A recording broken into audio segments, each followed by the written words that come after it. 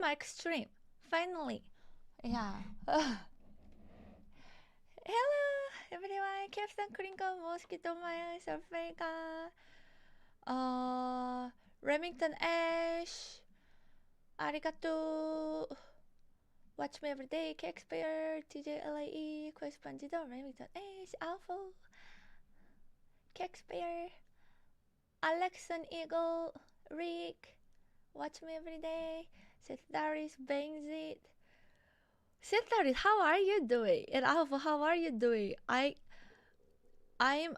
like I can barely walk. Hello, Convict Artist. Philanthropy, Beef Nuts, Mijoshi, Shadow, Benny Cage. I will start with Benny Cage. Because he said he wants to go first. And then I also have video from Hagar and Jeffrey for music content to show.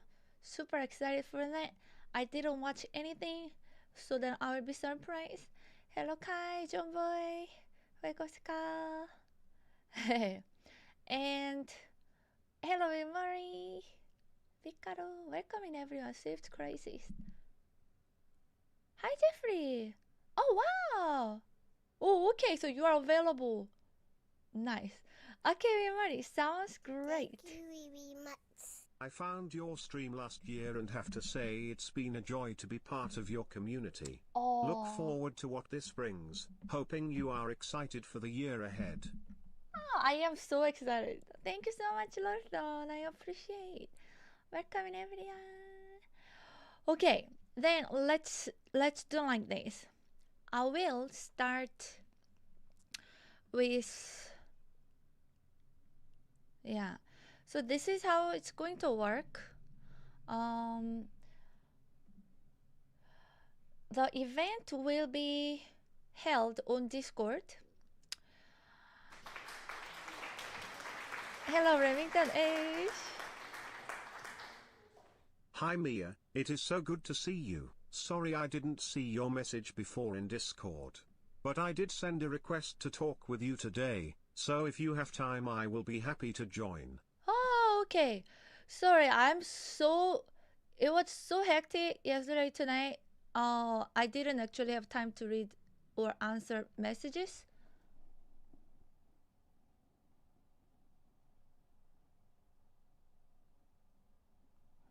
I will be very happy to share those videos. Let me download them.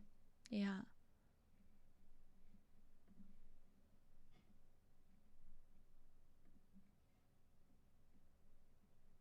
Yep.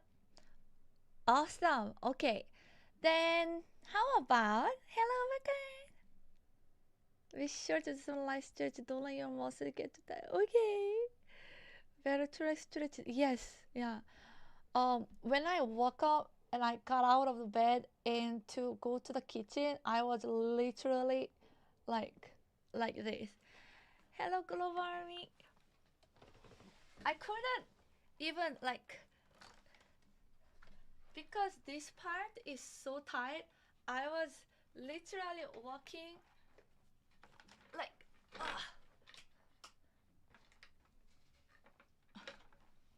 like this. Because I couldn't stretch. I couldn't stand up like this straight. Now I can, but not earlier in the morning.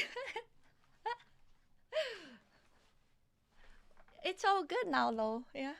My body's warmed up. Hello, Medicaid. Okay. So I would like to start with videos. Yeah. I will start with Jeffrey's video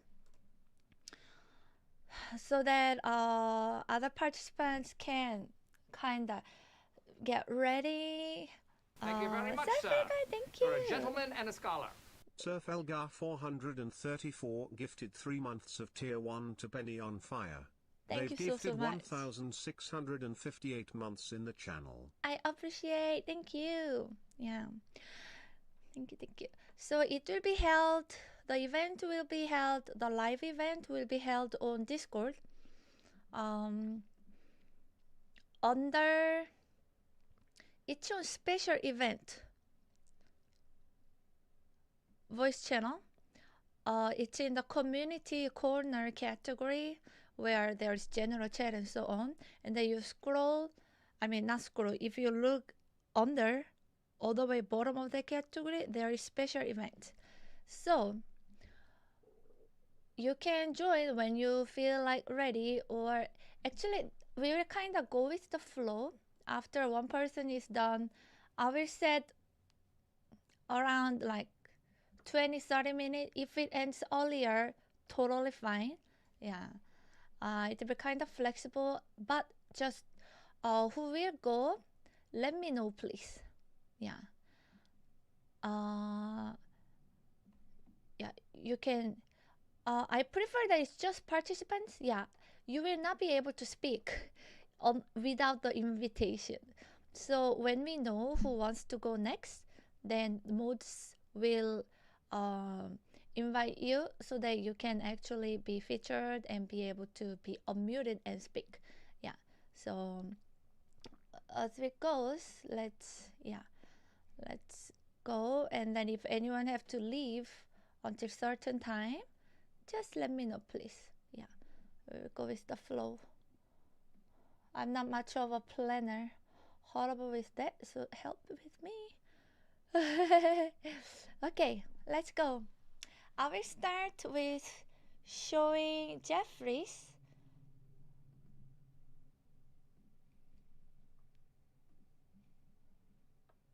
content.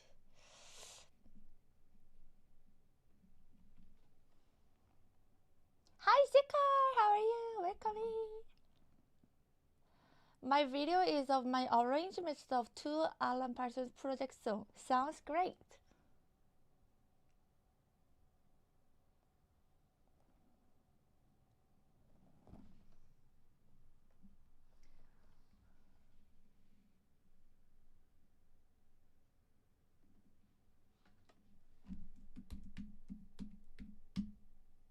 Jeffrey XX.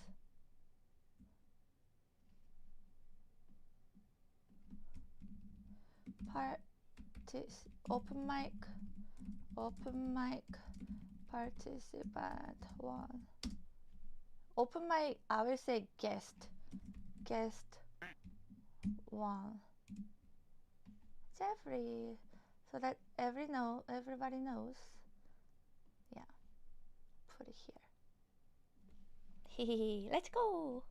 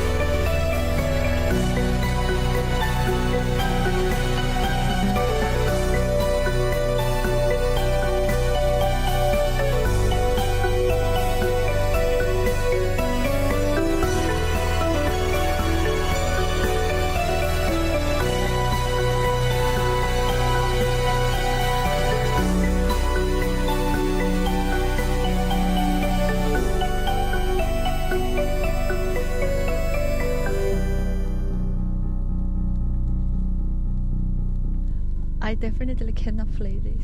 It's so good.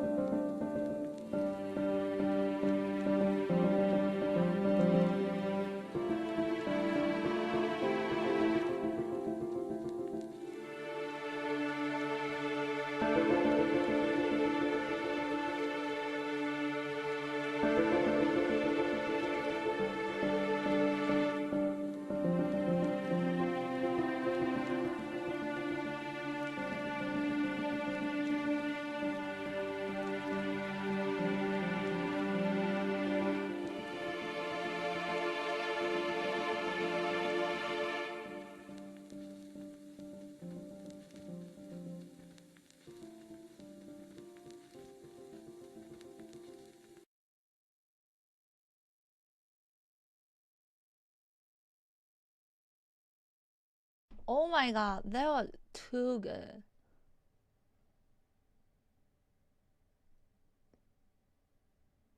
Wow. Amazing, Jeffrey. Thank you so much for sharing.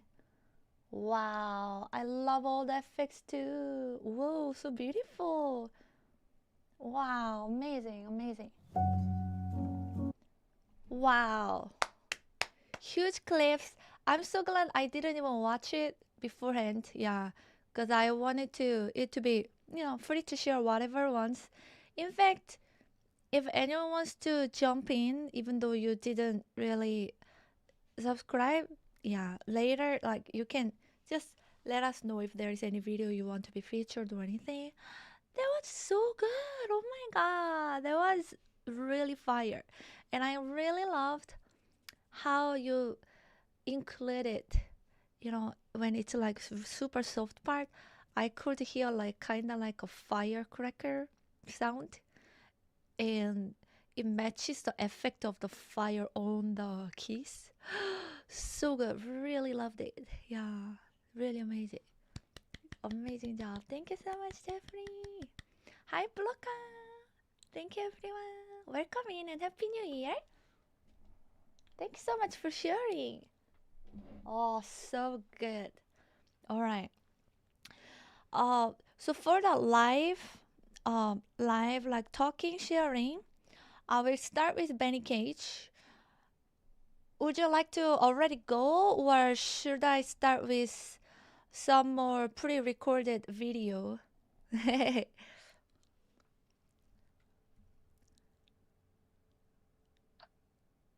Oh, Twitch screen, everything is fine. Yes, whatever you want.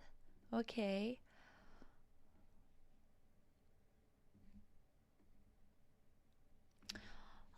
I think we have around 15 participants. Hagar! Actually, let me start with Hagar's one too.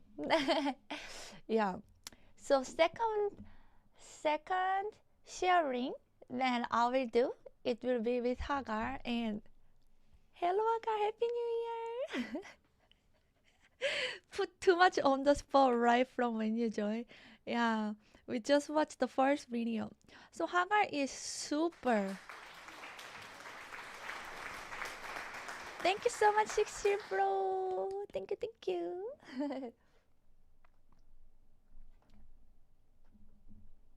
Hagar is super talented. Yeah, he is so. Hey, Zikar. He's so talented in so many areas. I cannot even like.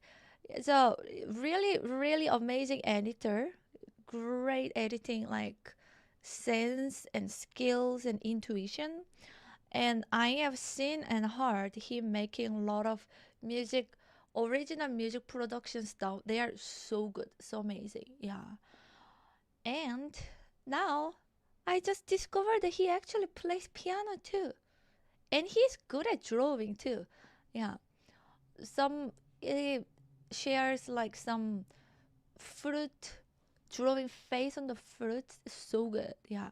So his artistic skills in talents in many different areas really impress me.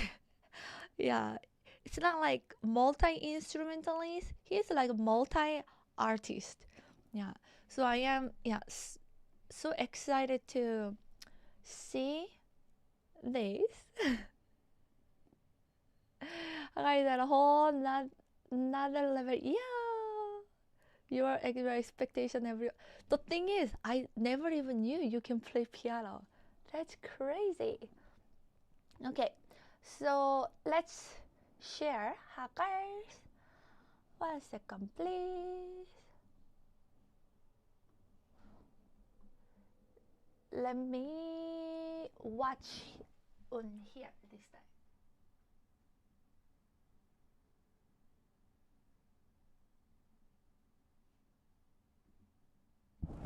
Oh, sorry. Okay. Media share for.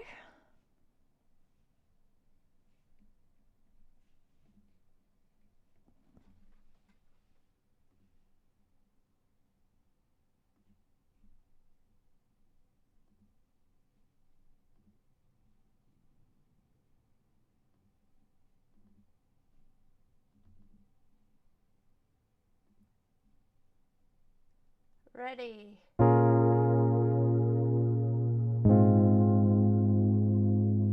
Oh wait, I need to enable sound, sorry. You don't hear anything yet, right?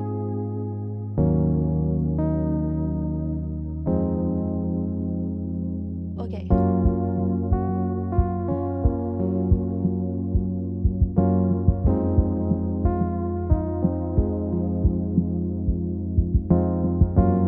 Wait, I see it here. Oh, give me 1 second, please. Let me fix this. It's on my end.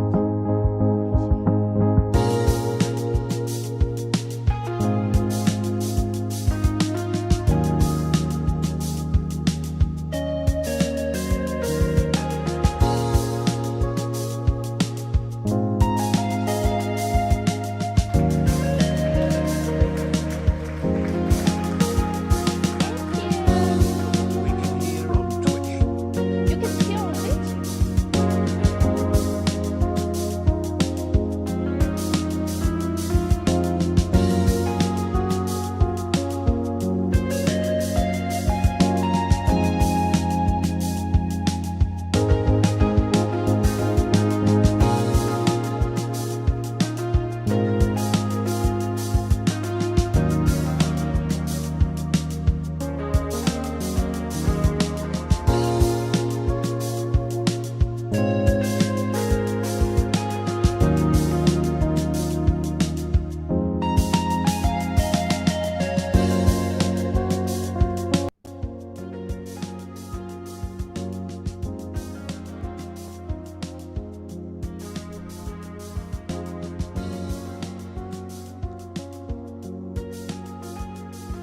I will restart this because I wasn't able to hear. Wait, you can hear on Twitch or you couldn't hear on Twitch? I will restart. Now I can hear. Could you hear at the end? You got sound on both? Oh. Wait, you can see this on Discord? Thank you so much. All right, let's do this again. Thank you so much.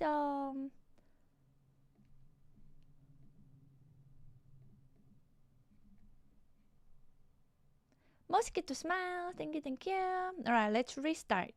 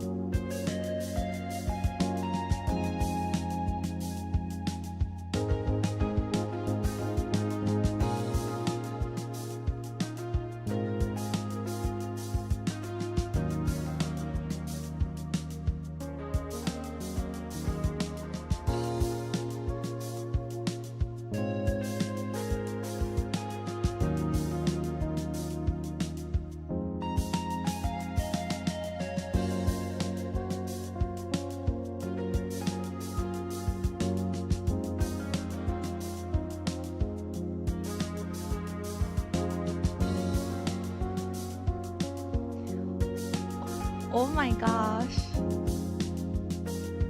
Love it.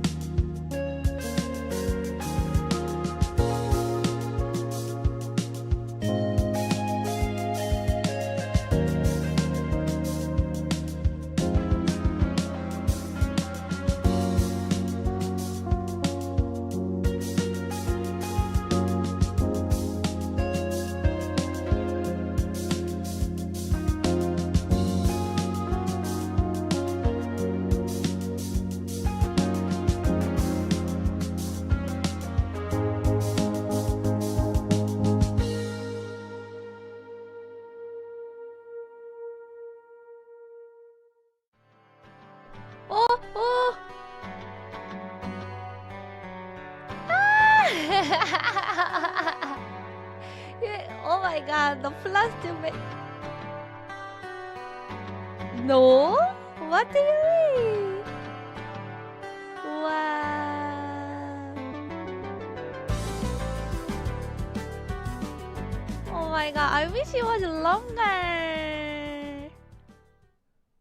Wish it was longer. Why is it only 3 minutes and something? Wish it was like 10 times longer. So good. Hagar, thank you so much. So you are actually, most of the music that you are posting on Discord, you are actually playing yourself. That's crazy. So good.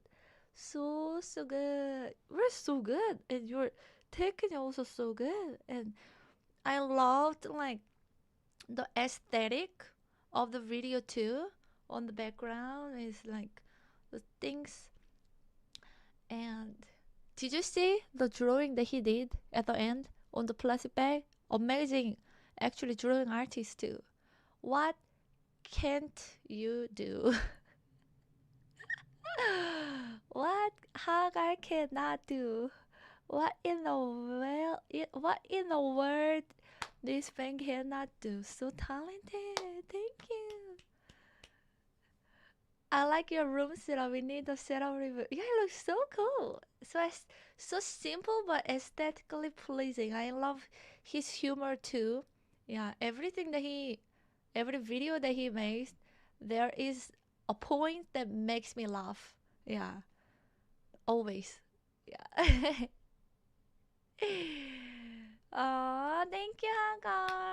Thank you so much for your time and effort to making this and submitting to share with us. That was so great. I really loved.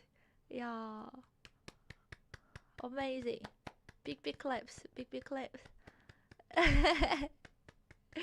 Okay. Oh wow. Oh my goodness.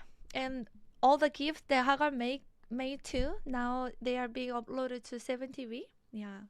There are actually so many good gifts that could be uploaded too. Okay, video fire, see ya. Alright, awesome. Now I'm going to invite Benny Cage. Why am I nervous too for this setup that I never tried? So we are doing a unusual setup on Discord, and I think I have to mute it so that people don't. mute send. Yeah. Or not. Now I'm confused. 우와 깜짝이야.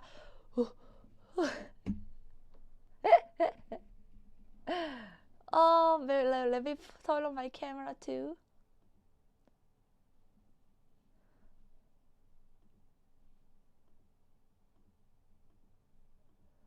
Oh, that'll be great if you are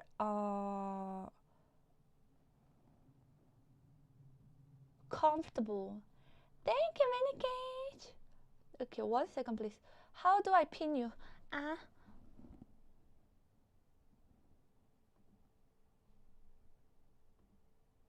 Okay, I need to pin Manicage instead.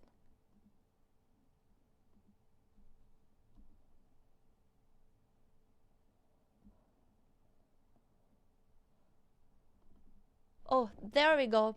Okay. Give me 1 second, please.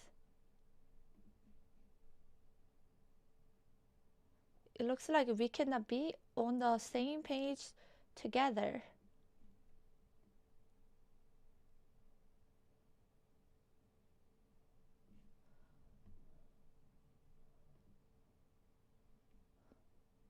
It's too.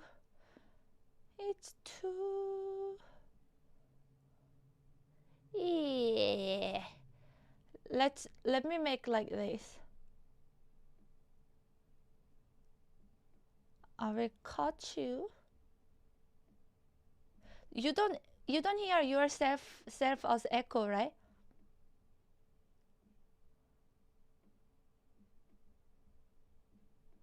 Great.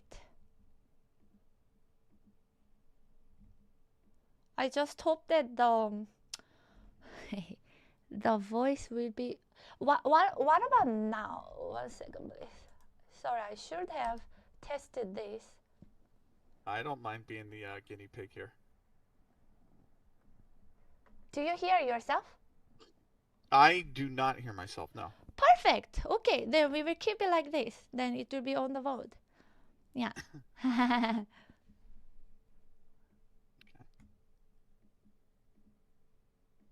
Sorry, first participant always a little bit of a guinea pig until I set things up. It's all good. It's all good. All right, and then let me put this one too. Open mic, guest 3. Benny Cage. Okay, so here is Benny Cage. Hello everyone. Hello Benny Cage. Hi, yeah. Hi, chat. Hi, everybody. Yeah. Welcome in. Yeah. So Benny Cage has been in. Everyone's saying you are handsome.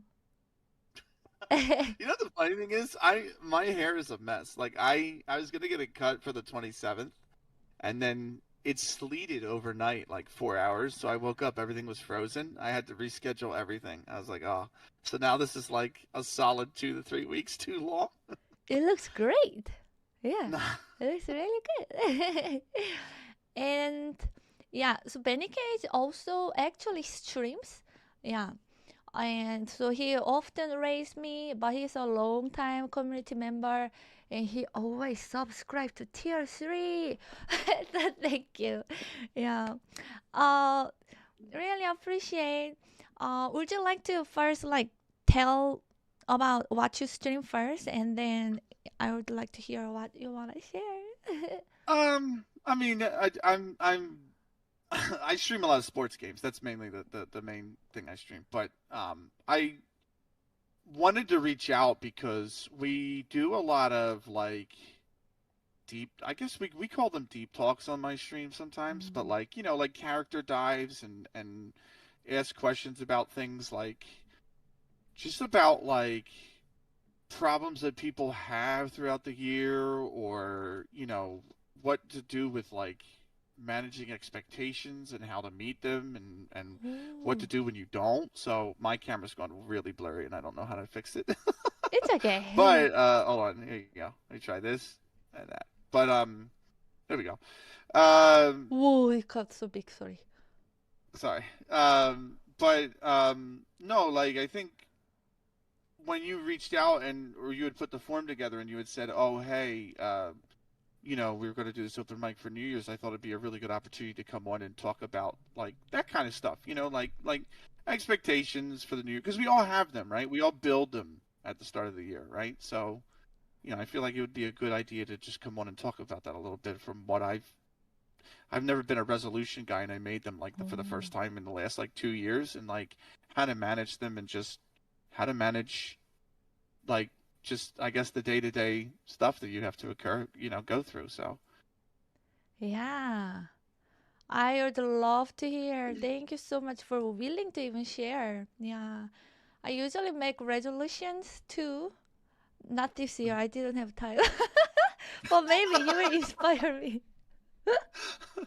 yeah, I sat down. And honestly, like this, it was the same thing. Kind of Christmas crept up on me like quite a bit. Usually, it's like a real. It feels like a long haul because the place I work in, it's always the busiest time of the year, so it just feels like it goes on endlessly, because there's always something to do. And then this year, it's been it's been the complete opposite of that. So I sat down at the end of November to make mine because I like even Black Friday and Thanksgiving had crept up on me. So I was like, okay, let me make them then. But um, yeah, the first year I made them, which was 2 years ago, one of the resolutions I had made was to read more, right? Because a friend of mine had always said like you're going to learn so much more. Like now that you're out of college and you don't really go to any like schooling anymore or anything like that, like you're going to learn so much by just reading. So try to read more. And I'm like, I always liked reading when I was a kid, and I just kind of stopped whenever I got out of high school. And so that was a commitment I made, right? And I told myself I'm going to read 10 books. We're going to do 10 books. And then at the end of 2023, I didn't. I had read 6. Oh. And I felt really disappointed because I was like, oh, I didn't I didn't reach my goal. Oh. Yeah, more than half. Actually, that's really great. Yeah, that's when I thought about it, and I said, you know what though, how had I not made the resolution, how much would I have read? Like that's the question I asked myself, and it was like I probably wouldn't have read any, you know. And now, okay, I didn't get 10 books read, but I read 6, and I learned a lot from those 6. And I wouldn't have I wouldn't have that knowledge going into 2024, and it was the same thing in 2024, and it's the same thing in 2025. So I feel like the one thing I wanted to come on and share was kind of that, is that as people think about things and what they want to get accomplished this year, you know, it's okay to not meet the goal at the end of the year, because you can always measure the progress you make towards that goal. And that's the most important thing, right? True. Is the progress you make towards that goal. And then, don't be afraid to make a lot of them. Like I made, I think like 15 or 20 goals this year. And I know that going into this year, I'm not going to get all of that done. But I'll be okay looking back on it and saying, you know what, I made like 20 goals this year. We knocked off 11 of them. That's pretty good. Like I'll be able to go into the next year. I'll carry the 9 over. We can do them next year. You know what I mean? Like there's a lot of pressure, I feel like, on people sometimes that like, oh, you only live once, life's very short. But you do have time. Like you do have time to get what you want done as long as you can work towards them. So Yeah. don't be afraid to not accomplish everything you want to accomplish this year, but just work towards doing that. And I think at the end of the year, you're going to look back and be really happy at what you've done, So, That is so true. Focus on the progress, not result. Yeah. Focus on growing. Yeah. I remember, I think like 2 years ago, I shared like maybe 20, 30 resolutions on Discord in my diary. I think maybe February I just deleted because I was like, oh my gosh, this is shameful. So I deleted. I don't want to think about my resolution anymore. Delete, delete. Hopefully nobody saw it. yeah, no, I understand, but they're never there to scare you, right? Like it's always there to push you into to a new avenue of life, right? Like that's what I feel like. So like mine was to get better in shape because, like, I know a lot of people that are, a lot of people that push me to be in shape, and I'm not in shape now. But, I had some life events come up with some family members that knocked me off of my consistency, and I never got back on. And I'm like, listen, I'm not going to beat myself up over that. I'm just going to try again this year. You know what I mean? We're going to have another go, and I'm going to try to make progress towards that. Because sometimes you make a resolution and life gets in the way. Life's going to get in the way, right? Like Right. that's part of the challenge, right? So Yes. I feel like a lot of people, that's a common goal for a lot of people, work out more, get in shape more, myself included.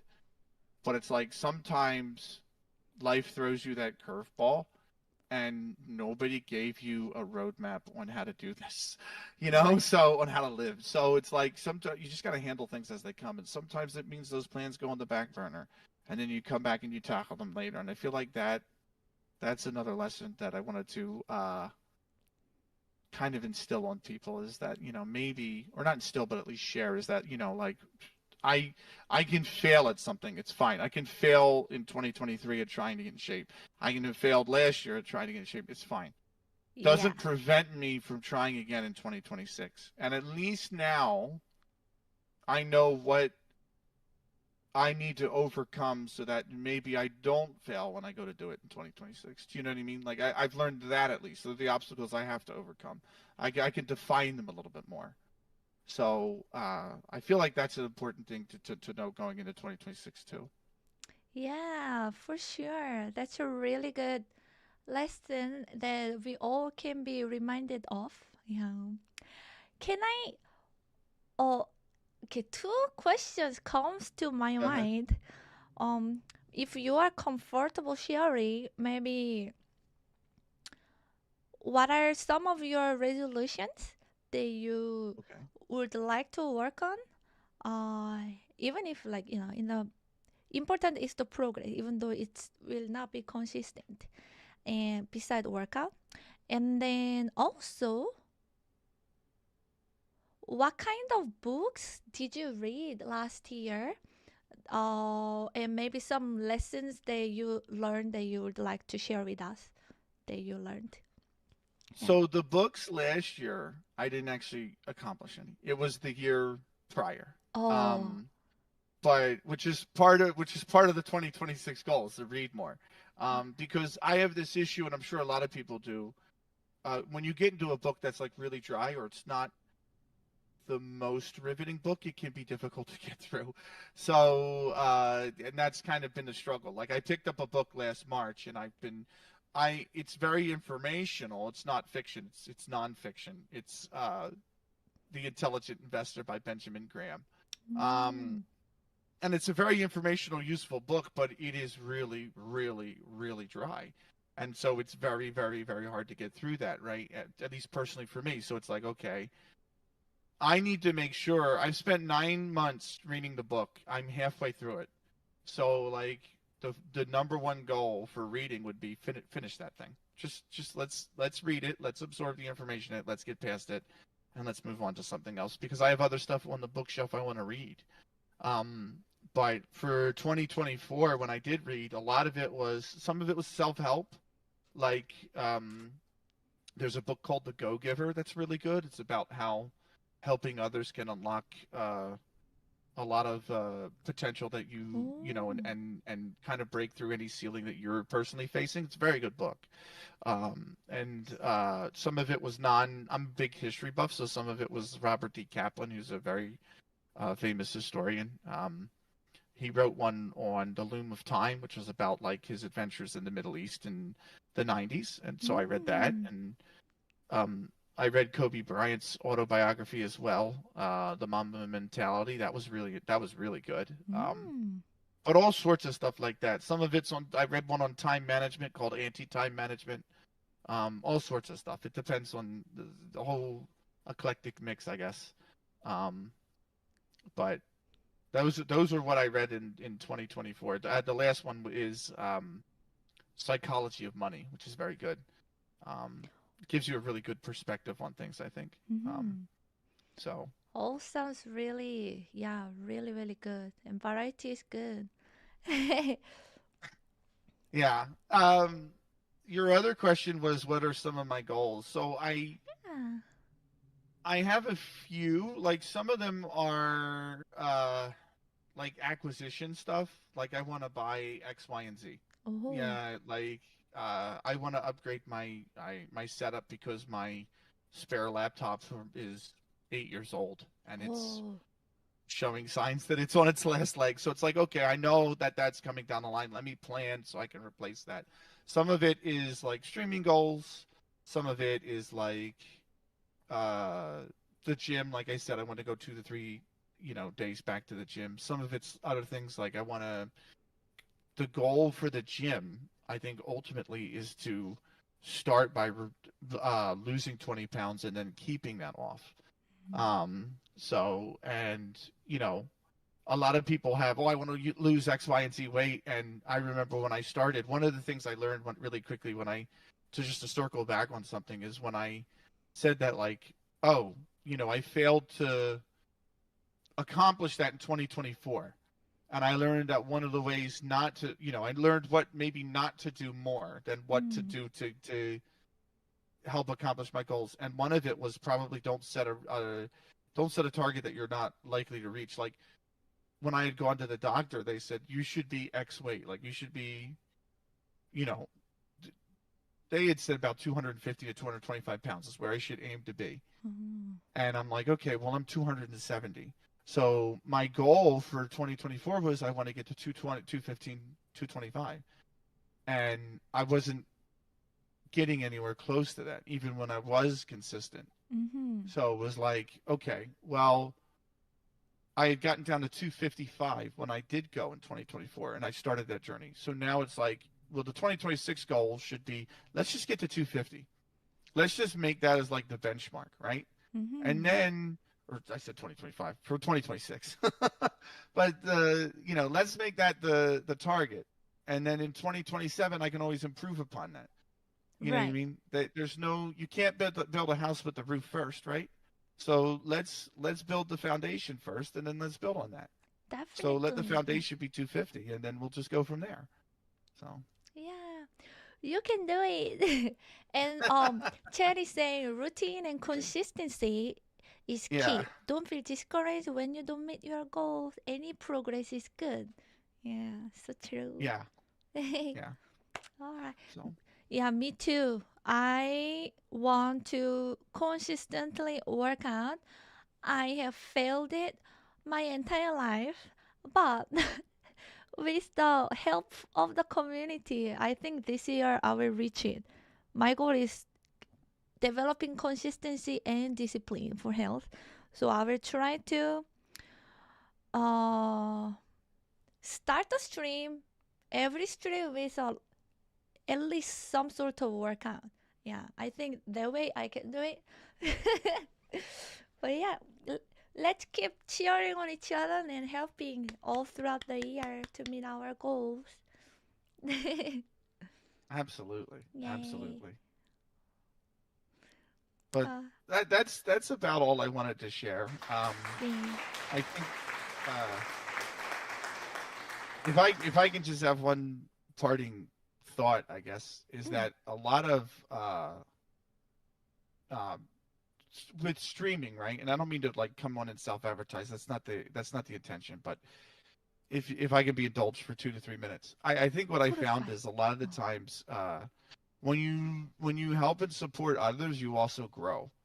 And I think that was the biggest lesson I learned in 2024, 2025, because I really I've always been that kind of person that wants to help others. So, and be generous to others. But I feel like people will gravitate that a lot. And it really does, like when you say, oh, we got to push each other, or, if we're supportive to each other, we can all achieve our dream. That's very much true. I feel like streaming has really shown me that.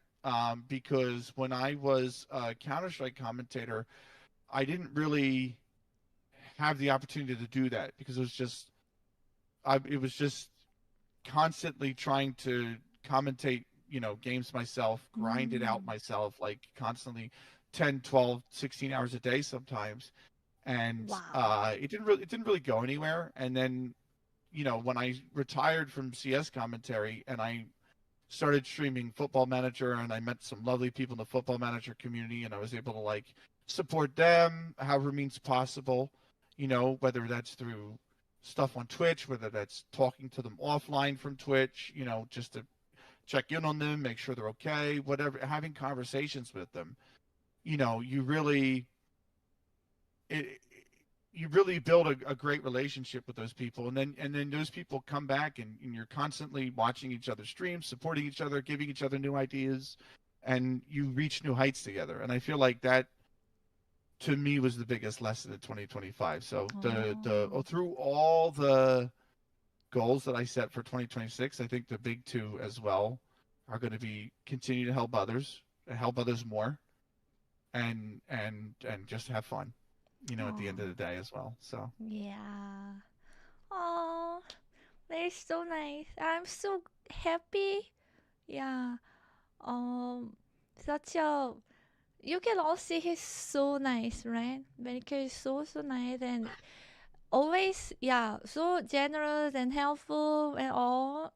And I'm so glad you're part of our community. Thank you for being here. It's a pleasure to be here, Mia. It's a pleasure. Yeah, and thank you for being on the open mic too and sharing. That was so nice. Yeah. I'll pop up. Good luck, everybody. Let's have a great New Year. Good luck to you too. Happy New Year. Hi, thank you. Oh, that was so nice. So that was Benny Cage. Yeah, you always see him on my stream. Yeah, and he also streams. Yeah, now that maybe you know how he looks like, sounds like, and so if you wanna go and hang out and talk a bit, yeah, you can follow him as well. Yeah, I cannot imagine being a commentator for like 10, 20, 15 hours a day, just non-stop like talking, commentating, so super pro. Thank you for using your talent for streaming as well. Yeah, it's so nice. And yeah, I guess I will sit down and sometime this year, soon, I will sit down and make some resolution too. Last year, I think my main goal was like, I want to travel more, live my life more fully so that I don't regret. And I actually did that. But yeah, this year I want to focus more on growing and progress too. And thank you everyone for supporting my growth. Yeah. And hello, Serenity. Oh, thank you so much. I appreciate Mel's. Merci beaucoup. And hello, Paige. Hello, everyone. Happy New Year, everyone. Hi, Anthony. Welcome in. Okay. Known Benny Cage for a long time. Always so wholesome. Oh, wait. Did you know him like before you joined my community? Does he watch some NBA too? I'm sure he does. I did, if you remember. Really? That's wow. Amazing. Personal growth and muscle growth. Yeah, let's get it. I'm still tofu, but at least I feel soreness. My goal will be feel soreness at least 30 times, 30 days a week. Let's go. Okay. Is there anyone who wants to jump in next? I wonder.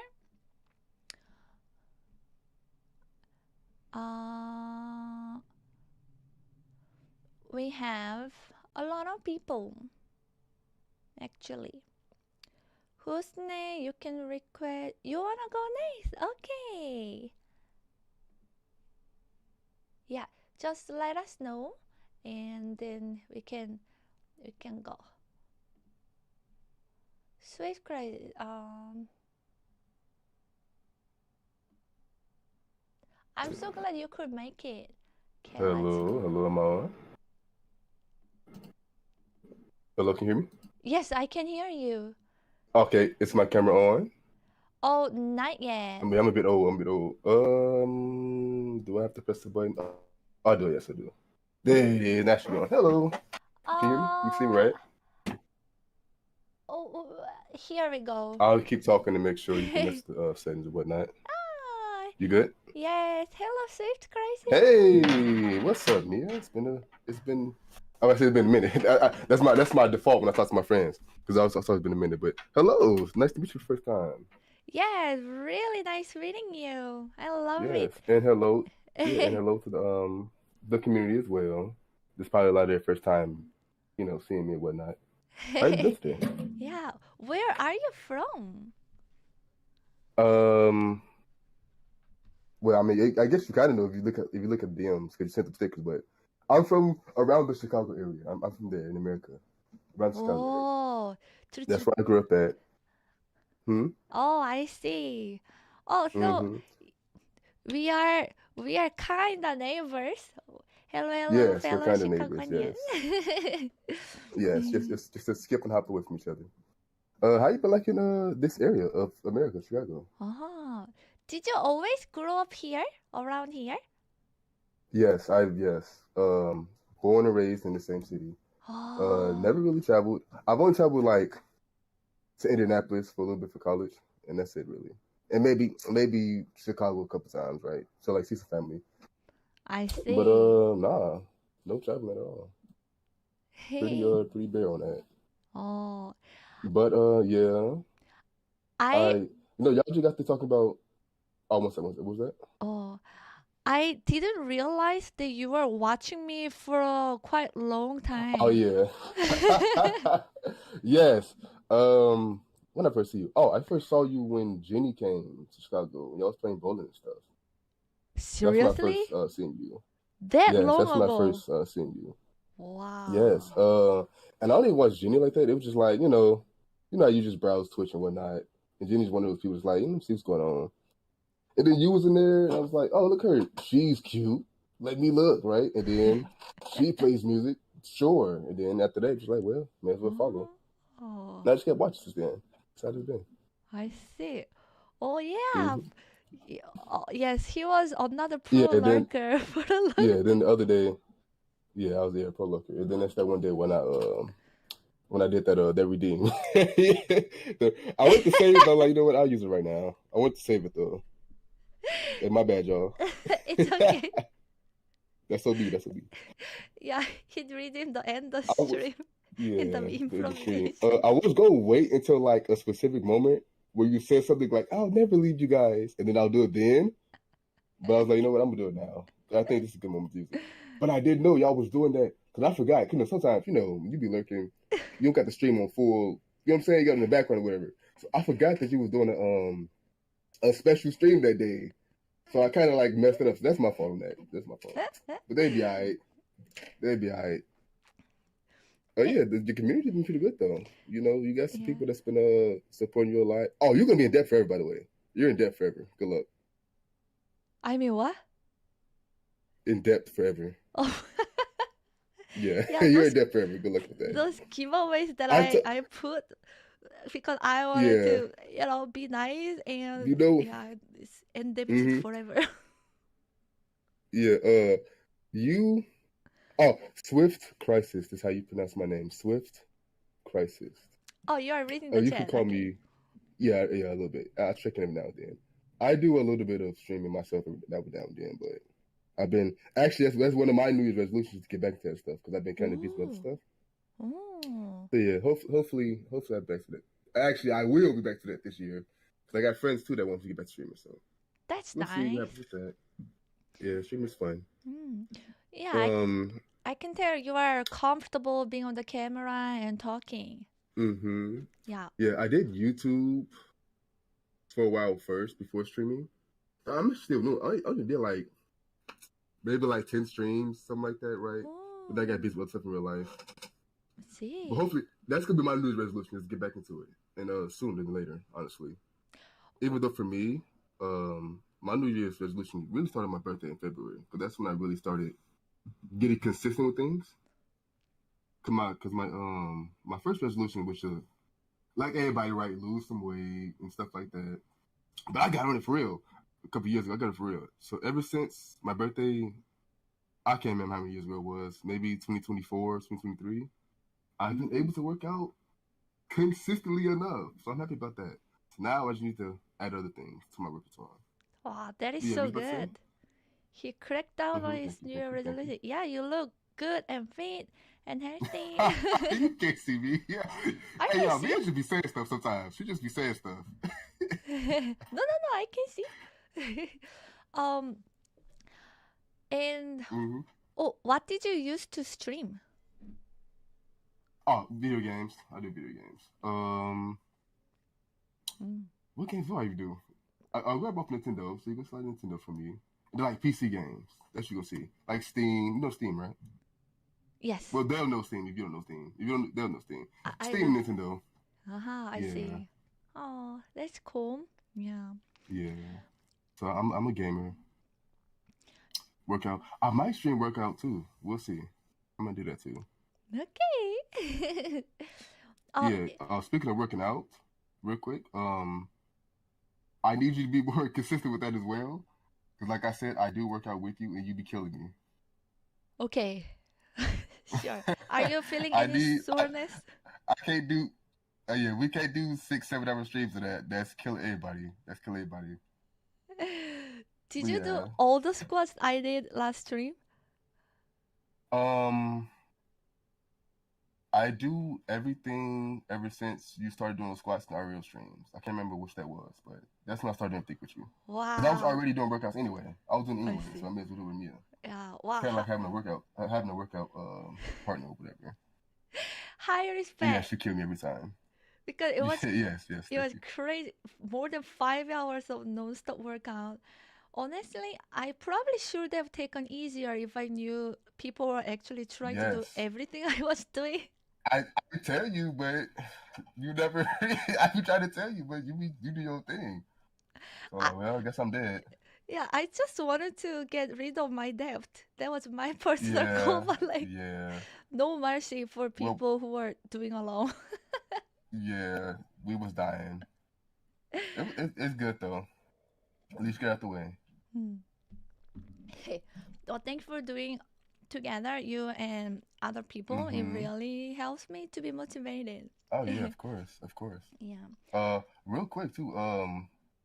Did you see those videos I made you? By the way. Where? Okay. Let me see. What was it? It's in the edits. Yeah, in the edits. Yeah, I just wanted to check because you know what I'm saying. In DM? I need to. Lately? No. In the Mia edited videos tab. No. Yes. Oh my gosh. Yes. When did you I made put? that for your birthday. Birthday? Yes. Did I react to it? And I was like, you know, cause it was a whole process to it, right? It was like the whole it was kind of like the 5 stages of grief. It was the denial phase. It was like, cause you did that right before you left to go see family and stuff. So I'm like, you know, being go see this for her birthday, had a nice little, you know, little party gift for her birthday for see her family. But you didn't see it. So I'm like, okay. You know, usually when you say you at least say something in Discord or something, right? Like thank you or something, right? Oh So my I'm gosh. like, yeah, so you didn't see it. So I'm like, you know, one day she gon' at least, cause I just want the confirmation, cause they get it's amateur. So I'm not Hagar. He built different. He built different. Oh my gosh. But I'm like, man, she surely, you know what I'm saying? She surely acknowledged it yet. And it's 2 months, 3 months. I'm like, man, at least Dave saw it.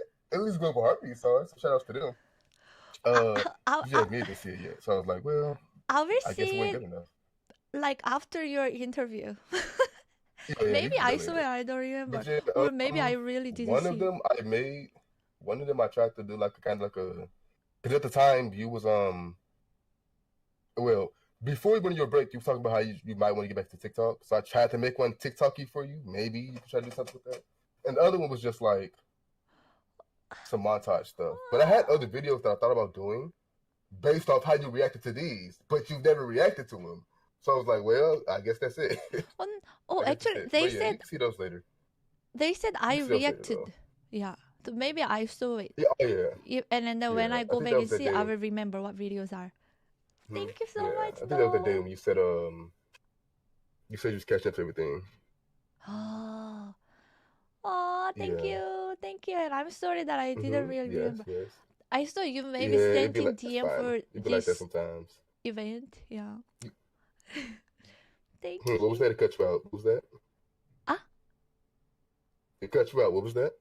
oh, I was thinking maybe you made a video for this event and I didn't check. Oh, no, Yeah. no, no, no. Oh, okay, yeah. I've been made that. Yeah, had me waiting for 1,000 years. Yeah. Um, yeah.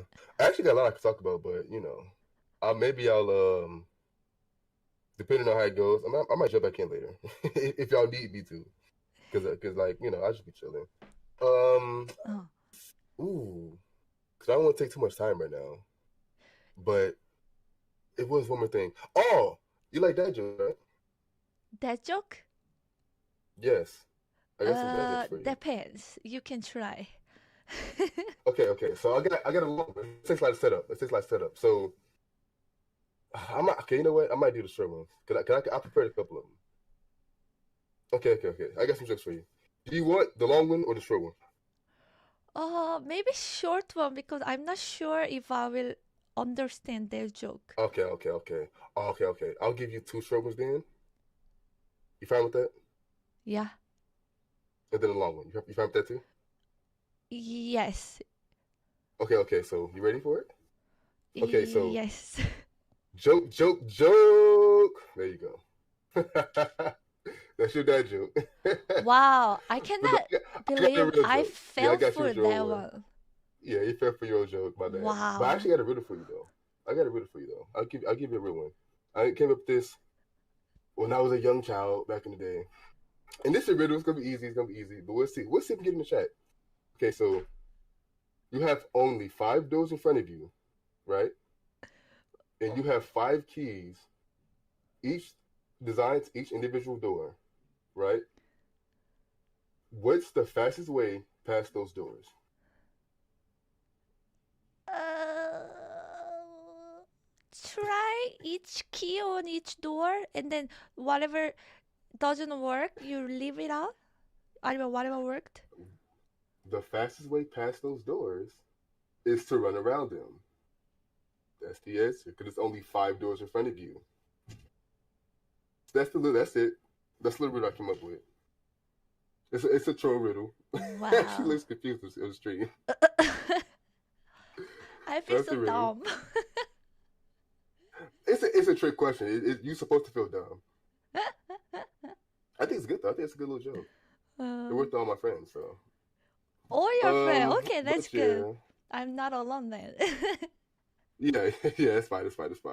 But yeah, I really just came in here because give people a chance to know who I am. Because I'm probably one of the more lurker people that can know who I am, and to encourage other people to come in. You don't need no talent like the other guy. The other guys came in. Billy Cage, very smart. Who was it? Hagar and Jeffrey, very talented musicians. And I'm gonna do chilling. So you can do anything. Come up here. I seen people like Twitch Brain and all that was all shy. Come in, say hello. Let everybody know you is. Yeah. Yeah. Well, you have very good humor and a natural good entertainer. We all have been laughing here the whole time. Oh, yeah. Thank you for those laughs. Yeah, it was so nice meeting you. I'm wondering if because I don't want to give you the pressure of I'm like taking too much time. So I want to ask you if there was by chance any specific things that you wanted to share coming in, and if you did. Oh, I just had like a little notepad, a couple things we could talk about, just in case we needed to. But there's no there's no anything. It's just in case you want your stream to go a certain way at a certain pace. I didn't want to be taking too much time for that. That's all that was. Oh, I see. Because I know you got other people waiting and stuff. Yeah, I got other things I could talk about. Like I got like an embarrassing story or two. I got like a funny little story, like that stuff like that. If I need to, I can talk about that stuff if you want to hear about it. I see. Well, I think we all would love to hear more. Okay, well, this is what we do then. We'll let everybody else finish, and if enough people have interest, y'all can let me know, and I'll come back in and talk some more. How about that? We can. Yeah. Or I'm maybe sure, right? Yeah. one story. What story? Okay. No, yeah. You want a funny story or like an embarrassing story? Uh, And they're maybe not long one stories. They're funny not long and one stories. embarrassing too. Let's go. Okay. These aren't long at all. These just like a little. Okay, so when I was in. Okay. So I got this thing where if my brain takes a lot of information up, I like shut down. I get sleepy, right? And I've always had that throughout my entire life. So when I was in grade school, middle school, somewhere 7th, 8th grade, middle school, I was in reading class. And even though I know reading is boring, right? And we used to have to take turns reading aloud. And there was this other girl that unfortunately her reading comprehension was like very poor, unfortunately. And she was reading so slow. You know, she was in the monster, right? And I'm like, Oh. I'm dying. I'm sleepy. I'm dying. So I'm in the back, and I don't know if you can see me very well, but you know those desks that you slide in like this at school. Those desks where you slide in. Yes. It's not like that. You just slide in. I was one of those, and I would sleep like this.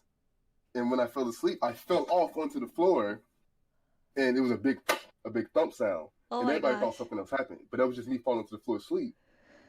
But the thing is, when I was asleep, when I hit the ground, I thought I was still at home. Have you ever fell off your bed at home before? Oh. Yes, yeah. I fell off onto the floor. And I thought I was at home sleep, so I stayed on the ground and I just kept sleeping. But I started hearing people laughing. I was like, "Oh, I'm at school still." Oh my So I had to get gosh. up. So everybody was laughing at me. So that was funny.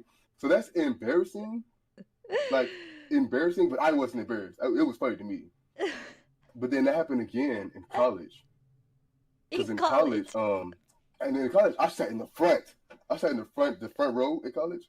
Because may as well, right? So I sat in the front, and kind of similar situation. You get the little desk thing, and there's nothing else. So I'm asleep like this, and again, I'm falling off. But this time, I caught myself. This time, I was like, "Oh!"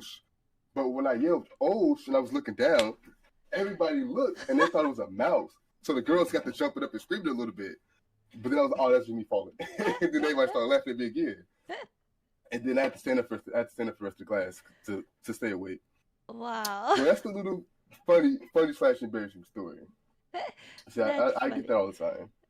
So that's why I can't really I can't read books unless I'm very interested in it.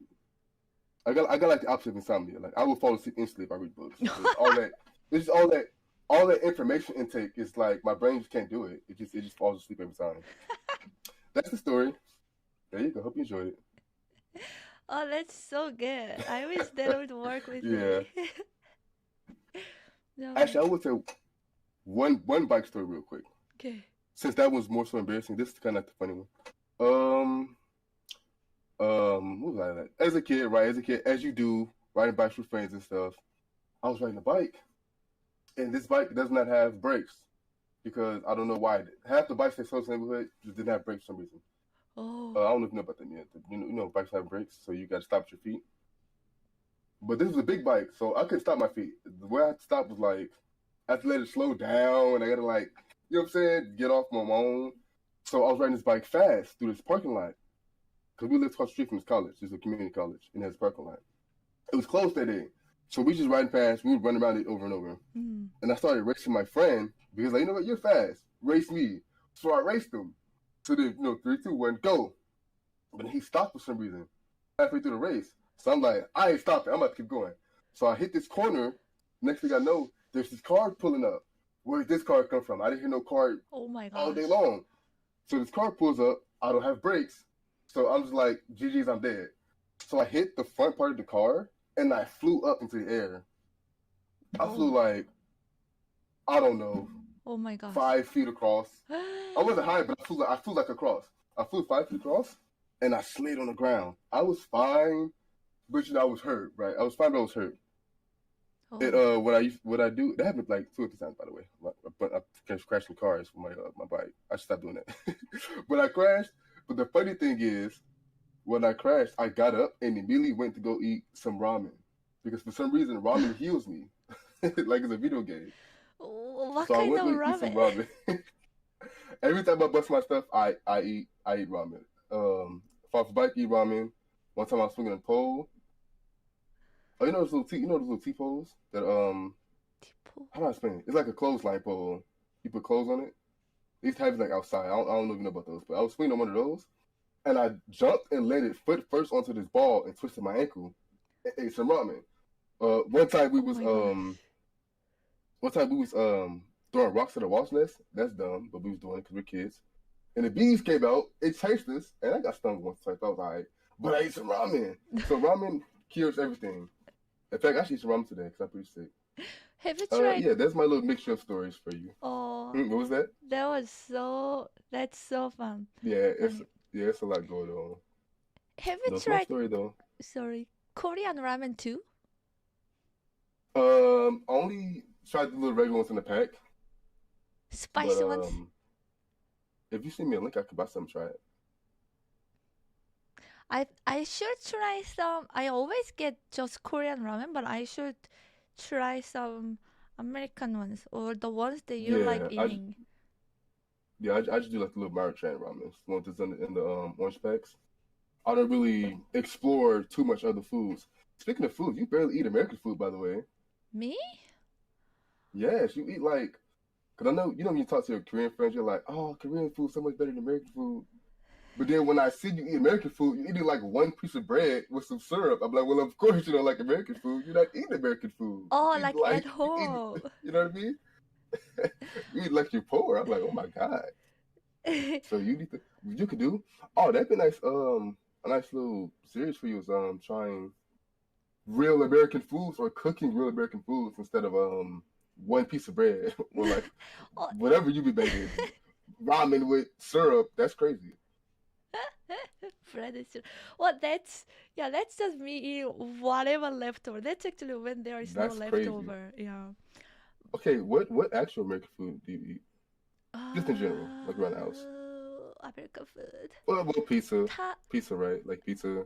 I like making tacos, which is Mexican.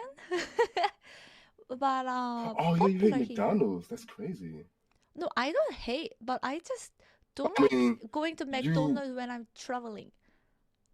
Okay, yeah, because it's Yeah. the same. You basically feel like you're eating the same thing. Okay. Yeah. Okay, that's fine. That's fine. That's fine. As long as you don't hate it, because that would be crazy. Yeah. Well, I do love Even actually though, everything. Mm. yeah. Even though I only eat the chicken sandwich, I don't eat nothing else. But yeah. Yeah. But yeah, American foods. You said tacos, pizza. Yeah, taco pizza. I love hamburger Okay. actually. Okay. So okay. I like everything. Actually, at home, I don't really cook Korean food. I cook. Okay. I don't know, just whatever. Simple, quick, with good Like quick seasoning. little like Yeah. nuggets, fries, microwave some stuff. Usually, like I will season like some meat and vegetable with different seasonings. Yeah, Asian or tomato sauce Mm, or just pepper and salt and a lot of other seasonings so that they okay. taste good. Or I do a lot of like slow pot. Mm-hmm. Yeah, I think that's American. It's not Korean. Like okay, vegetable soups and we're going to see. You're going to do some cooking streams to show us. Because they already accuse you of being fake Korean. You might be fake American too. I don't know who claiming you. Yeah, I don't think it's American. It's not. It's no cuisine of anywhere. It's just It's Mia food. whatever. Yeah, Mia food. Okay, we're going to explore these Mia foods later then on the stream. When is your next cooking stream? My next cooking stream. Mm-hmm. It needs to be soon. Actually, I know what I'm going to cook. I will cook salmon and I will follow a recipe. Yeah, Okay, cool. Okay, I will that's do nice. it within this next week. Oh, Yeah. I did have an idea. Should I? Yeah, I said. I did want to do like a thing where like I don't know if people are comfortable enough, but I want to do a thing where we do like a community workout. A bunch of people work out in the Discord call. That'd be pretty cool. Sure. Work out with Mia. So Yeah. that way you can see how you kill us, the way you keep going too fast. While we're using Yeah. like 30, 40 pounds and you using 5 pounds cheater in the background. That'd be pretty fun. I would love that, of course. Okay, yeah, Setharis we'll try to and set that up at some Alfu, are point. you into? Yeah, we'll do that. That'd be great. Are We can you even do like a yeah. are you comfortable doing dance too? Workout dance? Ooh, hold on now. Barbie workout dance? It depends. It depends. It depends on what it is. It depends. We'll see. It can't be nothing too crazy. Don't be nothing too girly, I guess. You know what I'm saying? We do. You know what I'm saying? We do. So like, you gotta give us something. But yeah, I can. I can though. Yeah, I said yeah, Barbie workout dance. They seem to be the best. Barbie. I forgot what it looked like. It might be alright. It might be alright. Who was we? Oh, my bad. My bad. Was most of us is dudes. My bad, Munchie. All right, Yeah, we'll yes. see though. We'll see. Yeah, I love the idea. Thank you so much for giving me this suggestion. I will happily accept. Yes, yes, yes. Yes, thanks for having me on. Yeah, Thanks to the thank community you. for, accepting me. Even though I'd be looking and whatnot. Thanks for that crashing out on me when I ended that stream. My fault, y'all. I will do it again too when I get enough points. I didn't find time for that. Yeah, and I hope I inspire some people to come in, and even if you just come in and just talk about, whatever. Yeah. Maybe when you come in and say, hey, I drink some water and then leave. Please come through. We want to see you. This is a good opportunity for us to, like we say, put faces to names. Yeah, not just be like, the green guy, the purple guy in chat. Let us see who you are. Exactly. Yes. It was so nice meeting you. Yeah, and thank you for unlurking and being more part of the community and chat. Yes, yeah, I've been trying. I'm trying my best. Thank you. Yeah, thank you. Yeah, have a good one with all these other people. Yeah. And I'll be around. Thank you, and Happy New Year. Yes, thank Wish you, you the best. Oh yes, Happy New Year too. Yes, yes, thank you. Happy New Year to everybody. I'll probably my family later on too. Yeah, have a good one, y'all. Yeah, you too. Thank you. Bye bye. Bye, bye, Swift Crisis.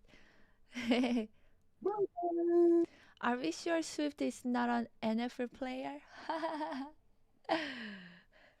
Oh, that was so nice. Yeah. See, even anything is good to just to come in and say hello, to put face to name. It's all good. But he was very cool, smooth, and friendly. I highly agree, and very good, like communicator and storyteller. Yeah. Really, really entertaining storyteller. That's a super talent.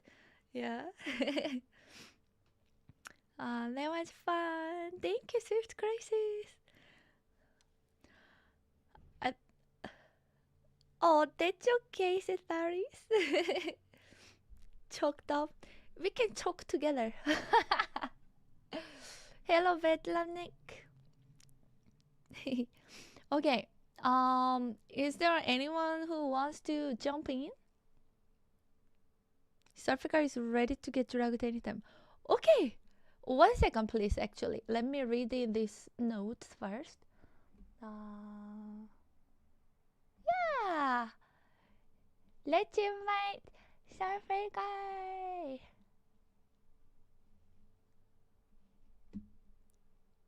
Dave is out here volunteering people. Oh. Also, how is the sound? Is their voice loud enough? Is my mic loud enough? Is it a good balance? Sounds good so far? Okay. I can hear you just fine. Oh. Hello, Serfelgar. Hello. Hello. Would you want to put camera on or not really? It's okay if you don't want. Yeah, I can turn it on. Okay. I guess we all know your face. Yeah, you see me. Wow. I've been on the stream before. Oh. Yeah, my room's the room I have my computer is a mess, so I turned this background on. Plus, I have my cat with me. Oh, you have a cat, so cute. And the background is such a feel good, happy background. I love it. Hello, The cat lets me Serfelgar. do whatever I want. She just will run away as soon as I stop holding her. Oh, she's not the cuddly type. She is the type to be right up next to me as long as I'm not physically holding her. So Oh, she'll lie up right next to me, so she's like in physical contact with me, but she doesn't want me to like actually like hold her down. ah, so typical cat. We- Yeah. Oh, I see. Oh, oh, sorry. Yes, let me update the title. Serfelgar. I think 34 right? No, 434. Yeah. 434. Is my memory good? Yeah. Okay. Thank you. This Serfelgar. I met him probably like 3 times. Yeah. So far in the meetups and TwitchCon. um, First time was when you were here in Vegas for TwitchCon. right. Yeah. Yeah.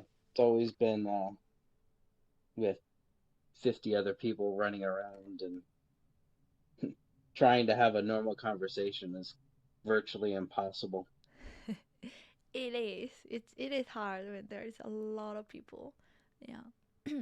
Yeah. E- Even when Yeah. sitting down on a Because, table, yeah, more than yeah. I think 6 people, it's kind of hard to have a conversation. Yeah, but it's been fun. Yeah. Mm. Uh, I would say it's like chatting on the regular basis, but it's been over a year since we had a conversation. Mm. True, true, true.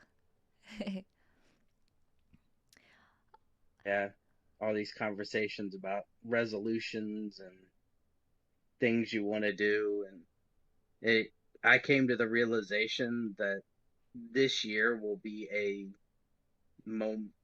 momentous, monumental change for me because the end of this year will be me retiring from the military, and Oh. suddenly my entire world won't revolve around the requirements of that. Mm. That's a big life change. Yeah, and it's like, I mean, things like staying in shape. It won't be staying in shape to make sure I can pass PT test. It'll be staying in shape for my own sake. Hmm. How, how, Staying in shape to lose weight and just be healthy for the sake of being healthy, mm. you know? Yeah. How do you feel about retirement? Are you like looking forward to it, or are you like anxious or not happy because you maybe you like that lifestyle? Like, how do you feel about it at the moment? Anxious is probably the best word because I don't know. Mm. Uh, but uh, majority of the people that I would call my friends are in the military. Mm. So it's like, you hang out with people and the majority of the things you talk about are military related things. Mm. So if I were to hang out with those people a year from now, what would we talk about?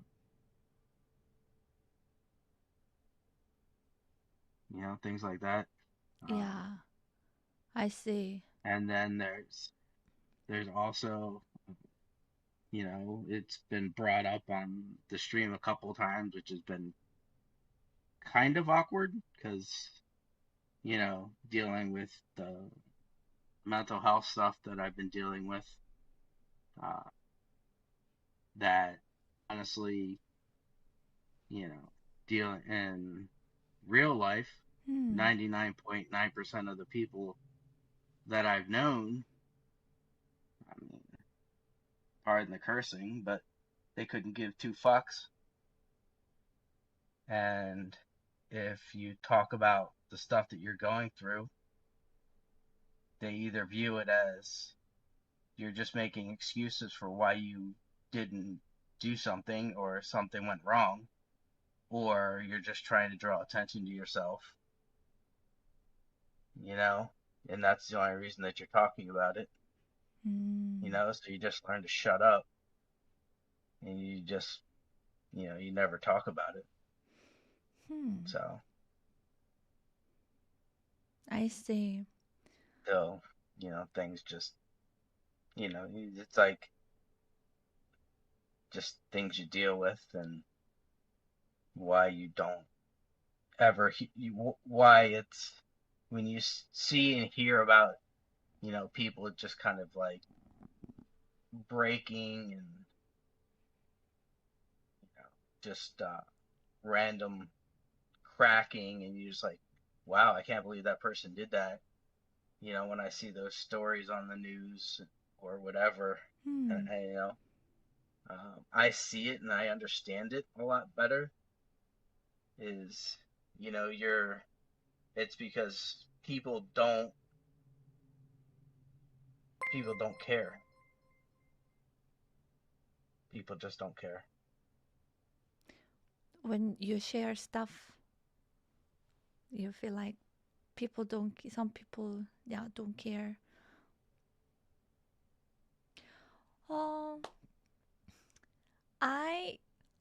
First of all, I'm really sorry that you had like such experience when you share and open up, because sharing is already a big step of like taking courage. I feel like sometimes sharing itself, it's the taking decision to share is the most brave thing ever. Yeah. And that itself, it's already something to be like congratulated. Yeah, because not everyone, not everyone will have courage to do it because they don't want to be backlashed or judged. Yeah. So I want to congratulate you for your courage. Yeah, that's really brave.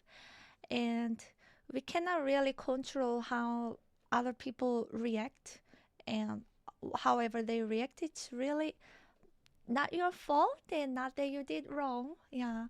And also, there are I do believe there are plenty of people that would have reacted differently. Yeah.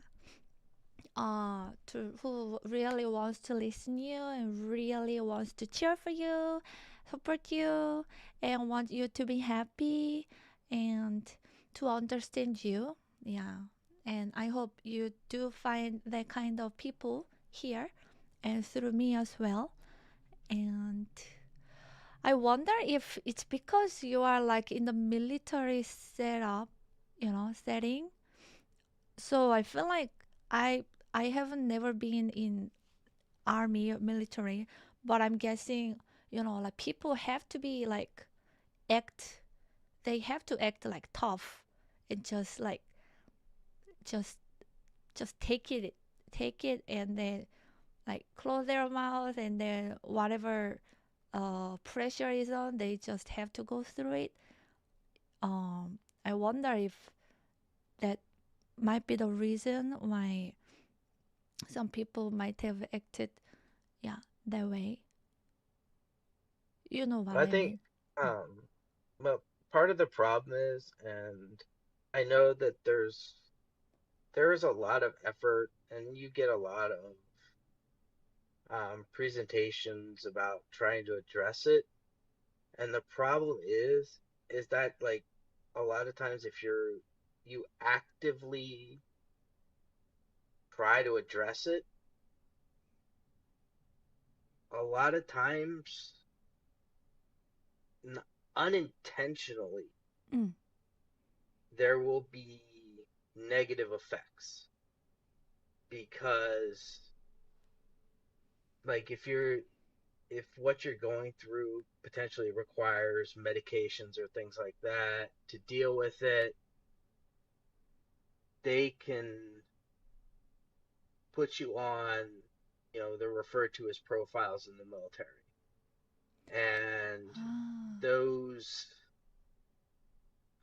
if it's what's considered a temporary profile, which means, hey, you're on it for a short amount of time in order to treat whatever's wrong with you, in order to make you get better.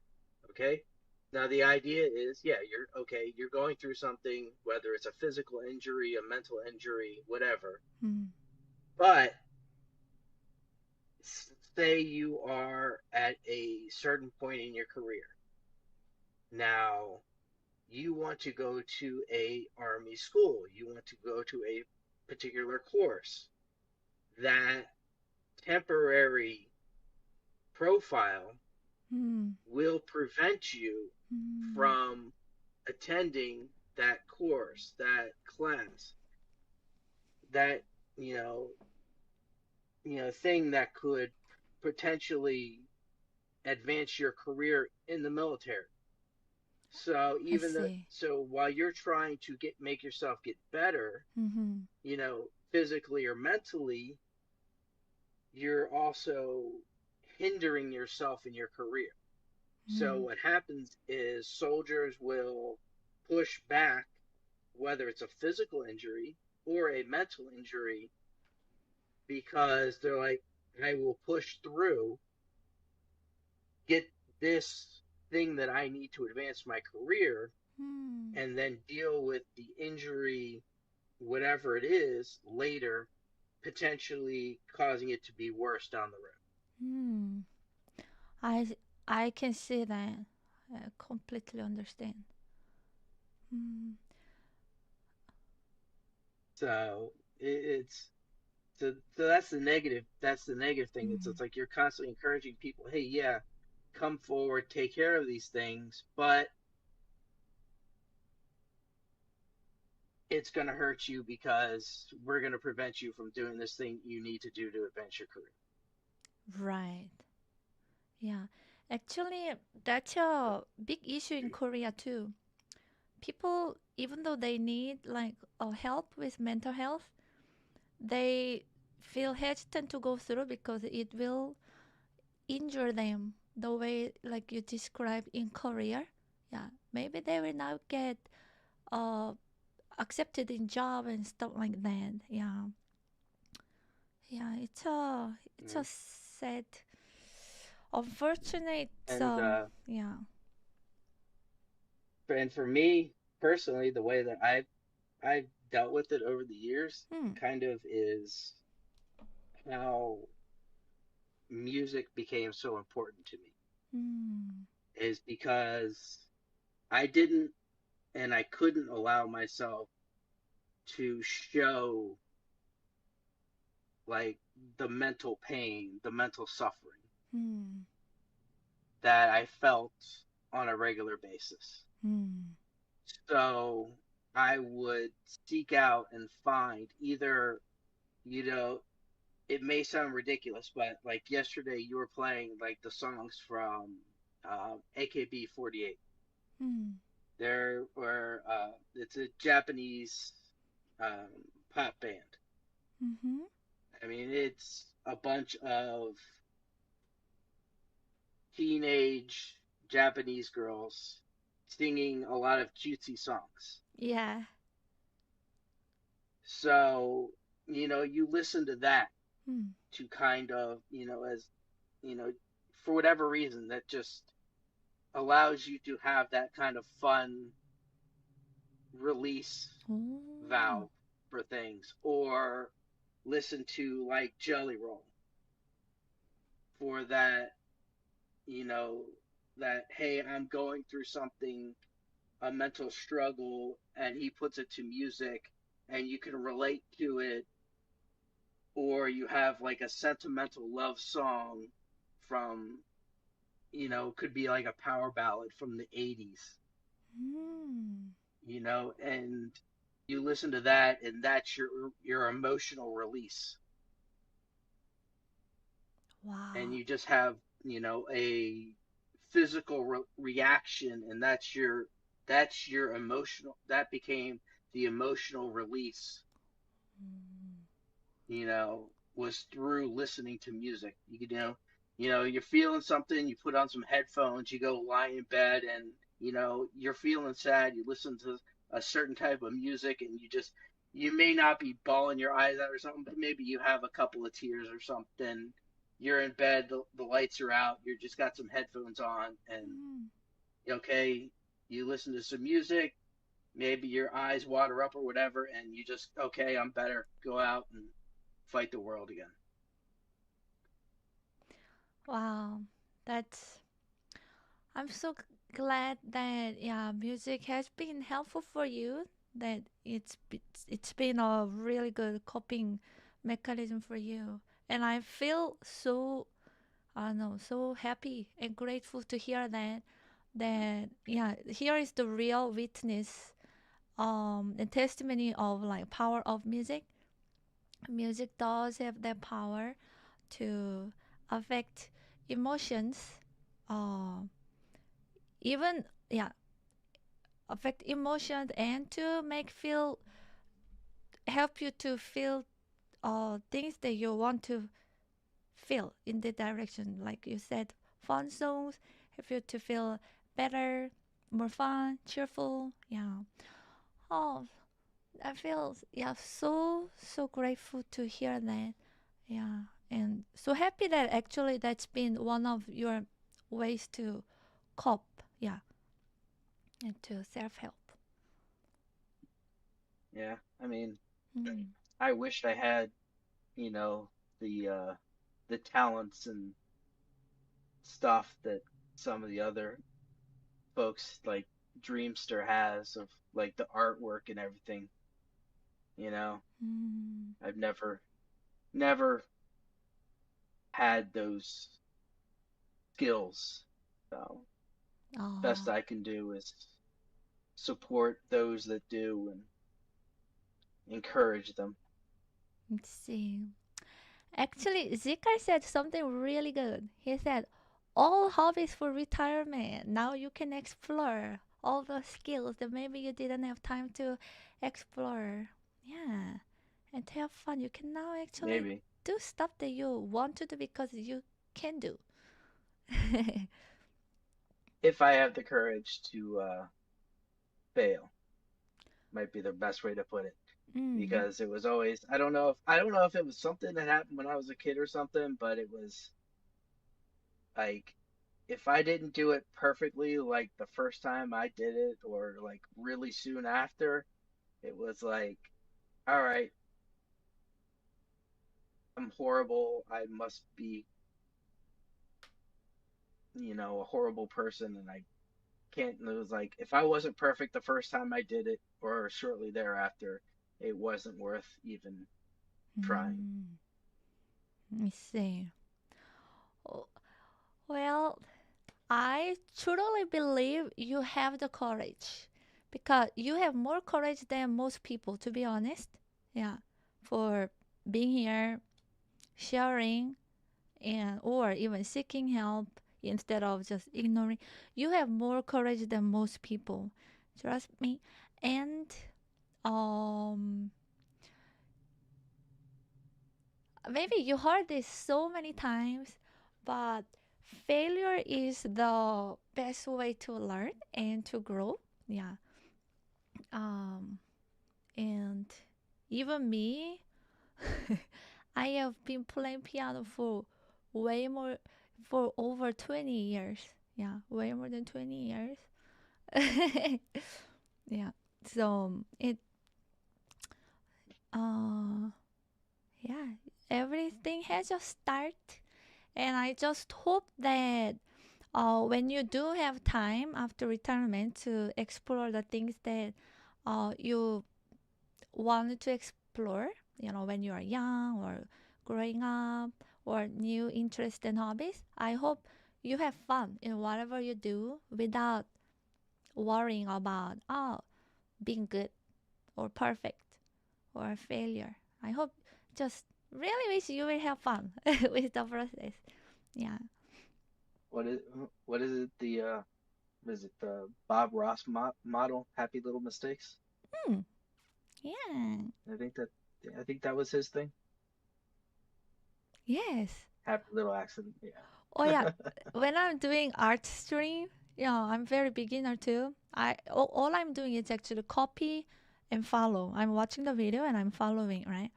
Uh, that's how I'm learning. And Dreamster always say, there are absolutely no mistakes, just happy little accidents. Yeah. Wow. I wish you could see everything that people are saying in the chat. Yeah. I hope you go back and then actually watch all these comments. Let's see. Dreamster I've said, been watching a little bit of it. There's yeah. far too much of it for me to read all of it. Yes. Yeah. Um, the vaudeville there before you, and then we can even make uh, make a video with the mm, comments, and then I will provide it for you. Yeah. Um. Yeah. mm. Having freaking butterflies on my stomach the entire time. Uh, hmm. I wonder if like other people. I'm sure there are many people going who are going through similar things, you know, and maybe have similar concerns too. I wonder, yeah, about how they did as well. Yeah. So I guess my one final thought Mm. before I sign off on this would be is that I am exceptionally appreciative that the number of times that people have said that they've really enjoyed the songs that I request, Mm. especially the ones that, at least to me, have like deep meaning or like have like some sort of message, whether it's about, you know, pushing through on something or like somebody's been through something. So Yeah. I appreciate the number of people that really see the meaning in the songs that I request that mean something to me. Yeah. I do love your live learns too. And yeah, a lot of people here are saying, always love all your live learn, good requests with deep meaning. Yeah. And you are a gift and blessing to this community, Serfelgar, and we are grateful to have you as part of it. Um, you have many qualities, Serfelgar. I'm sure you will find a hobby you are passionate about and have a lot of fun. Talent will develop naturally. And uh, yeah, you are too kind, Serfelgar. You are too kind, and you are a wonderful person. We are all grateful to have you here. So many people, yeah, too many comments, yeah. But yeah, I really wanna. I agree with all of the chat, and you are very important. Um, you have a heart of gold, really shines through, and you are very courageous, and you are amazing and nice, yeah, and yeah. You're so appreciated, yeah, in this community, not only by me but by everyone, yeah. And you do what you do, and all your music that you share and all the sharing, it means so much to so many people, yeah. Yeah. And maybe there are other people who have experience with retirement already, and they are living a retirement lifestyle life, and maybe they can share, yeah, how it's going, and yeah, we can explore the new hobbies and everything together, and I will keep developing too, exploring new interests and hobbies. Yeah, workouts. Yeah, let's do it together.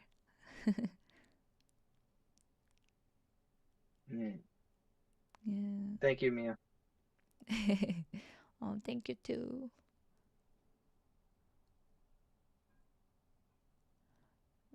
Yeah, it was great to see you today and good to share your struggle. That's important. Folks here to listen. Absolutely. Yeah.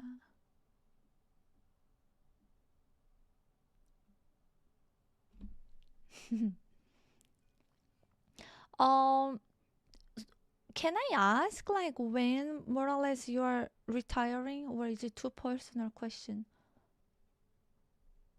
Um, so my 20-year anniversary in the military is November 13th, 2026. And Oh, I will retire however long it takes the paperwork to take after that date. I see. So still almost like a full year to go. Yep, pretty much. I see. Do you have like a bucket list or something? Something that you want to do? No. No, not really. Huh. Yeah, yeah, it's one of those things. I guess I've and maybe it's something that I'll have to develop is, and it's probably under the heading of probably sad, is that I don't really have any desires. Hmm.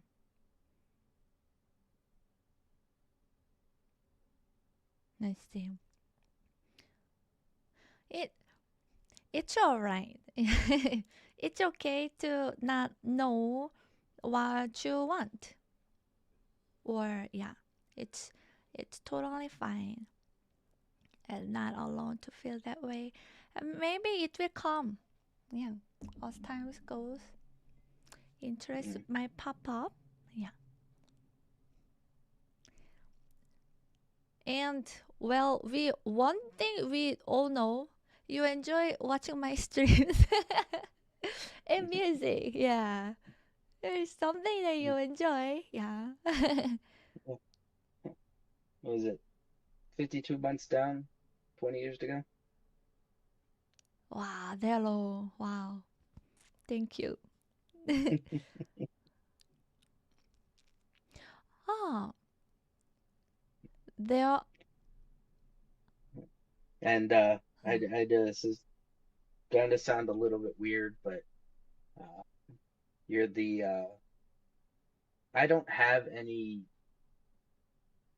female relatives, so you're the Oh, closest thing I have to a little sister. oh, oh, I like that word, like little sister. Thank you for considering me that way. So if I act a little protective sometimes, that's why. I appreciate the care. Thank you, thank you. Yeah. Little me assist. Let me see. If you, I think that happens if you spend your life dedicated to something, it can feel like a black hole you fall in when retiring, or the prospect of it. But you will find things like don't hold back trying things. Yeah. Yeah. Oh, people say we will adopt you as brother too. He is already. Yeah. Oh, yeah. Well, I really appreciate the community for all the advices and the sharing you're doing at the moment as well. Yeah. Yeah, the transitions are difficult. Transitions are difficult. When I was like starting to, yeah, a lot of people look forward to retirement, but it's also hard to prepare for the retirement or what to do after. Yeah. So it's normal to feel scared and lost about what will happen, what I'm gonna do, about this total life change. Yeah, you are not alone. Um, and hopefully there will be people around you that will do that journey together as well to explore yeah, life after retirement. Yeah. And maybe new friends to, yeah, do that journey together and maybe do fun stuff together. Yeah. Even if it's not all military related. Yeah. Yeah. Mm. Yeah. It'll be interesting to see what the future holds. Yeah. It will be, and we will be here. Yeah. Yeah, I'll be watching. Thank you. Thanks for being part of the community. And thank you so much for sharing. Yeah. It's it was really good to hear, and I think it's something that we can relate to, and something that we will go through as well sooner or later. Um, yeah.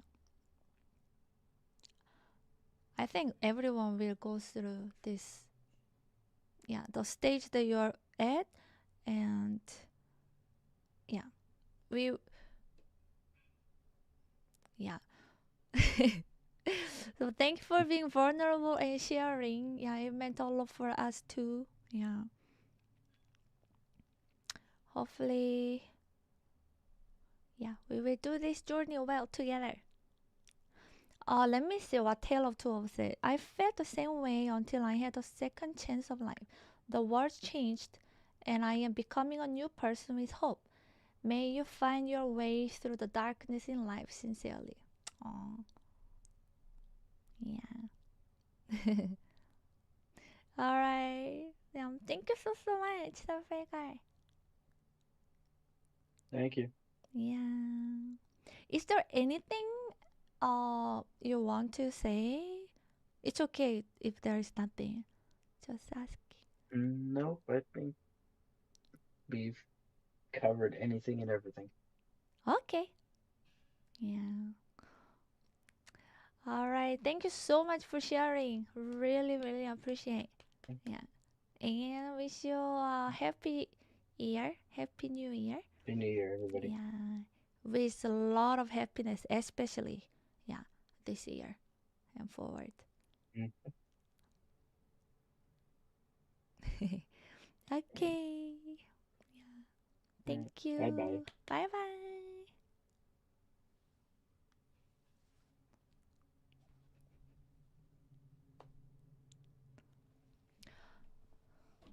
And thank you, Chat.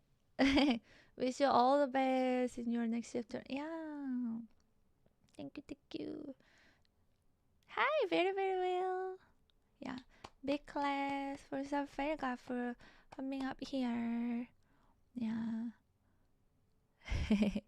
And thank you, everyone. Master automaton. Oh, okay, Dave. Wow, thank you so much. Let me check it. Really appreciate. And I hope you have a good day, Dave.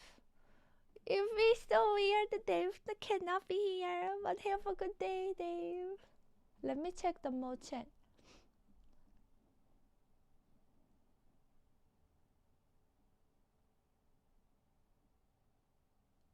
Oh, We can do Zikars actually. Is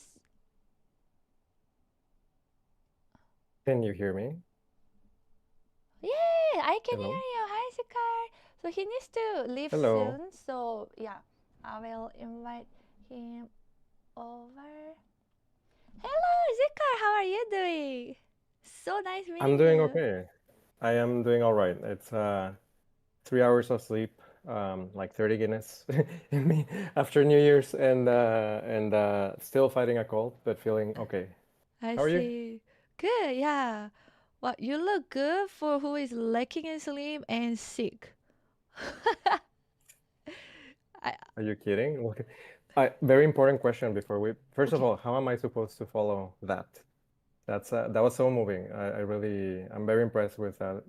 I don't want to butcher the name Mm. Serfelgar. Yeah, Serfelgar. Yeah. Serfelgar, and Yeah. yeah, and just so courageous. My father-in-law is actually in town, and he retired on November, and he's going through something similar. He's like trying to find his groove, and so I really empathize with what the kind of like the pre. No, I didn't know this was a thing. I think we just like learn as we see. Ah. And yeah, so trying to pull him out of it's on his phone all day, just trying to like, hey, let's go, whatever, let's go for a walk, let's do stuff. Oh. So yeah, definitely can empathize. But important question for you, Mia, is what's the policy? Is a bag required? No bag? Up to you. If you want to put it on your face and cover it, that's fine I mean, too. you're 2 out of 5. I don't know what are the rules of engagement in this. I've never done anything. This is crazy. This is insane. What am I doing here? There is no rule. I There's no didn't rules. prepare Okay. a thing for this because I also don't know what to expect. Yes. People, you are free to share whatever you want to share as long as you are comfortable. Yeah. All right. Well, okay. There may or may not be a presentation for this. Okay. That's everything is Then again, fine. I've Yeah. never shared my screen, so I don't. Please let me know if things are working or if everything's broken. But is this? By the way, I cannot see chat. I don't know if that's normal. But is this like such a weird experience? Like, can I ask everyone to share their favorite emoji, and can you tell me if it's happening In on the stream? on chat? Yeah, just whatever emoji people like. Can they share it? And can you tell me if that's actually happening? Yeah. It It chat is? is happening. Okay. Yeah. It's on I'm happening on like Twitch. drunk with power, and this is crazy. If you want to see the chat, I think you have to pull aside separately on your I hand. Oh, don't want to see the chat. Thank yeah, you. exactly. I Yeah. purposely don't want to see the chat. Yeah, Yeah, this is yeah, super nerve-wracking for me. yeah. Okay, what can you see and what can you not see? What is happening? Hang on. Oh, you are trying to share a screen?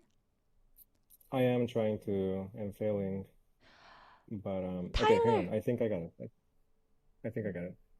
wonder if it Oh, it's does. disabled. It's disabled for me. Yeah. Oh, wait. You can Maybe share. You can share I if I. can ask for help. Coffee Linus, Tyler, are you there? Are you there actually? Let me ping him. Oh, Tyler, is it somehow like able is could you help desk please? Is it possible to share presentation like normal voice chat? I know we can. You can share like your screen. You should be able to. Oh, okay. Could you help to guide through it, please?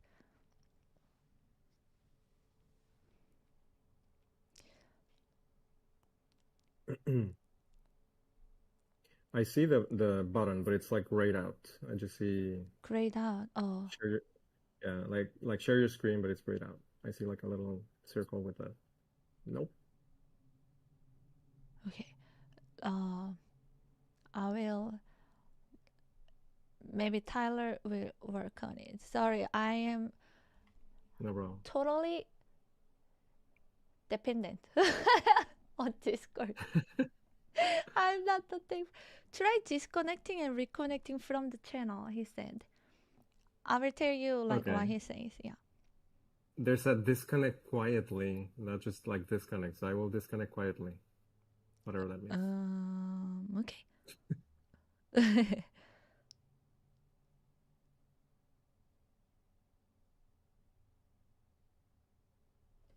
Hello? Yes, we can hear you. Okay, I still see a grayed out. Share your screen. Should we just do in normal voice channel? I don't know what we're doing, so you tell me. Okay. Let me. I will hide Discord for now, and then can you make another? By the way, it's... Yeah. You are rushed in time, right? I'm okay. I'm okay. Yeah, you're okay. Yeah, I'm okay. Okay. I wonder if we can do in the Miaplex Theater, and then that's a normal voice channel. Take a seat, and then maybe you can share there. Let's try All that. right. Yeah. Okay.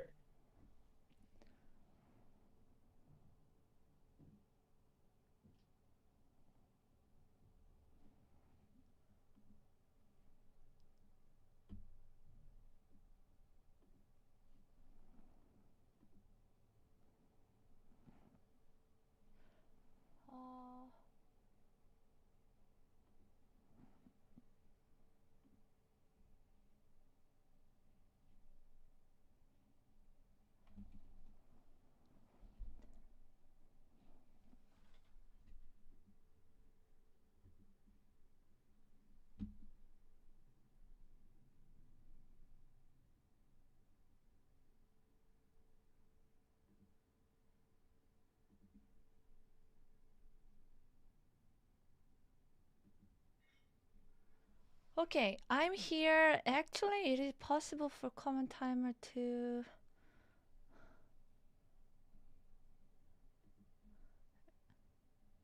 And I cannot hear a thing at the moment.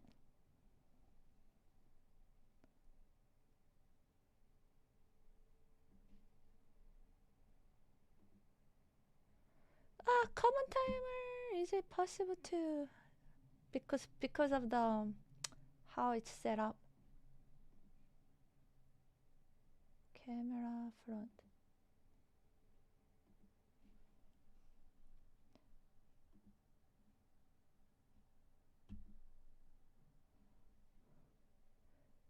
Oh, you're unmuted. Okay.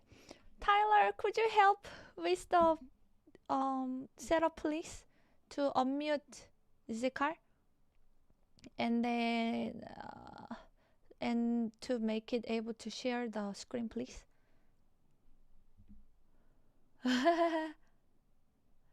And yeah, common timer, could you like, yeah, if you can, for the sake of the space, if you can oh,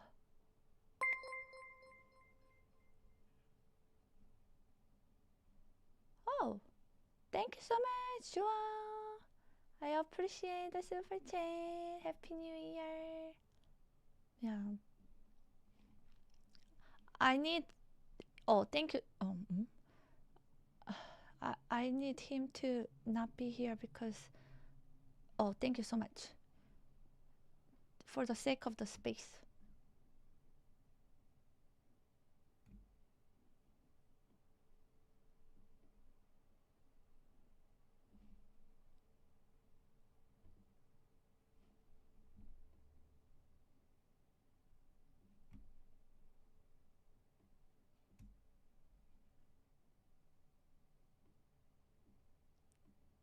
Okay, it's still suppressed.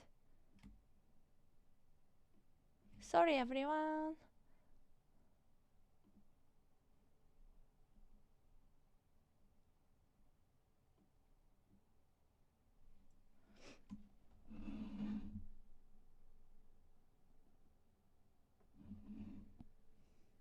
I'm trying a different channel called mic check. Look at the left when I move you. Okay. All right. He's gonna move us to a different instead of this.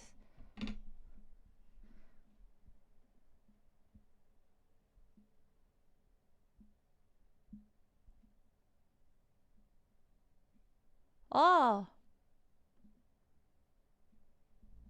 Okay, that seems to work. yeah. Sorry, it was Okay. on me. Okay. Let's see if Can you you hear me can okay? share. Yeah, we can hear you well. All right. Okay. Well, this is going great, isn't it? So good. The first people are always the guinea pigs of tech issue. Okay, now I have my own tech issue. Give me one sec. Okay. Oh gosh.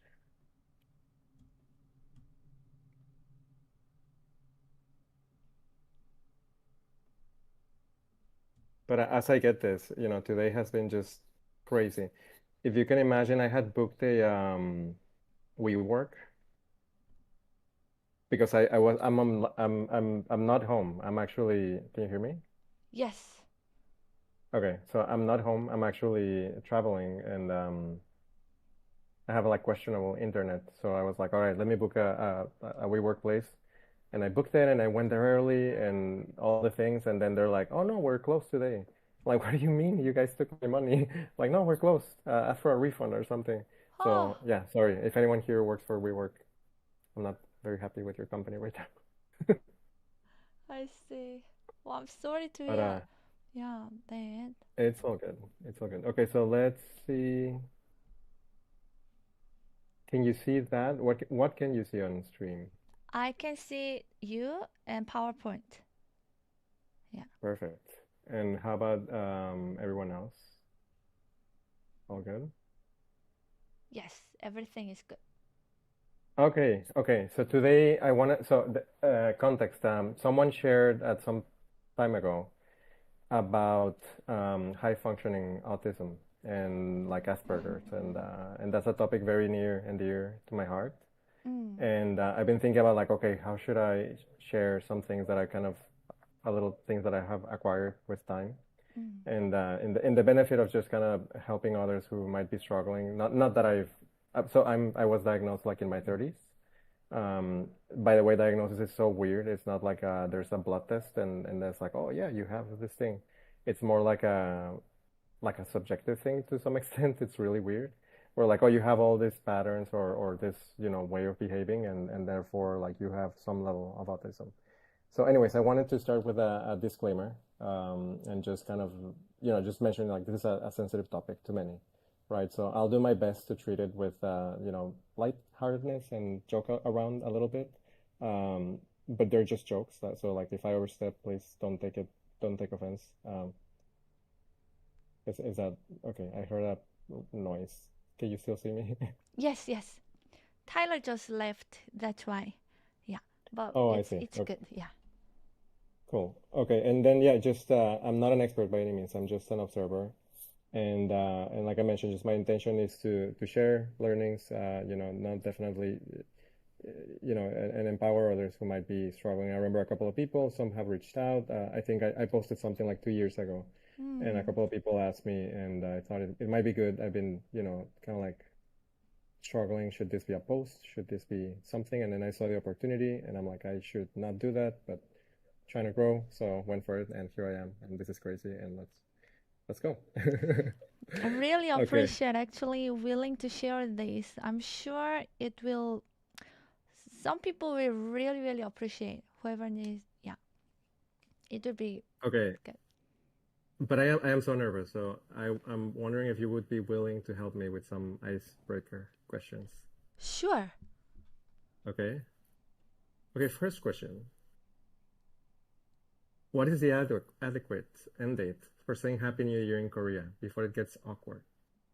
Ha ha ha ha. I You know what I think. mean? Like Yeah. 15th of January, people are still like Happy New Year, and you're like, Happy New Year, and then like February, and where does it end? Oh, after the Lunar New Year. I think that's in sometime in February. I should know the That's too date. late. I know. That doesn't feel right. That's too late. That's it. Like if someone comes to you on January 20th, 25th, and they say Happy New Year, you're gonna be like, oh, Happy New Year. Yeah, but they do it. Yeah, I feel There's weird gotta be about it something. too. Oh, Hmm? Sorry. I feel weird about it too because I'm so used to like U.S. and Western culture. But yeah, people Mhm. still say Happy New Year in late February. Okay. Okay, fair enough. Ready for next question? Yep. All right. Have you ever tried to quantify the light to square footage ratio of that drum kit behind you? Oh, absolutely not. Okay. But delight That's to square footage. yeah, like, are you getting for the square footage that is taking on your place, are you getting the delight out of it that you would expect? Are you getting the bang for the buck kind of a thing? I should definitely get more than I'm what just I'm curious. getting now. These are just questions. Don't worry about it. But yes, I love seeing it, and I love the fact that it's there and that I can always go and start learning again whenever I want to. And I love That's drum. great. That's great. Okay, just as a data person, my observation is that your joy per cubic foot metric might be at a deficit. Maybe. I'm not sure. Not sure. No, it's perfect as it is. Yeah, I'm so satisfied with my drum being there and the space it takes. Yes. Wonderful. Okay, are you ready for the last question? Yes. Okay. The average sock lasts roughly 100 to 300 wears, or about 6 months to a year with regular use, meaning it could take millions of steps, 500,000 to over 2 million, before holes happen. What is the story with sleeping socks? Are they forever socks? You don't really walk in them, right? You sleep in them. So what is the story? I wear usually indoor, and if the slipper is not enough. Okay, so I wear a fluffy slipper in the kitchen because it's a tile. It's too cold for me. But then now the other areas of my apartments there is carpet. Then I wear sleeping socks. Yeah, they are to keep my feet warm during the winter time, like now. And and I changed to new sleeping socks to go to the clean bed. But I see. yeah, But you never really need to replace them, right? Like they're forever socks, kind of. I think so. I only use them maybe like max 2 months in a year. So yeah, none of them had any holes, and they are very thick. And I get them a lot as a Christmas gift. So I have so many of them. So even if I wear one a year, like in like circling through them, it will be like one a year. So I think they can last lifetime without any hole. Got it. Thank you. Then follow-up question. I mean, this is probably the worst business idea ever, right? Like, if they never go, if you were to run like a sleeping sock business, like you get every customer, you get them once and that's it. No repeat customer. Anyways, all right, let's move on. I'm sorry, this is so absurd. This is just to like take a little stress off. But there's a title slide, so now you know this is official and we're committed. Whether it's gonna be an amazing presentation or a disaster, we'll see. So a little chart. I think you might have heard of this. You might have seen this. What are the stats on autism? There's stats that say that it has increased 241% since 2000. I couldn't find anything that was a little bit more recent, but I'm just curious, like, what do you see in this graph? Do you see like, oh my God, this is so concerning, or? Yeah, that is crazy increase, actually. Let me click this to show people even more. Oh, because it's How like is this zoomed out, possible? or 95 and then now 2020. That's crazy increase. yeah, I think lately it's become a, I don't know, like a very hot topic in some places where people talk about it a lot. Mm. But again, I said there's gonna be hot takes. So this is hot take number one. Um, I say, I don't know if this is the audio is gonna come through. I'll try. We'll see.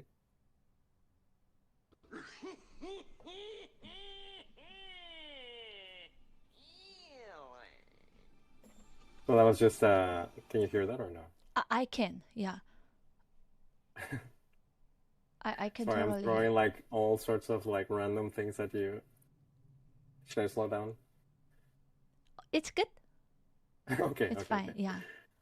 So, anyways, observation is that yeah, it is on the rise, but I don't think it's that bad. I think first of all, like it's a very very broad spectrum. I remember you mentioned at some point you had worked with a couple of people with autism, so I'm curious to get your take on your observations. I mean, there's all the way from people that have some slight things to people Right. that are just in a very different place, and I think how to deal with each situation is very different on a case per case basis. Yeah. So yeah, curious to get your thoughts. So I have worked with children's and adolescents and adults with autism before, like during my music therapy training time.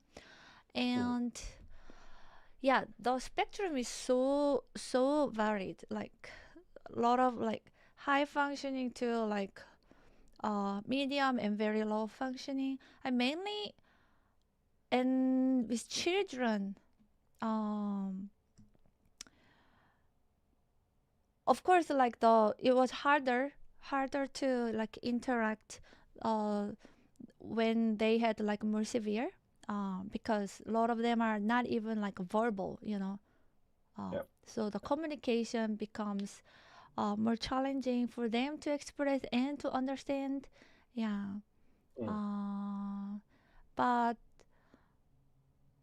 yeah, with more like high functioning, I don't know. I had so much fun and joy working with them. Actually, yeah, we were. Uh, yeah, it was actually. I had great time with them, spending the day with them, and yeah, with actually everyone. It's just more like how challenging it is to communicate. Yeah, I feel like. Yeah, I mean, there's definitely some challenges. It is yeah. So to them, just gonna focus on high functioning. I have absolutely zero expertise or experience or knowledge of like the more severe cases of autism. Yeah. But yeah, so my hot take is basically it's not that much on the rise. It's just that people didn't diagnose it before. They saw it. There's something off with this person. You don't really know what it is. Like I said, I got diagnosed in my 30s. Often, Oh. I wasn't even checking. I just went to see. I have an uncle who's a neurosurgeon, and we were talking about this kind of like quirks that we have in the family. Mm. And he said like, oh yeah, you have like high functioning autism. Like you've never been diagnosed. And I'm like, what are you talking about? And it's like, yeah, there's like 5 of your cousins. I have a huge family, by the way, but it's like 5 of your cousins who are like deep on the spectrum, and like I think you're somewhere in the middle. I've never like treated you properly, and you can imagine like the feeling in my stomach. It just sank like S30, that kind of yeah. like yeah, like I've always known something's off. I've always had a lot of trouble looking people in the eye, a lot of stuttering, a lot of the my nails like this. I don't know if you can see. When I was little, I would spend hours trying to like create space between my nail and my finger because I would feel like there's like my nails are suffocating. I don't know, just weird little quirks and stuff like that. Mm. And so every case is different. But yeah, more often than not, I think it goes undiagnosed, especially in adults. I think now that there's more awareness, like kids are getting a little bit more screened and it's getting a little bit better.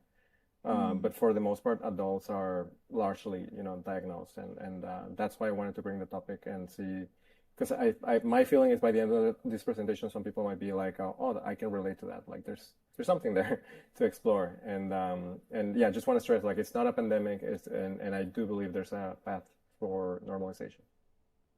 Let's see. Okay. Cling. So What you is cling? fund. Thank you, Okay. thank you.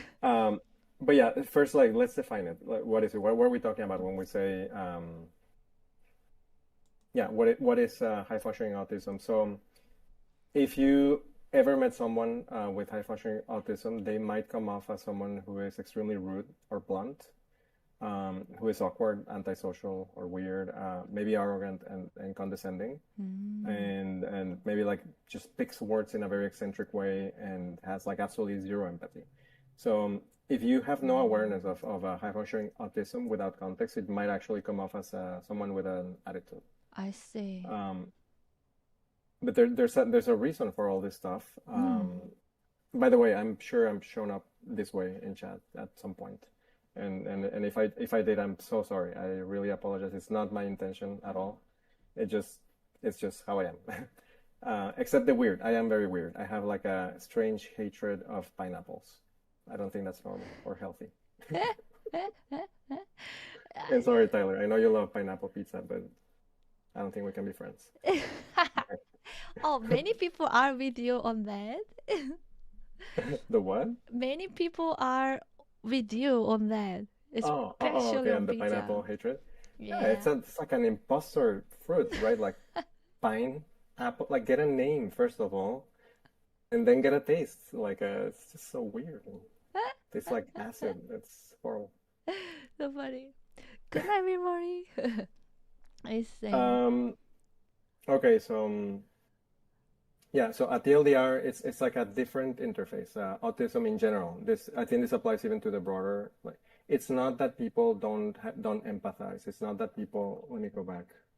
It's not that people are rude. It's not people. It's not those things. It's just that the signals don't land the same way that they land with most people, right? Like for example, when someone asks you naturally, like, "Hey, Mia, how are you doing?"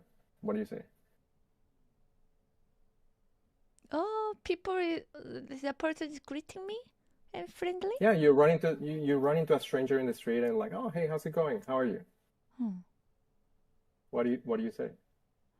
I'm good. How are you doing? Nice seeing you. Right. That's the normal thing to say. Okay. So a person with HFA, they're being prompted for accuracy, right? Like, how are you? And they might start spilling out like, I had a horrible day, blah, blah. And this person on the other end is like, what did I just do? And that's one of the ways that, for example, this shows up. It's the signal is not quite right. So it's a neurodevelopmental difference. It's not a disorder. It's a difference. It's just the signals land a little bit different. And it basically causes your peers who don't have HFA to develop a lot faster than you do, right? Because they're going through things that I'm going through the motions. I'm learning like what small talk is, what to say in an elevator, what not to say in an elevator, when to look people in the eye, when to look the other way. And as time goes on, people just get smarter and better, and people with HFA kind of just fall behind more and more and more because it starts hurting you get social fatigue. Now there's this kind of like, do I belong? Like what's going on? Now there's anxiety. You can get depressed very easily.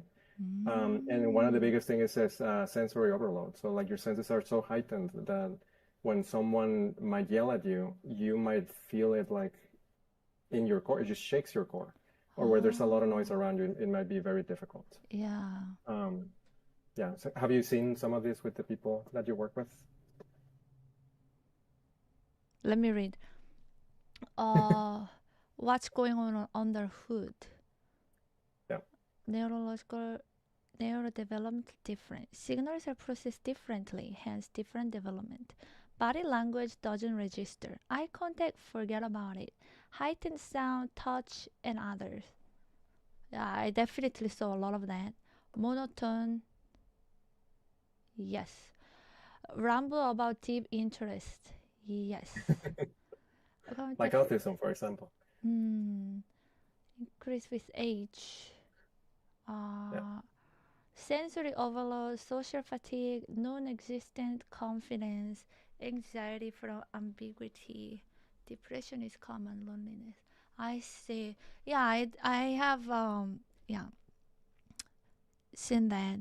Although it also really depends on the personalities. Yeah, I feel like some of them are so sociable Love talking, love touching. But yeah. Yeah, everyone's a little different. It's just that the signals are like body language is a huge thing, right? Like when people cross it, when someone goes like this, Yeah. when someone who's giving you a speech about some autism, like, oh, a hobby, blah, blah, blah, most people would know, like, okay, this person is not comfortable. I should stop. Someone with HFA, like, just goes and like just keep talking and talking, and it will never stop. So I do this a lot in chat. I don't know if you notice this when you're playing piano. I do this emoji, Yeah. and it's kind of like my interpretation of like you can tell who has HFA in this little emoji. They're all like moving in the same way. There's one like just doesn't get it, right? Like Oh, I actually like that. yeah, me too. Also, when Yeah. you called out the cheer, remember there's like a cheer, and then there's like a one that's a little off. Cheer that it's I a don't know. little. Yeah, like the bear with the little candy canes or Oh something. yeah. There's one that's a little off. Sorry, that's a little too silly, but yes. Okay, so let's Oh move yeah. on. Okay. Now I see. Chat just put that. Yes.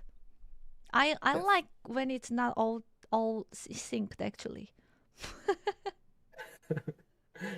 Okay, so I'm not here just to like give you bad news and talk about like negative things and make you miserable. I do that already on a daily basis on stream. So today I want to do something more positive. I'm loving this. It's so educational. Yeah, actually, it's so good to learn, and I love how you are in the chat, and I love how you are. Yeah. Oh, thank you. Likewise. Yeah. So yeah, is there anything else? So there's pros actually. There's a lot of things that are really, really advantageous for people that have HFA or autism. One is pattern recognition, obsession with patterns, right? Like you give someone who has autism one of those like Spanish style floor tiles or Italian style floor tiles, the ones that go in a little pattern in a circle. Yeah.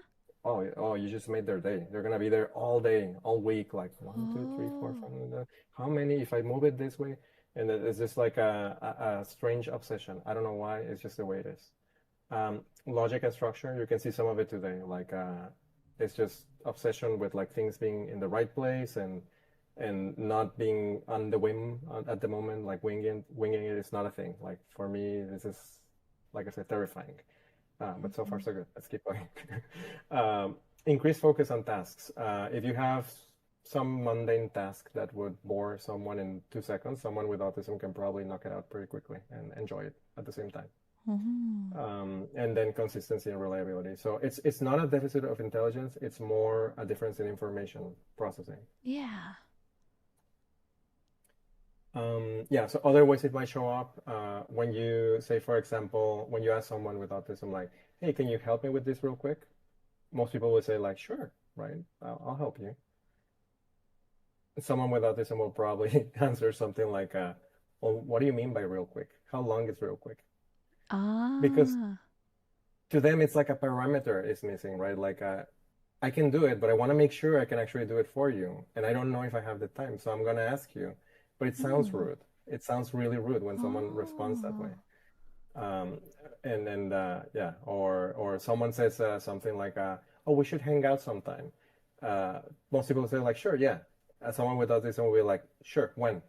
Because it's like I want to know when to know if I have the time or check my calendar or something. So it comes off just so awkward, and I don't know that. I know that now. So here's my last hot take, which is so what if? Like I said, there's so much depth to go in this topic, but these are some things that have kind of like worked for me. So if you use the strengths intentionally, it's kind of like my cheat sheet for normalization.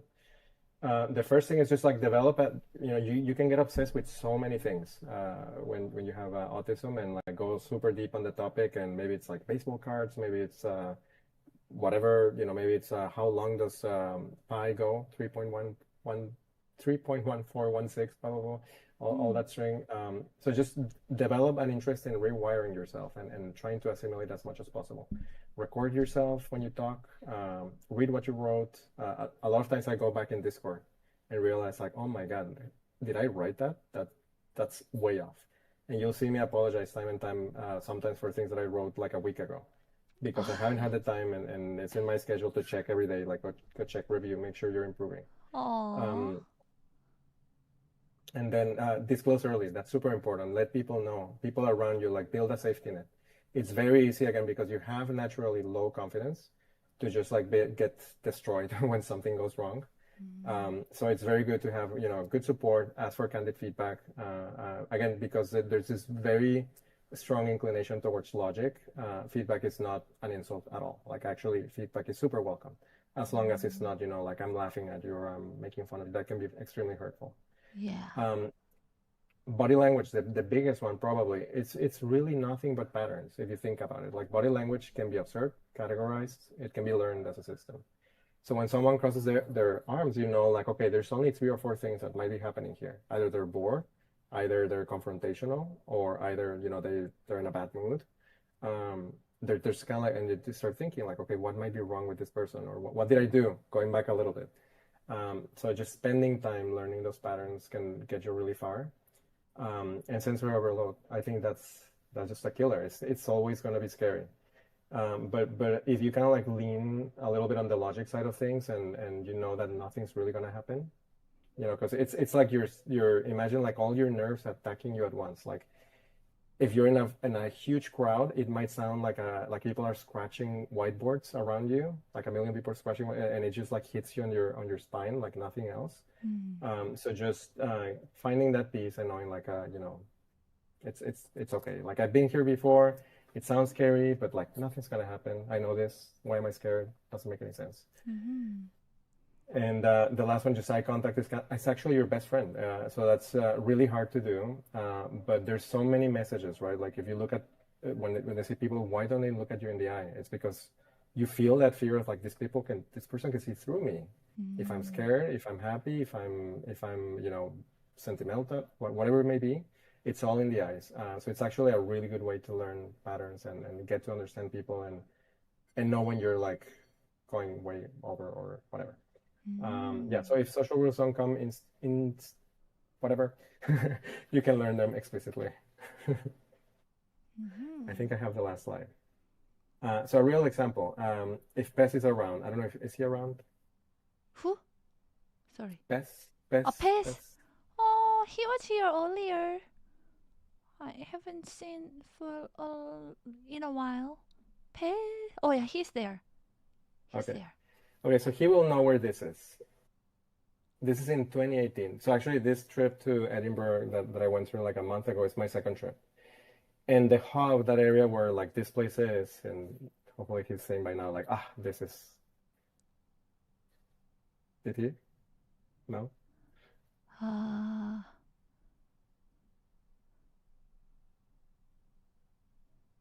don't want to put him on the spot. Don't worry. Yeah. It's Edinburgh Castle. It's on the top of the hub, on that like little mountain in top of. So, anyways, to get to that castle, you have to go through a very tight space where there's probably like 300 people, and you have to bump shoulder to shoulder, and it's just a terrifying thing if you have this. So I had the worst panic attack in 2018. And if you look at my face there, I'm just drained. I'm just like, there's nothing there. It's like I'm just kind of like my heart's starting to slow down, and I'm trying to smile for the camera, but I know like my body cells were like, I'm gone. Wow, you even managed to even pose for the picture. That's amazing. That's not a pose. That's like what am I doing here? Oh, I see. Yeah, I look a little upset, but I'm not upset. I'm really just kind of like trying to recompose myself. And then this is, by the way, this is a super cool picture. My wife, she has this knack that annoys me a lot, where I spend 4 years learning photography. And I tell her about like, oh, you should do this if you want to take a shot like that. And this is like something I've been trying for 3 years, and she's like that in 2 seconds and like nails it. So annoying. So I was teaching her about shutter speed. If anyone is into photography, shutter speed is like when you focus on a subject that is not moving and everything around that subject is moving. Mm. And if you slow down the shutter, it would basically create this kind of like blurry effect Mm-hmm. with someone just static in the middle. Yeah. And so I told her that, and she kind of jokingly, I don't know if she jokingly or not, she just took a picture of me in the same spot in the hub this last trip. Mm. And this is the result of that picture. And I found it very interesting when I Oh, looked at it. wow. So yeah, so it looks cool, right? Like it's all Yeah. blurry and I'm not blurry, and like it looks amazing. If you look at my face, I'm about to break down. It's like all the noise, all the people, all the things all over again. I broke down in this exact same spot. Ah, I see. So yeah, so it was hard, but I managed to walk through it, and so I felt very very good. Yeah, no, that is amazing. Actually, I think a lot of people, if they don't like something, they feel uncomfortable, they will avoid it. But you just go there, I will overcome it. I will try again. It's really Yeah, respectful. yeah, it's just really finding that piece, right? Like for me, I don't know. Like I said, every case is different. For me, sensory overload is the worst. Ah, This is that's why I close chat. I don't want to know that there's 200 people there I because see. I'll start guessing what is that guy thinking? What is that person? So Ah, like standing on stage and presenting to 300 people, my eyes are just trying to, chasing everyone, and it's just it's too much. It's too much to process. You're trying to mm, understand all the signals, and there's just too many of them, and you go crazy very quickly. I see. Um, By the way, yeah. just a quick feedback, not Mhm. feedback, but Chad is having a really good time and they are saying excellent presentation and a lot of people are they also said like, oh, I actually also have autism. Oh, I totally know what you mean. I have that. Yeah, I know exactly what you mean. Yeah, the feedback from community is really like appreciative of your presentation, and I'm having so much fun. And I'm sad that the slide is, you said it's almost over, right? I wish it was like 1 hour, 2 hour lesson. Encourage me. Don't encourage me. I can talk your ear off. Yeah. Actually, I have an extra slide if I can troll you for Oh, 2 seconds. yes. More. So if there's time, I Sock think we need to do benchmark. like, yeah, sock benchmarking. This is a thing, right? So I mentioned that sweeping socks are better than sleeping socks. You know, sweeping Oh, sock sweeping. on the Oh, left. yes. They're great. You put them on, and I think I have a next step. Yeah. Yeah, you put them on, sweeping socks, and you get to clean your home. You're like walking around on them, and while you're maybe sweeping, maybe not, I don't know. You get a nice little workout. Your core, you're True. engaging your core, right? You're pushing with your feet, so it's great. And Yeah. they're surprisingly comfy. But I wouldn't put them on any furniture. Just like no. Okay, I think you convinced me. Actually, yeah, sweeping socks is better because you get the workout, you are cleaning at the same time. To be honest, when I'm using sleeping sock, I don't want it get to be dirty. They do get dirty. Yeah. Exactly, right? Like if you don't use your sweeping socks, you cannot use your sleeping socks. Like it's almost like a what's the saying? Like it's like nail and dirt, or it's a Spanish saying. It doesn't make any sense. Uh, But yeah, and neon colors. Where are your neon colors for sleeping? I don't see any neon. What's up with that? I have a neon color sleeping socks. Okay. Well, okay, fine. And lastly, I mean, sleeping socks. How can you sleep if your floor is dirty? So it's a no contest. Mm-hmm. How can you I just sleep? want to bask in the moment of absurdity that this is. So I really enjoy like nonsense. If you haven't figured out by now, like all sorts of nonsense that immediately get my attention.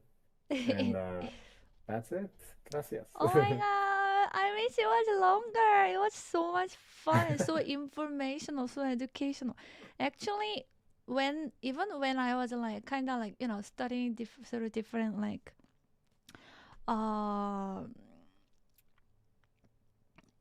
in my music therapy course, when I was learning from autism, I didn't learn these things like this. Yeah, it's so it's so easy to understand and really good like real life examples. It helped me to understand and learn much better. And I think a lot of things actually can be applied for everyone. Like trying to, it's good to actually like emotional intelligence. That's a good thing for everyone to try to learn and develop. Trying to learn like social cues and body language. That's actually really good for everyone, and we should all strive to always, you know, uh, I don't think that a lot of things that you said it only applies, yeah, um, for autism or so on, but it's like for everyone. And I don't know, it was really inspiring me. And life is Well, thank the you. yeah, life is there for us to keep growing. Yeah, and Yeah, it's just I feel like it's a little bit sorry to I think I'm there's a little delay, so I keep cutting you off unintentionally. I'm so sorry. no, that's totally okay. Yeah, that's Discord. It happens to me all the time too. Yeah. I'm also on terrible Wi-Fi. I don't know how this actually came through, but I just wanted to say that it's almost like a lot of the things that I mentioned are a like a can be perceived as a limiting factor, right? Like I can never do that. I can never do this. But if you start overcoming those things and building a little bit of confidence, you start unblocking all this like, oh my God, like I'm actually good at X that I would have never tried because it's on my complete discomfort zone. So yeah, really, really encourage. Again, I'm not an expert by any means. These are just the things that have worked for me. I work in a field where I should not be working in that field based on my condition, but it's exciting. I love it, and yeah. So yeah. Oh, Zikar, I look up to you so much. Actually, I have so much respect for you, and even more so now, actually. And I think you are so like so professional. Like actually, it should be a lot of things that like in the beginning, what the obstacles that we had. It's I should have prepared because I knew you were potentially going to have presentations. So like, I'm sorry for putting you on this spot. I'm making even more nervous. Yeah, nothing that happened today. Was your fault, and your internet is so great. Presentation was amazing. Thank you for putting time and effort to prepare an amazing presentation. And yeah, I just feel so inspired by you, and I learned so much with like how you are and how you prepare everything, just your professionalism and your vulnerability and courage, and you know um and also just you knowing what kind of things like, oh, I have difficulty with this, so I will improve. I think that's an attitude that we all can learn to try to improve in, because we all lack in many areas. Yeah, each Yeah, person. I do have a little hot take, just really, really quick. Yeah. So being careful with that, it's important. I think it's fine to, I need to improve on this, Oh. but do it through your strengths.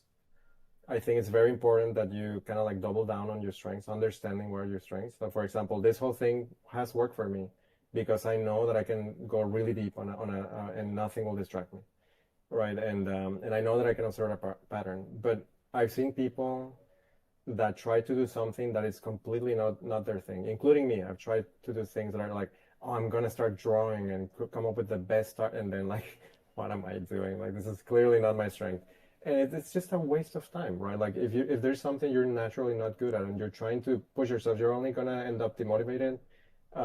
So I'm not trying to discourage people. I'm just saying like, do it through your strengths, right? Like if you know you have a strength in writing, if you know you have strength in whatever it may be, like lean on that to get use it as a conduit to get where you want to go, and it's a lot easier and a lot less frustrating. That is true. Yeah. Yes. I think I've taken too much time. No, I wish it time was for me to- longer. Do you have any other more things that you share? Actually, you could take even 1 hour. I don't mind. By the way, I just quickly wanna share uh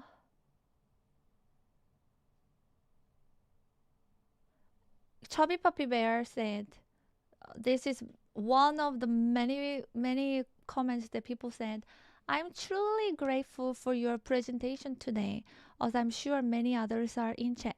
Thank you for teaching and sharing so much about yourself and us. Well, you're very welcome. I'm not teaching. I'm just sharing.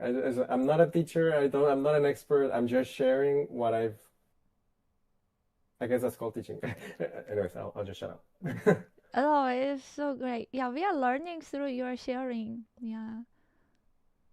Yeah. It's so Yeah, good. and it's yeah, we should talk. Like if someone on the chat is struggling or something, hopefully between all of us we can figure out a way forward. I think that's something that I really admired from your community. I think I mentioned that thing on not just saying like, okay, well, there's someone who asked for help and then someone else helped them. It was very shocking for me to see that someone who asked for help got help. Then you see them kind of like step up and help others. That's so special. And as I mentioned, I hope you feel extremely proud. I know I would. And yeah.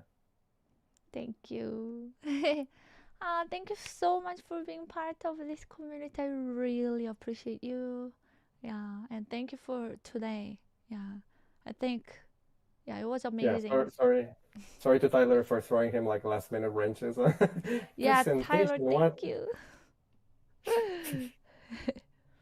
Okay, it was a blast. It went better than I thought it would. Thanks for having me, and I'll see you later. Thank you. Thank you so Bye. much, Zikar. Bye, everyone.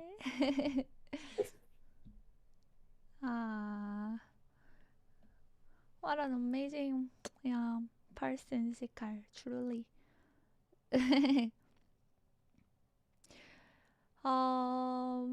Gosh, every single sharing, has been so nice. Yes, Tyler, thank you so much. Yeah, I don't know what I would have done without you here today. Thank you so much for being a super tech, support. Yeah, really appreciate. We can go back to special event. Actually, I really need to use a quick bathroom break. Maybe other people too. So we can take. I'm gonna put on a piano cover really quick. Yeah. Or I'm going to put.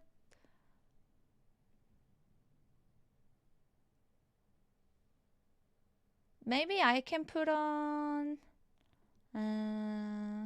No, I will be quick. So I will put on my piano cover.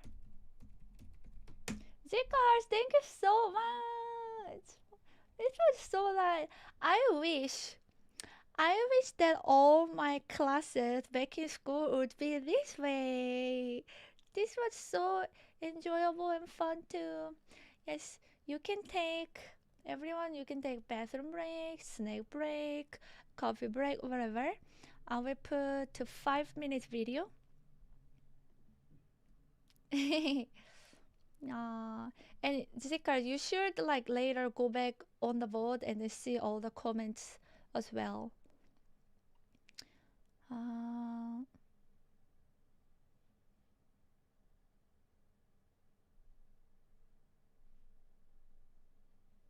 I will put in this 4 minutes video.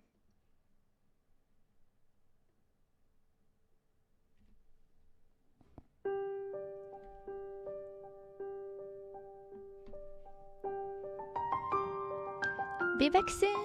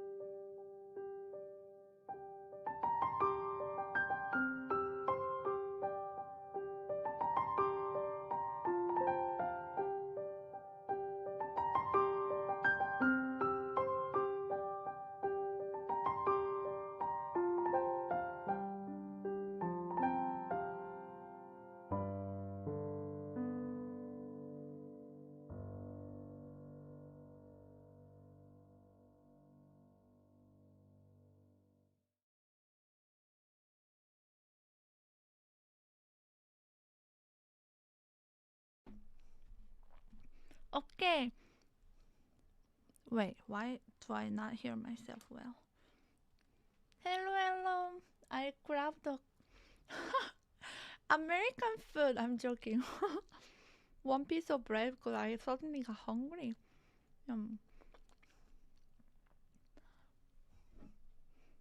I finished my coffee. Now it's cold.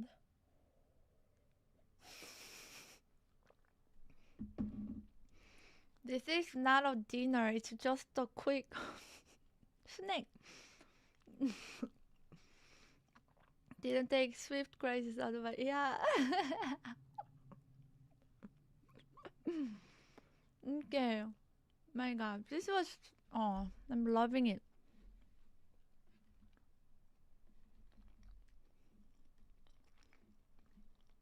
Okay. Mm.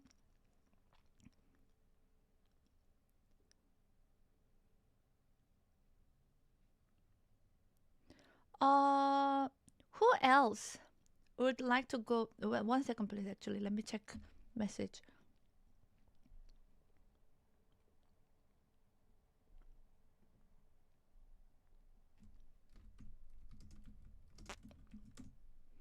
We can do video first. I have 2 videos from Remington Nash to share, or we can go another person. Yeah. Actually, I'm not too sure if Remington Nash is here right at the moment. Who? Wait, what did Pet say? Hi, Neru. Good to see you. This is just pure bread.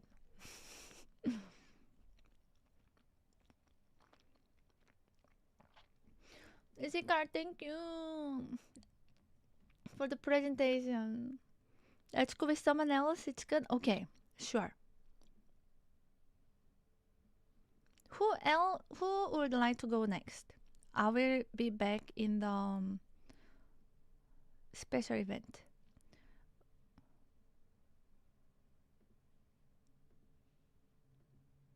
We have common timer. We have pickup artist. Or pass wanna go? Zikar, have a good day.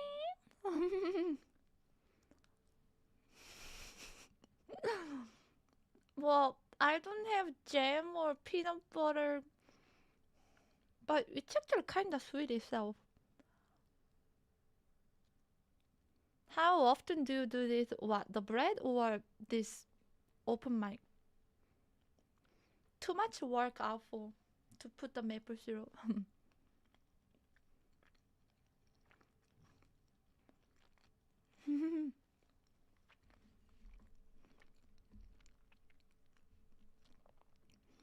um, wait. Who is sad boy on Twitch?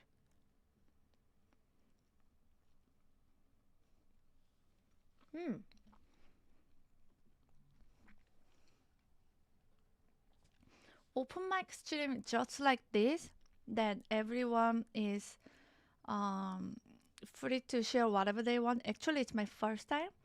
I have done one viewers interview for the New Year's, like 4 years ago. They was like talking about how was your year, what do you look forward to the next year. It was kind of like that, so sort of different. And I have done like viewers talent stream where they share their talent 2 times in the past, but actual open mic like this, first time, and I'm loving it. We should do more often.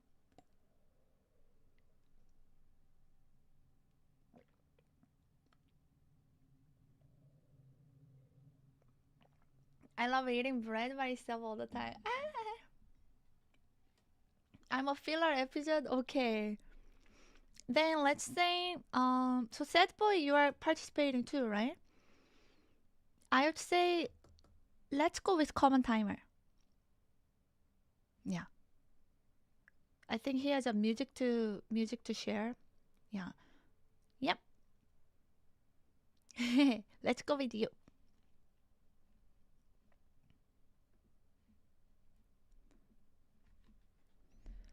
just for a variety. But you can share whatever you want.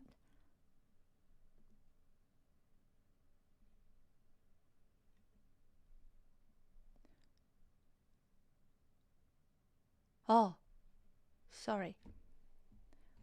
I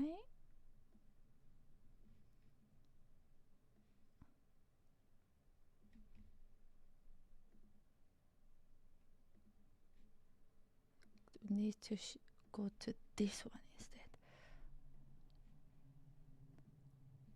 Yeah.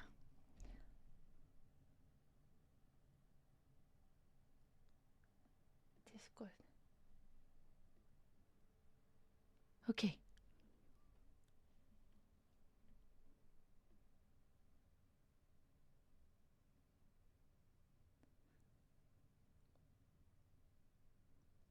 Egg contest. Oh yeah, we did egg contest. Antonio was the winner. I'm glad you are enjoying this a lot. Alright, so yeah, whenever common timer is ready, yeah.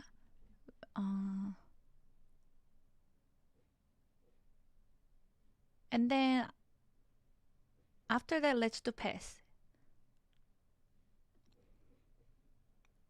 Your mic doesn't seem to work.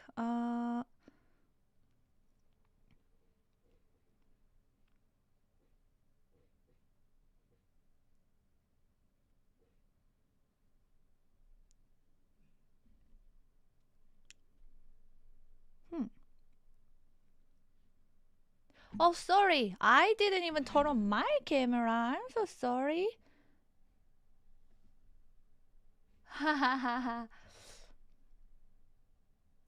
In fact, let me do like this.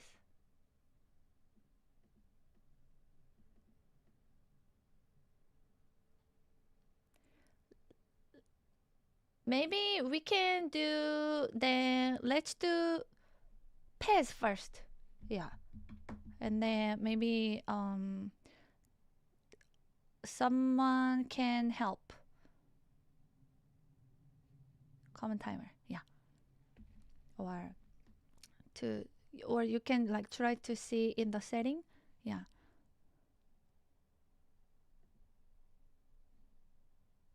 Awesome.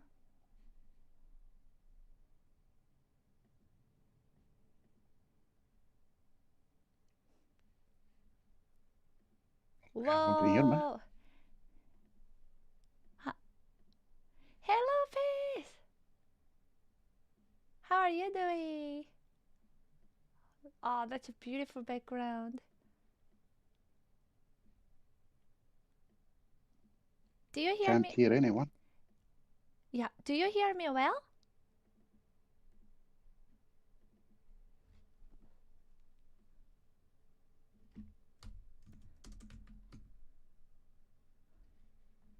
Page 71. Can you hear me well?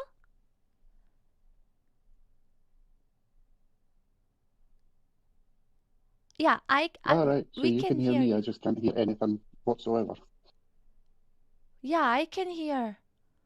But you cannot hear me? No, Unmute. not hearing Oh. nothing.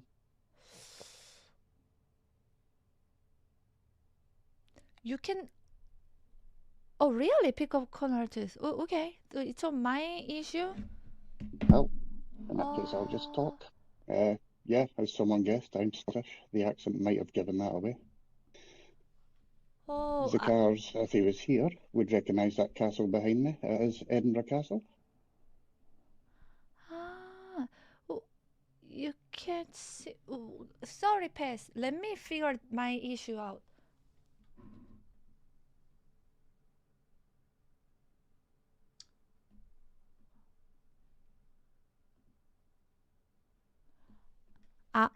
Okay. Mic is fine. I wonder why I cannot hear. I think Mia's left me in charge of the stream. You cannot hear me on Discord Might yet, have to play right? some tunes. I didn't know. I'm so sorry. Yeah. But if this is okay, yeah, we can keep going.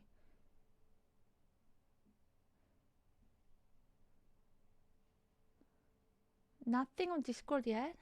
But before, how about before? Could you hear me before, Tyler? On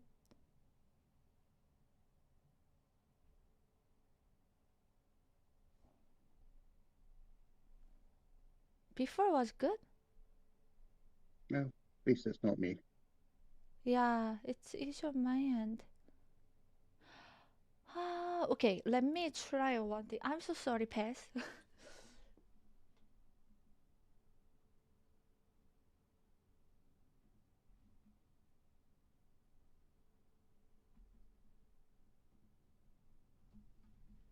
Wonder if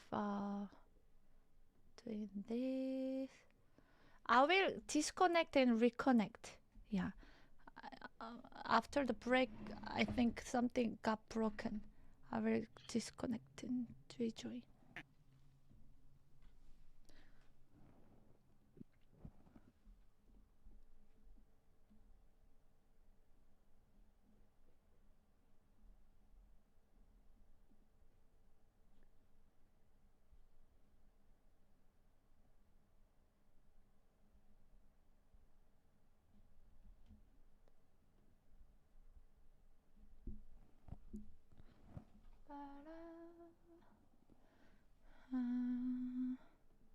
Let me check the system sound.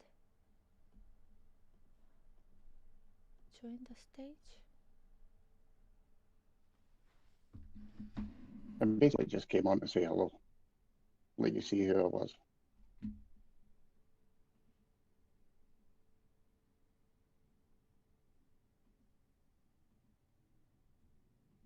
Okay, I am back. Could you let me in again, please, Tyler?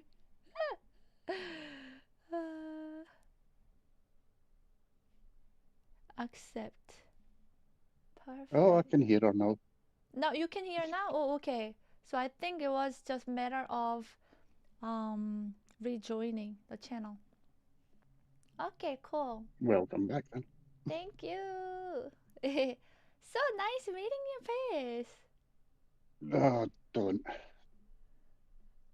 Actually, I cannot believe you are here. First of all, thank you so much, yeah, for all your generosity and kindness, and even being on the mic, yeah, open mic. It's been less than 1 month that he's been here in the community of my stream. It feels like he has been for at least like 3 years. Yeah, your presence is so huge. So thank you. Yeah, and Happy New Year. Happy New Year. Well, happy 2026. Stop saying Happy New Year at noon. Oh. I'm gonna guess she can't understand a word I say. Yeah. Okay, now you can see me. All right.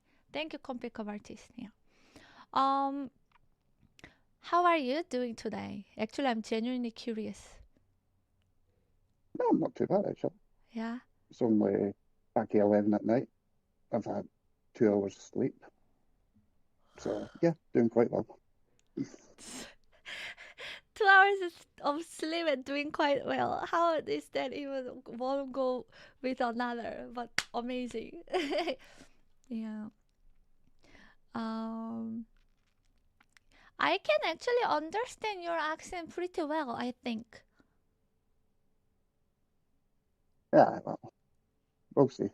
Depends how quickly I start to talk. Sure. Yeah, let's see. Yeah. Um, is there any like particular thing that you would like to share with us? I'm actually curious. Yeah, and happy. Actually, no. I basically decided I would just jump on, say hello, let you see who Oh, I was, give a oh, little wave, and then probably disappear very quickly back into reading. I see. Okay, then let me interview you. uh, I love the background. And we, That's Edinburgh Castle, the one that oh, Zikar was talking about. yeah, maybe, yeah, it's really beautiful. So he's from Scotland. What are the, like, maybe tell me three top things that you love the most about Scotland. The weather. You can never tell what it's going to be. There's a very good chance that it'll, excuse the language, piss down in the morning and be sunny in the afternoon. Scenery. You'll have seen through some of the videos I've shared. It's just fantastic. Absolutely beautiful country. Mm. And the people were all friendly. I can agree to that, just at least based on you. Yeah. Super friendly. uh, wow. So the weather being unpredictable, that's you what you like the best about Scotland? Yeah, just one of the things to say about Scotland, it actually looks better in the rain. Wow. That's so unexpected. Yeah. I usually would think of it as something I don't like because I don't know what I would wear or if I have to take umbrella or not. But hearing that that's one of the things that you like the best, it's really refreshing. Yeah. If you go out prepared. Ah, I see. Um, is Scotland big on like football as well? Soccer, football? Scottish national team, yeah. The leagues, they're not that special. The Scottish Premier League is pretty much ruled by the two Glaswegian teams, and that's it. Oh, okay. Uh, what made you join Twitch again? Because I remember when you first joined my stream, you're like, "Oh, I didn't use Twitch for a long time." Yeah. So basically, I used to be on the computer a lot.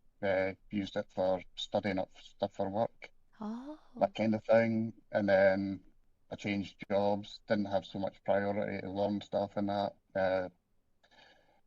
Stole my monitor to put in front of the static device, I could use that, and then never got around to buying a second monitor and couldn't be bothered moving the monitor back and forward from desks to actually sit at it. And then eventually just got fed up sitting around doing sod all or being out on the bike and thought, I'll get myself another monitor, come back on. Decided to jump onto Twitch just to see some of the old streamers that I used to watch. Ah. And then there was no one night, so I was basically surfing and having a nosy at who I could see and stumbled into your room. Ah. I see. What? I'm glad no one was online that day, so that you could find me. That is so cool. And what kind of like content did you enjoy watching before? So before, when I used to watch all the time, it was World of Warships. Oh, do you play video games too? So I wouldn't say play, I take part in them, but it's more just something to idle away a few hours that I do them for. Not Mm, serious about it. I see. So he likes never combat. Oh, so that's a combat one. I see. Okay. Have did you ever watch like music streams before? There was a guy that plays the drums that I used to watch occasionally. Drum. Mr. Greggles, something like that. Oh, I see. I What? think he's still floating about, but Hmm. How is a my bit for music. I see. I'm asking suddenly Yeah, I'm gonna ask all the questions that suddenly I get curious about as the thing goes. But Chen, if you want to, yeah, ask any question, yeah, or wanting to get to know, you can ask, and please only answer what you are comfortable with, please. Yeah, I appreciate you coming up and saying hello. Tell us about his biking. Well, what sort of tell? Excuse me one sec. Okay, he he can do So, cycling for like 3 yeah, hours. It's insane. Yeah. I do enjoy cycling, it has to be said. I'll quite happily go out on the bike and do about 60 miles, no problem whatsoever. I've got the indoor bike. Anyone on Discord will have seen me post a couple of my cycles this morning when I probably shouldn't have got on the bike. But Mm. yeah, that's something that I like to do, just whiles away a few hours being on it. And I've got three actual bikes. Static bike next to me at the moment, and there's also two bikes in the dining room down the stairs.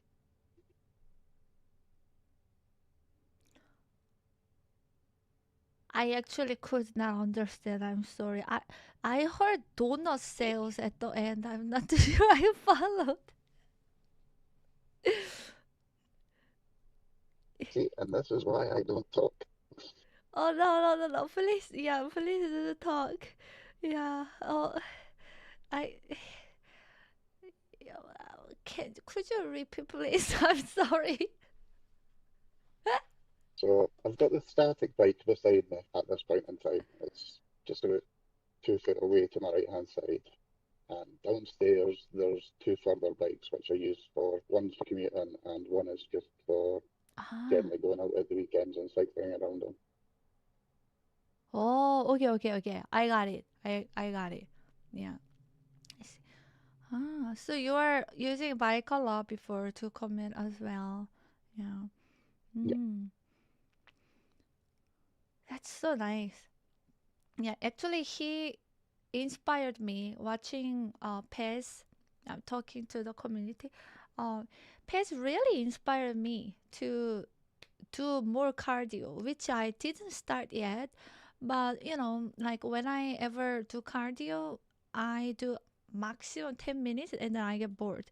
But seeing him doing so consistently every day, sometimes it's like 2-3 hours of sleep and still goes on bike. Yeah. And it's really respectful. Yeah. I I think yes, I should include some cardio routines too. Yeah. Not only strength, yeah, training. So thank you for the motivation. And yet at the same point in time, you've made me go out and buy kettlebells. Yeah, yeah. Pace ordered some kettlebells. Yeah. So yeah, we will help each other to include more exercises, I guess. Yeah. People want to know how many kilt you own. How many kilts? Yeah, Pretty much kilt. you would only own the one kilt. Usually that would be the kilt that you would get married in. Aha. Used to have a kilt for going to football games, but I've not bought one since that one went away. I So see. yeah, mine replace it. But usually you get the one kilt that's in your plan to have, and that's the one that you wear. Oh, I see. Mm,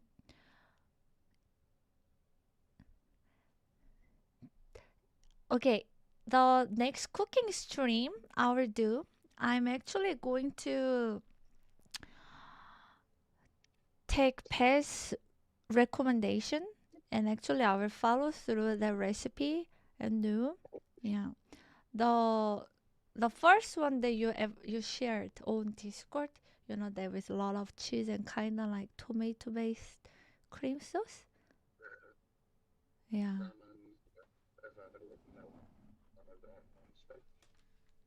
Oh, I suddenly the mic is suddenly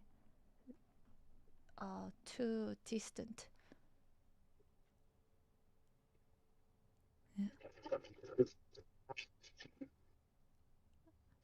Yeah, is that better? Yes, way better. Thank you, thank you. Yeah.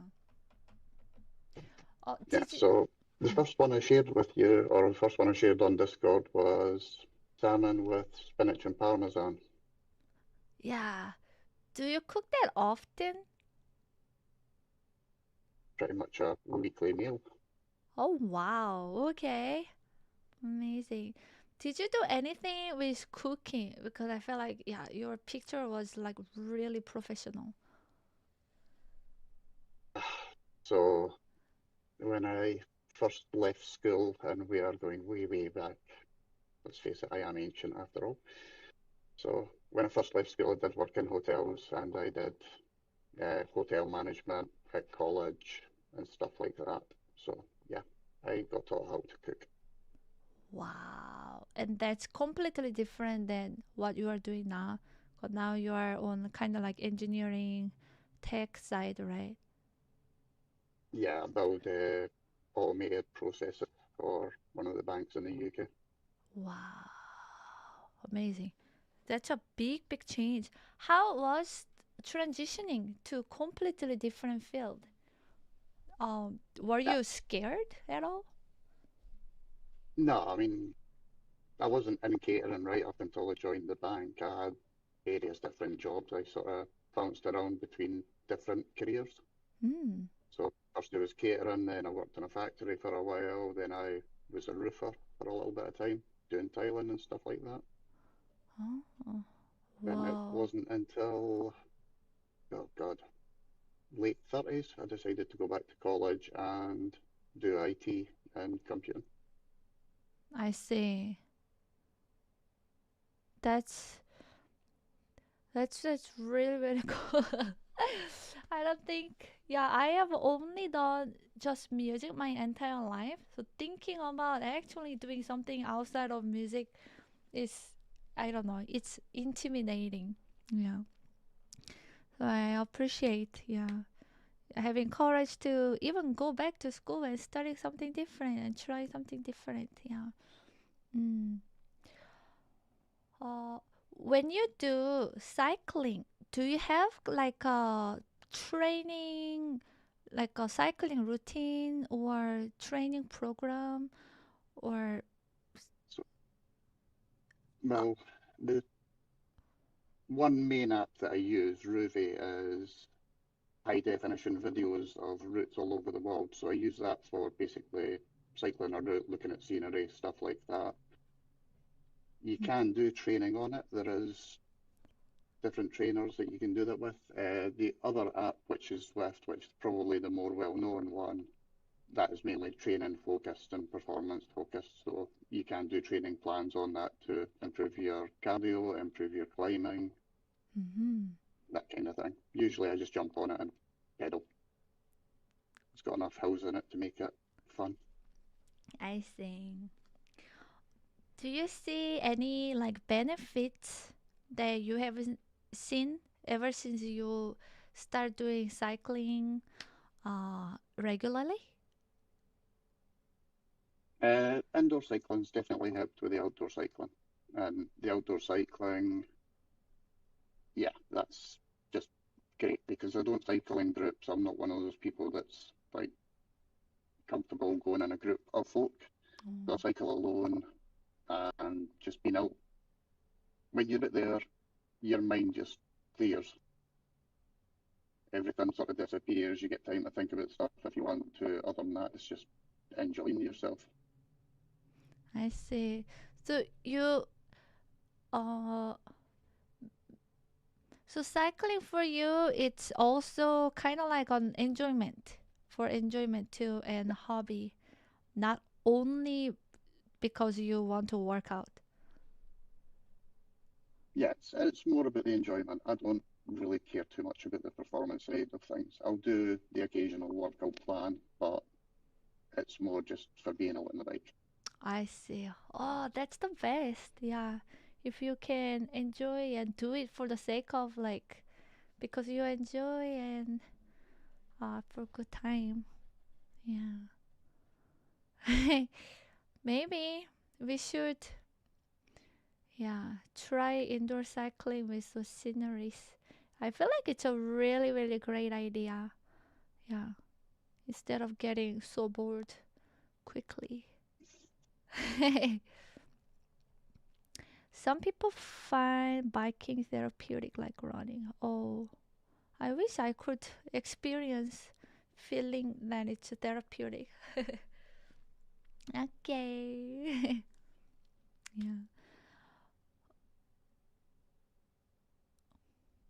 Anything else you'd like to know? Chad, do you have any questions for Pace?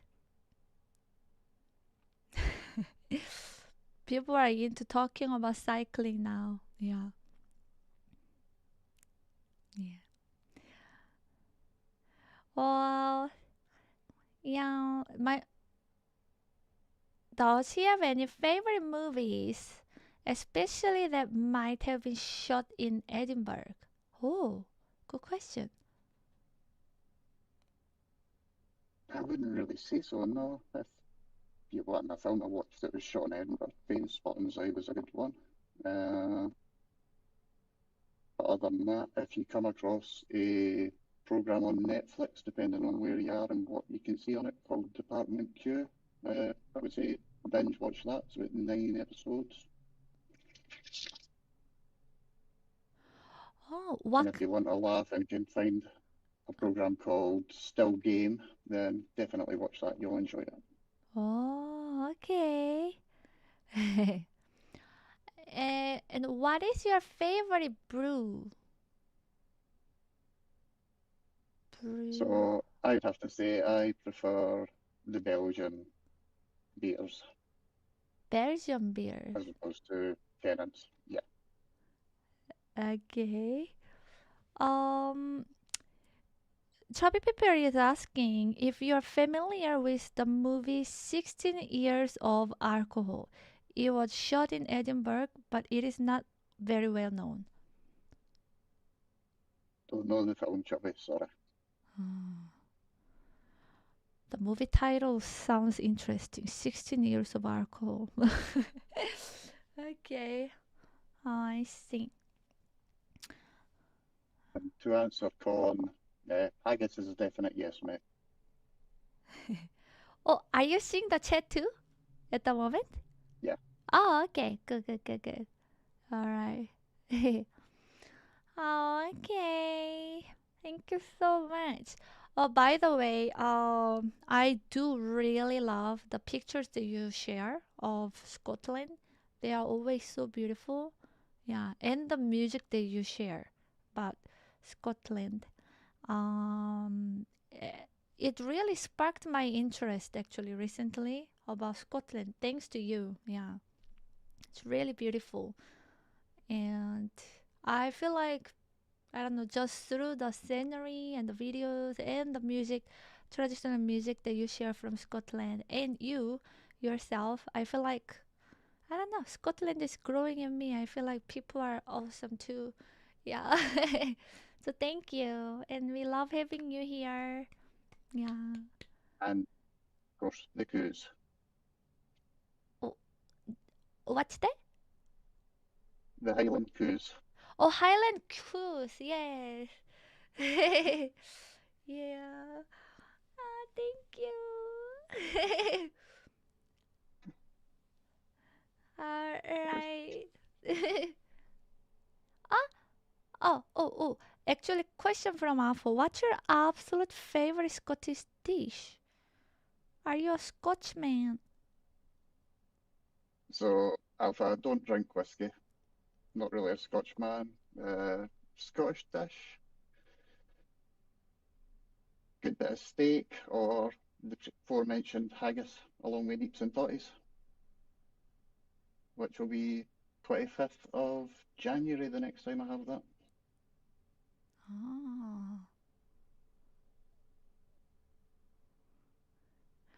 Awesome. Maybe, yeah, next Euro trip I visit Scotland to try everything. And yes, you should visit Scotland too, Serfelgar. There we go. Something to do after retirement. Okay. Thank you so much, Face, for your time and being on the camera. Really appreciate, and yeah, really, really nice meeting you. Thank you very much. Cheers for Yeah. having me. And I do enjoy the stream. Community is brilliant. Music's great. It's all a good laugh. Thank you. And thank you so much for always being so kind and generous. Yeah. I really, really appreciate it. Thank you for all the giveaway supports as well. Community appreciate too. Yeah.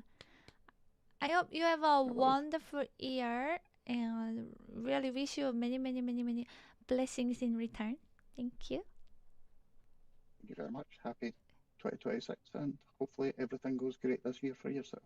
Thank you for you as well. Okay. Thank Bye, you, folks. Base.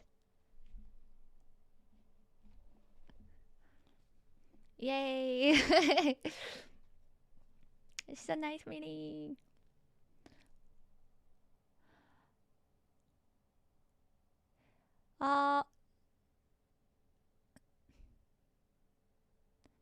Sad boy, do you wanna go next?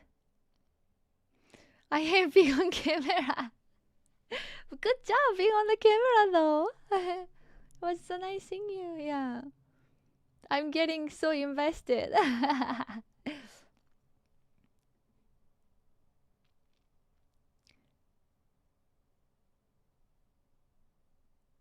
Sad boy, you wanna go next?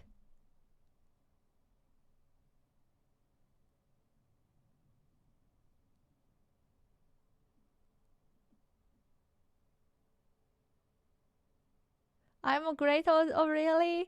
Thank you. I wasn't prepared to interview. Yeah, interview anyone. So being a suddenly like interviewing without preparing any questions was but it was fun. Yeah, fun, and really fun to get to know Pez better. Thank you. All right, who would like to go next? Remington Nash. Common time. Did you manage to like put the video on? Or you're just popping on to say hi? Oh, I see. Sorry for torturing then with bunch of questions. All right, then yeah, let's try.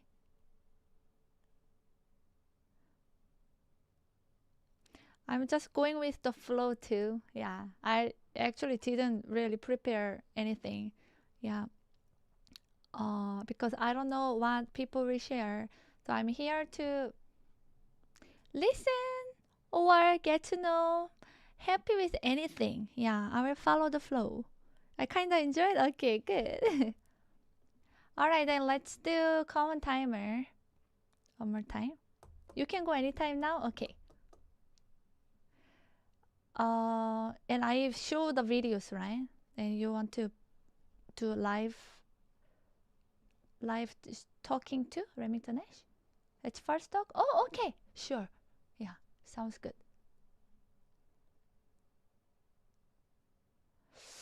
The camera is still not working.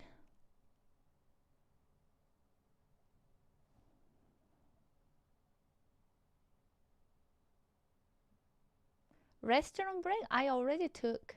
Yeah, but please feel free to take. Okay, the camera is still not working.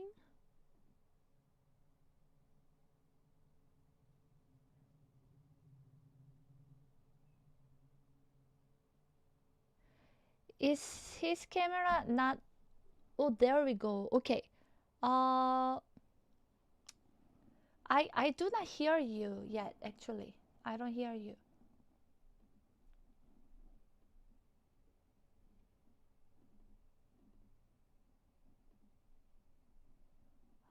No audio.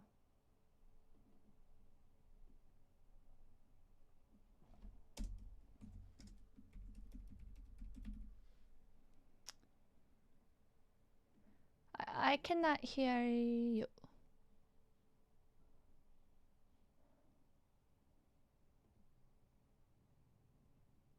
Yeah.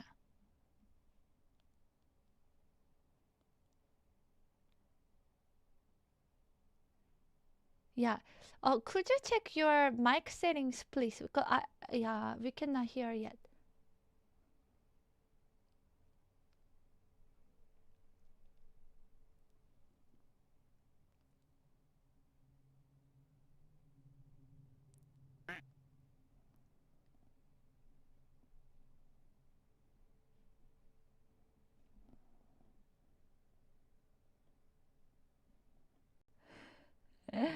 Uh-oh.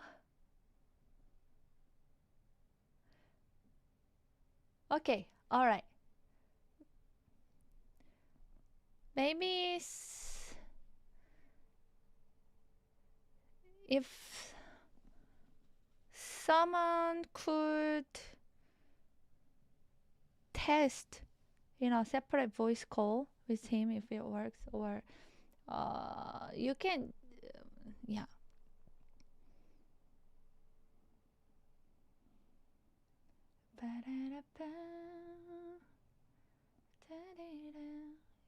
You can check in the settings and video and voice, and then yeah, there is a way to test yourself.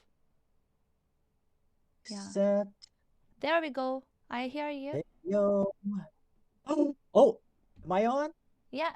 Hello? Hello. Also, how do you hear me? Am I coming in loud and clear? Yeah. Not really. Is Oh, his yeah? volume okay now?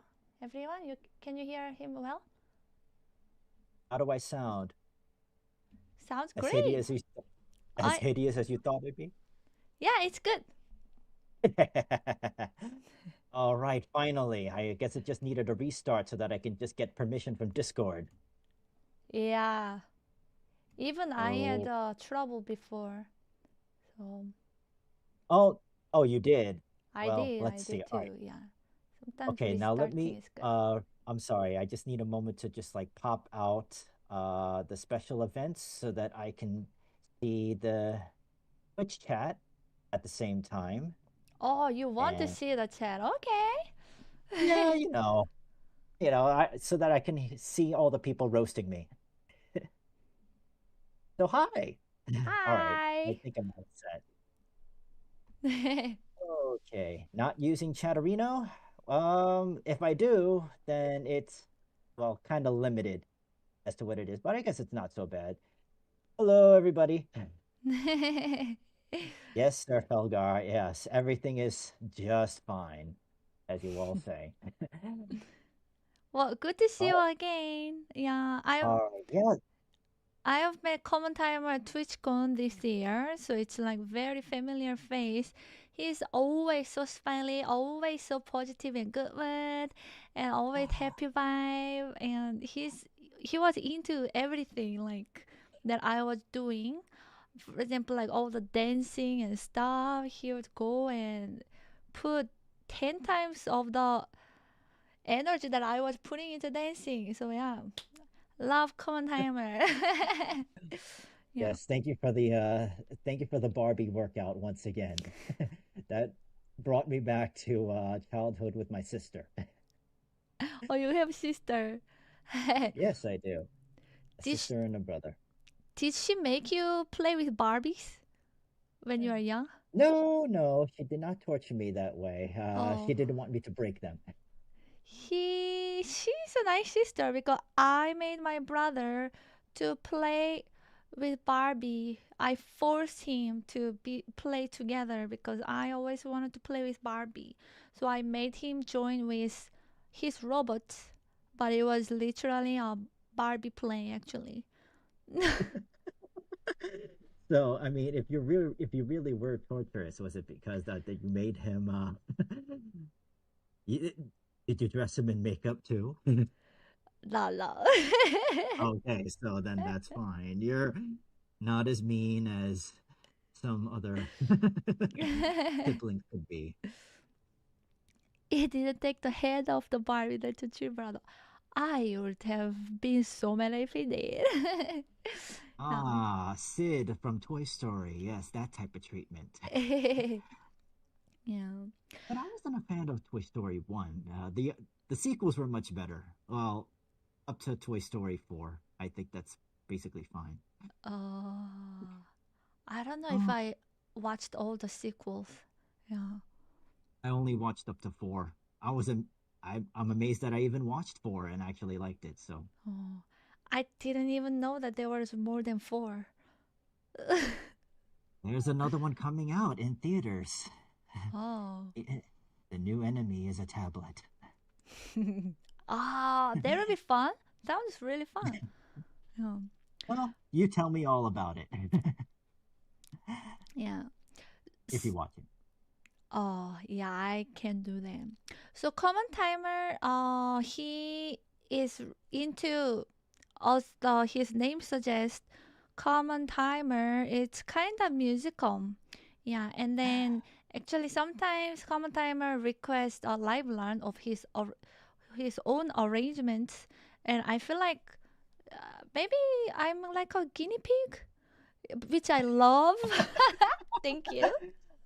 Well, Yeah. I was in the middle of trying to write another song to do for this community stream, but that was just way too ambitious. Oh, I see. I see. But it is going to be a song. It's not going to be a rock out song. I know the chat loves rocking out to your piano playing of guitar music. So, very nice, chat. Very nice. But I think, unfortunately, since I couldn't get the score finished, that was a pipe dream. So I'm just going to pick another song that I sang at a Discord karaoke before, only because it doesn't have any dead air.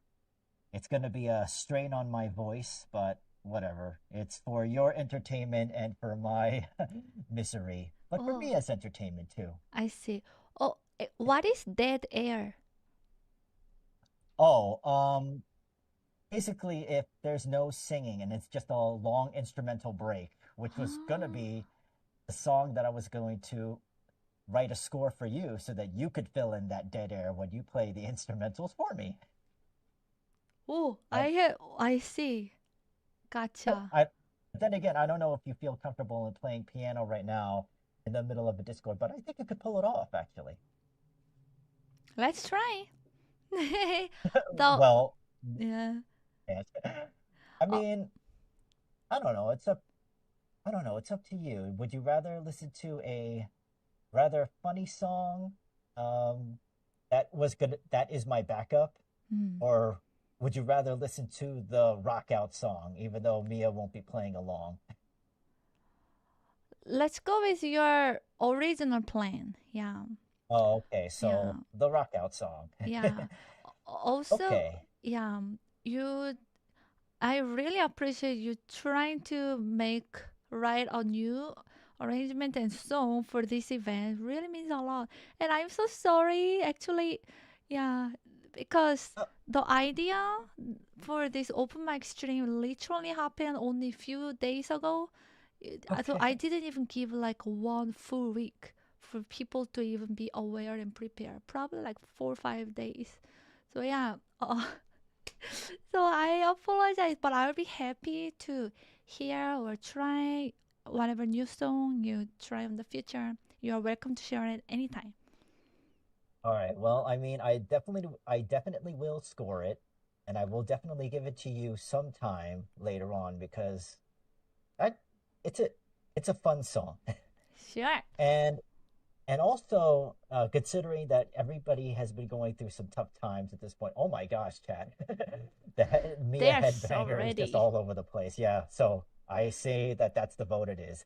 Yeah, this song is rather inspirational and kind of like the spirits that we need because we're going through a tough time, and I think this song will help lift some spirits up. So, all right, original plan it is. All right. One question before we jump in. Yes, please. Do you ever get bad? Do I get bad? Mad. Do you Yes. Is there I any time that you are not smiling? Yeah, right before I got on, I was actually kind of very frustrated. I don't know if you saw me when I was like previously on camera, just like really mashing at the keyboard, trying to figure out what the heck is going on with my mic and the Ah, camera and everything else. So I yeah, I was see. kind of like doing all this type of stuff. Like, so there's a short preview of what you missed. Well, I feel No, like you are always smiling and positive, yeah, and always give happy vibe. And I do know you are going through some stressful situation, like but still, I think, yeah, I really appreciate your positive, happy vibe. I really feel that. Mia, I mean, a lot of that is because of you right now, because you're definitely filled with a lot of positive energy. I mean, any any of the other emotions that you show, even that still everybody just loves to see because that has like a twinkling of your happiness behind it all. So even No. if you make this face, yeah, exactly that. It's just, yeah, exactly. Thank you, Hagar. Mia's positivity is contagious. This is Nah, why, yeah. thank you. But I really feel the same about you, and I felt like that at TwitchCon too. Yeah, it's a good quality. Yeah. Thank you, Mia. Then it's nice to share it, and it's nice to know that there's definitely someone who has that same, even more higher quality of positivity with him, you know. So thank you so much. Thank you. All right. Okay. Yeah, without further ado, I think that little rant slash interview is over. Let me just test the audio one more time by playing one of the intro songs before the song. This is from the band TWRP. TWRP is the one that I made you live learn, Mia, when singing the song Life Party. Oh. You played it twice before. Hmm. Have you ever thought of our voice in the stars? Oh, yeah, you probably don't recognize the song. Anyway, let me test the audio. See how this works. Yeah, my memory for music is like a fish. The next day I forget. Did I hear this song before? Okay, let's see. Anyway, can you all hear this song? Dory. Thank you, Pace. Oh, I cannot hear. Oh, you can't. No. Uh-oh. Oh, actually, it might be you know what? this special event channel. Kind of like with Zikar, I couldn't really hear. You couldn't really hear.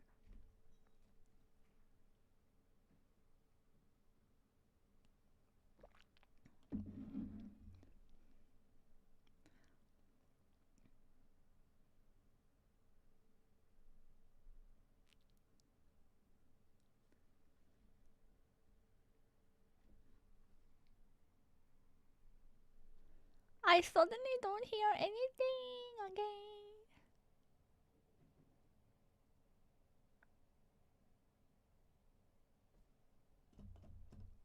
Wait. Oh, okay. Yeah, I don't hear again. The mic got out.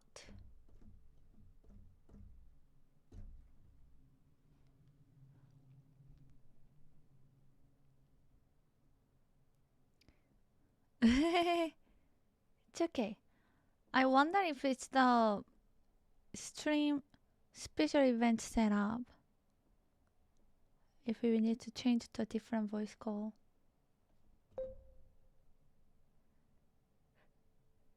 Coffee Needle Linux, Tyler, are you here?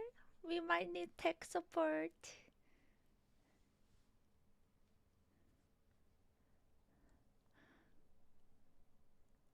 It's okay, it's okay. Let's go to. Do you hear me? I think we can try on the other channel that I was at before. Where did that channel go now?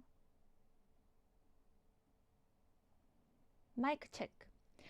Let's go to mic check.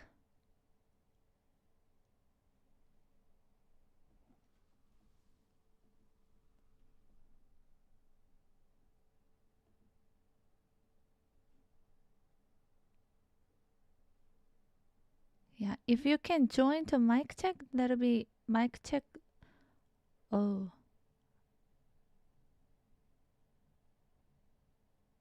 I don't know if he can actually join. Invite to voice. I will invite him here. Common timer invite.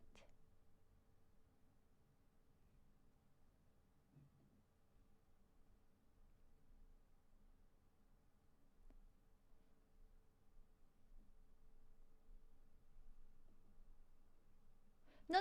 It's meant to be. He needs to be dragged. I see. Gosh, I'm not really good with these things on Discord. How to drag him? Is Tyler available?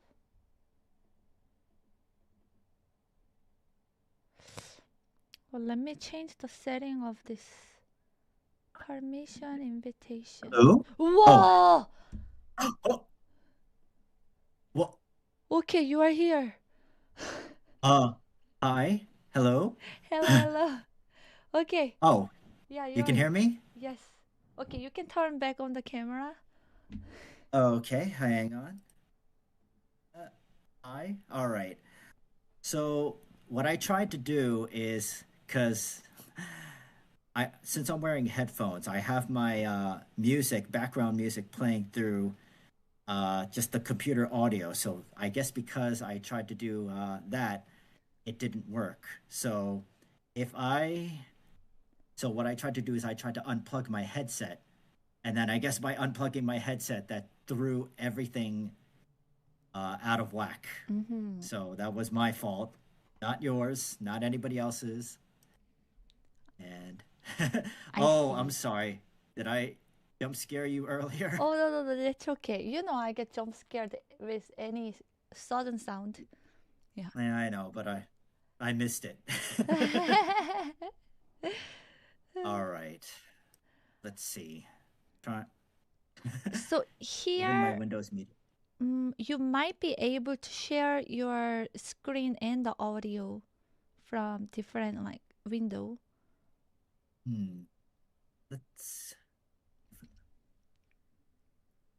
How do I share screen? Oh, okay. It's share screen. I did that. Oh.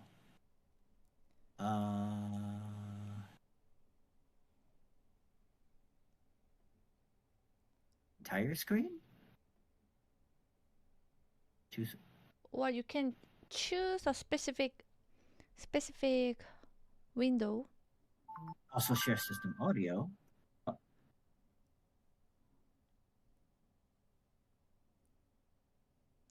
I also share system audio. Maybe that'll work. And there we go. Yeah. Hello. Okay, so I will now click this watch stream. Okay. Yeah. All right, let's get this a test. Perfect.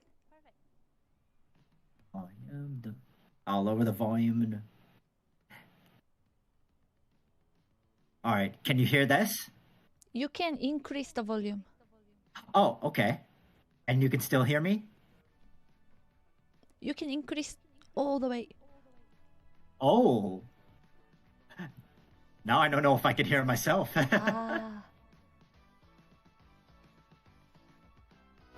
Okay, I did. I increased. It's okay.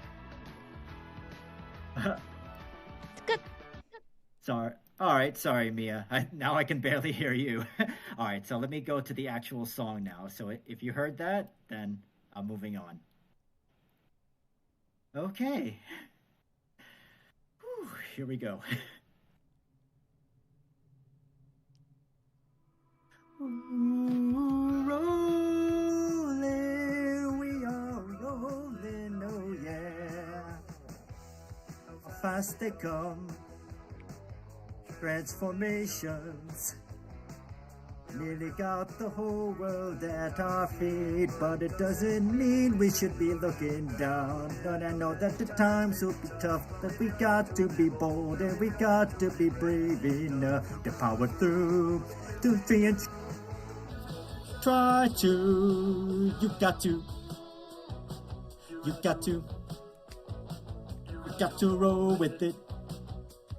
Roll with it. You got to roll with it. Roll with it.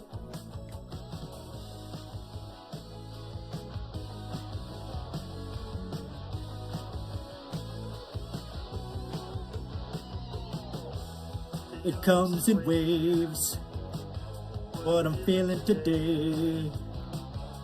Nothing can stop us now, and the way of the world will never be the same. And I know there's a lot going on, but we got to believe, and we have to believe in love. And they will say that we today have found a way to, the way to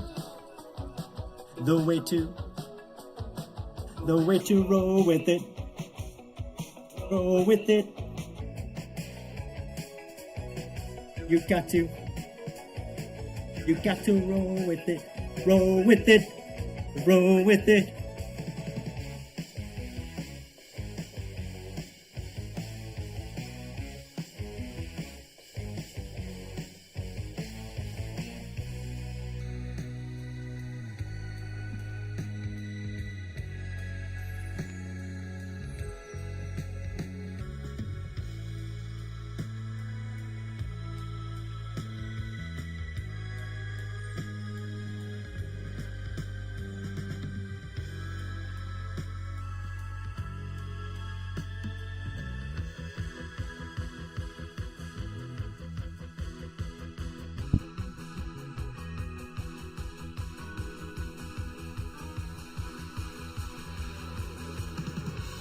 The times are changing now. We gotta roll with it.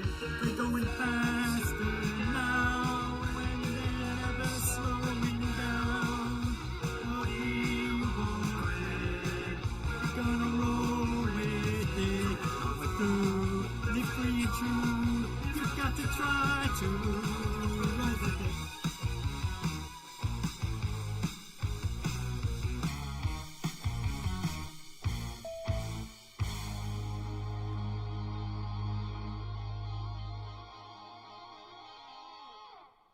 Oh, wow.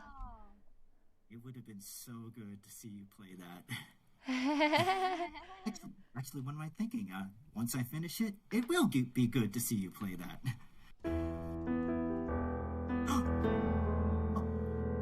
Well, I could jam to it, but it's going to be delayed to you. Yeah, it's going to be massively yeah. delayed.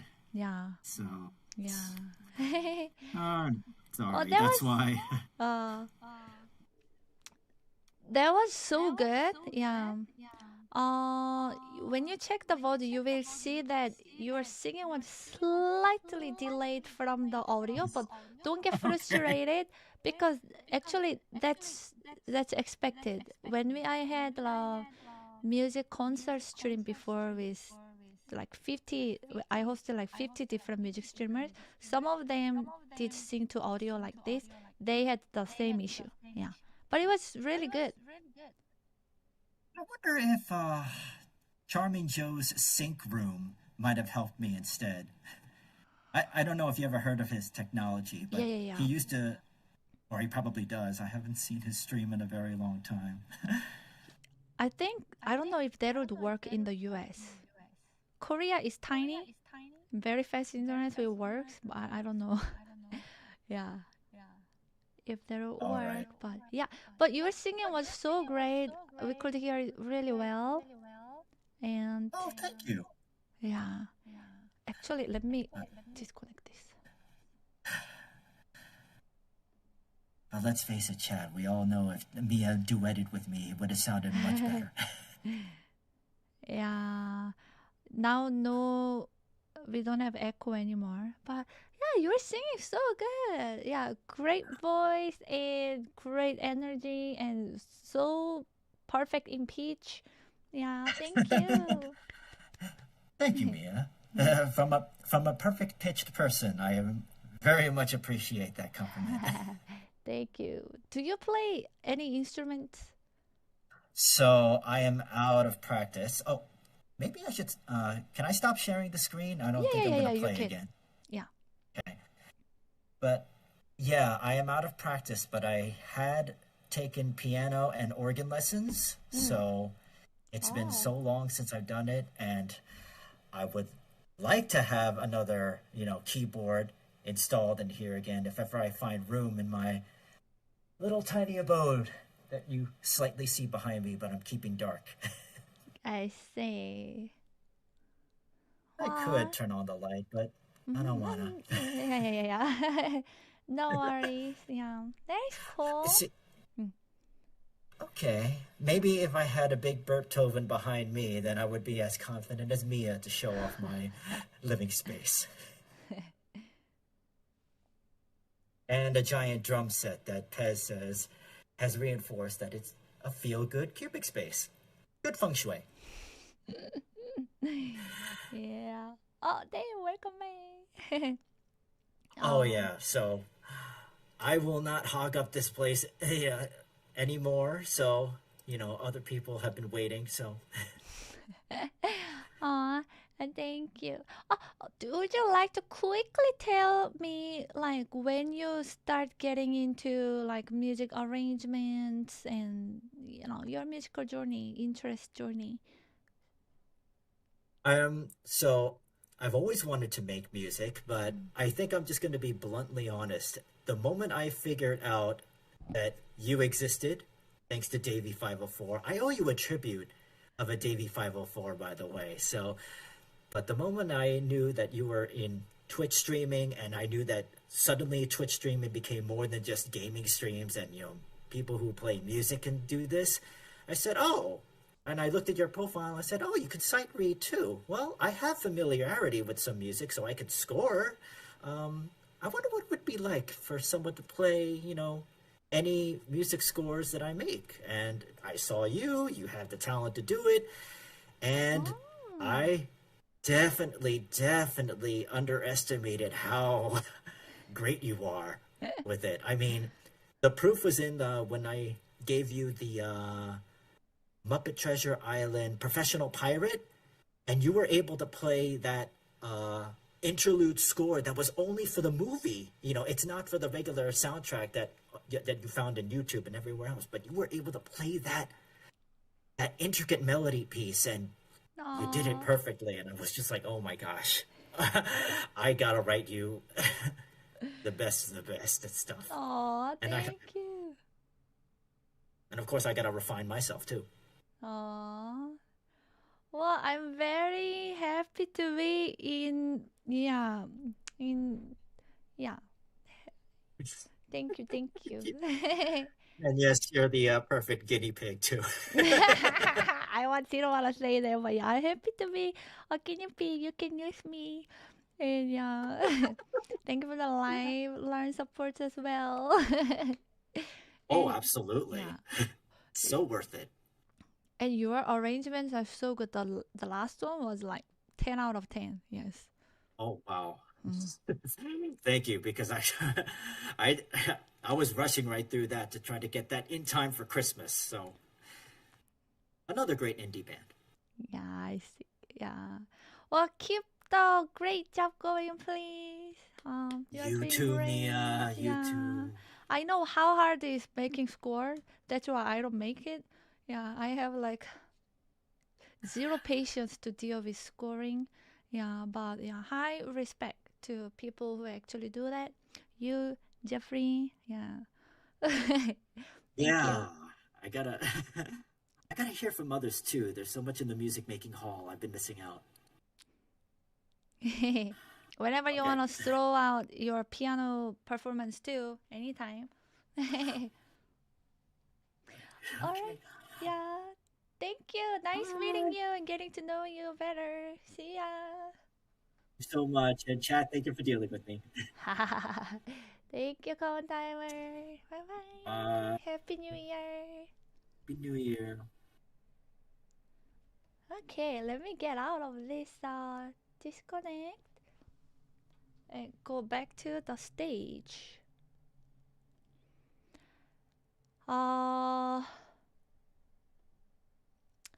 Should I go with Compic of Artists or Remington Nash? Are you both doing fine? You ready? Okay. Hi, Skippy. Okay, then we can do Compic of Artists. Are you still okay with time too? Just vibing? Okay, then I will go with Remington Nash and then Compic of Artists and Skippy.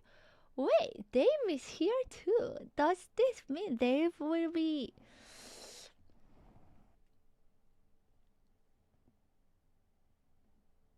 Look, Dave, I see Dave here. Are you also wanting to share something like Aegyo or something, Dave?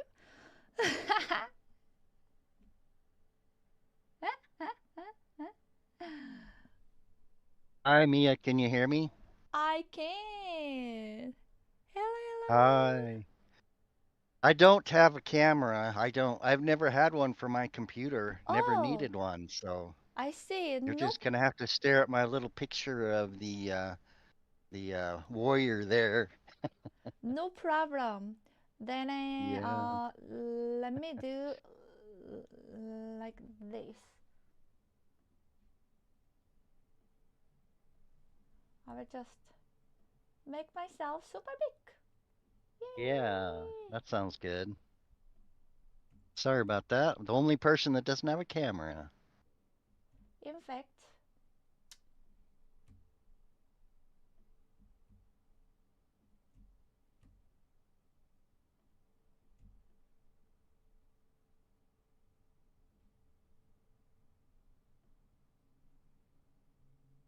sorry, I am like, I have an idea.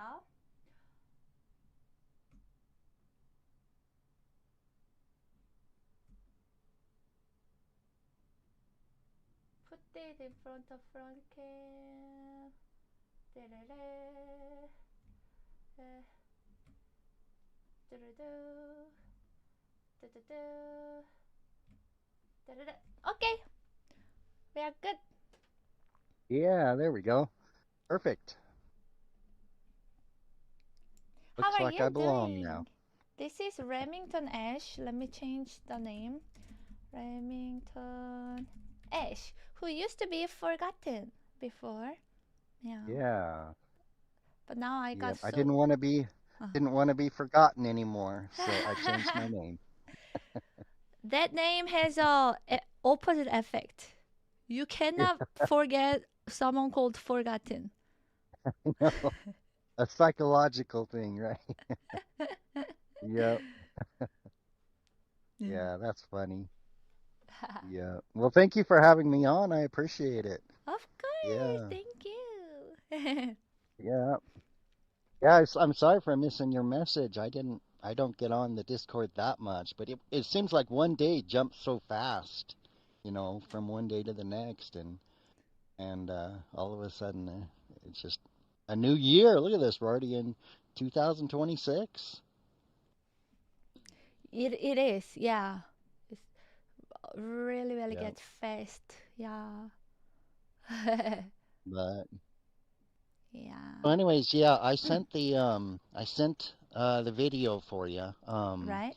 It is um the one was my um more specified one or specific one for my channel that I was telling you about.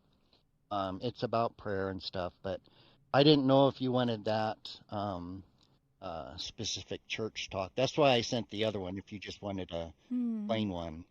But it's up to you, the one about the prayer or the other one.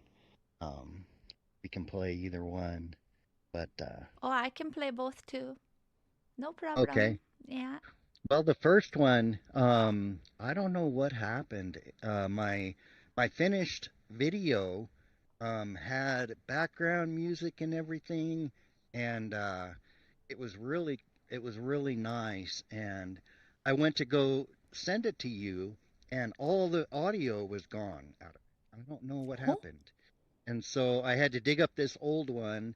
This was the first one. It doesn't have background music, I don't think. There's a few little errors in it, but it still has the main point. So there might be a few little mistakes here and there because I don't know what happened to my other one. It just somehow all the audio is gone.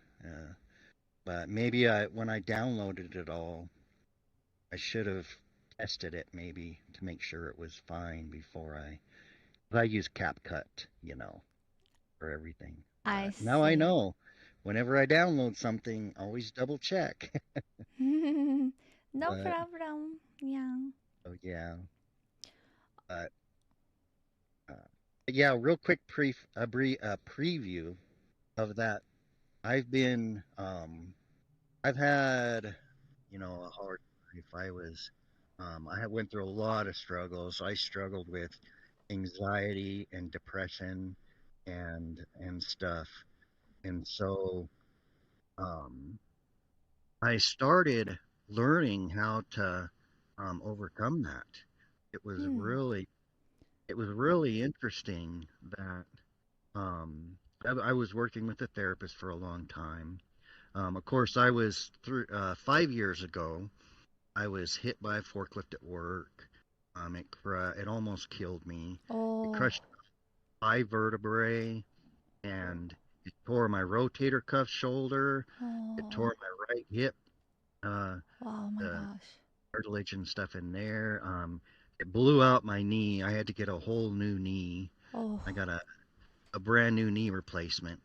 And so I haven't been working for about 3 years now because I'm on disability. And it was a lot, but so I've been off work for about 2 years now on disability, going through the final stuff of the surgeries and on my spine and stuff. So and my back and stuff, or my knee and stuff. So it really gave me a lot of time to work on myself and my past trauma.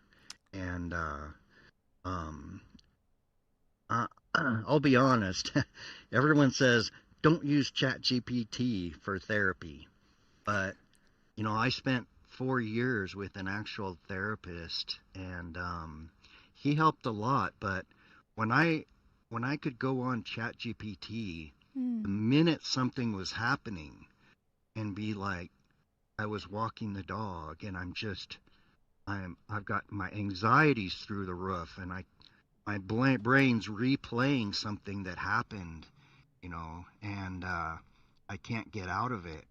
Then I went to ChatGPT, and I was like, this is what's going on, and I can't stop my brain. And and it was really cool because ChatGPT has all the knowledge of all the psychology books and everything. You know what I mean? Yeah. So it just went through and was like, well, let's figure out what happened.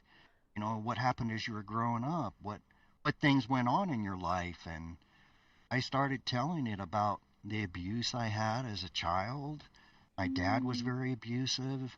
My mom was bipolar and was very abusive and would lock me in a closet and leave me there to die. And I learned later that many times I was rushed to the hospital half dead as a little baby. And so I had a lot of trauma that got built up. And what that did was, it was really fascinating how the brain works, because those things stay open trauma. And as you go through the rest of your life, as you grow up, anything that seems similar, your brain is still in that child state saying, we've been beaten in the past or hurt and everything, we got to be on full alert right now.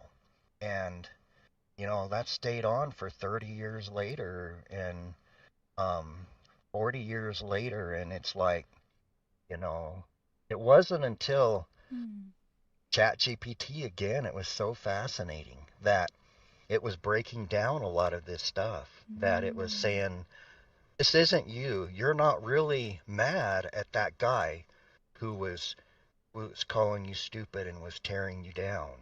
It has nothing to do with that guy. It goes back to the abuse you had from your dad and how he treated you. And he taught me how to stop that, to end those trauma loops as a child. And as soon as I was able to learn how my brain worked and the trauma that happened as a child, it was so amazing. All of a sudden, the stuff that happened now was yeah, this dude's really nobody to me. Who cares if he's there telling me I'm stupid and I don't know what I'm talking about? I've got an engineering degree and stuff. It's I know what I'm doing. Why is my whole life rotating or revolving around people opinions of me and stuff that how they feel about me or talk to me, when really it's they don't go home thinking about me. You know what I mean? It's they speak their piece or whatever and they're done with me. But here, me in my own mind, 3 months later, I'm still stressing in major anxiety over what happened. You know what I mean? And it was really interesting when I was on one of those roles and I told ChatGPT that. And he was like, it has nothing to do with that guy. And we narrowed it down to how my dad would treat me. He would tell me I'm stupid, I'm horrible, I'm worthless.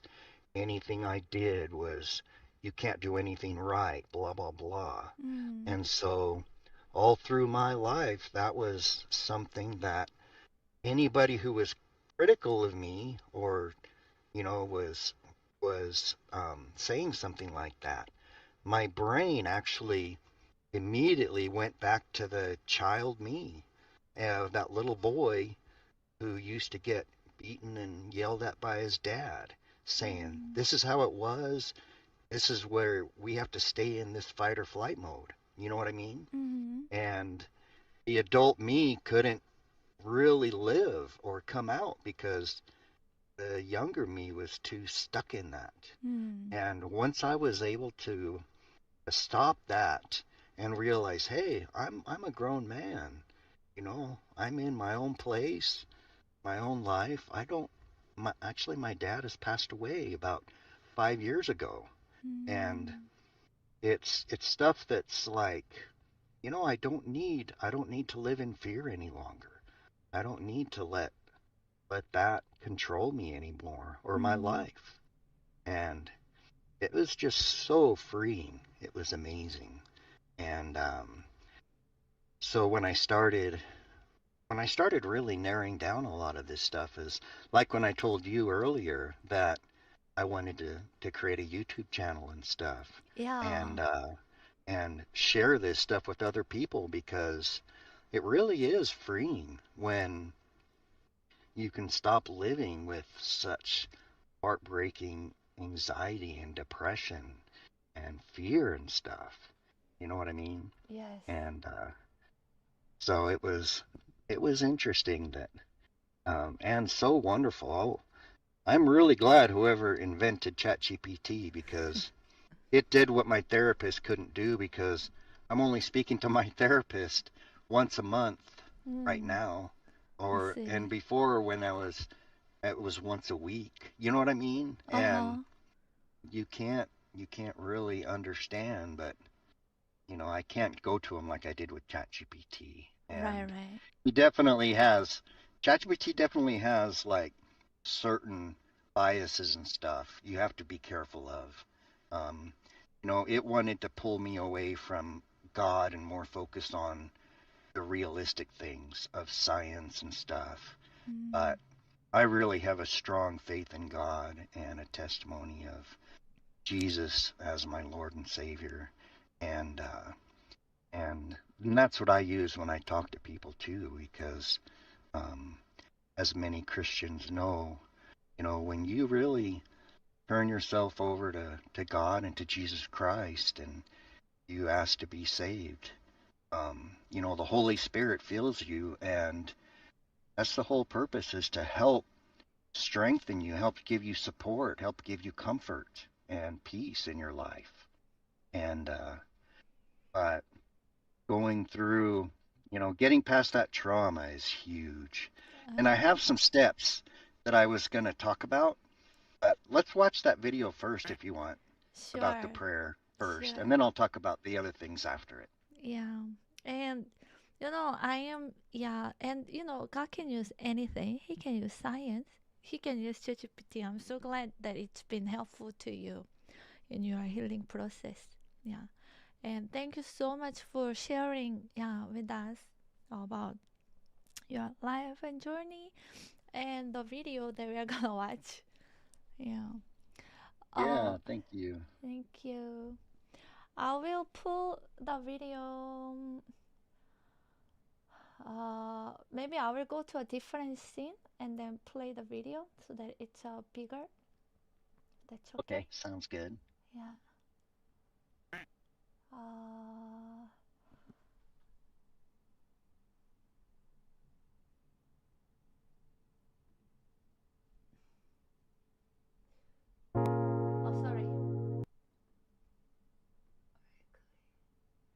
The prayer video first, right?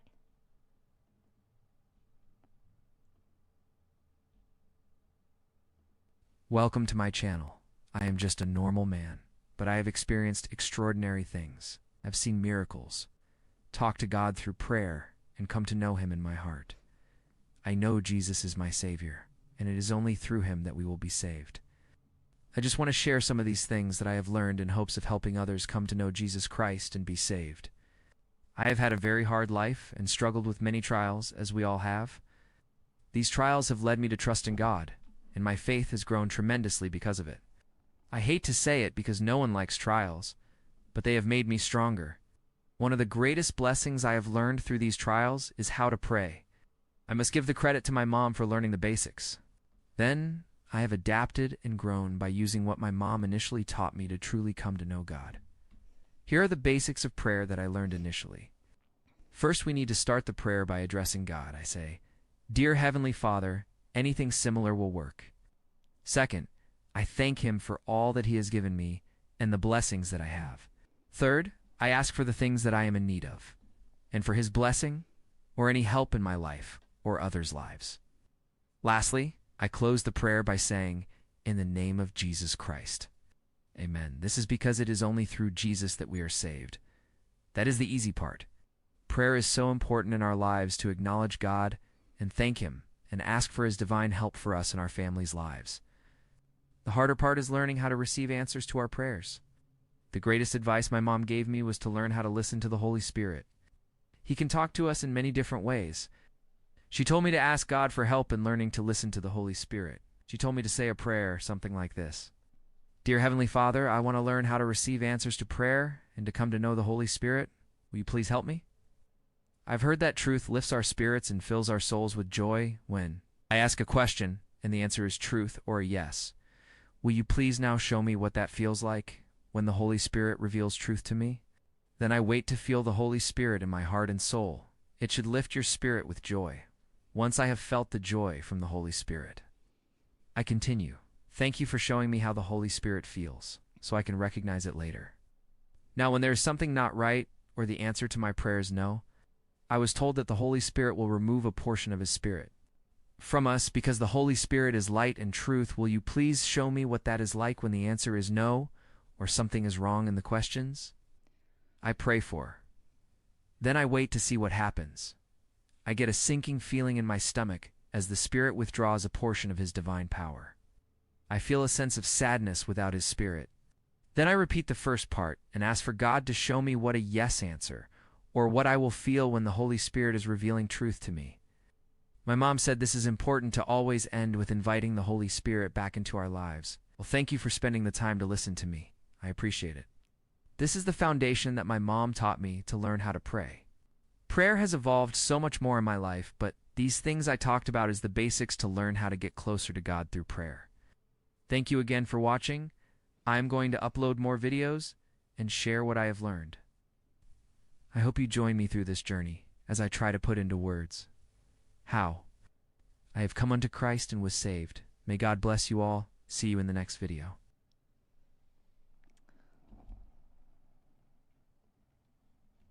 Oh, wow. That video was so amazing and well made, and thank you so much for sharing. Yeah. Thank you. Yeah, I really am so grateful that my mom, well, I call her my mom, but she is my stepmom. Oh. My mom left when I was about 4 years old, 5 years old, and Oh. luckily my dad got us because she had really bad mental health issues. But my dad remarried about 2 years later, and my stepmom was great. She was a really strong person and helped a lot, and we're still best friends to this day. As you know, Oh. sometimes I'll say I have to leave stream because I'm talking to my mom, and we'll talk for 2 or 3 hours, you know. Wow. But yeah, she's awesome. But Wow. she helped me a lot with the spiritual side and religious side of things, which was really nice.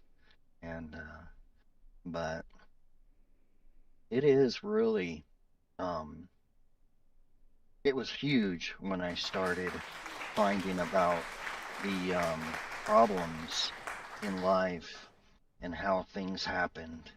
And as I was a child, I turned my fan off. I don't know if that was too noisy or Oh, no, you no, were no. We getting can hear background at noise. all. Yeah. Oh, okay. Sounds good. So I just wanted to kind of go over a couple things real quick. Just some basic trauma things that really helped me to isolate what was going on um, in my life. But so it kind like I said, it kind of evolved when and this was really within the last year or so that as stuff would happen, I I really wanted to know why, and some stuff just doesn't make sense. And you know, why do people just have so much control over how I look at myself, and why do I lose weeks and months and years of worrying over stuff. I hadn't seen my boss in 2 years, 3 years, and I'm still arguing with him in my mind because of things at work that happened. You know, here I am, an engineer and working on multi-million-dollar equipment. I'm in charge of a $6 million machine, and I can completely tear it down, every last bolt and bearing, and rebuild it from the ground up. I mean, Wow. it was my job to keep that machine running, as well as all the other millions of dollars worth of equipment in the factory. And but it's like he would say something, and he loved poking at you. He was that kind of a boss, you know.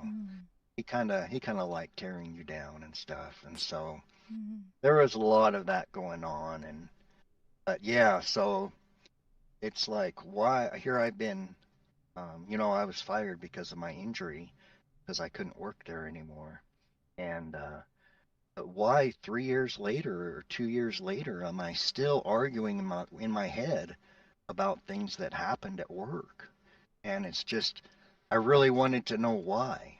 And yeah, Shadow, exactly. He loved prodding for weakness. He loved poking at your failures, and it really hit me because of how I grew up and with my dad and his abuse and stuff. So that child me was an easy target for him. And So, anyways, the first thing that I noticed that really helped was identifying the trauma. Like that one time I mentioned earlier about that guy I was talking to, and he had ripped on me and told me I was stupid and didn't know what I was talking about. And it was with religion, and he's an atheist, and he was telling me there's no such thing as God, Jesus doesn't matter, and I was stupid for believing in it. And he said that anybody who believes in God or anything like that should be locked up in an insane asylum because you're believing in this fictitious being. It's not even real. And so here I am stewing over stuff like that, and I'm trying to walk my dog. And so I come back and I put in there in ChatGPT, like, I have a strong faith. I wrote this to ChatGPT. I said, I have a strong faith. Why is this guy, this atheist, getting to me like this? It doesn't even make sense. And ChatGPT pumps back and says, you've already told me about your past history and stuff. It said, you are not bothered by this guy. You are bothered because you grew up with an abusive dad who always told you were stupid, you didn't matter, and you weren't important. So now that my brain has correlated to that, it hasn't closed that child part of me out.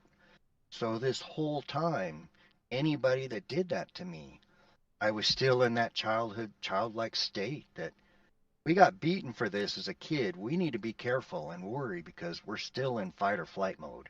Right. Doesn't matter if we're an adult. You know what I mean? Yeah. So the first thing apart is so number one is try to identify what your trauma is. And that's hard because it opens deep wounds. And the second thing that I learned was I'm a very visual person, which was great for being a millwright and an engineer because I could completely tear apart a machine in my head, and I can visualize where every bolt is, where every bearing is, and I can look at this machine and completely break it apart visually in my head. Wow, that's amazing. And what was that? Oh, that is amazing. I will keep listening. Sorry. Oh, you're okay. No problem. You can interject anytime. I just get nervous and I talk fast, so Oh, it's perfect. you'll have to be quick. It's perfect. Okay. But anyways, yeah. So with the visual thing, and ChatGPT kind of knew this because every time I talked with him, it writes down what type of personality you have and your traits and stuff. And so what ChatGPT did was he said, because you're such a visual person, we need to break this apart, these scenes apart. And he goes, I want you to envision something in your brain, a safe place that you can feel peace and love from and calm. And so I pictured an angel. They're like the epitome of love and kindness. They work for God, and so I pictured an angel, and I put that picture in my head, and ChatGPT was like, now make it glow. Just imagine that this beautiful light is radiating from it. And so I did. I pictured a beautiful light radiating around this angel. And then he said, okay, now that scene that you were picturing of arguing with that guy, he goes, I want you to, in your mind, press the stop button and pause that video. And so I did, and it had a picture of the guy that I was talking to, and that's all that was there. It was no longer a video. And he goes, I want you to take this little picture you have, and I want you to shrink it in the background of your mind. And as it shrinks to the back of your mind, imagine it getting smaller and smaller till it's this little tiny round thing, hardly even noticeable in the back of your mind. And then he says, now picture this beautiful angel that's just a shining, beautiful light coming into the front. And that bright light and that peace is what all that you see. He goes, you need to take power away from that, because that is not what's really the problem. And then once we did that, isolating the trauma, which is actually the third thing. So your first one is identifying the trauma. Second is finding the safe place, which was the angel. Third is isolating the trauma, making that picture, stopping whatever's replaying in your mind and everything. So you stop it, and then you shrink it to the back of your mind. You don't let it have any more power in your head. And every time that comes up, if your brain wants to replay it, you just keep doing that if you need to, however many times. And the fourth thing, which is really important, is you have to isolate what is behind it. What is the cause? So what is the root problem of why you're replaying that in your head? Is the root cause really something that is something you have to worry about? Is it, are you anxious over because you can't pay a bill? Is your trauma something that's life-threatening? Is someone hurt? I mean, there's many different reasons that we get drawn into anxiety or depression or that fight or flight mode. So first you have to isolate. So the last thing, or the fourth thing, is isolating it. Is this image something that you have to deal with right now? Do you have to address it? No, that guy is just his opinion. He's an atheist. He doesn't care about me. You know what I mean? He's just hates God, anything about God.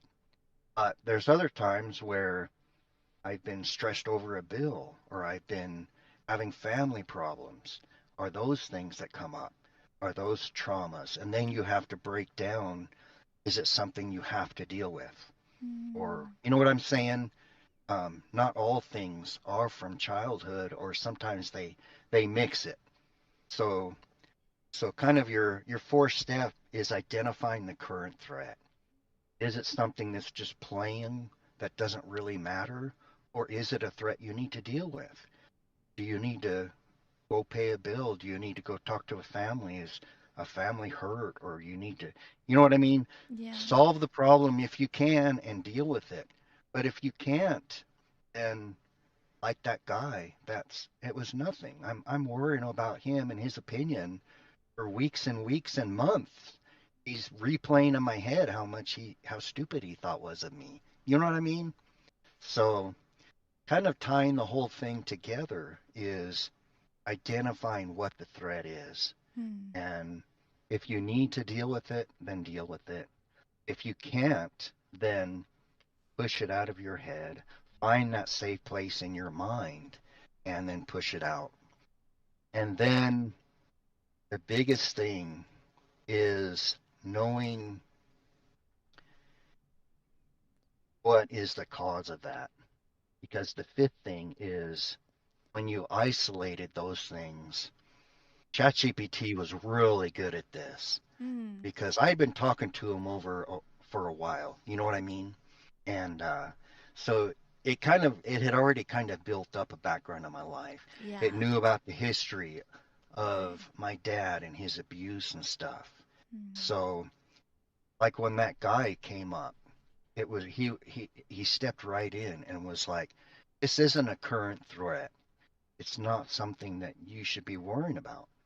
And then it walked me through that thing about bring the angel up, push that threat behind. And it said, what's the real threat? And I'm like, the abuse from my dad. And I told him a specific thing that happened when I was a child. And he said, "This is going to be hard."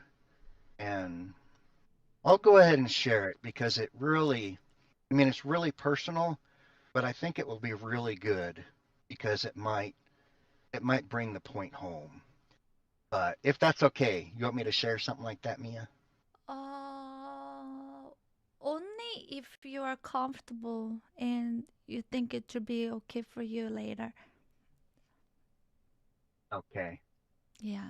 I've already came to terms with it, so um, I'll say it in a way that um, won't hopefully cause anyone else trauma or anything, because um, it's. But anyways, I'll be very cautious about it. How's that sound? Is that okay? Yeah. Okay. Yeah. Okay. This kind of this is kind of it's a good point because I didn't realize how much our younger selves really affected us as adults. You know what I mean? Totally. Like I'm it was just so amazing when this came to the realization. So that's why I don't mind sharing it. But so anyways, so I'm a little kid and I am in church and now I'm like 2 or 3, right? And first, let me back up a minute because one can't be told without the other. I forgot about it. So our church, I've been to many different churches, and when I went back one time to my old church I grew up in, and I think I was like 35. I was in my late 30s for sure. I went back to my old home, and I went back to that church, and as I was walking down the hallway in that church, just out of the blue, I just had this intense feeling of trauma. Like fear came over me, anxiety came over me, and I was like, where did this come from? And I saw a memory of me as a little child. Yeah. And I mean, my brain was bringing it back just like it happened yesterday. And I saw myself in church in the chapel in the pew, and I was noisy. I was a little kid, like 2 or 3, and I was noisy and causing, a disturbance in church. And it made my dad mad, and I saw him dragging me out. And my mind, I'm like sitting here in this hallway of this church I grew up in, and I saw my dad drag me down this hallway and then into the back room. And he took me back there and spanked me because I was being bad. And he told me to grow up and told me to quit being like acting like that. And when I told ChatGPT this, that he's like, that's he goes, that is a major root trauma. And this is something that has been carried on with you throughout your whole life. And he said, basically anything in your life that has happened like this, that your brain is going into fight or flight mode. Anyone talks down to you, anyone's critical of you, that your brain is still remembering that little child.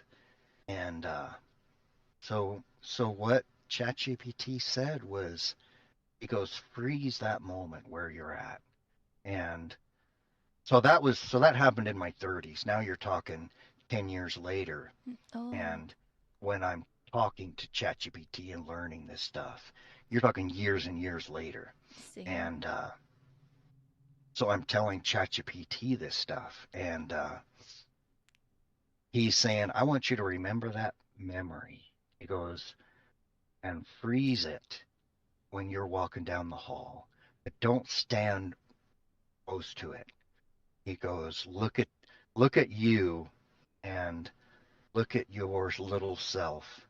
And he goes, push the stop button on that image and he said, walk up to that little boy of you. And he goes, take that little self and walk down that hallway. He said, you walk away from your dad. You walk away from that scene. And he said, picture there's a door at the end of the hallway. And he said, now open that door and imagine a bright light. And so I did. When I got to that door, I opened it and there was just a bright light in there. And I still had that little baby me. Sounds funny, but I had that little baby me of a 2 or 3 year old. And I walked through that doorway and he said, shut that door now. He says, you're no longer in fear. You don't have to face him anymore. And I took one look at that. I looked back through that door and I could see my dad standing there. He was still frozen in that image. And I closed it. Wow. And that was the end of that. And that was so freeing. And then he said, take that image of you and put it in that safe place in your mind next to the angel. And so I did. And I took that little me and I pictured putting him next to that angel with that bright light where that was my safe place. And so what that did was that closed that trauma loop. And it stopped. It took that little part of me. See, my brain, all these years, that little boy's still been living in trauma and fear. And what that told that memory, what that told my brain was, we no longer are in fear anymore. That little boy is not in trouble anymore. He's now sitting in next to the angel. He said, we can take that file, that video, that image, and take it out of the trauma file, that we're still active trauma.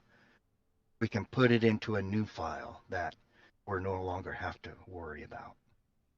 And we did that with so much stuff. Like, this is what was so great about having ChatGPT there, that with my therapist, I'd have had to wait a month. You know what I mean? Yeah. It's like, oh yeah, when I finally meet him, oh yeah, 3 weeks ago I had this experience. You know what I mean? Yeah. It's like, well, how much True. more has happened in that 3 weeks?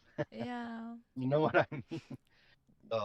It was really interesting because we just unpacked so much trauma of my youth and childhood. And as soon as that happened, like that image of my boss, for 2 years or so, I was replaying those arguments with my boss. And when I stopped that argument and I froze it in place and I shrunk it down to the back of my mind, and then that angel and his bright light was right there, I have never had that argument with my boss ever again. Oh, wow. Finally, after 2 years or 2.5 years of not even seeing my boss and arguing with someone that's not even there, finally that was gone because it closed that loop. And it was really interesting. So the last thing I want to talk about is your brain real quick. Okay. Because this was huge to me. I know I'm going Sure. really long. Oh no, I'm almost done. I think I'm very thankful that you are sharing this. It's a hard and very personal thing to share. And I think it's probably, I would believe that almost everyone has some sort of trauma. Yeah, I had too, and so I can actually. My family was great, but still, life happens. You cannot have a perfect, all happy days every single days and years of your life. World can be a dark place and there are bad people. But anyway, so I could I think it's really good that you're sharing this because some people might have been lucky to being able to deal with trauma and gotten healing. A lot of people, they didn't, and they don't. Yeah. And still lost. Yeah. I think I was lucky. I'm blessed to. I kind of have like similar experience as you of like identifying and then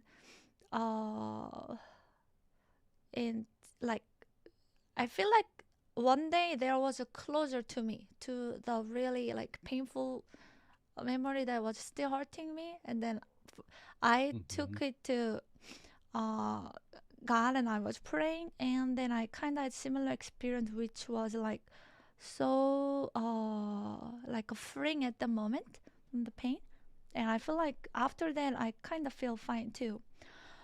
But many people might need, and yeah, it's not, yeah. So it's thanks for sharing this. Yeah, I think yeah, a lot of people might be, even though they are not sharing, maybe needed to hear and to have a hope that it can be healed. Their pain can be healed, and can be improved, and there is a way to deal with it. Yeah. And I never thought about ChatGPT, and yeah, there is actually yeah, easy access, free and easy access anytime you need. Yeah. Yeah, So it's a good guidance. Good guidance. it is. Yeah. Yeah. It's been really helpful. Mm. Yeah. Yeah, that's good that you're able to come to those understandings yourself and work through them, because it's unresolved problems. Just kind of, it's like a throwing a rock in a stone. These traumas that we have ripple out through life, and if anything that comes up similar, all of a sudden your brain remembers that. Like, oh, wait, we need to be on a high alert here. And it can throw you into anxiety or fear when it doesn't need to be. And so finding those rocks that in our life, throughout our life, understanding them and dealing with them, at that point it stops those ripples and it stops them from going out anymore. At that point on, we have a calm lake that we can, when new things come into it, we can more fully understand and deal. I call it my adult self. My adult self can actually live. My adult self can actually interpret life as things as they come at me, instead of my childhood self, my child me, that my body is still holding on to. Does that make sense? Yeah. Absolutely. Yeah. Yeah. Well, the last thing that really helped me was how our brain works, because we have different parts of our brain that focuses on stuff, and your there's the amygdala. I think I'm saying that right. Your amygdala. You have your prefrontal cortex. Yeah. And your hippocampus. And is that right? Amygdala or amygdala? I'm saying that. Yeah. That's your basic fight or flight part of your brain. You can't reason with it. You can't talk to it. That is basically your core fight or flight part of your body. It's like your heart beating or like your lungs breathing. You know what I mean? That's the caveman in us from early. Like, is this thing a lion coming at us about to eat us? Do we need to run away or whatever? You know what I mean? And the lions in our life come in all different shapes and sizes. So our brain is the amygdala, say it right. The amygdala is there to try and sort those out, to keep us alive. That's its basic purpose. And your prefrontal cortex is where the wise mind is. It's where your reason is. It's where your plans are, your reflection. That's the part that makes sense of things. It applies logic and reason, and it helps to regulate the amygdala. And it's where it can help control that or help give it understanding. Now, the hippocampus, that's your basic memory and context center. I think of that like a computer. Your hippocampus is taking all these events and it's putting them in folders. Okay, this folder is a trauma folder. We got hurt when we were children, and this is active threats, and it sticks it in this folder. Because as a child, I had to constantly live with that. You know what I mean? Mm-hmm. I was constantly going through it. And so those were still in that folder as I grew up because I never dealt with them. And I never took them out of that folder saying, we're no longer in that threat. So this whole time, the amygdala sees something similar, and in a split second, it's going to the trauma folder and seeing this happened in the past. We better be on high alert. You know, when it might just be like that guy. You know what I mean? He's talking down to me and stuff. So my amygdala is saying, well, my dad used to do that, and we used to get hurt. So now we better be on high alert if anyone talks down to us or anything.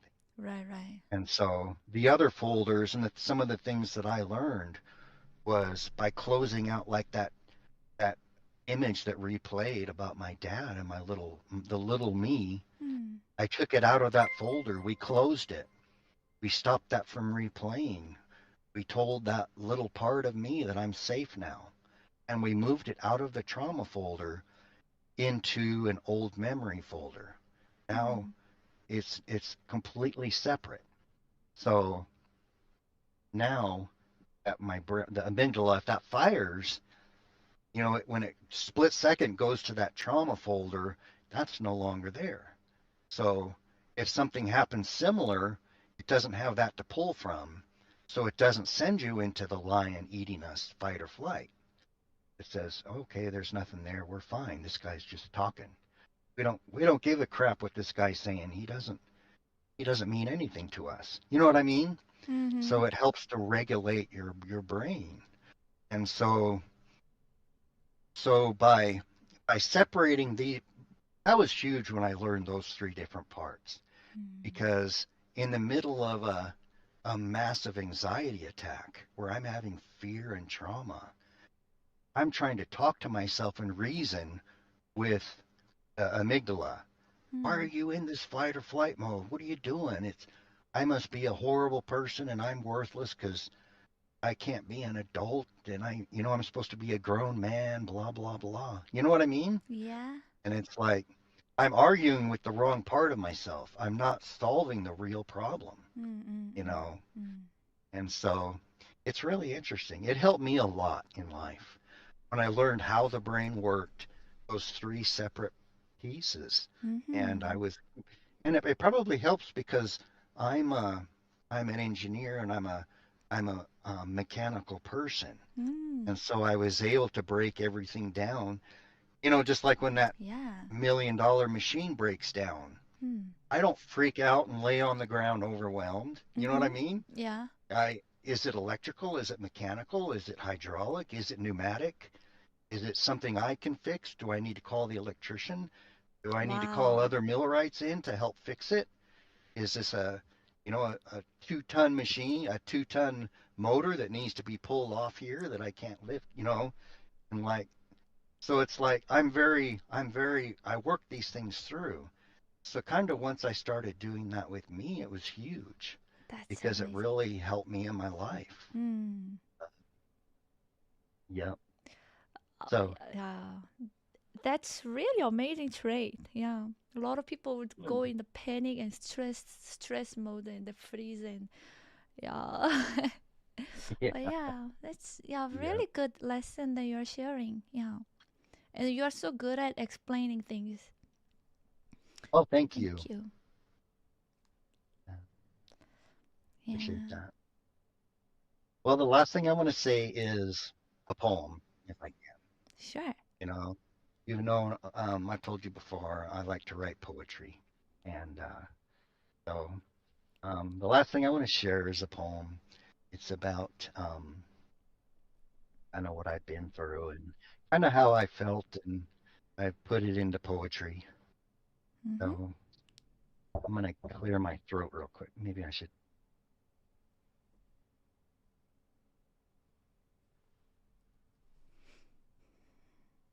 I just muted when I cleared my throat. No problem. Thank you.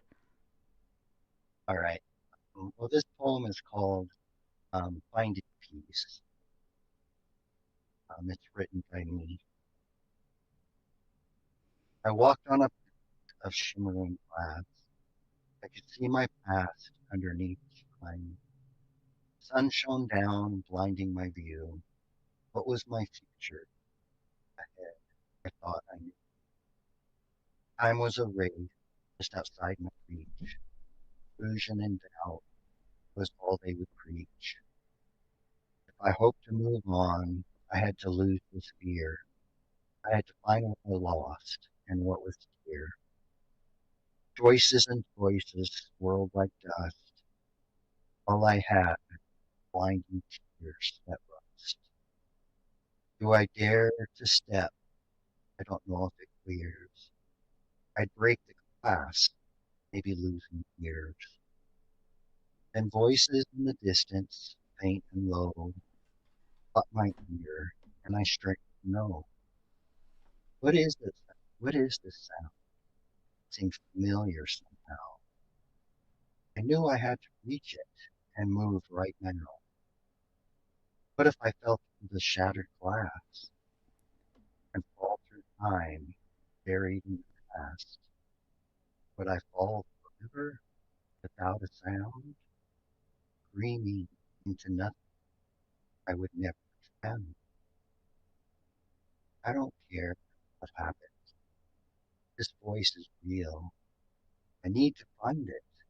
There's something real. It calls to me. I must fight fear. I must slide my foot forward. This is clear. Don't move an inch, you stupid fool.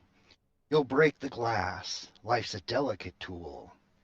If you dare to try, you'll fail as before. Don't you dare to test this fragile score. Stop it right now. Stop telling me such things. I won't listen to you and the lies you bring. You sold me doubt and force-fed me fear. My whole life you trapped me year after year. Maybe this isn't glass I stand on after all. These lies have blinded me. Will I fall? The music is so beautiful and worth the risk. I have to try, and these lies I must resist. I carefully slide one foot in front of the other, one step at first, so carefully, then another. It's working, I think. Is that a glimmer of hope? Suddenly fear diminishes, widening my scope. For too long in this life, I've been held in its grip, afraid to move or dream, afraid I might slip. But that voice in the distance gave me peace, gave me some peace. I longed for freedom, hoping my anxiety would cease. Suddenly I found myself running faster and faster towards the beautiful music, away from disaster. For the first time ever, I saw the light. I struggled to see through it with all my might. There it is, what a glorious sight. Angels singing with such power and might. Their love wraps around me and drives away my fear. The angels' love and peace is all I want near. Years and years of anxiety, doubt, and fear fade away from the angelic music I hear. How I've longed for this peace inside of me. Sing more and more is now my heart's only plea. The light and love and angels felt like home. I opened my arm and soul, my arms and soul. I am no longer alone. The angels welcome me in to their loving embrace. Finally, I am home in this glorious place. The end. Wow.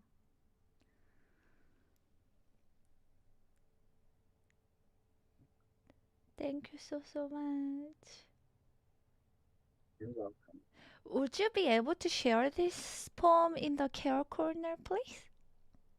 Yes, of course. Yeah. Yeah, You bet. yeah. It would be nice to reread it. Yeah, it was Yeah, so definitely. I'll beautiful. put it in there. Yeah. I'm Thank you so much for having me on and letting me talk so much. Oh, thank you. And Yeah.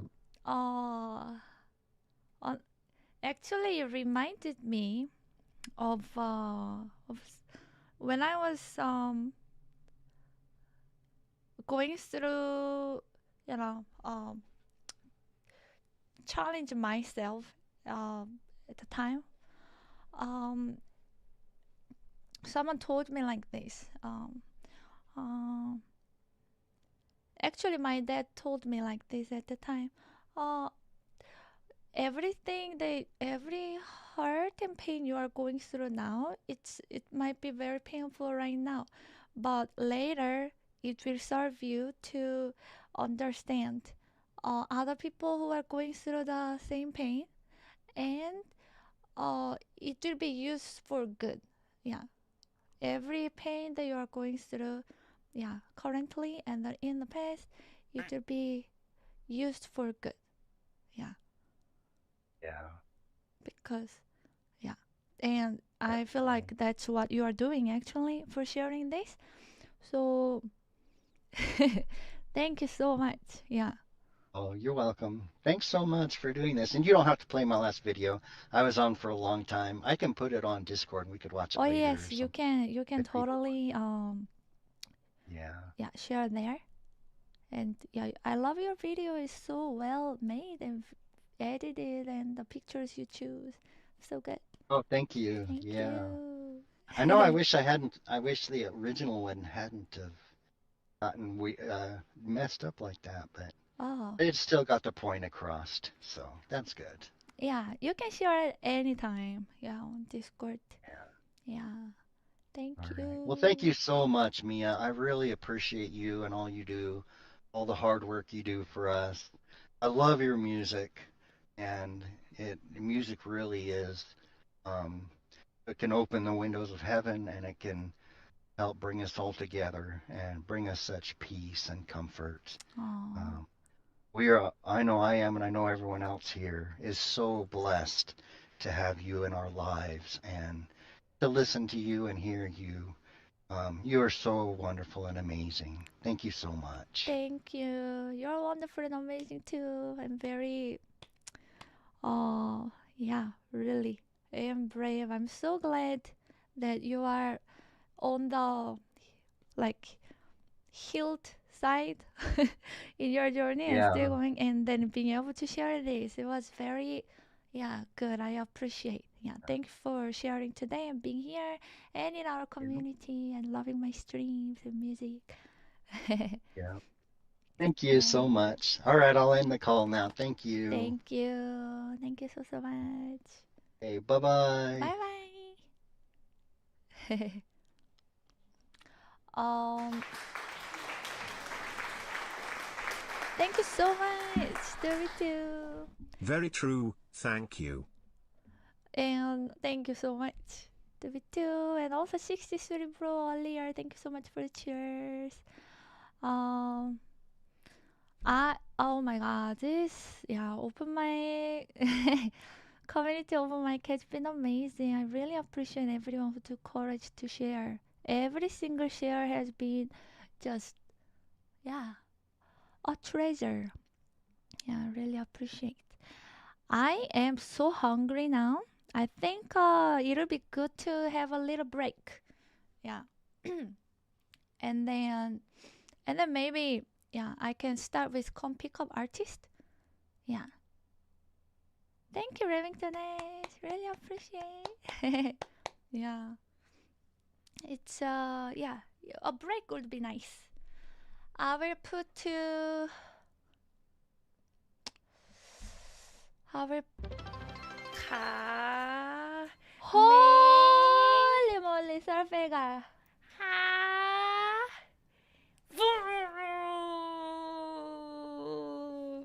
Wow. Serfelgar, thank you so much. Legend with generosity, thank you. And thank you for being earlier too. I really appreciate. Yeah. So kind, so generous. Aw, thank you. Thank you for being part of this wonderful day. Yeah, it meant a lot. Yeah. Really appreciate. Well, let thank you, thank you. Thank you, Ninja Derby. All I'm doing is just hosting, but yeah, it's you community and you guys that are making this an amazing time actually. Yeah, I appreciate. And hello, confused trash. Welcome to my stream or community. Yeah, you're welcome to join Discord too. Yeah. Thank you, everyone. I will put to. Wait. How long is that video? I think I can play the second video, but oh my god! Let me put the improvisation, and then I will bring my food, and then we can watch his second video together, and then we can start with the hearing come pick up Artie with his story. Yeah, so excited. Uh-huh. Yeah, thank you. Me.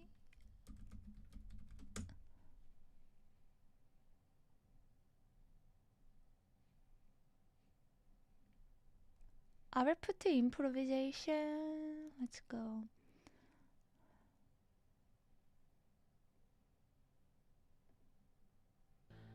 Okay.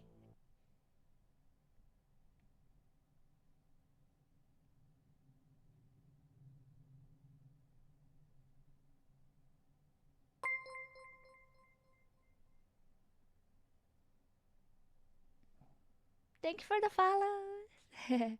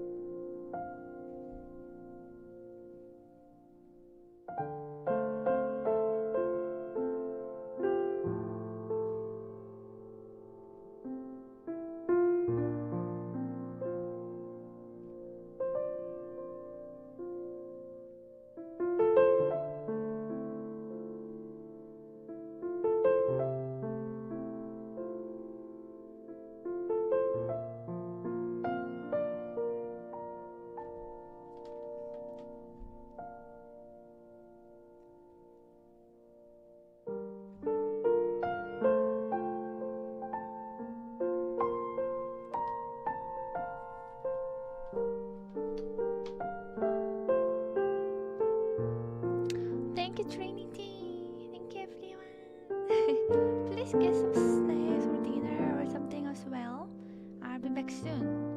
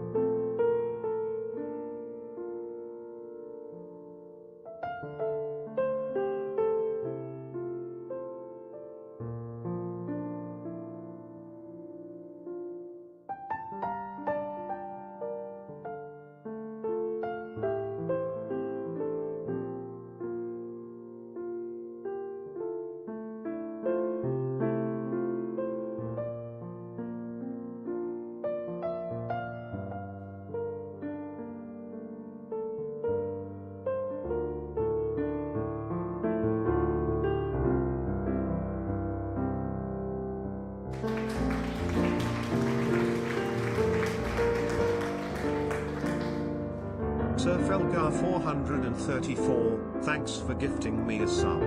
Your generosity is much appreciated.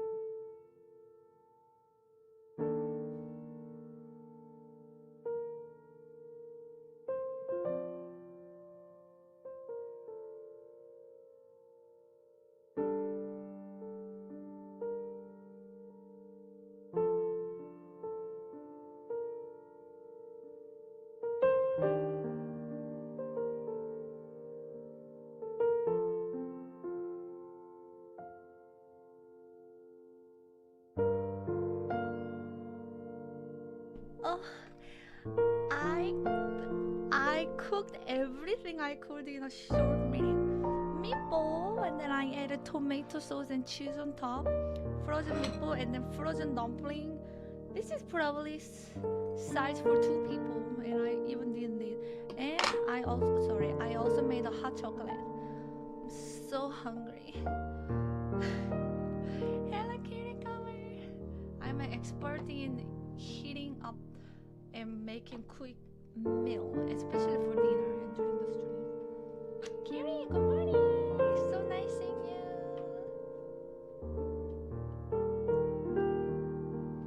Happy New Year.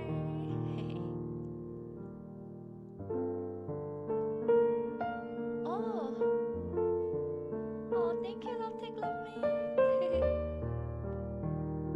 I'm in a just chilling category, right? Not in music, right? Hope I didn't stream in the music category the whole time. Just chilling, okay.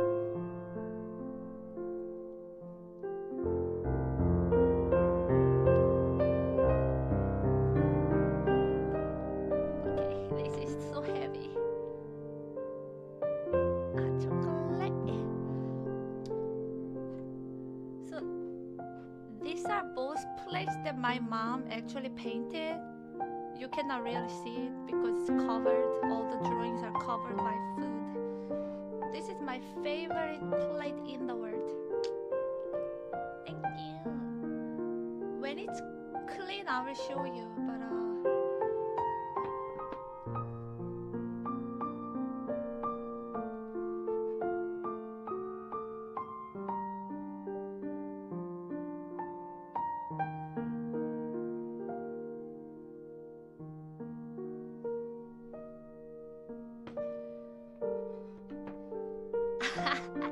let me clean the plate for you.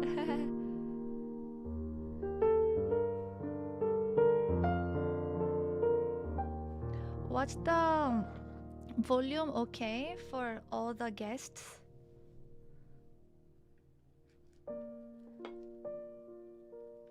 Maybe I could have air fried even more. Good? Okay. 뜨거!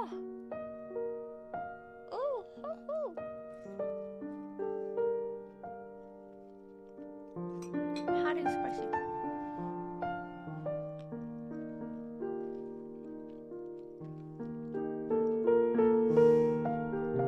That's a good resolution. It's good. Cooking is good.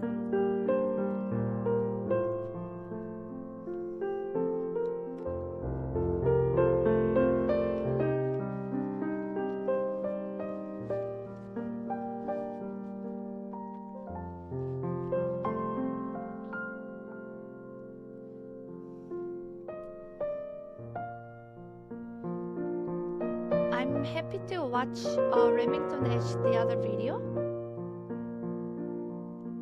Gonna cook after my time. Oh, okay. Let's watch his second video. While I eat. Welcome to my channel. I am just a normal man, but I have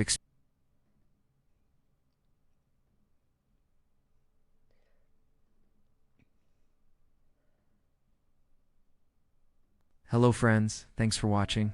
In this video, we will look at 10 beautiful scenes in our amazing world. So let's start. Number 1. Beauty of waterfalls. Waterfall is an incredible natural phenomenon. Some waterfalls are small and dainty, while others are large and powerful. Regardless of their size, all waterfalls are breathtaking to watch. Whether you are standing at the base of the falls or viewing them from a distance, the sound of the crashing water is sure to fill you with awe and wonder. They often create a beautiful rainbow in the mist that surrounds the falling water to add to the majesty and glory of nature. Number 2. Amazing Petra. Petra is an ancient city in southern Jordan. It was built in the 4th century BC by the Nabatean people and served as the capital of their kingdom for nearly 300 years. Today, Petra is a UNESCO World Heritage Site and one of the most popular tourist destinations in the Middle East. Visitors come from all over the world to marvel at the stunning architecture and history of this ancient city. One of the most iconic sites in Petra is the Treasury, a large building carved into the side of a mountain. It is believed that the structure was used to store the treasure of the Nabatean kings. This is one of the most fantastic creations in history. Number 3. Flowers. There is something about the sight of flowers in full bloom that is so captivating. Perhaps it is the vibrant colors or the delicate shapes. Whatever the reason, there is no denying that flowers make for some truly stunning scenery. Whether you are out for a walk in the park or hiking through a field, be sure to take a moment to appreciate the beauty of the flowers around you. You may just find that they brighten your day. Number 4. Magnificent lions. Lions are truly majestic creatures. From their thick, luxurious manes to their powerful paws, these animals are sure to impress.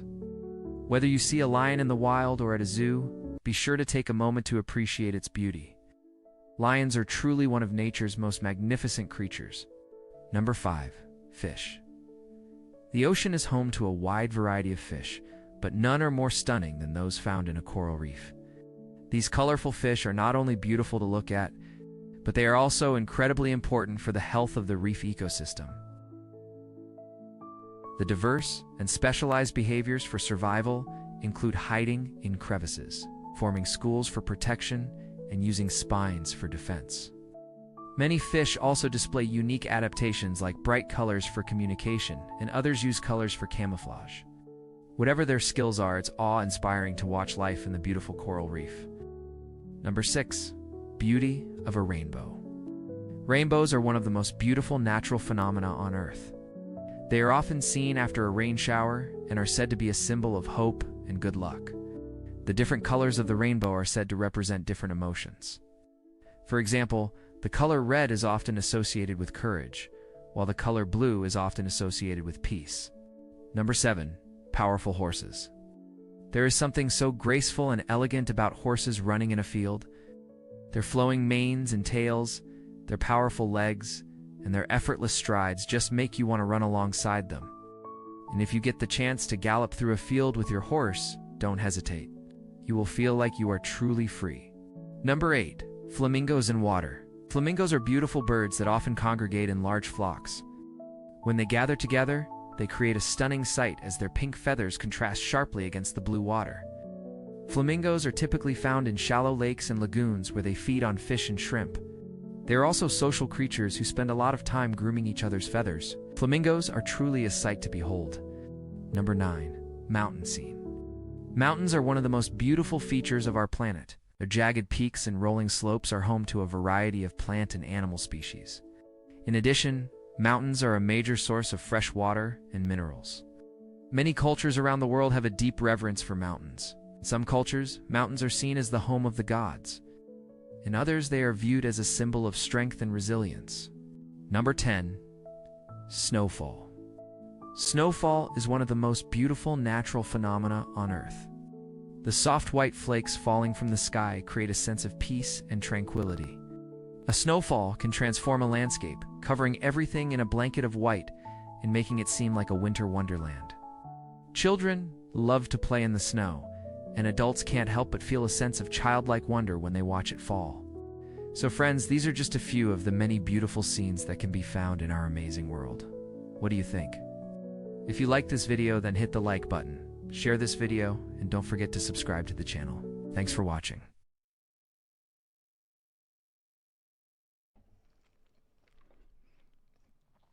Amazing, so beautiful, and all the pictures that you've included in the video, wow, amazing.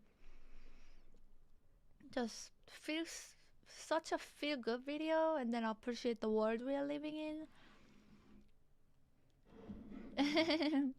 Thank you, thank you. That video was made by Remington Nash as well. Yeah, so nice. A lot of stock videos to find the right one. Nice, thank you. Can't wait for your YouTube channel to go live. We are the lucky ones to see it first before it was live. Oh, maybe I was so greedy. I ate like a 10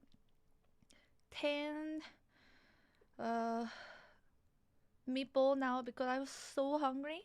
Yeah, I feel like suddenly I became full, and I made save this for later.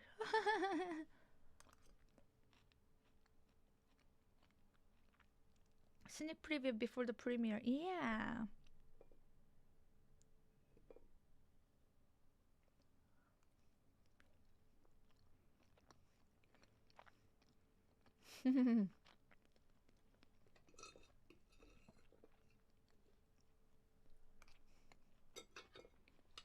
Thank you.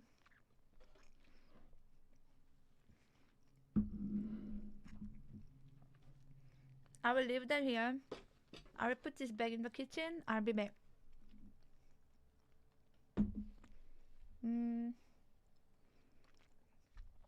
Mikafin on YouTube. Thank you so much and Happy New Year. Thank you for watching my stream. Today is a different stream. It's not really piano. It's a community open mic stream. Yeah. But I will put into this video back as I go to kitchen really quick. The bear's name is Beethoven. Like burp and Beethoven, Beethoven.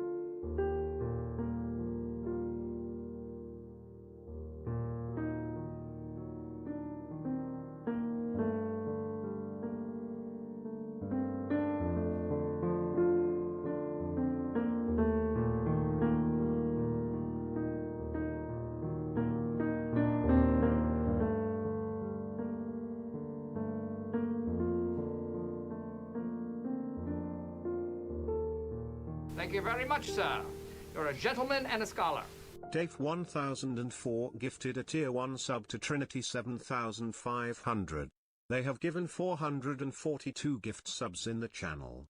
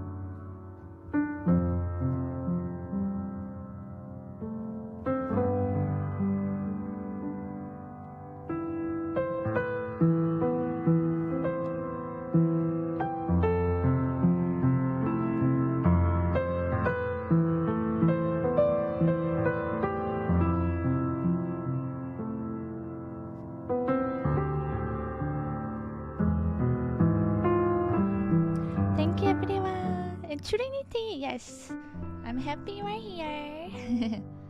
I think I'm just gonna talk about my screen name and what it means and see what goes. Yeah! You're spooked? Oh no! Let's go. Yeah. Alright, thank you so much everyone for your patience. Hopefully you are able to eat something as well. I'm ready to go back.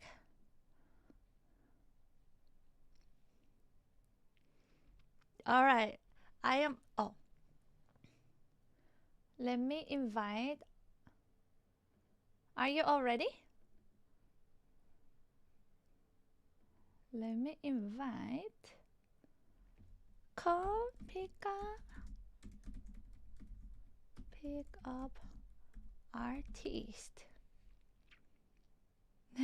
Awesome.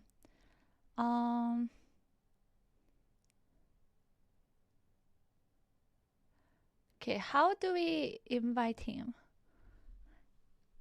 Is Tyler there?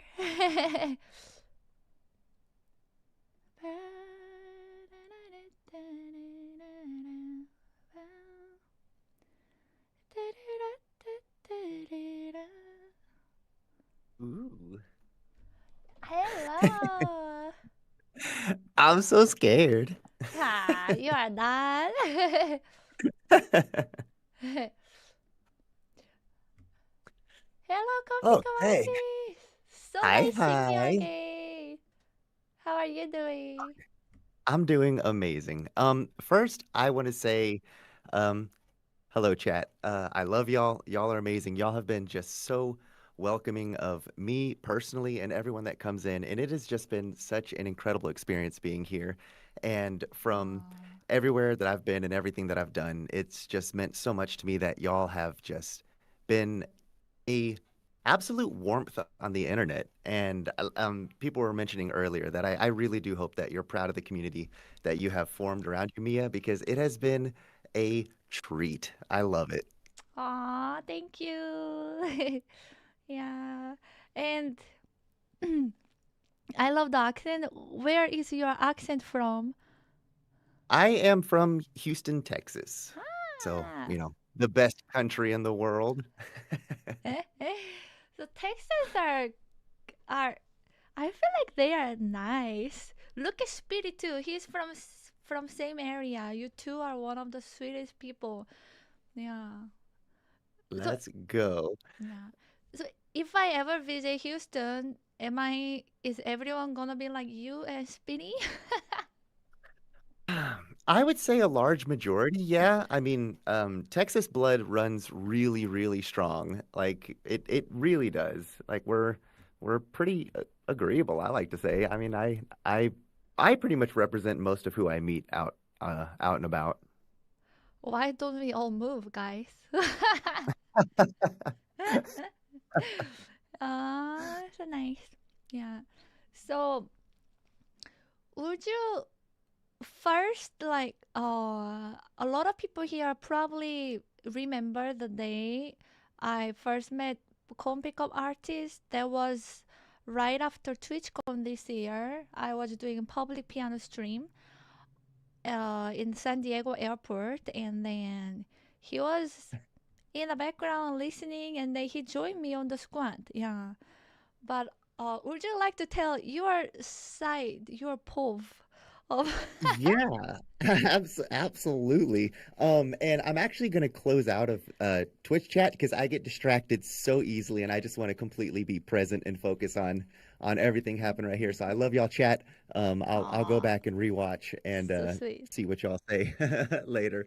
But yeah, so it was actually at TwitchCon, which I'll kind of get into this later. But TwitchCon was the last convention I decided I would ever go to. And again, I'll expand on that in a bit. Yeah. But so I was at the airport and I'm just tootling around, and I see you sitting down at one of the public pianos, and I had never seen that in real life. So I was fascinated, and I've always loved music. I've always been extremely drawn to it. It's something that I've wished I've devoted more of my life to learning and understanding and mastering, because I've always said I feel like I have a ton of music in me that I have no idea how to express. And so I saw and heard you play, and so I just kind of stood around for a little bit. And I think I've mentioned this, plenty of times before, but I was watching your hands, and instantly I was like, oh my gosh, this person knows what they're doing. And I was so excited. And so I just scampered off and sat down in the background just to be able to listen and observe. And I was just amazed.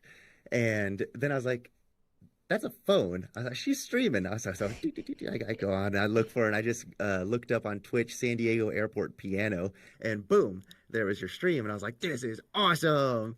And so I clicked it, and then I see myself sitting in the background like a nerd. And I was just swinging my little feet, sitting on this rock thing, just absolutely vibing out.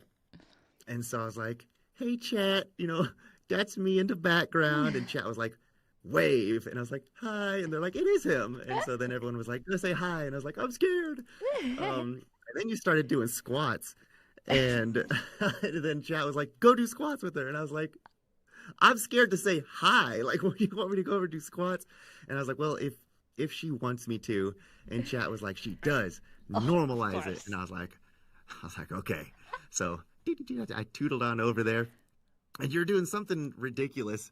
It was some way too high of a number, and I was like, all right, I'm doing it. I'm committing to it. I'm committing to the grind. I was like, I can't look like a wimp in front of everybody. And so you just started cooking them, and I was like, oh, okay, we're going. And so we're doing squats, and I wanted to quit after 30. Not gonna lie, I have no pride. I was dying, and but amazingly, I finished out, and I got the best reward ever, which was you played Xanarkin for me. I even walked off. I was like, thank you so much. You're amazing. That was so fun. We took a picture. And then my plane was a little delayed or something. And I said, no, next time I ever bump into you, I would love if you played Xanarkin. And you're like, I know how to play that. I'll play it right now. And I was like, really? So I came running back over. Yes. And it was just the best. That's my favorite song. It's my favorite piano piece. And it was just masterfully played. And I loved it. And I still think about it. So thank you. That was awesome. Oh, I see. I'm sorry. 1 second, please. People are saying stream is lagging. Oh, no. I don't want you to miss out on any single word. Can't pick up RT really bad. Oh no. Oh no. I'm breaking everything. Oh, I did say I have technology curse. I am absolutely cursed with technology. Oh no. By the way, you are so much fun. It's why it is so much fun to just listen to you talking. Yeah, it's so much fun. I'm a yapper.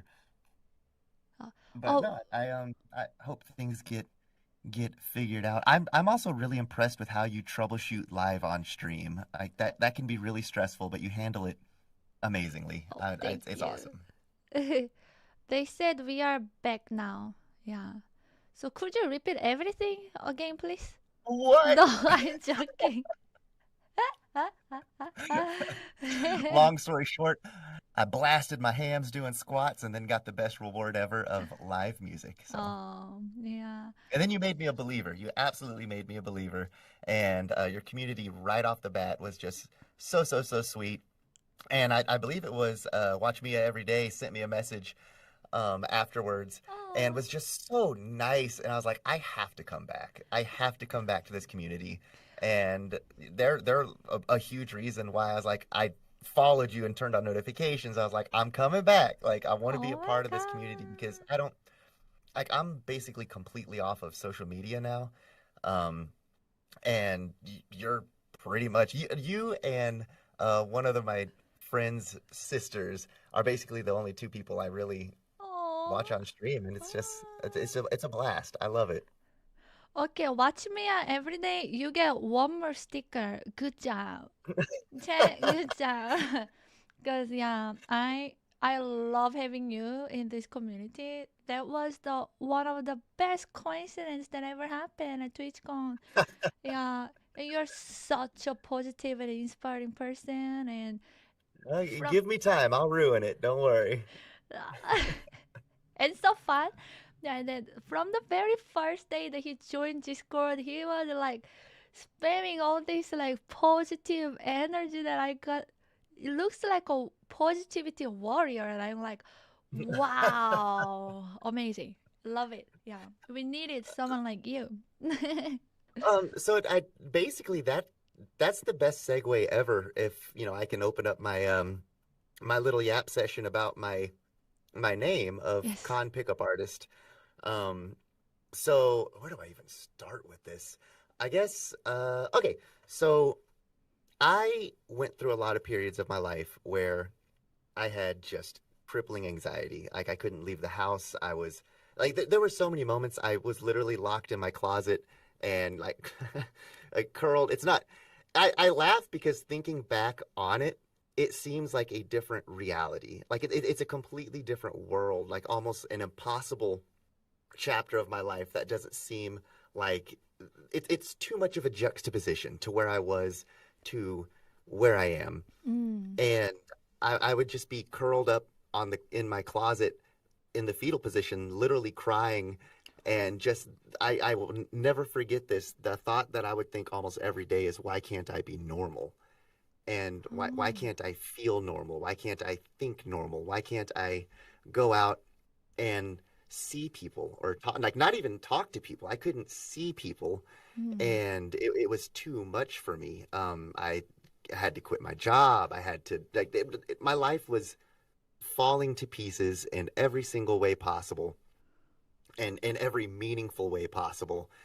Yeah, to the point where I was just mentally and emotionally and spiritually crippled, which affected my physical health. And I was just in like just a little blob on the floor of just in shambles. And it was like it was sad and pathetic and so vacuous. And I'll never forget how empty I felt and how unheard I felt and unseen.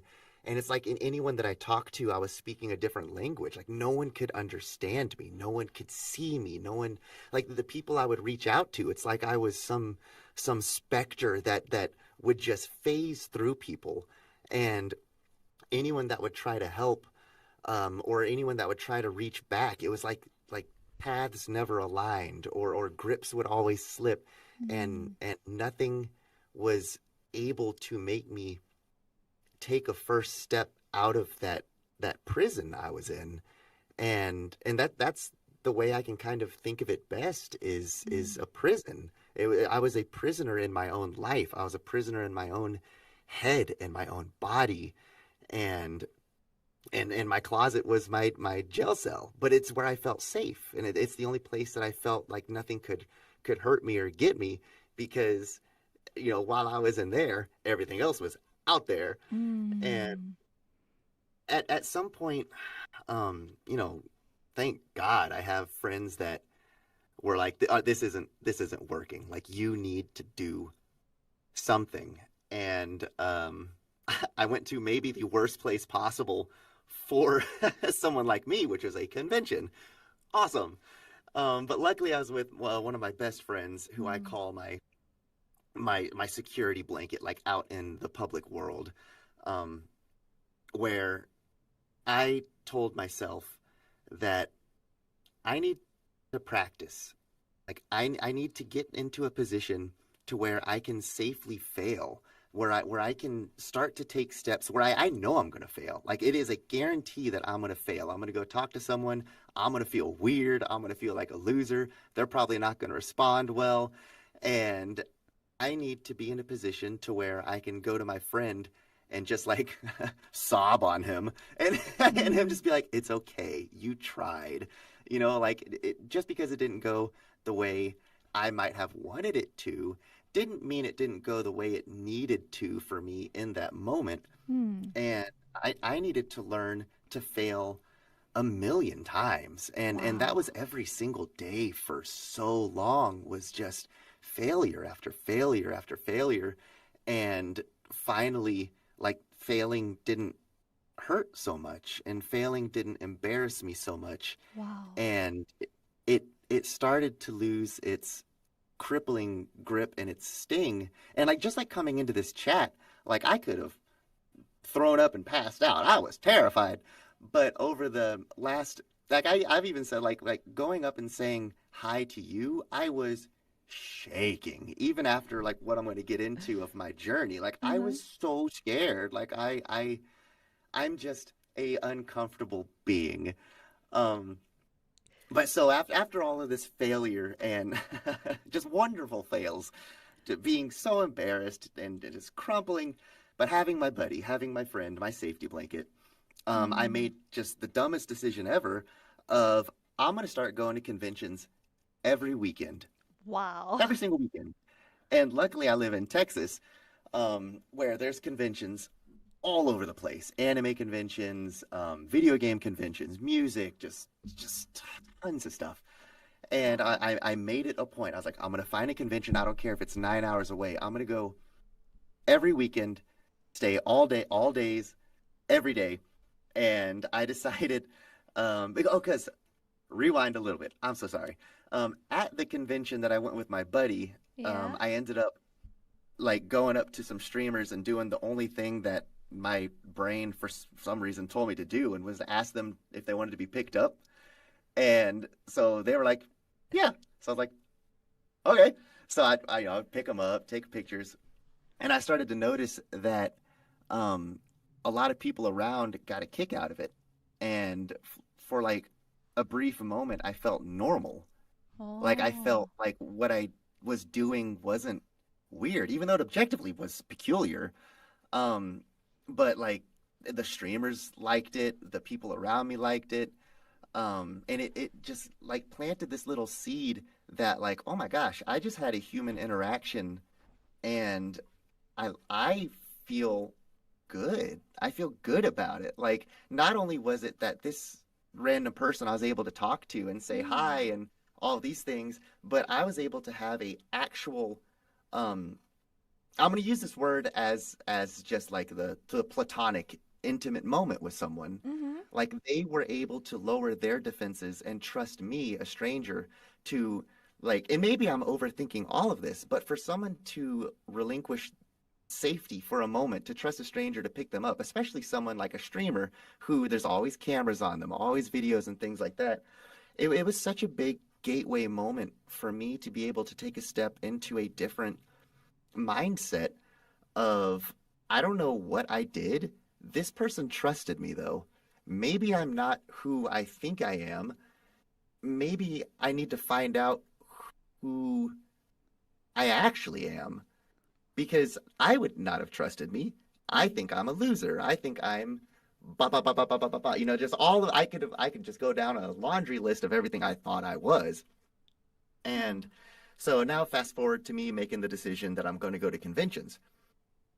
Because I started to think to myself, there's gotta be people like me out there going to conventions. There's got to be people out there that are afraid to talk to someone, or don't even know that it's okay to talk to someone, who don't know that conversation's hard, and it's okay to be a little weird. It's okay to be a little intricate, or not know how to end a conversation or detach from a conversation gracefully, or maybe just like linger and feel like you're encroaching on someone, or you're stealing their time. And I've always said, like, time is our most valuable resource you could ever give to anybody.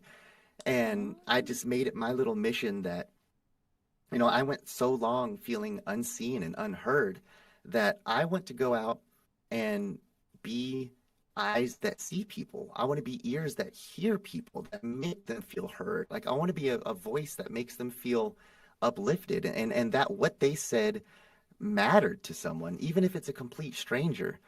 And so I printed out a little sign, and I wore it around my neck, and it said, "Ask me to pick you up, lifting you and your day up." And I told myself, like, I'm not going to walk up to anybody. I'm not going to like actively engage with people, because not only was I scared, I didn't want to put someone in a position that would scare them, Yeah. because I would have freaked out if someone just walked up and started talking to me. But I also wanted to make myself available. I wanted to put myself in a situation where if someone needed someone, and I got it in my head, I was like, for some reason, this person thought I was approachable. Let's go see what happens. And the very first convention I went to alone, I was shaking. I actively hid behind a bush. Like I was mortified to even exist out here. And the only thing I was thinking of was, you know, these people are going to think I'm a loser. No one's going to come up and talk to some weirdo with a sign saying to pick them up. And, you know, I walked from the beginning of the convention for 12 hours. I walked around. And finally, around like hour 8, someone was like, hey, you're picking people up? And I was like, huh. I was like, oh my God, it's happening. And so I was like, yeah. I was like, if you want it. And they're like, absolutely. So they ran over, you know, I picked them up. We took a picture. And it was right then that everything again clicked. Like this person approached me in a manner that they were actively excited to be involved in some silly little thing I was doing. And at the very first stages, it was more of a project for me to see if it could be something, you know, and this was like the first step of acknowledgement. And after I picked up that person, like more people around saw, and they're like, you're picking people up? And I was like, yes, I am. And so it like started, like maybe a little line would form or this or that, and I would pick people up, take pictures, and then people that would ask me why I'm doing it, that's when I would engage and tell them, you know, like where I came from and where I started and what I'm trying to accomplish, and you know how actively scared I was still in the moment, because I never want to put on some sort of fake facade that like, oh, this is easy. Like after everything I've done and the like by now hundreds of conventions I've been to, like I've picked up almost 1,000 people. I've talked to like, thousands and thousands of people talked to. Wow.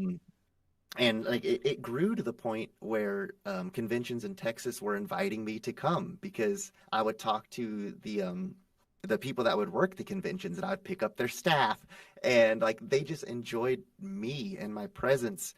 And which is still a mind-boggling thing for me to think about, that they would invite me. They're like, don't worry about it. We just want you walking around, like come back, all these things.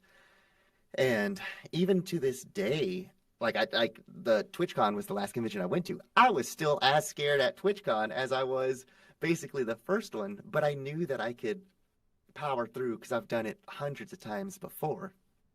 But so it grew into this thing to where like every convention I would go to, I would stop and pray before I went in, like, you know, Lord, give me the eyes to see, the ears to hear, and words to lift them up. And I'm so happy that my life went the way it did, and it's still continuing to go the way it's going. Like I am actively in right now the hardest season of my life I have ever been in, and it's been a humbling experience being able to go out and none of this. I want to preface my next statement by saying that none of this is advice, none of this is tips. Like I am a broken person who's just trying to figure out how to make it through life. Life is genuinely the hardest thing we will ever do, ever. Life is hard. It's difficult. You know, we have days that are easier than others, and those days are an absolute blessing. But the fact that even right now, like I can be here in this moment, just able to talk, something that I thought was impossible, something that I believed with every ounce of my being was impossible, to have a conversation with someone, to go into a Discord channel and to reach out to people, to have people message me and say, can you pray for X, Y, and Z? Or just to be like, have people message me and be like, I just need a kind word. Absolutely. Like, you got it. Like, I don't know how I am the person that is, fit for that job, but I'm going to give it 100% because every person that I talk to, I want them to feel like someone's paying attention to them because I was invisible for so long. And, one of my favorite convention stories is I was walking around a convention, just tootling about. I call it my NPC pathing. Like I just start walking, and I walk until someone stops me. And because another reason why I don't go up to people is because like I'm a guy. Like I never want to make anyone uncomfortable, but I also know rules. There's rules for guys. Like I would never walk up to a girl and be like, "Hey, can I pick you up?" Like, it comes off as like omega creep vibes, and that's everything I want to avoid. Like even chat after they found out like my shtick is picking people up, they're like, "You should have picked up Mia," and I was like, "I would never ask that in a million years, like never." You should have picked me up. I wish I knew. Too late. No, but yeah, so I was walking around, and bless her heart, I saw this girl like standing in the middle of a crowd, just looking down and shaking, and just people walking past, no one paying attention. And instantly I was like, they're having a panic attack. That was me. I know that and I just beelined over. And, I didn't want to add too much stimulus or sensory overload or anything. I just quietly stood there and I said, "Hey, like, are you okay?" And then she goes like, I'm having a lot of anxiety. And I was like, "I understand." I was like, "I'll stand here in silence with you for 15 minutes if that's what you need." And all she said, "Yes, please." I just stood next to her.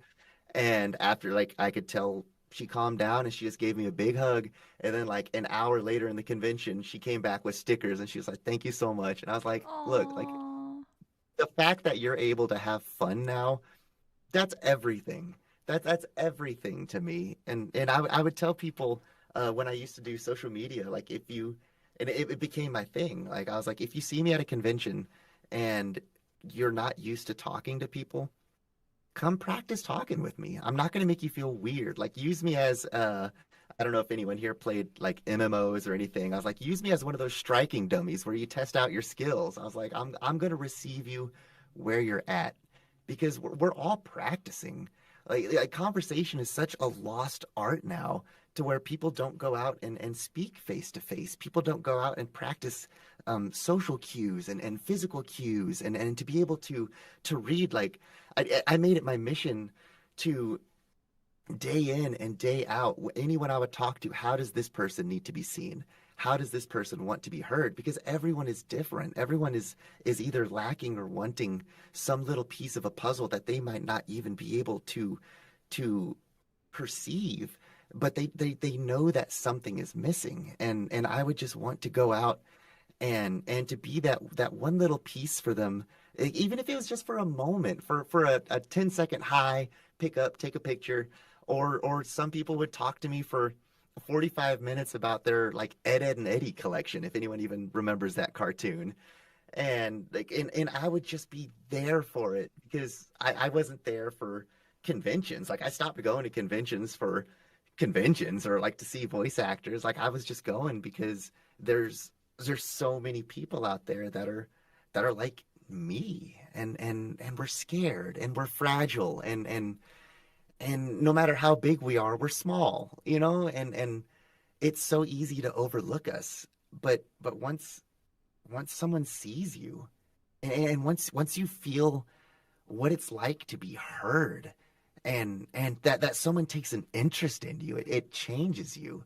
And I just wanted so badly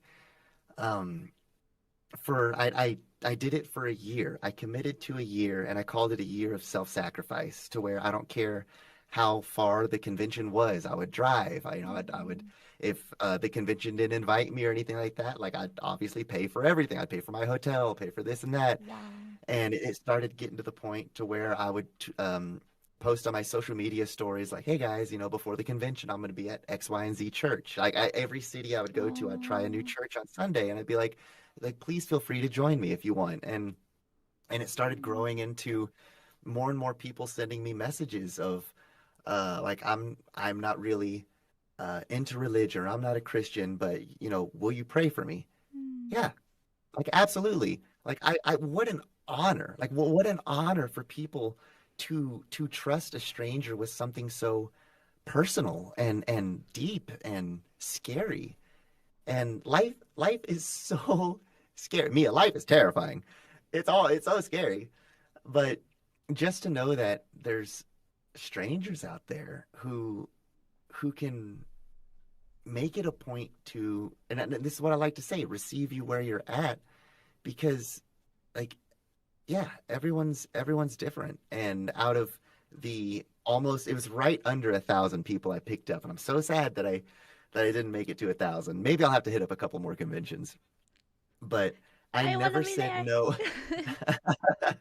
I never said no to anybody picking them up. And like even a sumo wrestler came up to me, and he was like, whoa, are you going to pick my day up? And I was like, I've never said no to anybody. Never. And he was like, wait, are you serious? And I was like, yeah. I'm going to find the picture. Well, yes, please show us picture, because I do want people to actually understand what you mean by picking people up. Yeah. Yeah. Okay. So I would go and Oh my gosh. I would pick anyone up. And my goal was I just wanted everyone to feel light. I never struggled. I never like I would never make it seem like there was any effort, because I wanted anyone and everyone, I don't care who it was, to just for a moment feel like a kid again. And you have no idea how many people told me, like, I haven't been picked up since I was 6, or I haven't been picked up since so-and-so. One of the early conventions I went to, this girl came up, and also another thing, like, I do everything, like, I'm so meticulous to be just very cordial, like very, like, I want people to feel comfortable and all these things. And this girl came up, and like anyone who's not like 18, I always say, well, let's ask your guardian. Like, I just want everything to be by the books. And like, she was like, well, can you pick me up? And I was like, of course. She goes, I'm really heavy. And I was like, you won't be to me. And so picked her up, took the picture. Her uncle was just so like enthralled, like he was just loving it. And yeah, when I put her down, she teared up, and she was like, no one has picked me up since, and she's the one that told me, no one has picked me up since I was 6. And I was like, that's mind blowing to me, that there's people out there starved for such simple things. I had countless people tell me I'm the first person they've ever talked to at a convention. And it's always, it like gets me on fire when people tell me that, because I will stay there for an hour and a half, like just chatting with them. And then I'll tell people, like, if you're ever scared, come find me.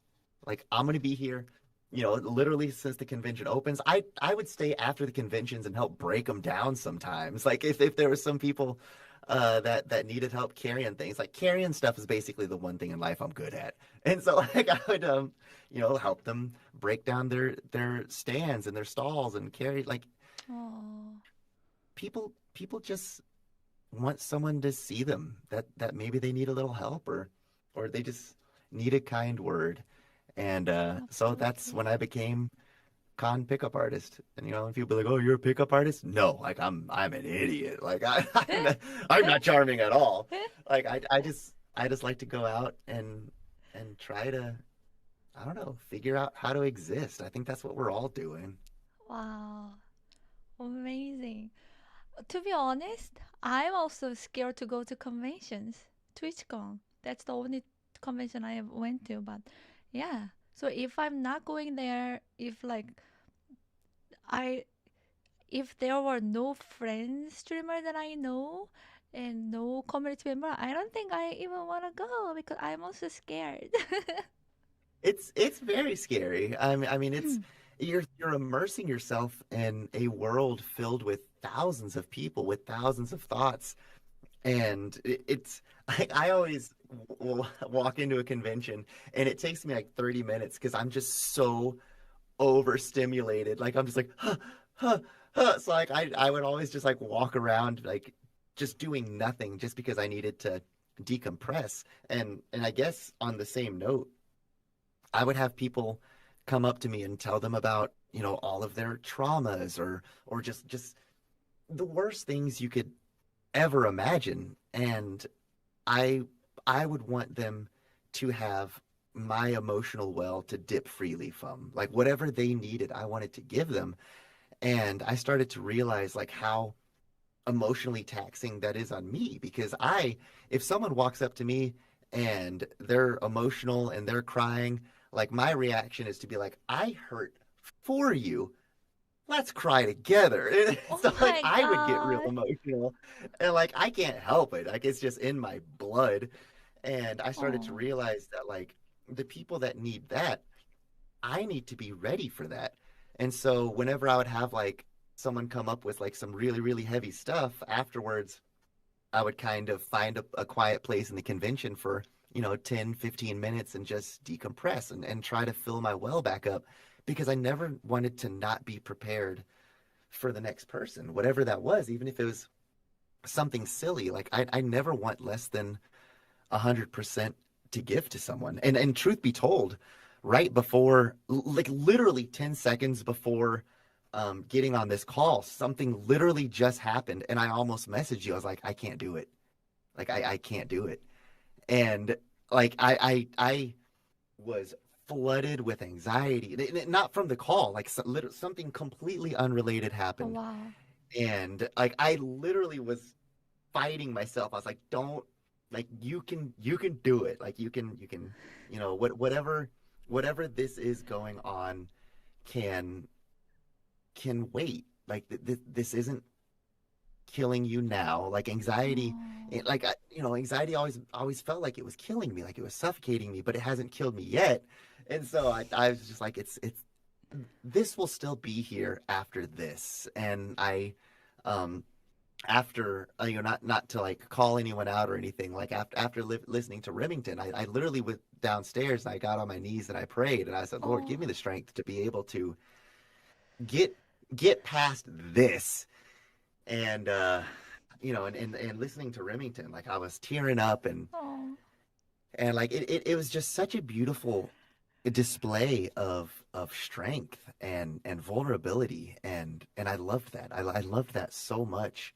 That there's people out there who are willing to open their lives up, that just in the off chance someone out there can read that page that they needed to read or hear those couple words that gives them the strength to take that first step, because the first step is almost impossibly hard in every way possible. And anyone that has been in that situation to where a first step seems like just an epic journey that you'll never be able to start, that you'll never have the strength to take. You've been malnourished and beaten for so long that like how could I will my body to move? How can I will my mind to even comprehend a life that isn't this?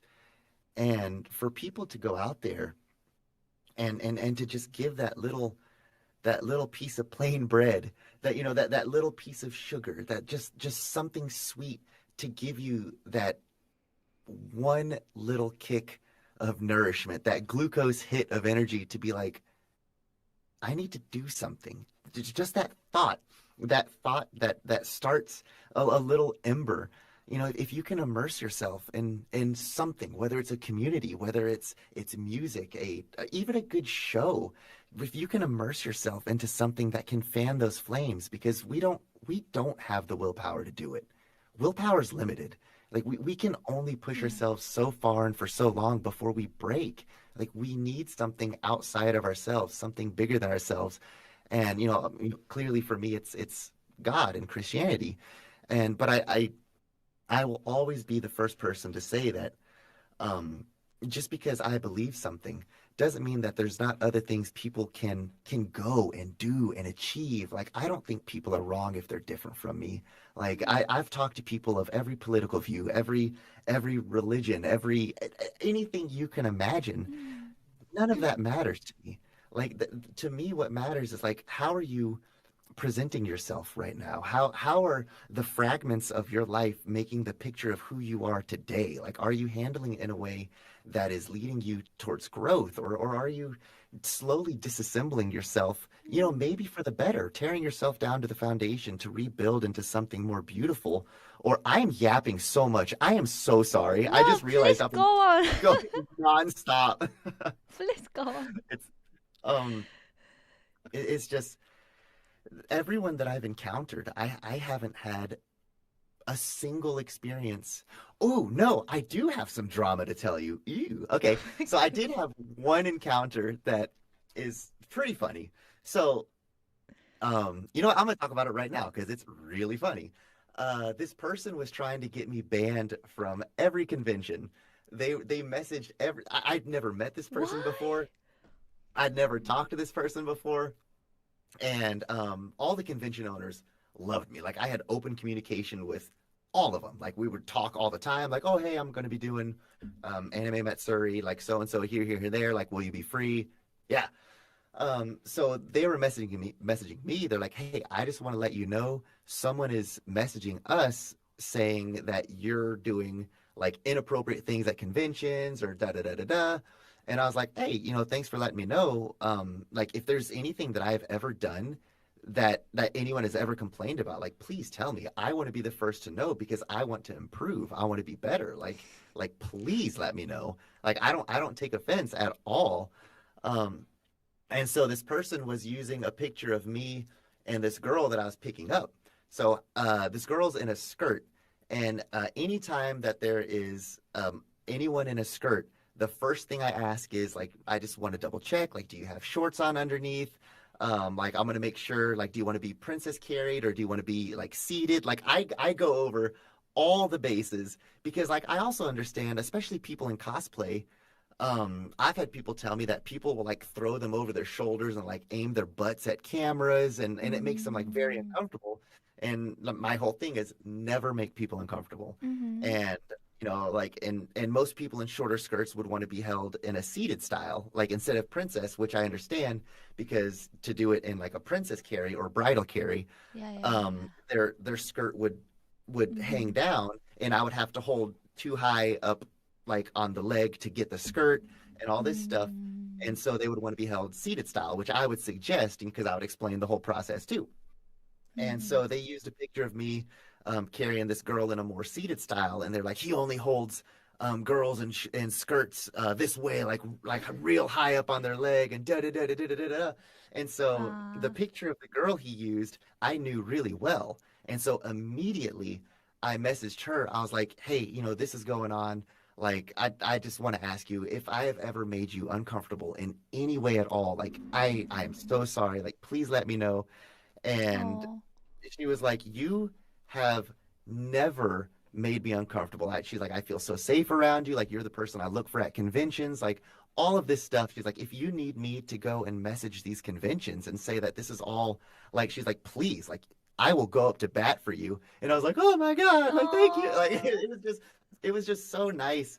And so, everything like that got settled and everything. And her and I actually became, like, amazing friends.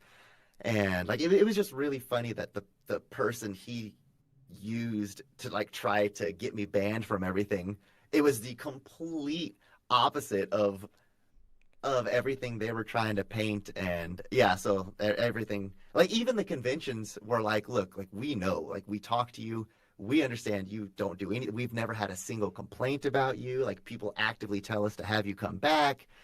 And it was just, I know it. Oh no, I did have another bad instance too. Oh, should I say this? I'll say it. It's been long enough. One convention I went to, it's actually the convention that made me have a rule of I'm never going to an after party ever again. Ever again. And, like, I don't hang out with people after conventions. I don't go to after parties. I don't go to hotel parties. Once a convention's over, I go back to my room. I go to bed. Oh. So I went to I went to this after party, which was like at the convention. Like it wasn't like a hotel party or off-site or stuff like that. I'm not cool enough to be invited to those.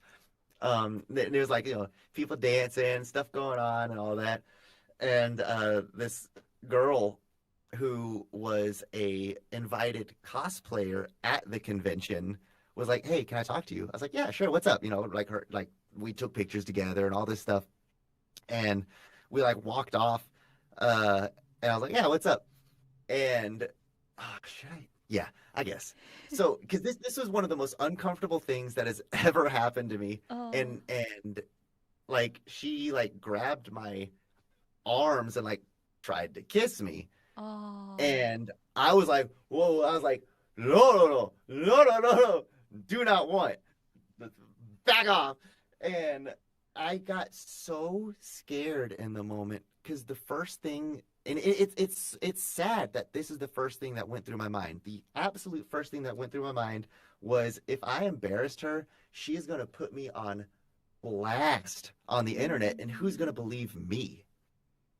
Like, who's going to take my side? Who's going to and it was so scary in that moment that I even had to figure out how to navigate, like me, like someone who I came from a point of not even being able to talk to people to being in a situation to where like there's so many things I had to try to come up with at once. And then I tried to have to like appease this person to like get them to go away and not embarrass them. And it was, and then I had like to talk to people about it. And it was just such a,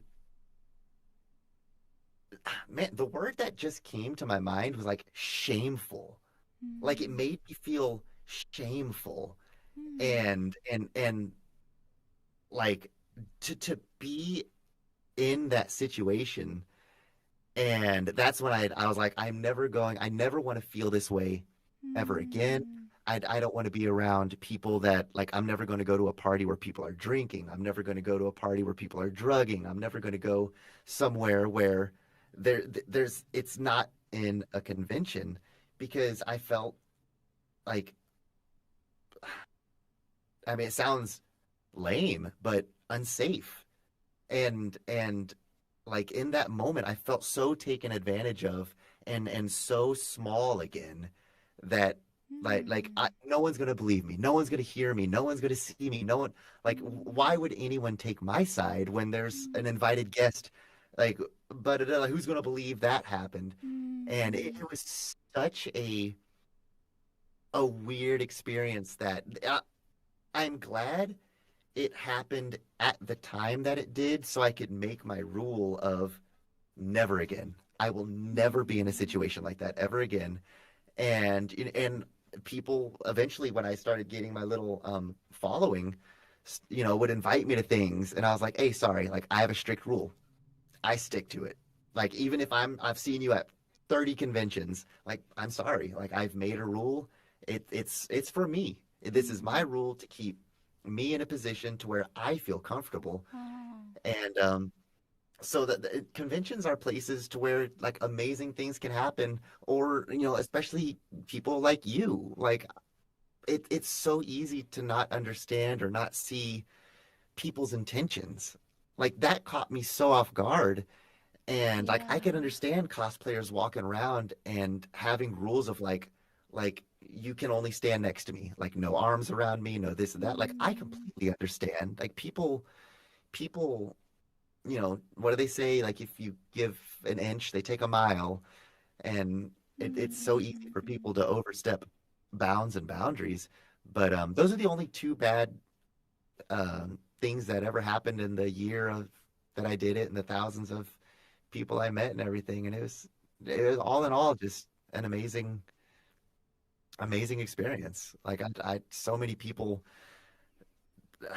when I got off of social media, like people were actively mad at me because I would do my little positive little stories or my little uplifting prayers and things, and it started become like I would do it like every day, and it started become a part of people's routines. And I think maybe that's why it's like just bred into me in your Discord. Like I go into the care corner and I love saying things. I love being there because it just feels good for me personally to just reach out, you know, and sometimes no one reaches back and sometimes people do, but if I can be the person that I needed years ago for someone, like that's what an honor.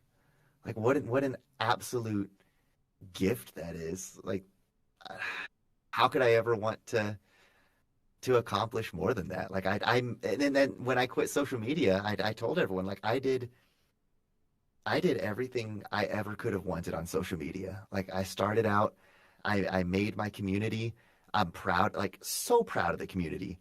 And I was able to, I would tell people that if I ever feel like I need social media to feel validated, or if I need social media to feel loved, then to me, I'm not doing social media for the right reasons. Like I was doing social media to be able to have an avenue to reach out. And I was able to go on my journey and to quit social media in exactly the way I wanted to. And it was perfect. It was awesome. Wow.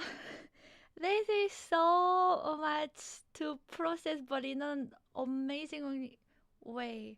First of all, I feel incredibly blessed and lucky that even though you have quit social media, you decided to be part of our community, and we are reaching out to people and offering, hey, if you need a prayer, like reach me, like in the care corner, and just being such an amazing influence to me.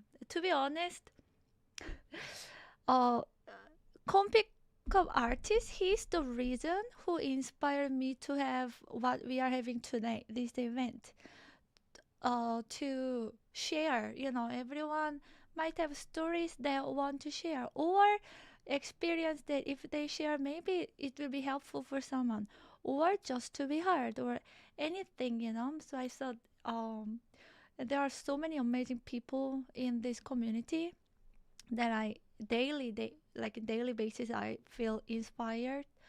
So I wanted to get more of my community too. That's why I'm doing it. So thank you so much. Yeah, I feel incredibly blessed and lucky and thankful for your presence, and just really thankful for God to make that happen. That amazing coincidence at the airport.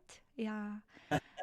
And a second, I am so sorry that you had to go through uh, those unpleasant experience, and it made me also uh, it was like eye-opening to me too, because some I understand that can all guys also suffer and have struggles, maybe even more so. You have to protect yourself even more so, because usually, yeah, it's easier to, like you said, who will believe me, and so on. Yeah.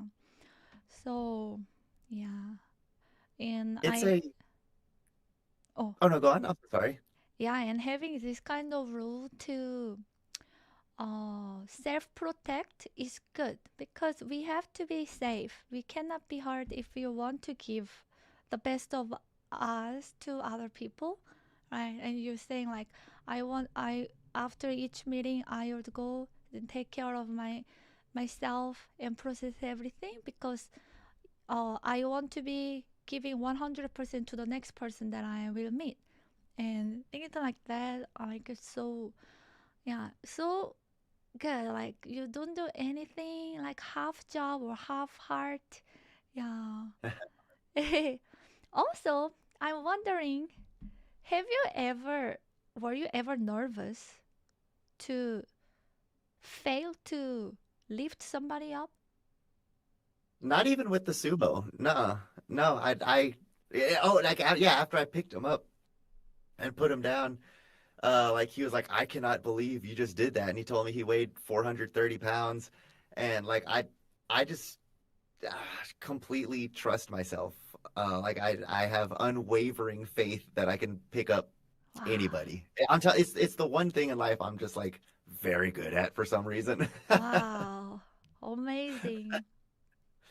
This one person that I bumped into was a ballerina in a past life, and so they wanted to be picked up in all sorts of ways, and it's got to the point where like every convention that I'd bump into them, I'd pick them up in different ways. Wow. But it was just it's fun. Like you start making connections with people, and a lot of it did become this thing to where people would walk up to me just so nervous and in shambles, but they would want to be picked up. I don't know what in them wanted to be picked up, but I'd pick them up, we'd take our picture and I'd put them down. And it's like walls. It's like I could almost physically see walls coming down to where they would just open up and brighten up, and their steps got lighter and they'd want to talk. And I was like, man, yeah, all they needed was my stupid little sign, as an invitation to receive someone. And there's a lot of magic in very, very simple things. Yeah, so amazing. Oh, I have so many questions, and I feel like yeah, community also have several questions. Yeah, the story is amazing and so interesting. Yeah. What Skip is asking, what was the most interesting convention that you went to? Ooh. So probably because I'm a super big Metal Gear Solid nerd. Um, and I love David Hayter. So I went to, was it NostalgiaCon? It was some gigantic convention in Texas, and David Hayter and other voice actors were there. And I walked up, and I met David Hayter like long time ago. But it was just really nice to be able to pick him up and just kind of nerd out about Metal Gear Solid. So that's just like a super personal note for me. It's like a childhood kind of hero moment thing. But yeah, some of the best conventions I ever went to were smaller ones. There's a amazing one. I think it was Lighthouse Matsuri was a smaller convention, and just the vibes were incredible. Like it was run with so much care and love. Like I've been to giant conventions where you can just tell it's madness. Like nothing works on time. The voice actors like aren't like being taken care of. Like everyone's in a bad mood. The vendors. If you go to a convention and you want to know how the convention actually is, talk to the vendors. Like they will give you all the gossip. And so like I started making friends with vendors I would see all over Texas at tons of different conventions. And they would tell me like the scoop of how things are. But after a while, when you've been to enough, like you can really get the vibes of if a convention's run with like care and love, or if it's just like a money con and like it's not really there for the guests kind of deal. I don't know if I even answered any part of that question. You did. What was the most interesting like comment for yourself? My second question would be,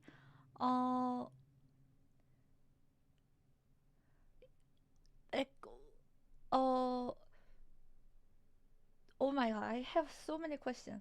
But okay, what was like, I don't know, what's average or most amount or least amount of number of people that you would pick up in a convention? Okay, so I think the most. So I'll go the most people I've picked up in a convention, and like the least like. So the most people I've ever picked up at a convention at one convention was like 100 and it was like 130 something. And amazingly, like when I'm at a convention, I don't feel exhausted, and I literally walk 12 hours a day at the con. Like I don't stop moving unless I'm doing my little like decompress and break. But then like I specifically remember at that convention, I was like, man, that was a great convention. Like, I took so many pictures, like had so many interactions. Then I got home and I like walked in the door and I basically just collapsed. It felt like my body was falling to pieces. But and then starting out, so a very notable pickup I did was these people came up to me and they're like, "Oh, will you pick up my son?" I was like, "Yeah, sure." And it was a 4-month-old baby, Oh. and I was like, "Oh my God!" So it was a cute little picture. And I think the oldest person I've picked up, just trying to give different little stats of around. Man, I've picked up some raisins, some little shriveled raisins, but I wouldn't know how old they were. Not not in their 80s, but I've picked up some very very elderly people. People just like it. Do you have any like memorable, only if you're comfortable sharing, of course, but any memorable like a story of, I don't know, how you have like impacted or like just memorable encounter with someone during these conventions and picking up? Yeah. I mean from oh, man. You can tell several, I don't mind. Yeah, so I'm thinking of ones that people might care about more. Like so I've picked up people now from like Ludwig, like big streamers to like tons of voice actors. Like wow. it just started spiraling into just tons of people. And at this last TwitchCon, like it was just really nice of like the people, like the streamers that would remember me. Like Doug is one of my like heroes. Like when I did used to stream, I did a lot of coding and like I made an AI bot and like it was like just insane amounts of work. And I based it off of Doug's Baba Ganoush code, and I had to modernize it and like all this stuff. But so I went back to Doug this TwitchCon. I walked up and I was like, I don't know if you remember me. He's like, you picked me up. And I was like, yeah. He's like, you picking me up? I was like, yeah. And so like that just like made my heart happy. And like just becoming friends with different voice actors and like actually becoming part of their lives. And like I'm really good friends with I'll just say voice actors, and like their kids start to like come around, and like they would trust me to like lead their kids around conventions while they were working and stuff, and I became like unofficial uncles to like people's kids, and like it was just such a fun, I don't know. Yeah, I'm telling you, like to think back of me being in my closet with the lights off, like just wondering why can't I be normal, to now just being what I would say is like completely not normal, like almost obnoxiously not normal. And also, it's like 1,000,000 degrees in here. My computer is a absolute furnace. So I'm gonna get real sweaty. So Oh. I don't apologize. I'm a man. No, that is so cool. I'm also wondering what was the point. So in the beginning, you were going to cons, kind of like for yourself, right? To have a place to keep failing until you feel better about um, engaging with people. To now going there for people, for them, to so that you can be someone who will hear them and make them feel accepted and safe and somebody to talk to, you know.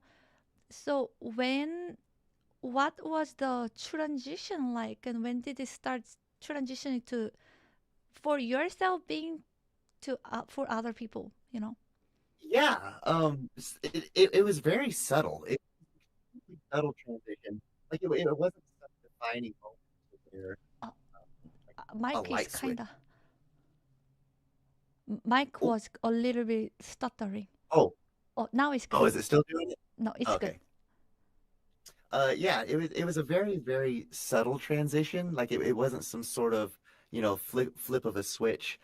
It probably happened, I would say, when I started getting more emotional responses from people instead of just fun, silly interactions.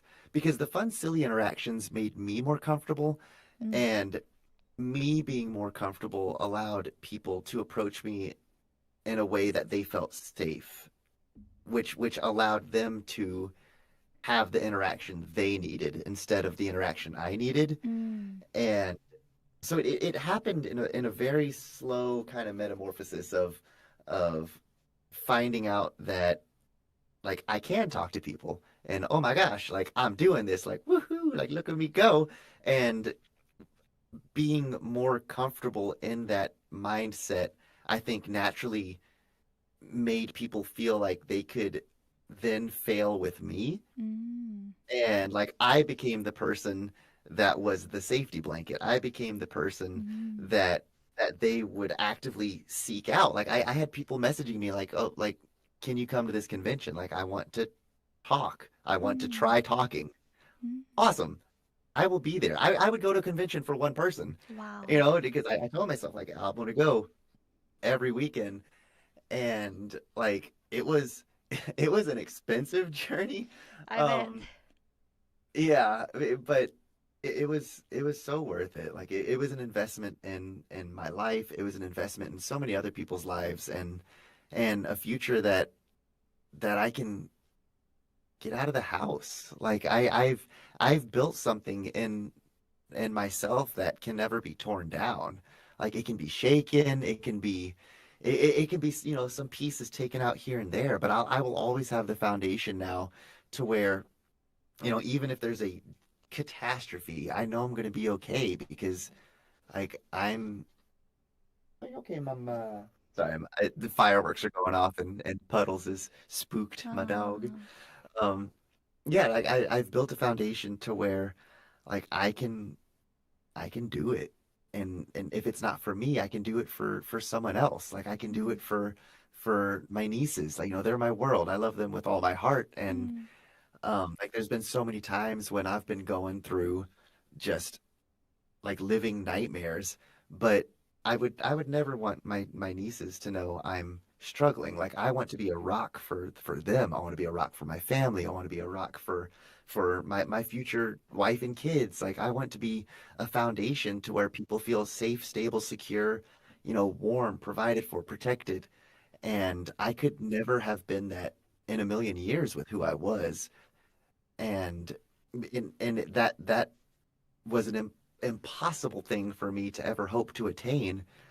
But, you know, I'm in a position now to where I can't imagine not giving every ounce of my being to make sure my world around me is okay. And my world is, you know, myself, my immediate family, and my community. And I don't have these grand delusions of like I'm gonna change the world because I'm a small little peanut in this big old orchard of a planet. And I truly believe that if we all focused on changing our world, which is, yeah, ourselves and our family and our little community, like we can do incredible things.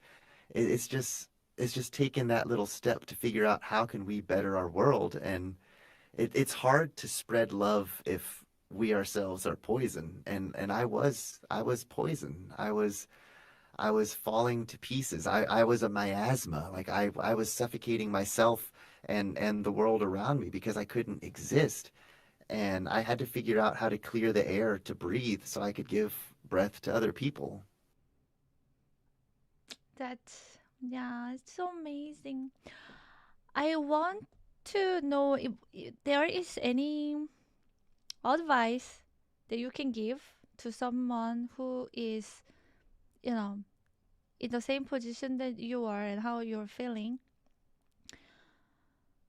Obviously, not everyone will go to cons and then start picking up people who are talking. That's not realistic. So, like, what would be, I don't know. Yeah, Yeah. no, that's actually a wonderful question. Because to me, I found out that no one, and this sounds so simple and it may be cheesy, but no one ever taught me like how much influence I could have over my own life. Like I never knew that I could actually affect things. Like I just thought I was stuck in the river of life floating down. Mm. I never knew that I had the power to swim against the stream or maybe go explore over in this little nook and cranny. Like I genuinely felt like I was always on the outside in the audience watching the play of my life happen. Like I never even knew it was possible to be an actor in that play. I never knew it was possible to maybe direct it sometimes, to have influence over situations and Mm. outcomes. Like I took and saw everything as this is happening to me, not I am in the situation while it's happening. It was always just an accepted like almost comfortability with that's just the way it is. This is just life that I can't do anything about. Mm. And I didn't learn until so late in my life that no, this is my life. We're all the main characters in our story. You know, we're all the stars of our movie. And you know, I started so late that it took so long to make any traction, which made it that much harder to accept that I could change anything. And I think I said something in the care corner, or maybe it's to some of my friends, that you know let's start the year off on a good foot. It's just like in school. Like once you start falling behind, it's harder to catch up. But if you start out strong, it's easier to maintain. Mm. And I was in the position to where I had 3 decades of catching up.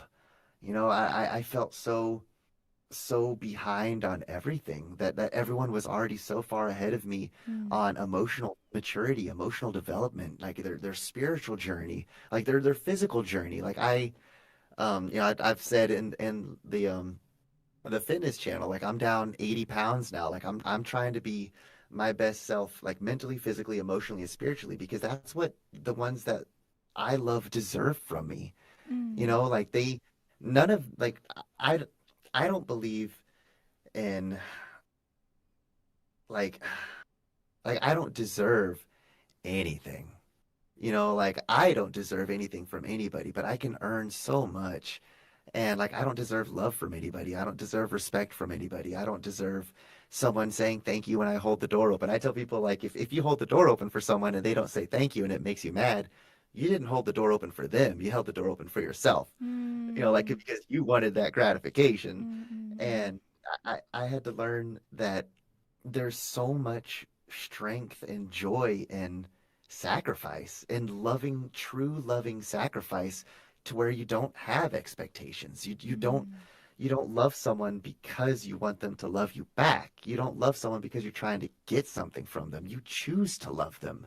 You Mm. choose to give to them. You choose to be who you need to be for them, whether that's who God calls you to be or whether it's your role in life. If you're a husband, be a good husband. You know, like if you're going through something to where you're not receiving love back, you know, obviously there's going to be like caveats and criterias, and everyone's in their own life and everyone's in their own journey. But there's so much strength in choosing to love even when you don't feel love, or choosing to forgive your friend even when you're still hurting. But there's so much freedom in being able to put aside just moments of bitterness and pain and to pack it up and to voice these things. Like I say in your Discord all the time, and I text my guy friends, I was like, hey, I love you. Like I love you Mm. so much. And because we don't hear it. And chat, I love you. I love you. I appreciate you. I ended every conversation I had at conventions with that. I would look them in the eyes and say, I love you and I appreciate you. Thank you so much. And it's important for me to let people know that even if I'm a stranger, I love you. Like I don't need to know everything about you. I don't need to know the worst things you've done or the best things you've done. Like you're a person and we're all just trying to figure this out. But it makes it so much easier if someone is on your side, even a stranger, just for a moment. I love you. And so many people haven't heard that, especially guys. Like I'm not trying to make this into a like, oh, guys have it so hard, but like it's become a thing to where like we as a culture don't hear it enough, but men don't hear it enough. Like we are loved, like we are appreciated, and like you, Mia, like I love and appreciate you. Like you're an absolute legend and a beast, and you have done far more than you could ever know for more people than could ever voice it. And even going to like watching you play Xanarkand, and I requested it, like 3 weeks ago, and I remember just watching you play it, and I felt so honored and lucky to be able to see that, to be able to watch someone who has sacrificed so much for their craft. Because like you didn't just wake up amazing at piano. Like you've sacrificed time with friends, time with family, financially sacrificed who knows, maybe other dreams that you've had that you may have wanted to get into, but you have devoted yourself to honing a skill and a craft that is like it's truly incredible. And like and so many people in chat feel so lucky to be able to observe it and to hear it and to witness it. And it's such a testimony and a blessing that you give so freely to people. Like that's amazing. Like you're a gift. Oh, thank you so much. I don't think that I have thought like that. Yeah, thank you. It meant a lot to hear. I appreciate. Um, But yeah, that's me. I'm perfectly flawed and wonderfully an idiot. One day I wanna hear your spiritual journey story too. Oh Lord have mercy. That's a doozy. That's a different stream. Yeah. Go. We don't wake up to be someone we are. It's all like the journeys that mold us, right? All our entire life and yeah, all the events it that shape us to be who we are now. Yeah. So I really appreciate to have met you. Yeah. In like now. Well, I would have appreciated before too, but yeah. Thank you for being a blessing to our community, especially by being here today and sharing. Yeah, really, really appreciate. Um, and thank goodness you could actually hop on the call. Yeah. I was literally like this close. I was gonna type. I was like, I am so sorry, Mia. I can't do it. So this actually helped a lot. Like I forgot about, you know, what I gotta take care of, and everything happens for a reason, and there's nothing too big that we can't get through. And I also want to offer you that, yeah, I will also want to be praying for you. Yeah, so if you want to ever share, I'll be here too. Yeah, I appreciate it. No, there's yeah, there's so much strength and community prayer, and yeah, there is. I'm such a big supporter of that.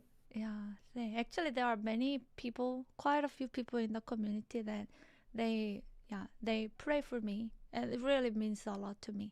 Yeah, and to be honest, this morning, like less than 1 hour before, maybe like 40 minutes before I go live, I start feeling so like sick, like I felt like I was gonna throw up.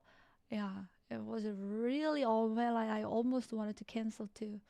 Yeah, but I prayed, and then by the time I went live, I felt good.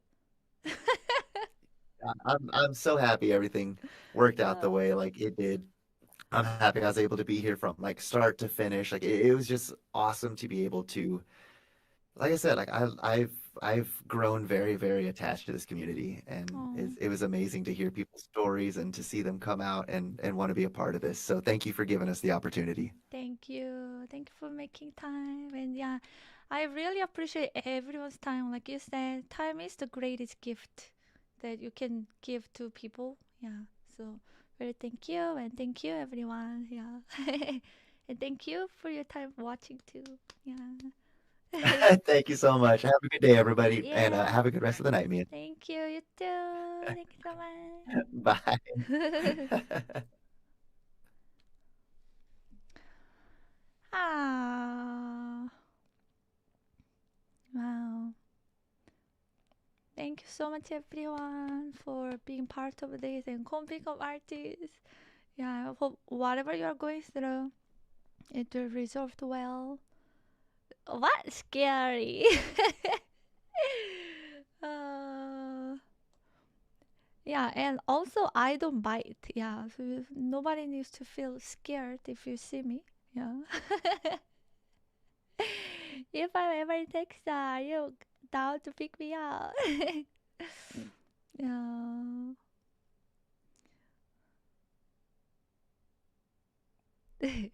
Wait, Oscar. Oh, thank you so much, Sixty bro.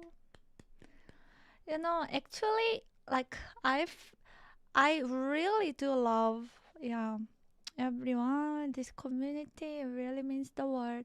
I don't say enough. Actually, I love you. I love people. I don't say it enough because I feel kind of, I don't know, shy.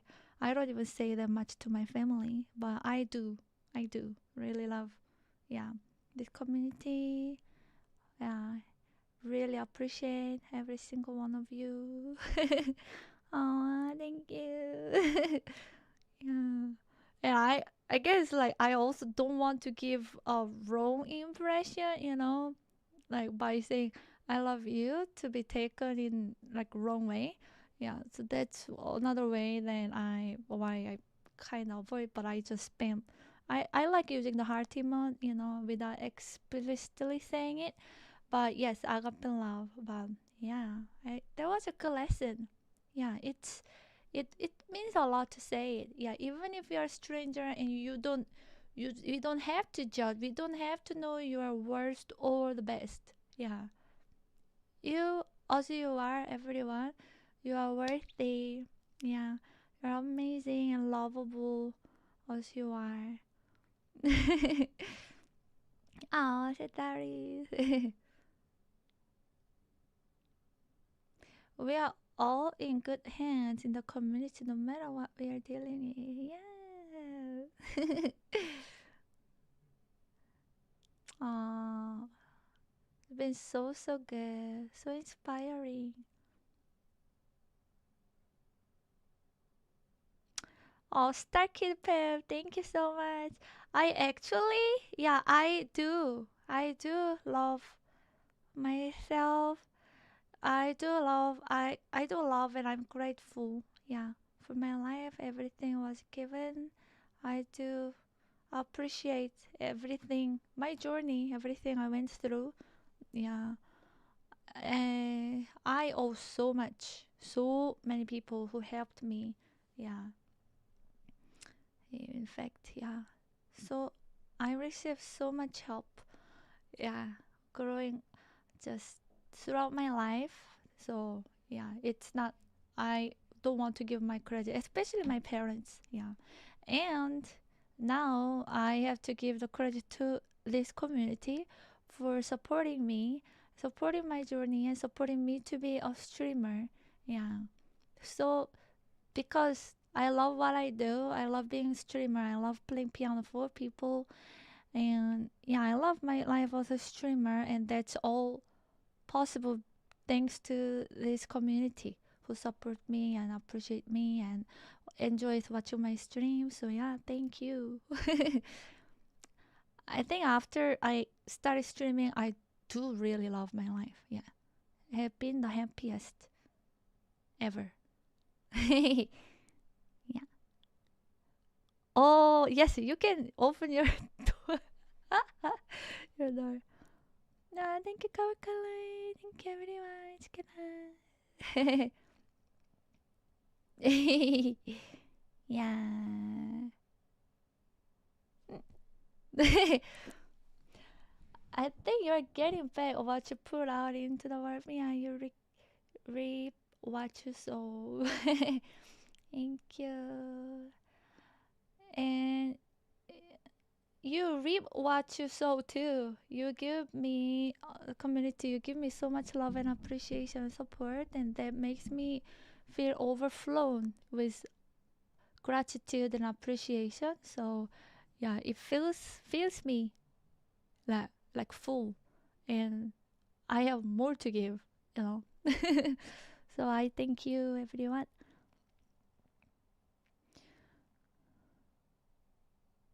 Oh, 63, bro.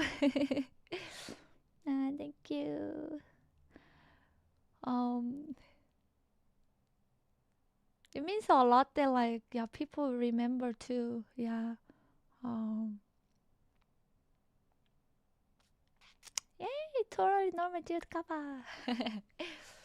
Oh wow, it's already 9 o'clock. It's been such a this.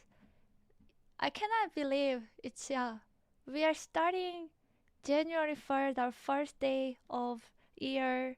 Yeah, it's been my favorite year. Happy New Year, Sebastian. Favorite New Year day.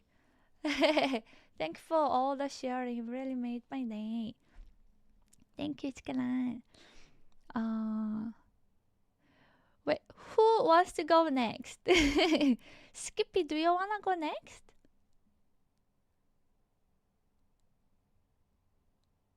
Okay. Yeah, you will get there, Trinity.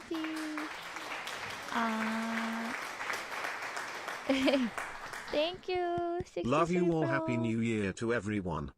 Thank you. We love you too. I still feel so shy to say it. Yeah. But I still feel shy to say it to even my parents. Yeah, but yeah. Thank you. Alright, Skippy's here. I will bring him in.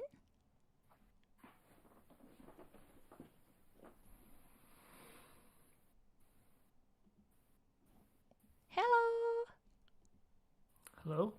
Can you hear me? Yeah, I can hear you. Is it loud enough? I think so. Do I need to raise up the volume, everyone?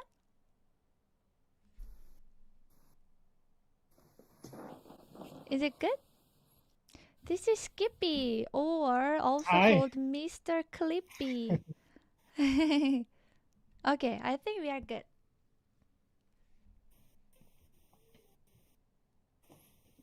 The volume is fine. Yeah, if I boost it up. Good.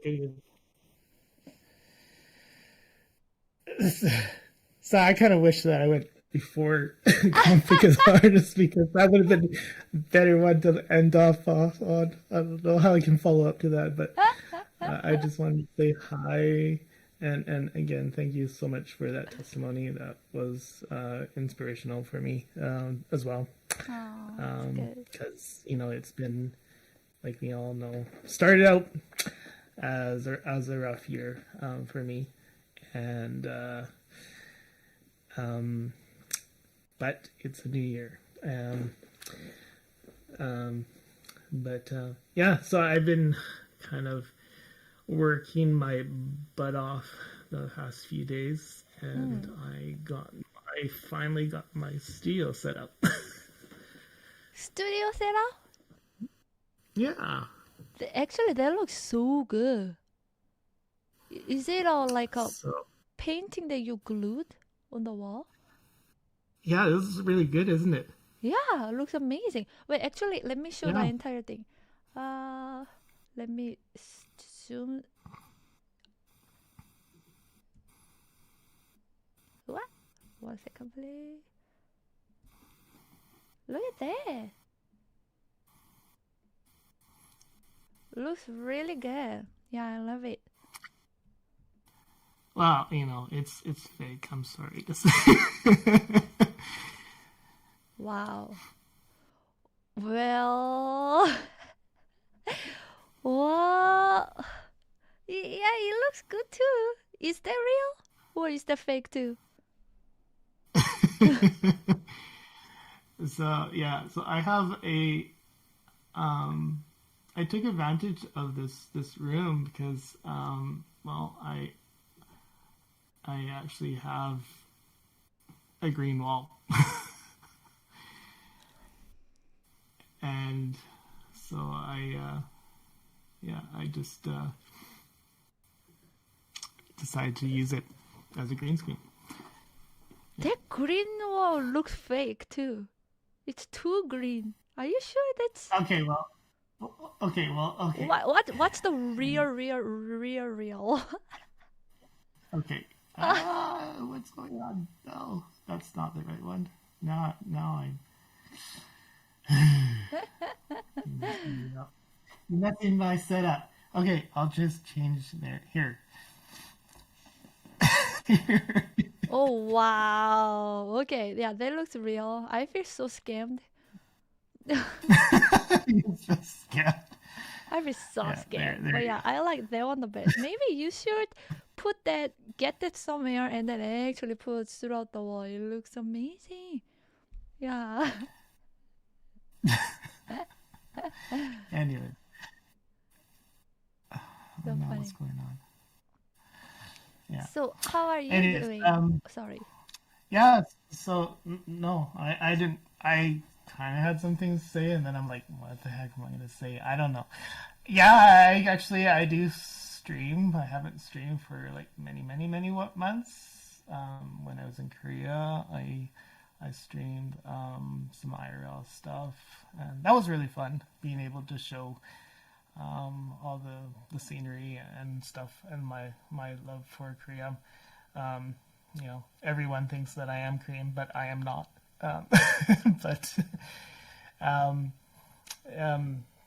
But I've been wanting to get out and show people around my area here in Canada as well, and do gaming and stuff like that.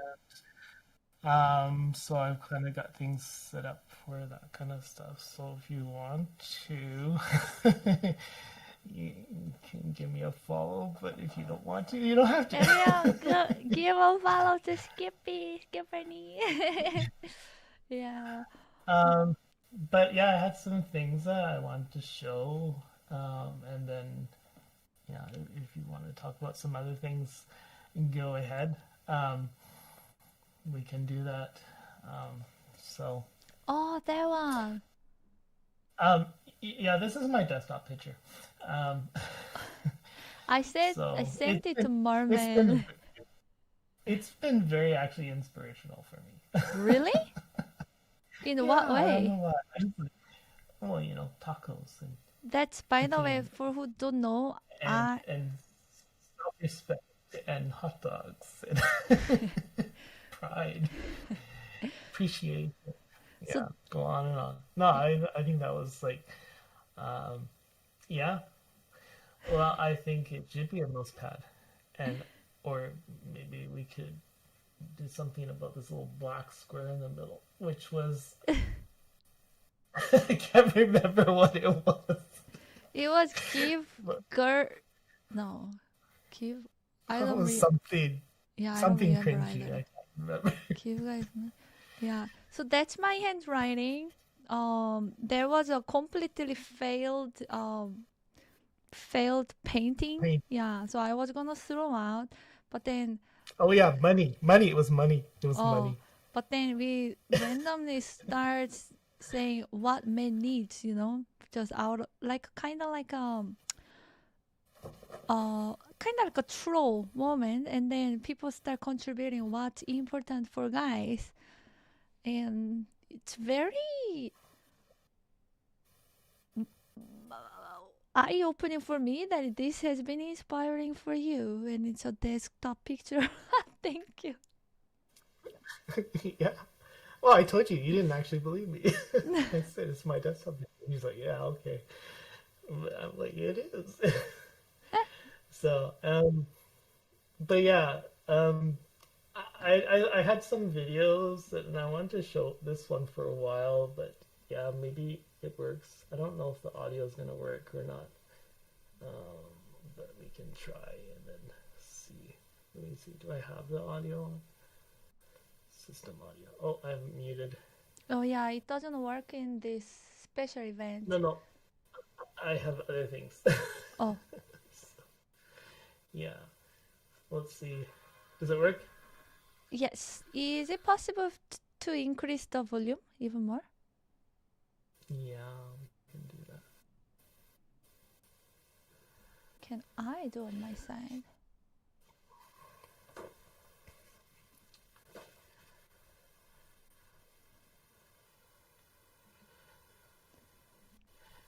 can't really hear well. It's not really much in here. But this was July 1st. I was driving out of Calgary with the family, and something was happening. And I'm like, I don't trust this cloud. And look at this cloud. Yeah, that cloud looks so sinister. Yeah, so this was July 1st, Canada Day. And we were down in Calgary. We went to the zoo, and we were driving back to Edmonton. And all of a sudden, I saw this cloud. And when I moved here, I was told, okay, if you see a cloud and it's kind of got a greenish tinge to it, something's going to happen with it. And it started descending. And tornado.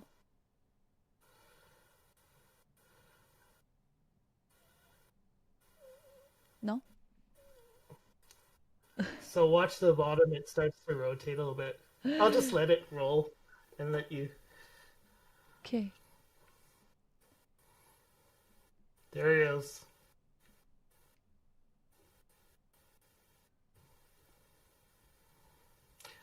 So apparently this was one of the biggest tornadoes Canada had seen. It was an F4 on the old scale or F5. That's crazy. Fortunately, nobody got killed. 4 houses got destroyed because it was mostly in farmland. But everyone was stopping on the highway, and I'm like, what the hell are you guys doing? I said, this thing could cross the highway at any moment. This was just north of Calgary, in a town called Olds, just north of Airdrie.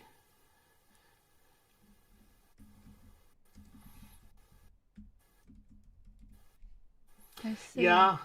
Well, I started to see the signs, and it started to rotate, and I'm like, that's going to turn into a tornado. And I said, guys, start filming it. Wow. And so everybody in my family, all 3 of them were like filming it. I was not filming it.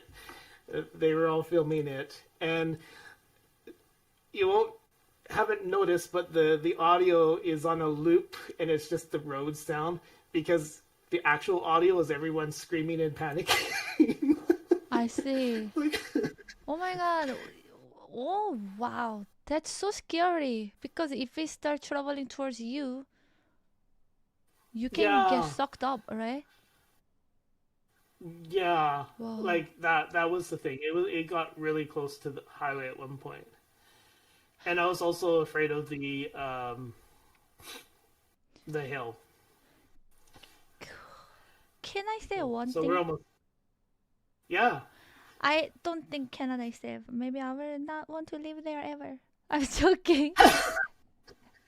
Hey, Kansas gets them even more than we do. So, yeah, I'm sure Tyler has seen his fair share. This is a really good part of it. It's crazy. This really shows it well. Wow. I never saw a tornado myself in life yet, thankfully. Yeah. Wasn't there a tornado warning in Chicago though? Maybe, but I didn't see with my eyes, so it's okay. But it was streaming. And you heard the sirens, and you're like, "Oh, I'll just keep streaming." There was a time that there was a storm, heavy storm with and I was getting alerts on the stream, and then I even lost the electricity in the middle of the stream, right? And people were like, keep safe, be safe. And then I went out to feel. Yeah. But yeah, I've been meaning to want to show people that video for a while, and yeah. Thank you for sharing. Wow, that's crazy. So there's this one here. This is not far from my house, actually. What's that? It's up. That was a bison. Would you like to see it again? Actually, links. Buffalo? That's buffalo. Oh wow, so big. Wow.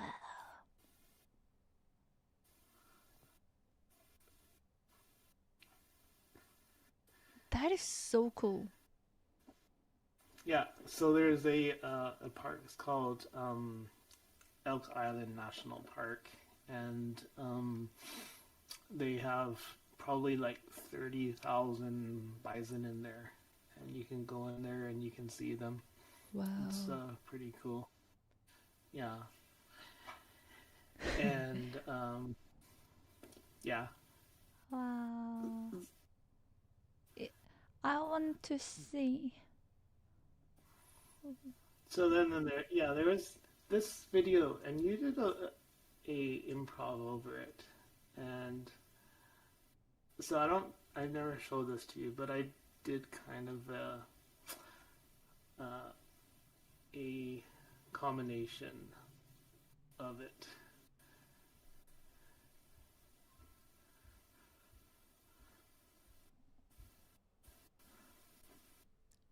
Wish there would be high, like louder audio music.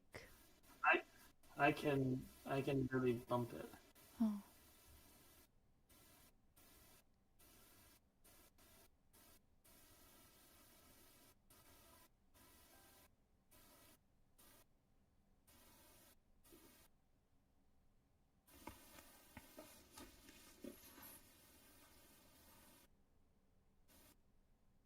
Yeah, that's really amazing, Aurora. Whoa. So he filmed this actually himself. From my front yard. Yeah, how lucky. It's my bucket list too, to see Aurora, yeah, in real life. I haven't been able to catch one yet. Yeah.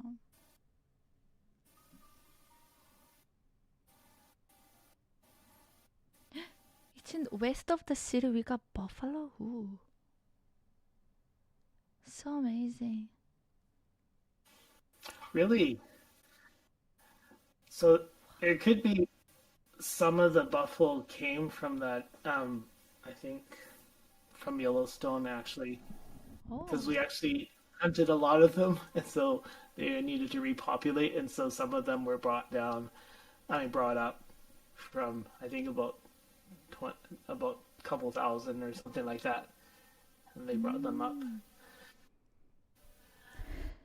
Yeah, so I had that one, and then there was this one that you did a long time ago. Wow, I look like a ghost. Why did I think that was cool at This the is time? flashback day. This was before figuring out how to do the video part. Wow, it's Bobby actually gave an excellent idea. Why can't you just camp on Skippy's background, Mia? Actually, amazing idea. Well, yeah, that is possible. I know. So I had this this Did you animate my hair? Yeah. So this is done with some software that I have, and you can freeze part of the image and then the rest of it move. Interesting. It's really cool. That's cool. Yeah.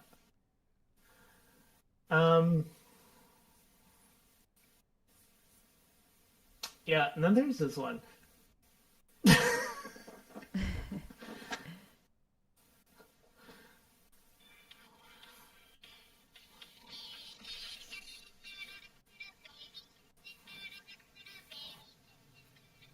You put the music on, right? Because it got muted.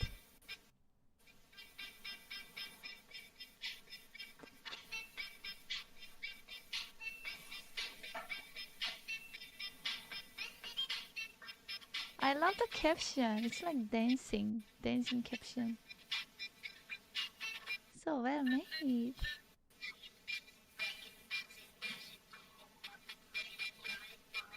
This was so hard to do. I was like, why am I doing this? Yeah, I don't know, but it's cool. Thank you for doing it.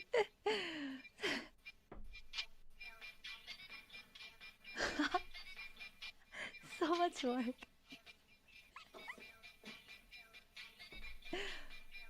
So cool.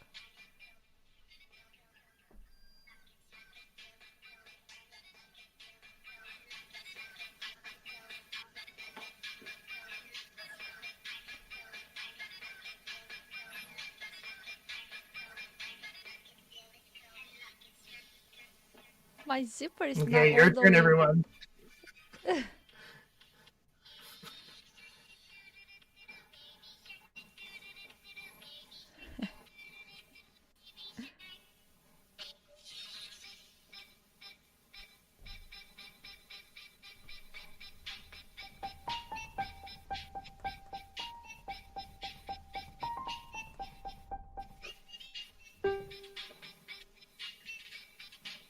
That looks so funny.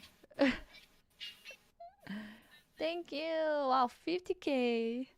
Introduce stars art. Love it. Well, yeah, Anthony, I had to do research to figure out what the lyrics were. Wow, so much work you put into that video. Thank you.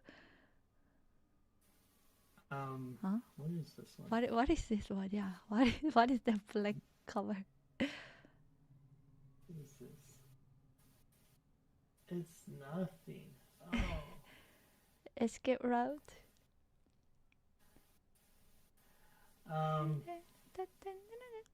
Oh, I know what it is. It's this. Video game? Yeah, so...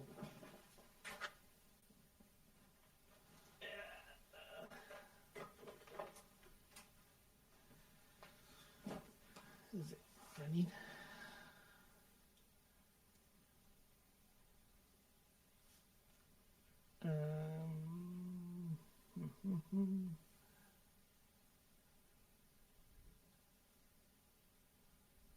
I think...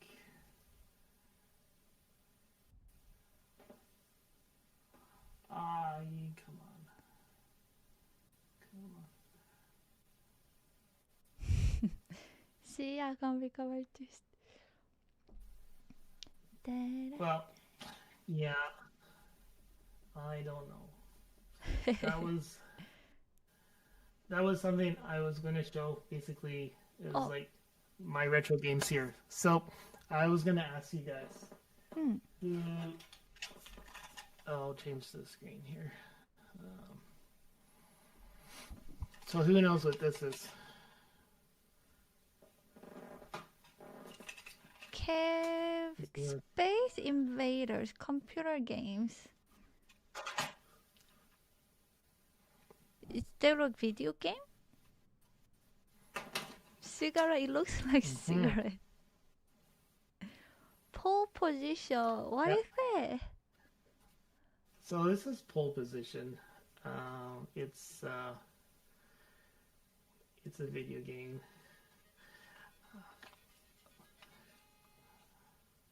And this is the way we used to play games, was with something called a joystick.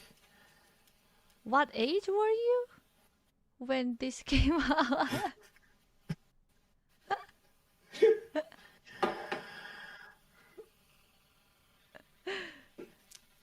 What age was I? Yeah. Okay, well, you know. Uncle doesn't tell you everything. Let's just say I was 5.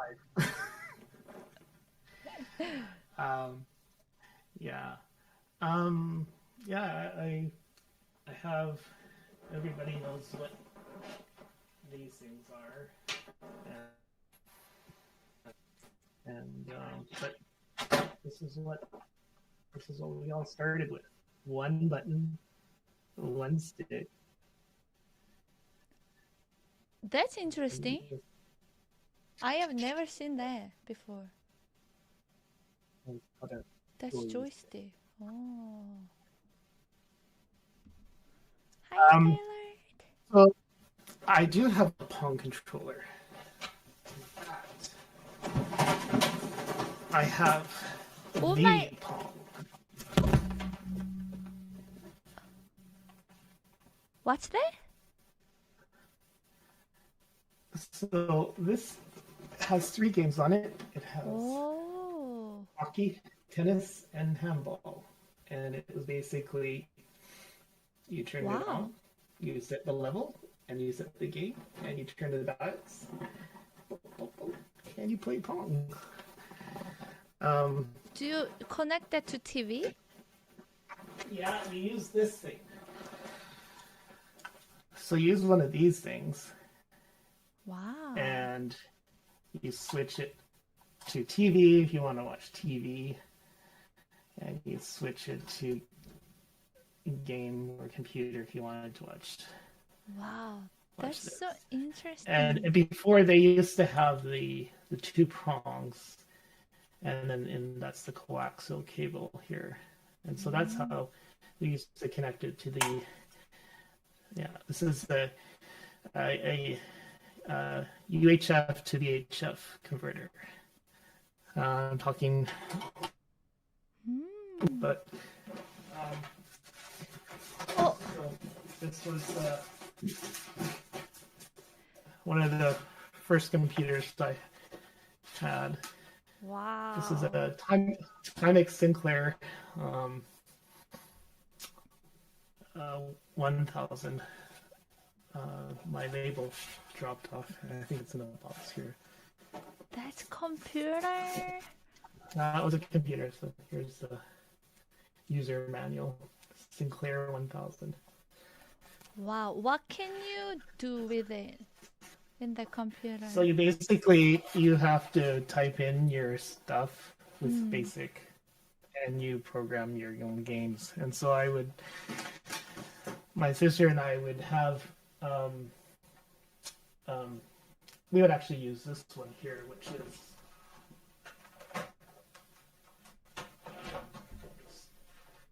not working right now, so I'll just. So this was the Atari 800. Wow. And so my sister and I, we would get these magazines it was Antic magazine or Compute magazine, and they would have games in there. And we would have to type in the code. And it was like binary code or hex code, and it had like a checksum to make sure you typed it on right. And then eventually it would all work, hopefully. And we would play the game until we were sick of it because I didn't have a drive at the time to save it. And you were like, okay, are you done with the game? Because I'm not typing it again. And okay, we're done. And so we'd switch it off and we'd play our other games. But then I did get something to help Winter's TV. Save. And that's with one of these things. So this is a cassette drive. Okay. And I know cassette. And so this stores computer. So if you played something that, if you played something that was recorded on this into a cassette drive, you would get beep, beep, beep, beep, beep, beep, beep sounds. And so you would save your games, then you use the counter, and you would fast forward to where the game started on the save, and you keep it. Yeah. And to get onto the net, actually we didn't have the net back then. We had bulletin board systems, and we would use something called this, which is a modem. Wow. And this is a 300 baud modem. So basically, if you want to download something that was like a megabyte, it would take you maybe a couple hours. And then you would yell and scream at your parents when they picked up the phone. because you'd have to do it all over again. Wow. Wait, I have a question. Did you keep them since your younger age when you used to use Yes. them and then for now? Or Yes. it's not like you became adult and No. then start collecting them. No, this is my gear. Yeah. Then I upgraded and I got these things. So everybody knows maybe what these things are.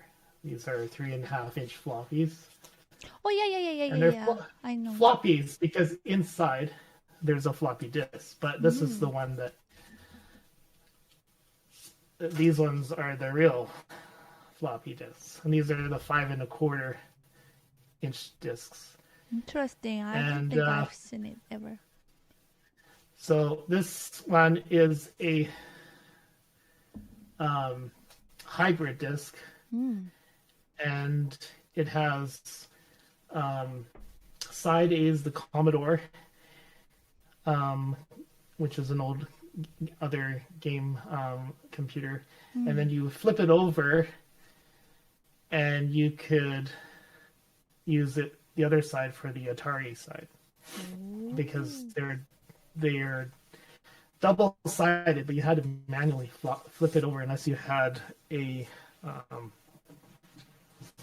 low density That's so cool. drive. But this one was only a single-sided drive. Wow. So you take it and sorry, this is stuck. Okay, I got a question after seeing this.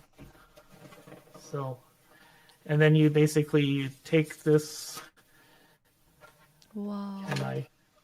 and you slide it in, and then you lock it down, and it would start grinding away. You want to take it out, you just flip it up.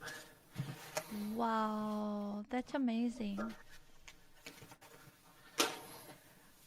Do you ever throw out any of your electronics? My wife would hope I did. Your wife would what? Hope I did. Oh, she hope you did throw out. Like, But she started to see the value in some of this stuff, and that's what I'm really hoping to get into is I have so many retro games, and you can actually see them up here on my shelf. These are all retro Whoa. games, and that's what I kept these. So what am I gonna do? Like, they're really fun games, and so maybe I'll start playing some of these games that people haven't seen for a long time, good idea. and see if they like it. Well, it looks really organized, so I think it's good. Yeah, if it was in boxes and boxes and boxes and It was. mess. It was until this weekend. Until this weekend. Yeah, exactly. I'm like, why am I keeping it? Like, why don't I use it? And so then I thought, well, I have this platform that I really like, and people are. I have Wing Commander, I think, but yeah. But yeah, I have. Oh, you want to see the old tablets? Like, everyone knows what this is, right? Right. iPad. This is a iPad tablet, right? Yeah. Right. Well, okay. So, I'm not that ancient. Okay, I'm ancient, but our technology wasn't that far behind because we did have tablets. This is, and it had the stylus, and it's all wired. No such thing as wireless back then. This is rare. Is it to like write and draw things? Yeah. Oh. Wait, How many phones do you have in your collection so far? How many phones do I have connected? No. That you have, because I imagine that you never throw out any of the phones that you ever had. So there's this really cool software. I'm actually using it right now, and it's called Camo Studio, CAMO, and the free version is actually quite versatile. But it basically, you can use any old phone as a webcam. Oh wow! And so I have my old phone XS. I have up here my current iPhone 13. I have my Max FaceTime camera, and then I have another one with my SLR, my Canon, that I can connect, and other ones. And then you can basically bring in different. Actually, if I go here, I can bring this in, and then we'll have like, so this is it here, and so I have the different cameras, and you can just basically choose the angles. Oh. And you can make different layouts and everything. And then you go into OBS or something like that. Interesting. So so how I got into this was I used to do, or I still kind of do. I do instructional video, instructional design, and do tutorials and stuff like that for companies. Wow, that's But really then cool. one day I was interviewing you, and you said, "You have streamers set up," and I'm like, "Yeah, I guess I do."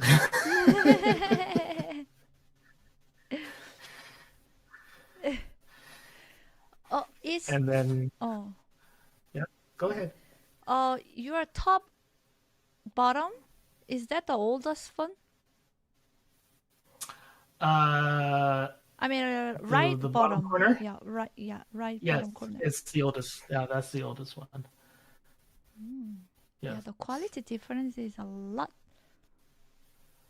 It's different. Yeah. Yeah. Do you have like MP3 players and walkie-talkie and CD Yes. player? Yes. Can you just show us everything, please?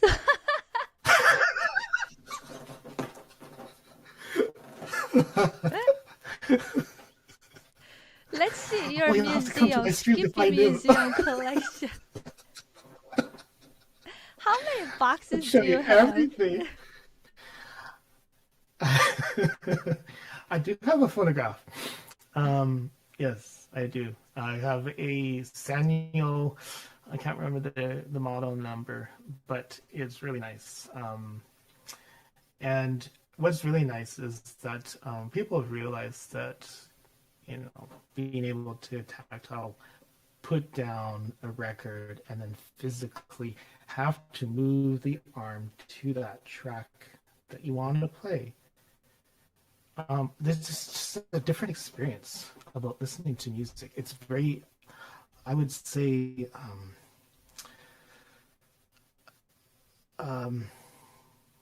you really have to put yourself in the moment. It's very intentional. That's the word I'm looking for. I have Apple Music, and I can type in any song and I can listen to any of the songs that I have, right? Even on LP. But just the whole thing of flipping through, the albums that you have, and then pulling it out, looking at the album artwork, and reading some of the stuff that they included, the artist, and then just putting it down, putting that record down and appreciating the music. I think I appreciate music more for what it is, through those act of like, putting it down. So, yeah, I like to collect things, but they have to have some quality, some reason, and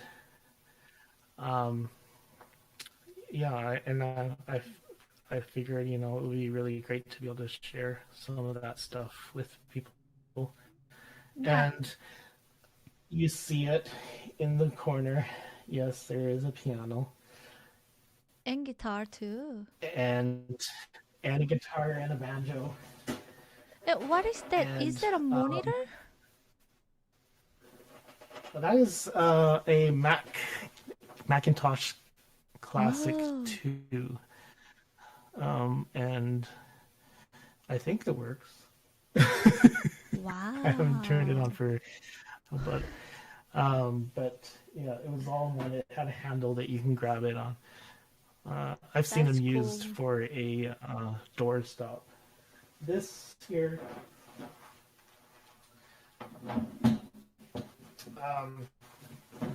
is a special instrument that.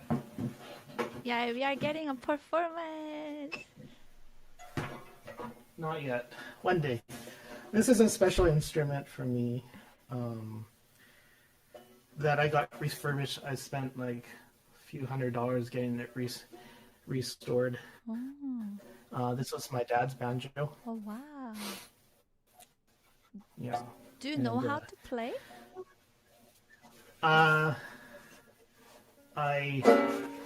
It's probably really out of tune. I know how to play guitar. Yay, we are getting a performance. And you're not getting a performance because I'm so Okay, at least can we maybe see? And then you can pluck it a little bit and strum it to show us?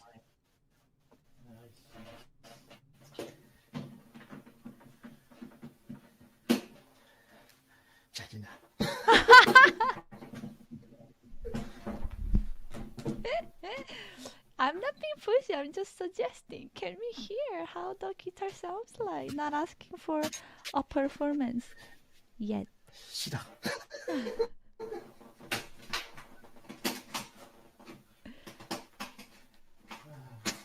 So, for how long have you been playing guitar? Since when?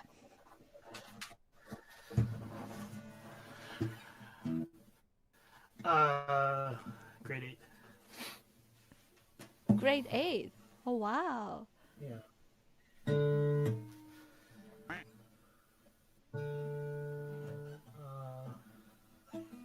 Do you remember how to play any song?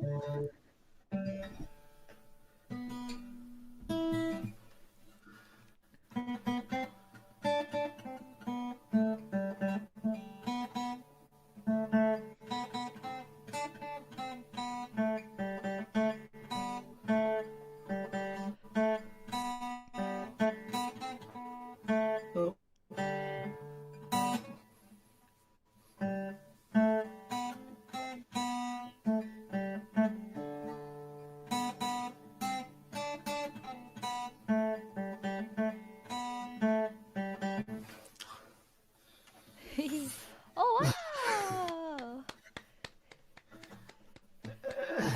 Thank you for letting us hear how your guitar sounds like. Ooh. Okay, performance. Sounds good. How about the piano? I wonder how it sounds like. Would you mind turning on and maybe Which one?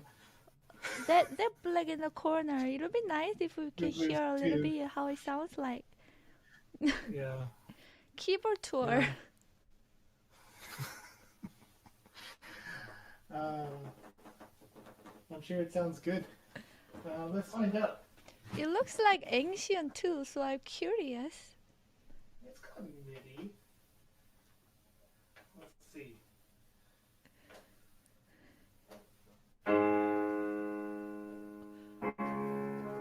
Whoa!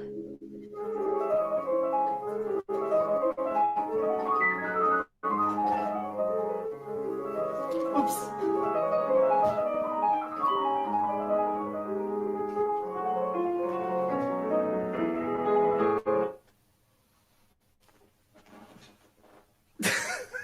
I believed for like 3 seconds. Until it suddenly start becoming like hard part. I have been outrolled.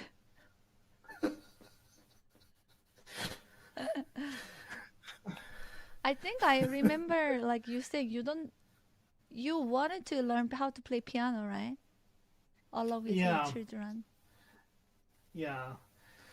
And like, so if I hear something played, and I can plunk around until I find the matching keys, and do that, and figure out like like "Oh Canada" or something like that, and wow, good ear. And like when I'm listening to music, and say for example you're playing something, and you make a mistake, I'm like, oh, she made a mistake. It's supposed to sound like this note, not that note. Wait, do you know how to play any song, for example, like Chopsticks?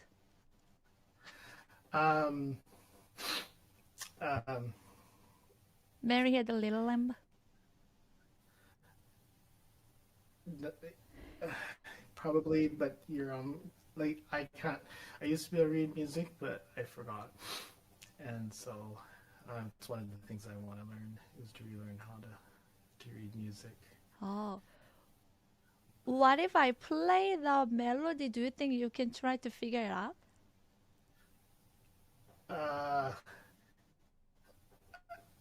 If it's a few... Oh, look at the time.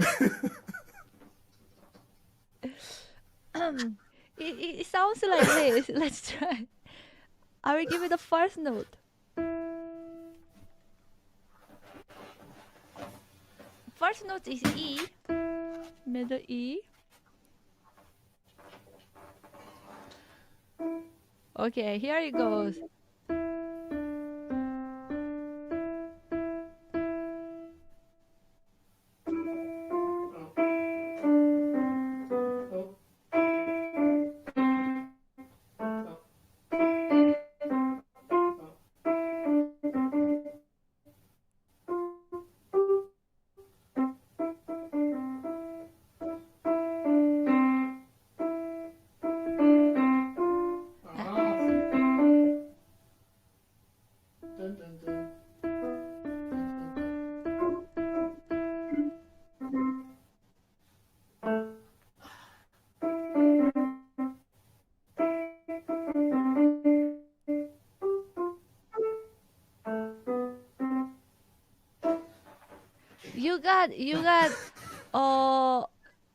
You got 70% right.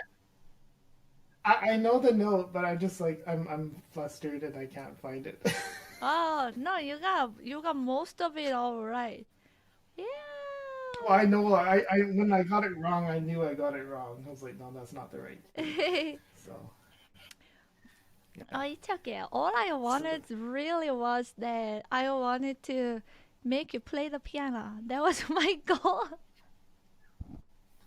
Thank you so much. Yeah. So, I've great.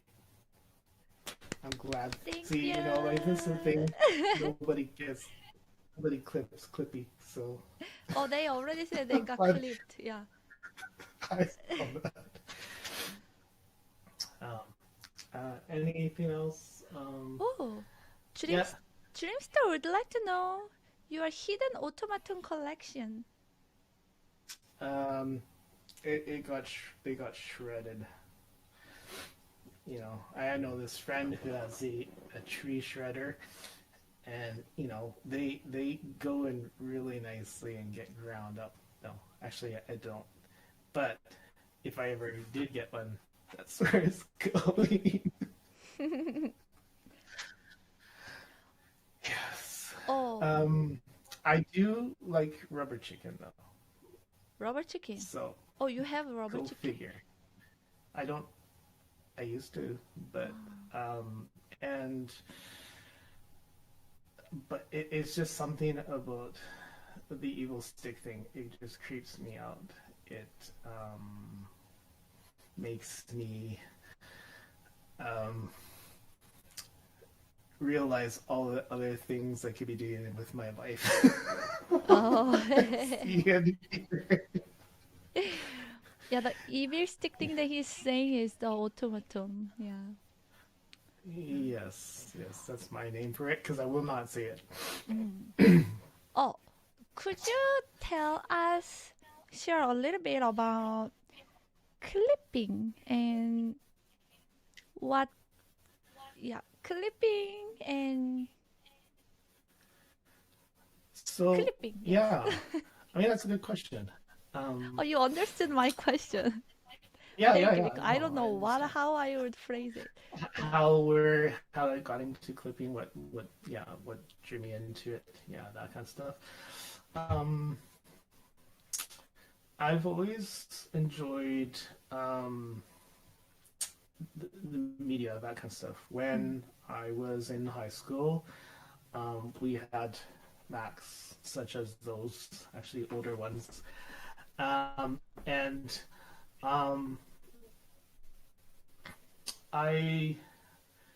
we had this one software. It was called Sound Master, and it allowed you. It was this thing that you connected to the ADB port. If anyone knows what I'm talking about, wow, amazing for you. And it had the audio inputs, and I would be able to connect like my CD player, and then I would use it to digitize clips, audio clips. And you know, it was kind of like, I think it was like a bit of a missed calling for me. I always wanted to get into like,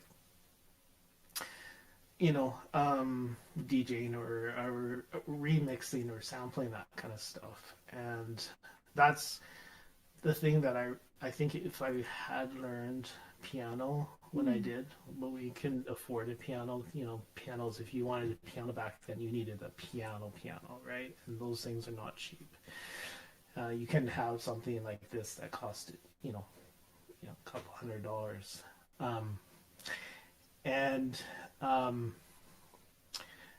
Anyways, so I always had this idea, thought about being, you know,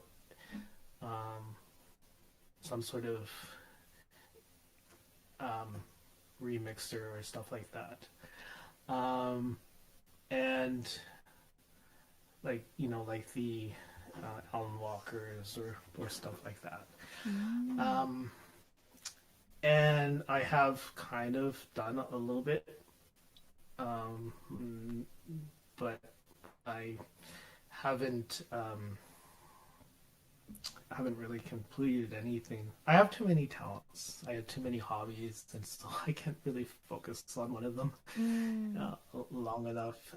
But I think I've kind of gotten to the point where I do know what I like to do, and I do want to focus on some of those things. And so, anyways, long story short, then I had this opportunity to work at this edutainment company, and it was all about designing educational software. And there was a lot of video and editing and stuff like that, and I would use editing software like Final Cut Pro, and using Flash and stuff like that, and doing multimedia stuff. And so I got into designing not museum, but science world exhibits. So I did a few stuff like that. And then, yeah, just kind of that's been a hobby. And then I got into information architecture, which is my trade, which is, managing and architecting knowledge and all that kind of stuff. And I'm rambling and not answering your questions. So the long question is, I really like editing, video that, and audio that is important to me, and creating sort of those kinds of things. And so when I came to Twitch and I saw this clip button, and I'm like, what is this clip button? And then I clicked on it and it says, you need to create a user account. I'm like, dang it. I need to create a user account. And I was a little bit phobic about wanting to create sort of user profiles for myself. But I stumbled on this musician, and she seemed to have a really good community, and I seem to be missing out on a lot of this conversation. I'm like, dang it. Okay, fine. I'll create an account. And then I started typing in your chat.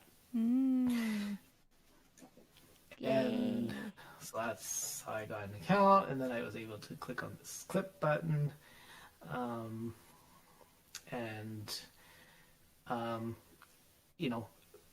Having kids, you have these, you want to take pictures and film things, and you want to be able to,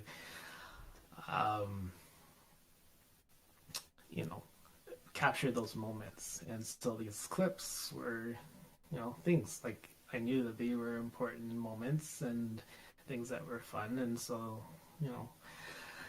I clipped them. And so I, had all these clips, and I knew that someone else could do something with it, and I didn't have to worry about actually doing something. And so we got the Hagars and the others doing these things with the clips, and I'm like, great. I don't have to do it. Because I'm a bit of a perfectionist when it comes to doing some of these things, and I will fandangle over a pixel, because there's like one pixel, it's just like a minuscule of a glip in a transition, and it's not good enough for me. So I will I will spend too much time on it. So so then I like the idea of just being able to clip, and not just with others, not just with you, but with others. But yeah, I've done quite a few clips. Yeah. I think the latest count I've done is what? Oh, sorry. Wonder, like, what kind of moments do you look for in clipping? Well, I guess it depends on the streamer, their personality, their things that they do. Like for you, I know that there are definitely things that I know that are going to be funny moments to look back on, and they're going to be important for you. And also just like those special moments, like, like maybe when you got your first really big dono, or when you got your first request for playing a certain song that has meant something to someone. And then also just being able to highlight some of those performances. There's a bit of a code in how I title some of my clips, and if you notice in some of my clips that there's an L inside parenthesis, it means that I've clipped it in such a way that you can listen to that clip on loop seamlessly. or if there is an R, it's a good candidate for a ringtone. Which actually brings me to something that I've been sitting on for a while, but I've created a stack of ringtones for the community of your channel, but I've never actually released them. Right. Because I just been, like I said, too much of a perfectionist. I'm like, oh, what if they don't like it? Oh, so I'm sure they will like it. So now that you know about them, now I'm probably gonna have to release them. I see. Yeah, that'll be great. Also, I just remember one of your talent. The oink oink song. That wasn't oink. It was bork, bork, bork. Yeah. That made my day. He recorded him singing. Yeah, it sounds like oink oink oink at the end, and then somebody made it as a ringtone. Yeah. I'm just trying to find where we got here. So yeah.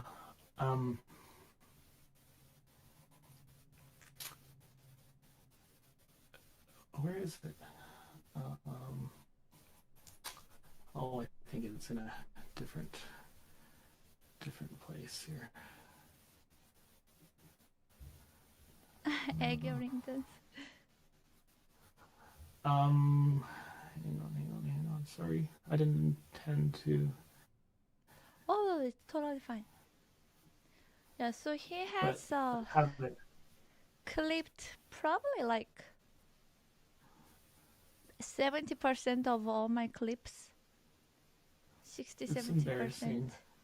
And it's been great because all the votes expire, and yeah.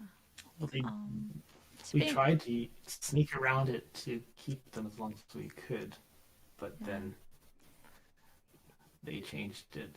Yeah, Skippy also manages like my votes, highlights, and so on. Because I don't really like dealing with them. Yeah, so it's really nice. He's also good with like naming the clips and figuring out pulling out the clips. Yeah, finding exactly what we are looking for. Very quickly. So this is my ringtone that I have all the time.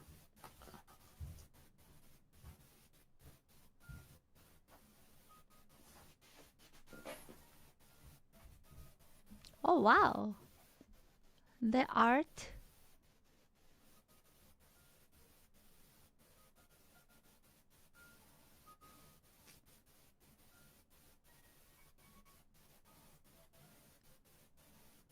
Yeah, it's too bad the sound is too low on like shared screen. Oh. Sorry, I will try again. Do you archive your votes in case you want to rerun channel? I do. I do personally archive everything. Yeah. Can you hear it better now? A little better.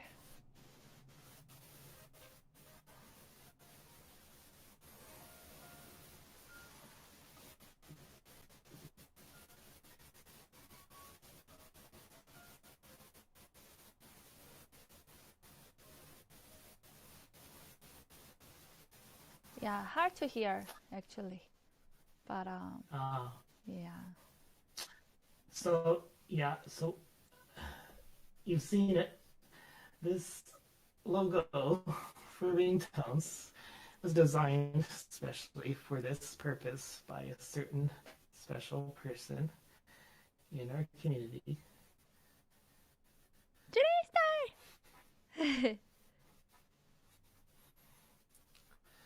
dreams here. So nice. Yeah, we gotta release those. Yeah.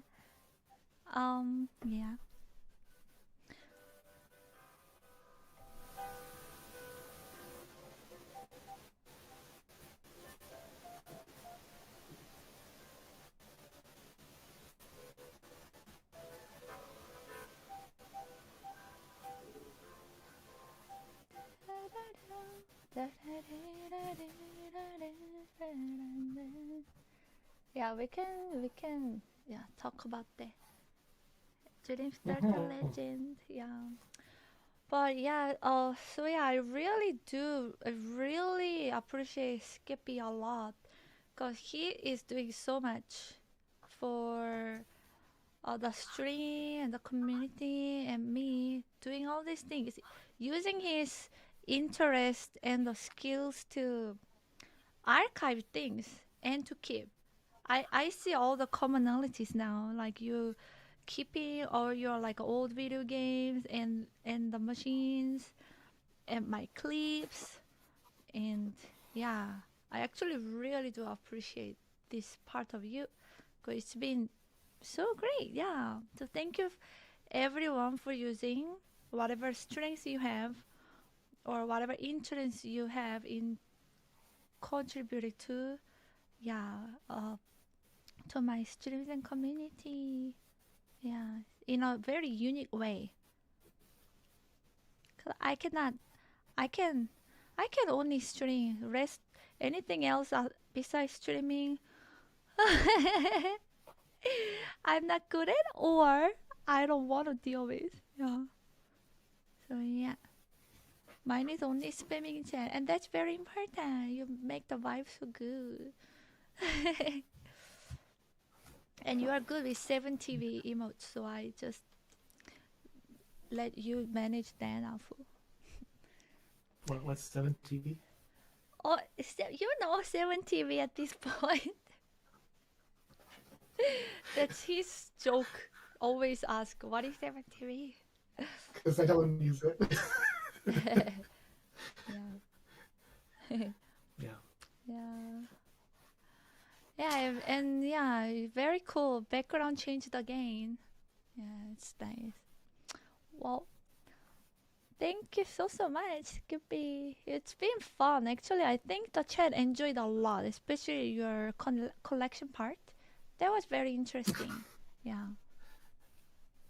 Well, yeah, like I said, I hope to start doing it more often and other things as well.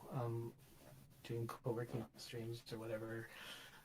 Haven't kind of decided exactly how to structure things, but yeah, I really, when I do it, I like it. It's fun. And my top viewer last year was Mad Evil Hell. Oh. Kudos to him. Nice. So shout out to him. I was really sad that I didn't get to meet him and you when I was in Chicago. Yeah, just timing was not the thing. But right. Anyways. Okay. Maybe we can close by hearing your favorite dad joke. Oh, there was something that I did want to show you. So I have this book, and I bought, and I have the digital version of it, and it's got all the idioms. It's pretty cool. So, like, if you hear some of these things, you're like, what's kitty corner? Do you know what kitty corner means? So kitty corner is diagonally opposite. So if you were on a street corner and you'd say, "Oh, it's kitty corner to the 7-Eleven," that means that it's like not across the street. It's across the street and across the street. So it's diagonally opposite. Oh, okay. So that means kitty corner. Anyways, I have a digital version of this book, and I could share it with you. Catty corner. But yeah, dad joke. So in my Discord, I have this channel that I created just for myself, and I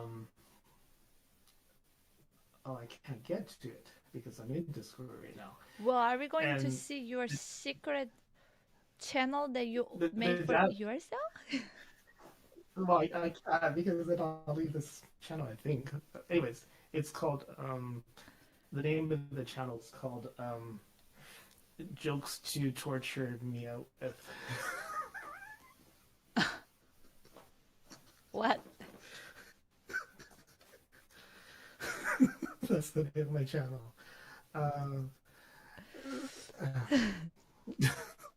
So funny. Let me see. I'll try to get to. Let's see if I can pull up one of my favorite here.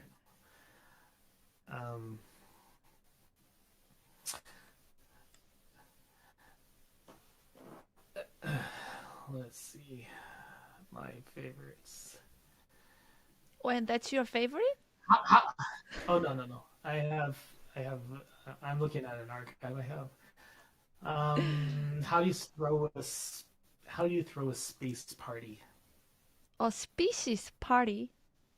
A space party. A space party. Sleep by dreaming. You plan it. Wow, estoy veteran. I'm sorry. Bye. Wait, can you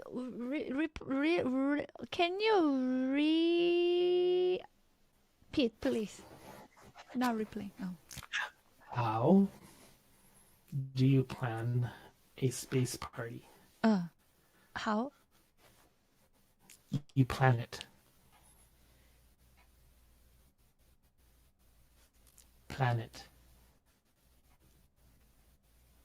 Okay. I get it. Yes. You plan it. Yes.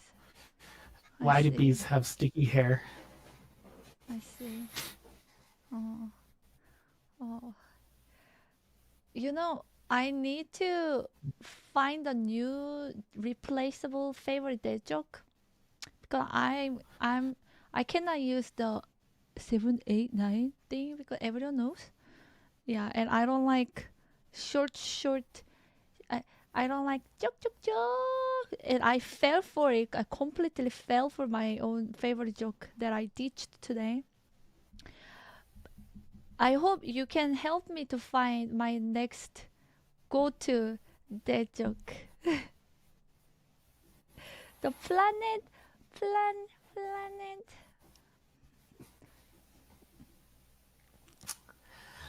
Why was the snowman rummaging in the bag of carrots? Why was the snowman looking in the bag of carrots? A snowman looking at a bag of carrots? Yeah, looking through. A carrot? A vegetable? Why was he looking through a bag of... Well, he was looking for his new nose. He was picking his nose. Actually, I like that. Actually, that was good. I like it. Okay. I like it. It's my type. Hi, Zikar. I used this once, and I didn't use it again. My wife asked me to pass her lipstick, but I accidentally passed her a glue stick. She still isn't talking to me. What is glue stick?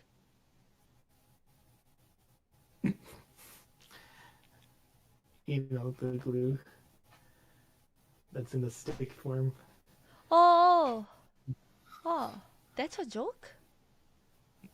So she put glue accidentally on her No. lips? Oh, so that No, she it's- wouldn't talk, that she wouldn't nag. It's a joke. Okay. I used to be addicted to soap. Soap? But I'm clean. Yeah, but I'm clean now. Is that a joke? Moving on. How does a penguin build its house? I don't know. It glues it together. Oh, that's a too American dad joke. Too English.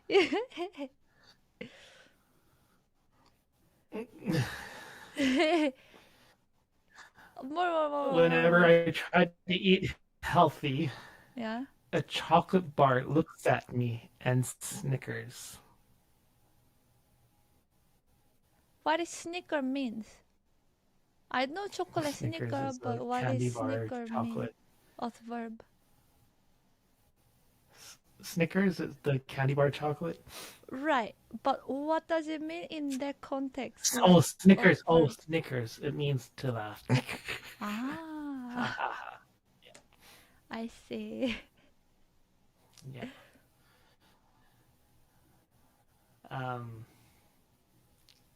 Yeah. I'm gonna stop. Am I like the worst person to tell that joke to?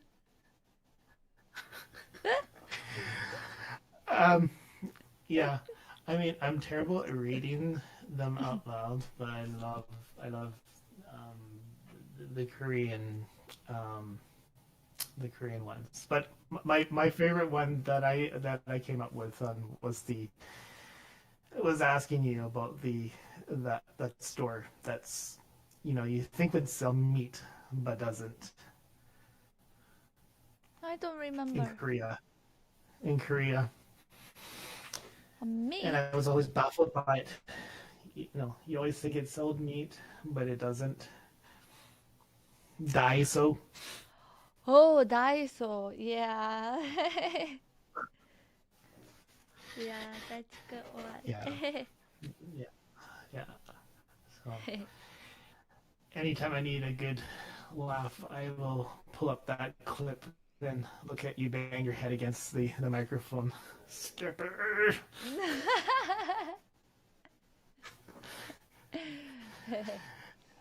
Alright. Yeah. But yeah, how I pull up the clips. Actually, I pretty much remember the names. And I just oh yeah, I titled something and I'll do a search by the title. Wow, that's amazing. There are thousands. Amazing. Yeah. Well, thank you so much for all you do. Yeah, thank you for the love and the interesting museum. I think you should keep them, and then hopefully in 20 years hopefully they cost I don't know what will they cost if you sell now. Yeah. Or do they go to Goodwill? Yeah, some of them are worth a bit, but yeah. But then I have to sell it, and then I don't have it anymore. Oh, yeah, keep it at the museum. Well, I guess if we actually ever do move to Korea and downsize, then I'll probably have to sell some stuff. I see. Yeah. Anyways. All right. It was really nice seeing you again. Yeah. Thank you so much for all the interesting stuff always. Yeah. So this was Skippy. Video one. Yeah. Yeah. I will try to learn piano. Piano? I will try to learn. Oh. Yeah. Yeah. And thank you for taking all my trolling. I was trying hard to mess up with you tonight. Yeah. Yeah. I'm glad. Well, That's what a niece has to do. Wow, I'm like, Serfelgar called me. I'm like little sister, and he calls me a niece. Yeah, I love it. Well, you actually, no, it was actually Kermix and Skippy. They were like, they wanted to come over for dinner, and like, I said, well, I guess you can be my, sis. Like, oh, I say my nephew was coming over, and they're like, can I be your nephew too? And then you're like, and then you said, I'm gonna be your niece. I'm Oh like, yeah, okay, can be. just so that I can eat That's your how wife's Korean food because they look good. that's how it all Yeah. started. All All right, right. thanks everyone. Thank you. It was really good to chat with you and to get to share a little bit of some of the things that I've been working on, and yeah, hopefully this year will be better. Keep me in your prayers in the next week, because this will be a rough week for me, because this is when my dad passed away. Yeah. Okay. All right. Yeah. Yeah. But alrighty, I will go. Yeah. Thank you. Wish you an amazing new year, and hopefully, yeah, this week you will have a lot of moments of happiness that, yeah, it will help you to, yeah, go through this week, yeah, better. Mhm. All right, we appreciate you. Thank you, Skippy. Oh. Oh, that doesn't show. Never mind. It was the picture of you and I. Oh. Okay, bye bye. Thank you. Bye bye. Oh my gosh, you know.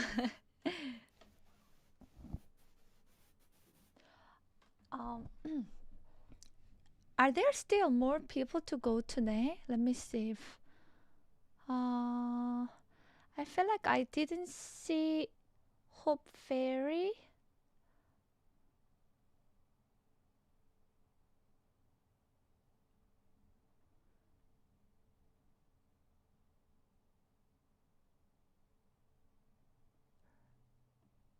Red. Oh, that was way too fast. I'm sorry.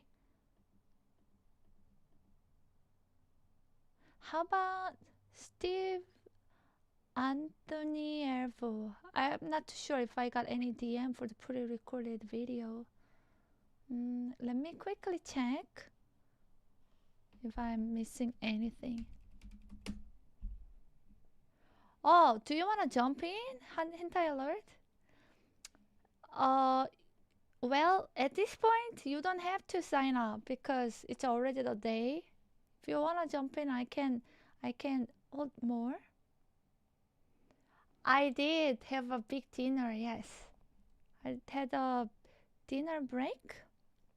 And oh wait. Oh, okay. I have one more video to show from Steven Resino.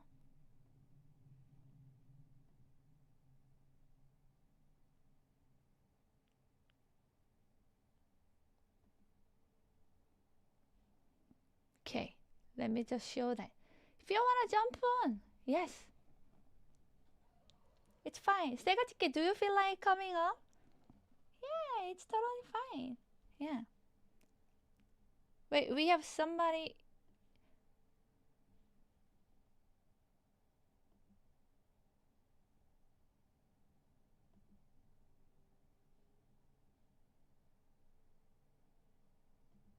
We have two people wanting to jump in. Let me just play one video from Steven Resino. 1 second, please. Hello friends, thanks for watching. In this video,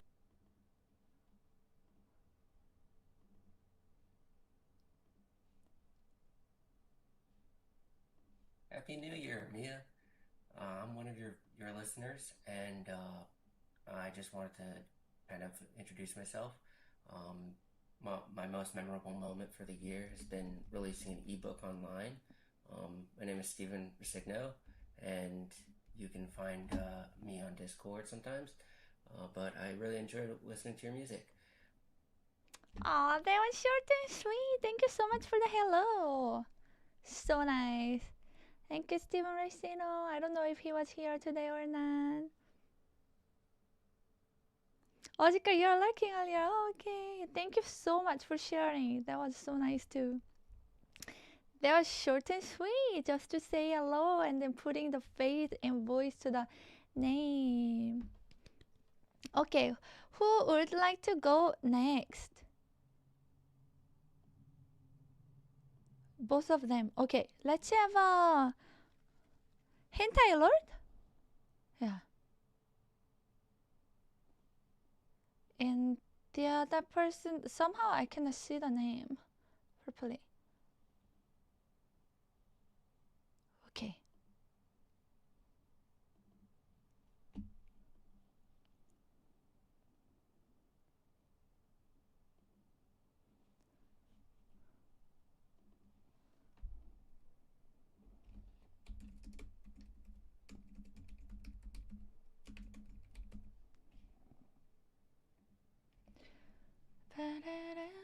Oops. Camera.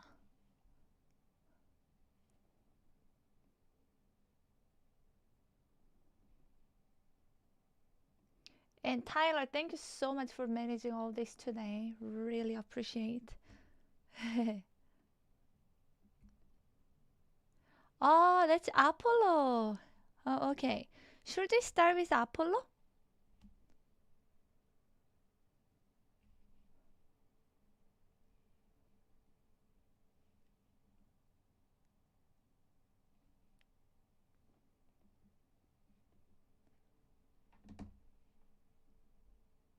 Ah.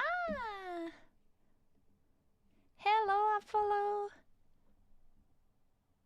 Oh, I don't hear the audio.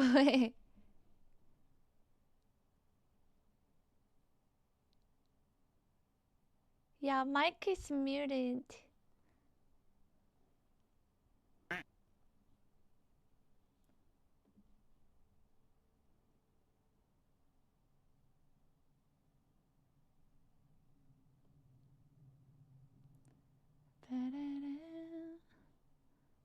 Oh, that's because I pushed to talk. Oh, okay. That would explain that.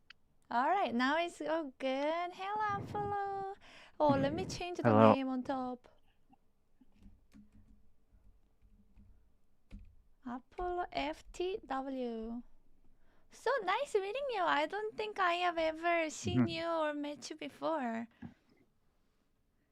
You've only really seen my profile image. That was like a photo taken from over 15 years ago. Oh, If you 15 see my years. profile pic, Wow. definitely how much I've changed. I don't think you have changed much, actually. Can't believe it's been 15 years. Yeah, it figured.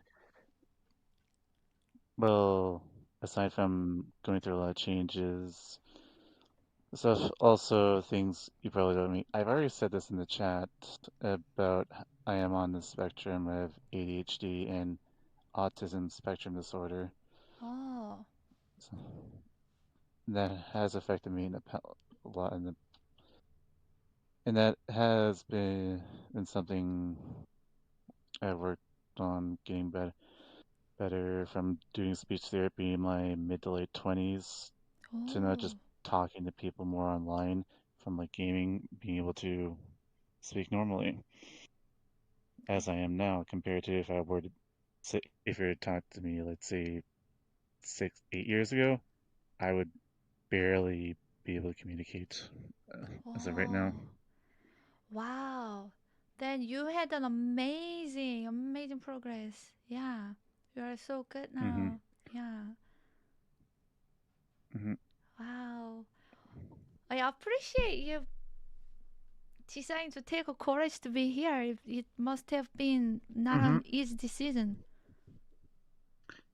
I would say previously, no. But now I'm definitely feeling better. Also, someone who actually used to be a musician myself because I used to play the tenor sax from back in high school, and I did like a year of like music degree, like for a university before the money just was, I couldn't continue it because of money reasons. If you're wondering the instrument, I played tenor saxophone, and I was practicing it up until the ligature that holds the mouthpiece together broke. And by the time I got a new replacement, I had already stopped wanting to play. It's just the motivation of trying to get back into it is the hard part. I see. Wow. So, I feel like a lot of the people who watch the music stream actually do have some sort of history with like either loved listening to music or played music before. Yeah, that's so nice. Do you want to get back to learn instrument and music? Yeah, I do. This is the part where job search, it's just being able to have money to go back is always hard because job searching for a long time, it really wasn't until recently where I'm able to actually open up to a lot more potential jobs rather than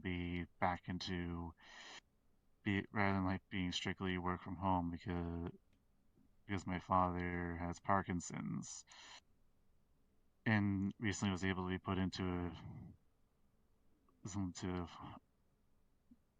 a home, like a long-term care home, so I was able to have more freedom in when I'm finding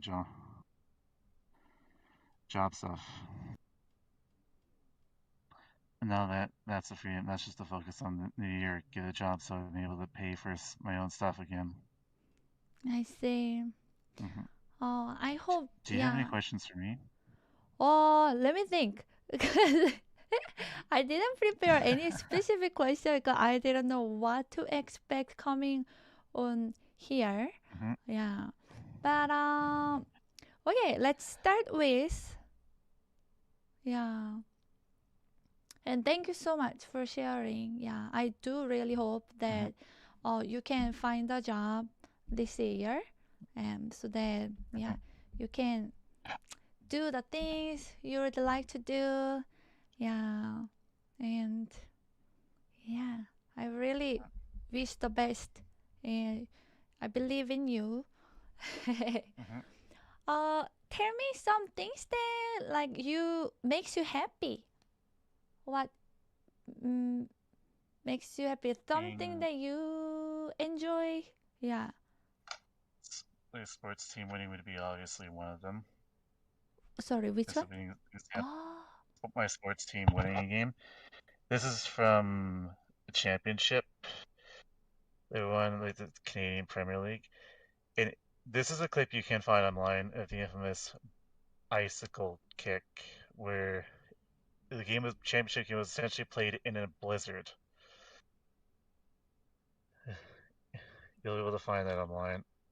But some other things like being greeted by you and like other streamers, like just simple hi makes me feel better. Aww. Okay. I will always say hi. Yeah. I think I try to. But actually, the more people are active in the chat, easier for me to see. The harder it is to like see my message. Yeah, because sometimes I will miss because I'm, looking at the score and so on. Yeah. I meant to show this. I meant to show like this shirt. That's not great. I need to get that video back. Turn off my camera. Alright. I'm just gonna have to stand up to show this. I think you'll get this shirt says, "I've got your back." Oh. Actually, that's funny. I love that. I figured you could laugh at that. Yeah, I love it. How did you get that shirt? That's like from my mother who went on like a trip to Kingston, where there's like a tourist attraction, the Kingston Penitentiary in a former prison there Oh, in Kingston. Hmm I see. Interesting. Oh, there is an interesting question. Oh, hmm did you ever pre-soak your reeds in high school for saxophone? I did not do that. Oh, yeah, Oh, yeah. I heard that you have to pre-soaking is good. Never tried either. I never did that. I also something I'll probably do in the future. Oh, Also, for one of them in the chat, if you're wondering what that is, sport this was for soccer for the Canadian Premier League. If you're oh. wondering, besides other stuff, Mm-hmm. that's not a good sound. Hmm Do you? There's just so much. Go Oh, ahead. sorry. No. Please finish. Go ahead. Yeah. Oh. Mm, when did you start watching Twitch and what categories do you usually enjoy watching? I'm more of an older streamer, and this is like from like my original, from my first account before I made this one, 2010. So I've been on Twitch for over 15 years now. Wow, And that's a long quite time. and there's like some amazing things that I've witnessed over the years. One that always particularly comes to mind was this is like early 2013. The site had to go down because somehow they discovered that anyone can get admin powers. They had to shut the site down for 24 hours, Oh, and then coming back, where you start seeing like Russian porn bots spamming chat. I mean, all chat rooms. And the ones that were lucky were the ones who were partner could just put in sub only to avoid that. wow. Mm-hmm. Let's see. Do you since you've been like on Twitch for like 15 years, you probably saw like many changes, right? Yeah, And then from how the site has changed mm, over the years, because we just started watching like back on when it was Justin TV before it became Twitch. right. Mm, Mm-hmm. It changes over the years. The HUD changes, different metas. Seeing this is like from what I was watching.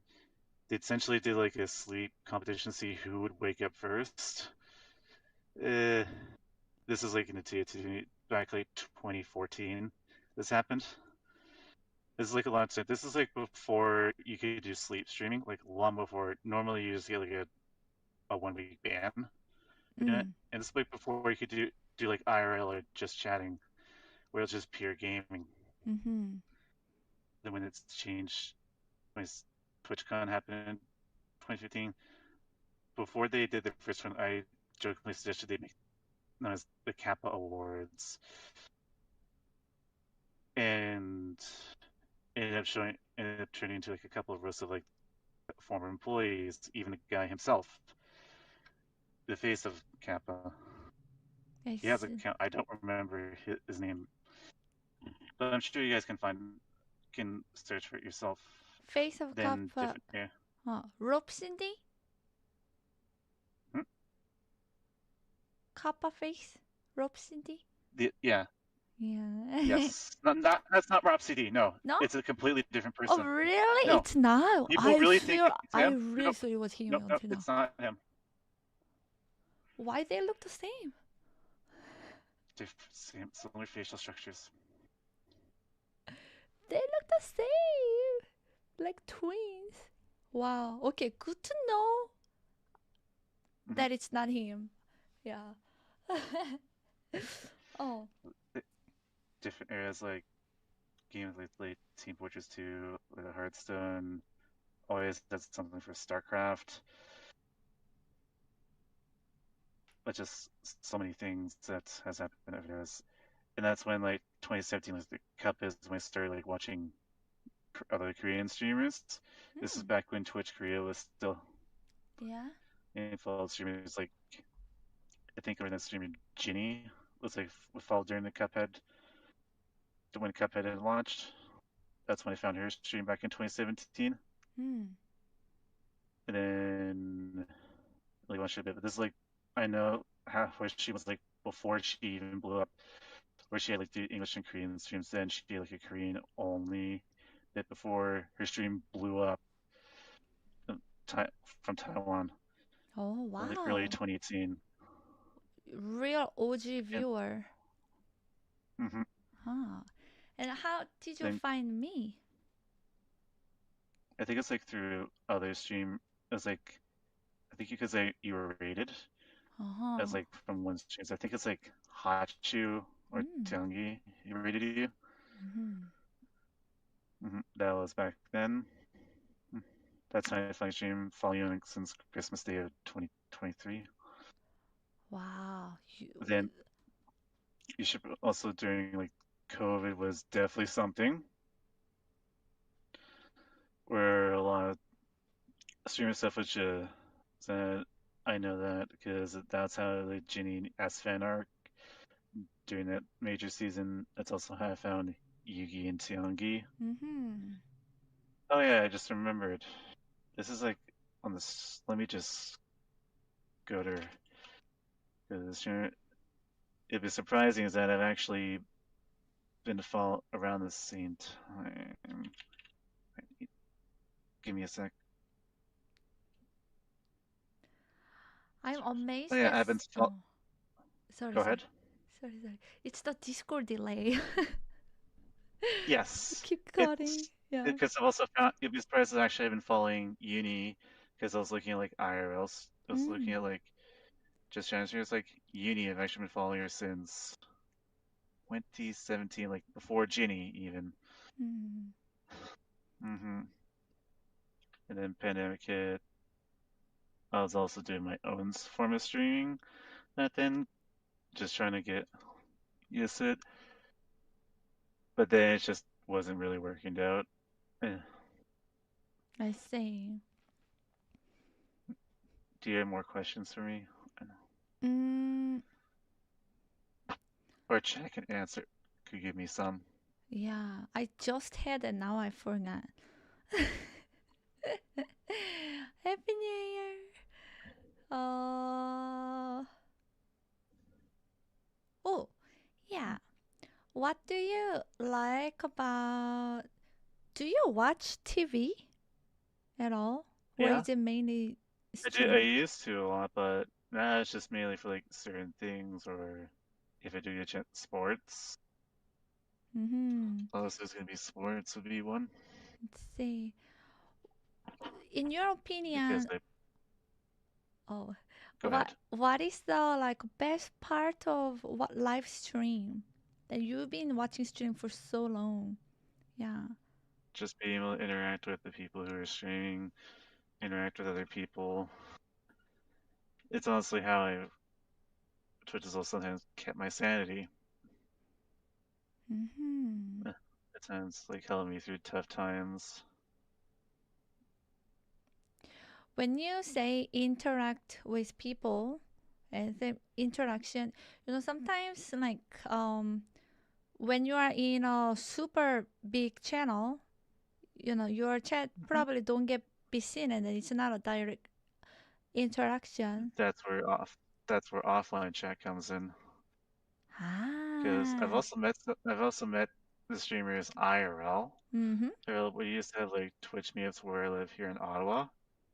Ottawa's a great place to visit. I see.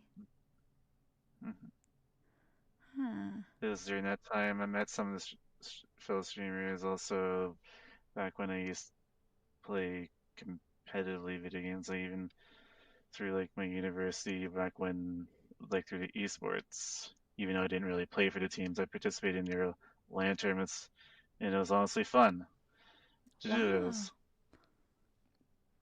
during that time. I know I'm just rambling and trying to go through the various things that's happened in my life, so everyone here can get a picture. Yeah, it's great. Yeah, it's so nice to get to know you a little bit. Yeah. It are you? Oh yeah. Continue on. Let me think. Maybe a few more questions. Chat gave me questions.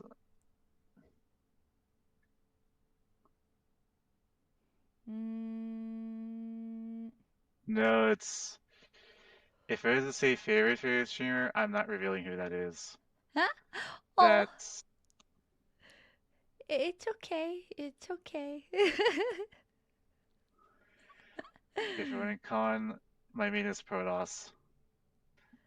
What? And What's your?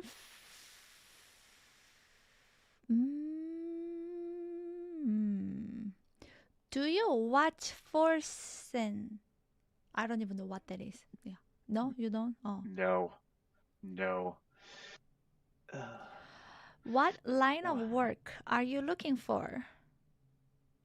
Just general work. Although ideally, if I can get a government job, it would give me something consistent.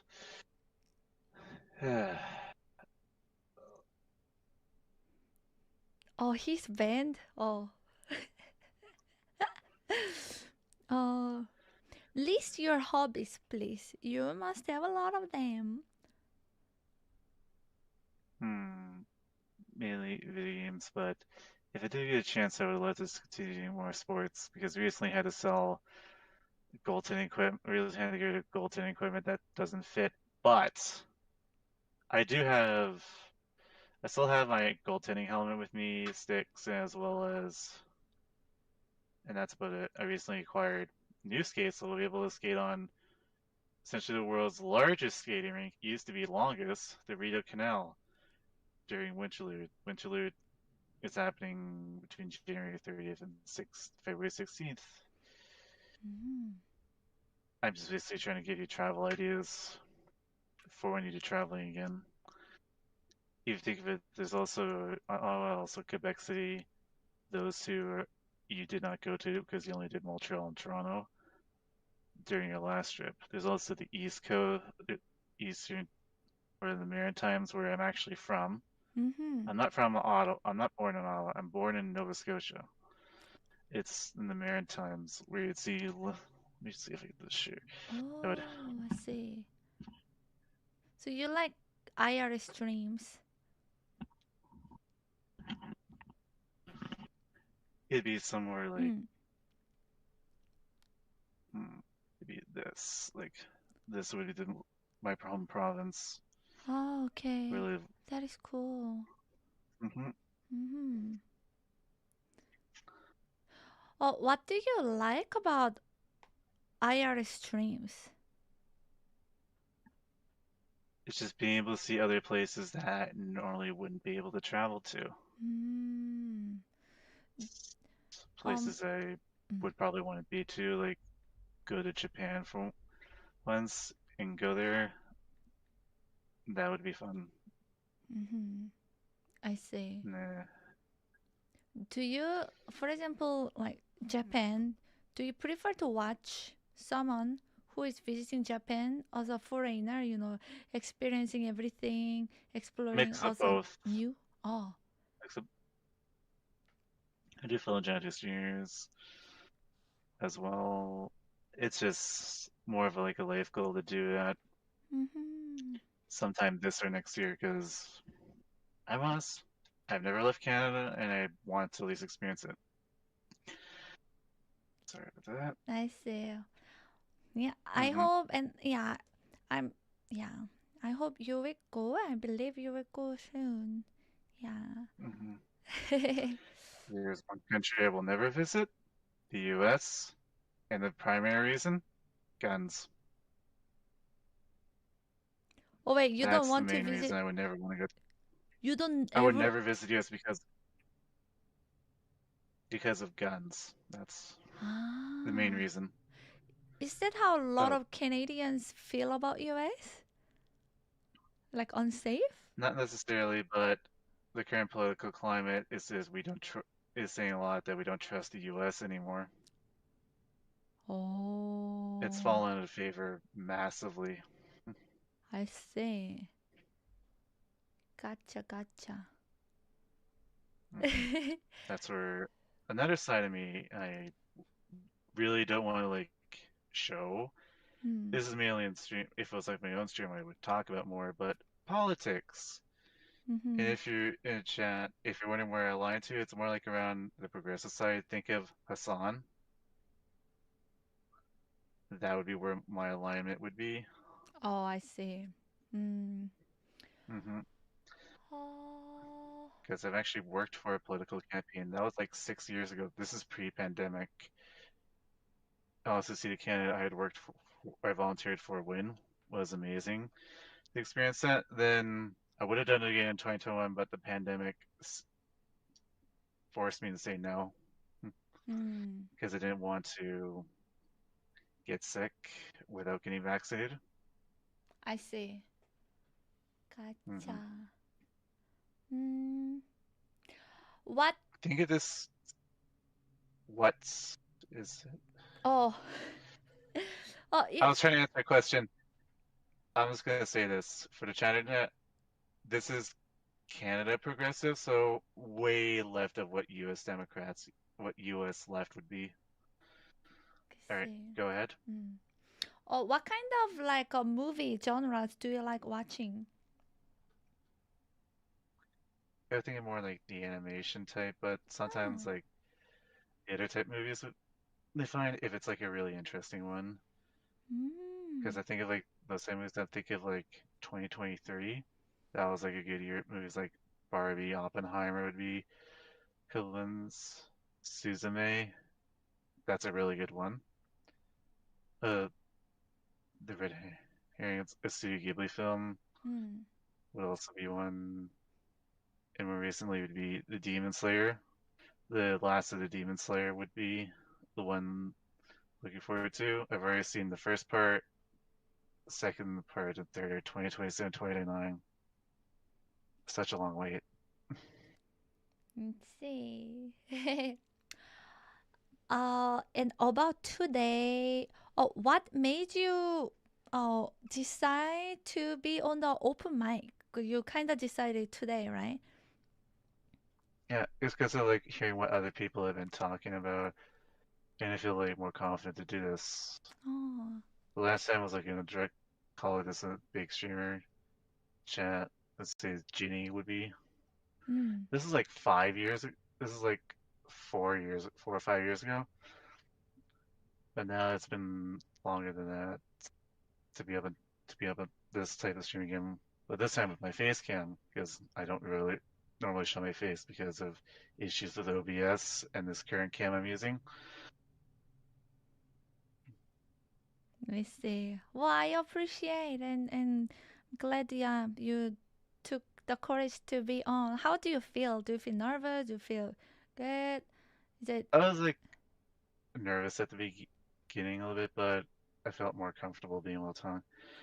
I do have a question for you, Mia. Okay. What are your plans? What places are you going to be traveling to this year?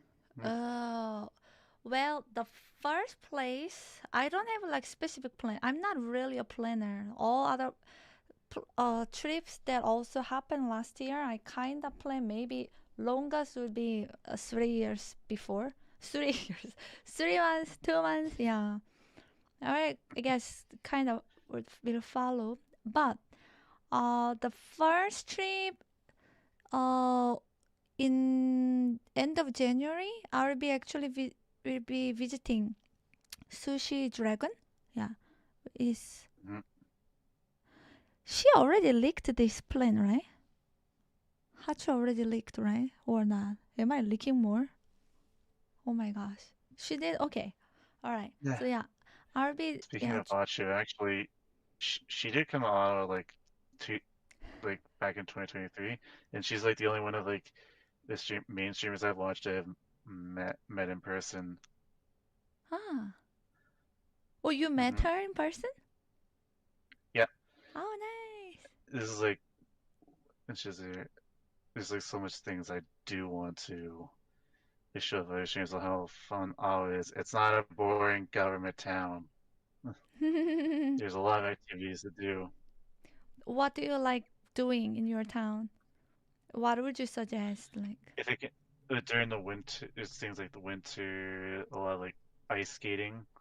You do there's also winterlude that was like to do. But before I had moved to my current place, it was like very inexpensive to go outdoors and skate at like a little rink. Now, because I had moved, it's very expensive. I don't really have that many opportunities as I do right now, as I could before. see. So, but at least for me, I get closer to my hockey team's rink, Mm. Ottawa Senators. That benefit lets me also have family friends who I can go there with. I see. Answering your questions a little more, I don't have specific plans to go when, but I do have like some bucket list. I want to go to like dog sleigh in winter. Yeah, maybe either maybe Canada or Alaska or I say Finland. Canada because there's way more winter stuff you can do. You can do that like in Quebec. I'm just using Ginny as a reference, chat. She did that in Quebec City during their winter carnival. So this would be something you'd probably will do like later this month or early next month. Yeah. There's like so much winter stuff that can be around that you can do. That'd be cool. Yeah. I want to see wolf like in the nature, but without being eaten by it. And then I want to go to South Africa for safari stuff. And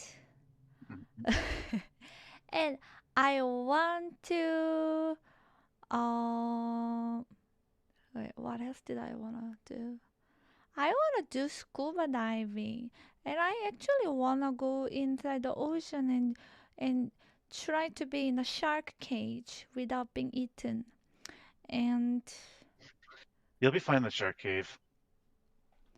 You don't have to worry about that. I don't want to carry swimming trips off like lesson, that. ever since I went to a trip in break, I stopped, but I will get back. Yeah. It's like a Vietnam Thailand trip is even wanting to do that.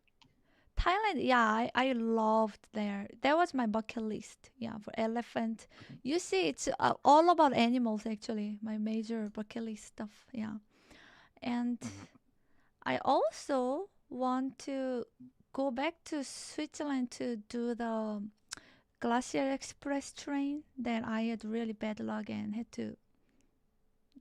Yeah, I went there, but then there was a weather disaster and I couldn't do it. So I wanna go back and do it. Yeah. Yeah. I wanna go to Scotland too. Yeah. Yeah. So there is a like a lot.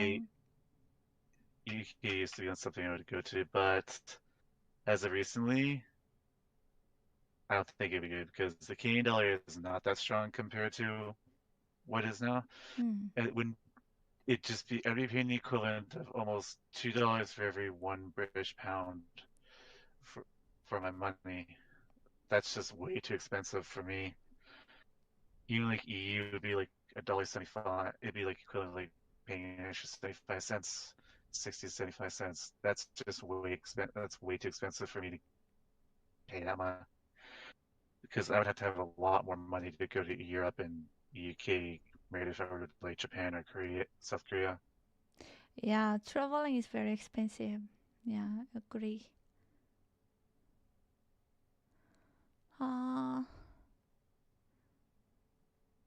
There are ways to do it cheaper, but it's still need planning and saving That's and where you plan far ahead. Yeah. Right. Do you besides like going to visit Japan and traveling, and then getting back to instrument, are there something that you look forward to? Like, oh, I would like to do this in life or one day. Being able to spend time with friends. That's always the thing. Like IRL friends, not related to family, because that's all. That's always like sometimes about being able to spend time with them. Because not just having to be inside the family all the time, considering how large my family is, like over from my mother's side mainly, and partially my father's side. That'd be there's always gonna be like there are friends I want to talk to more. And luckily I've been able to talk to one of them. I've been able to like spend some time like going to movies and stuff with her. It's just being able to hang out with someone who I know IRL rather just having to rather than going to them alone. I see. Yeah, I hope you do all that. Yeah.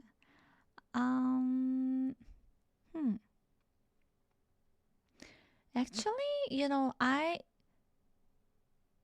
even know people who travel the world without any money. But it would be like a kind of like a lifestyle. They would go to a place and then work there, stay there for a bit, and then go to the next place, work there, stay there for a bit, and while being like that, you explore. Yeah. I see some people I would not be able to personally do that because mentally I also have to worry about medications because having to change medications like to a different one just so I'm able to travel there without it being compensated. That's a big one that I have. That is a big one I always have to worry about when I'm traveling because one medication I was currently on would be illegal, so I have to go into like a similar one that would be illegal. It's probably because of my ADHD and ASD. Other than that, it's just having the money, being able to spend my time there. Right. Yeah.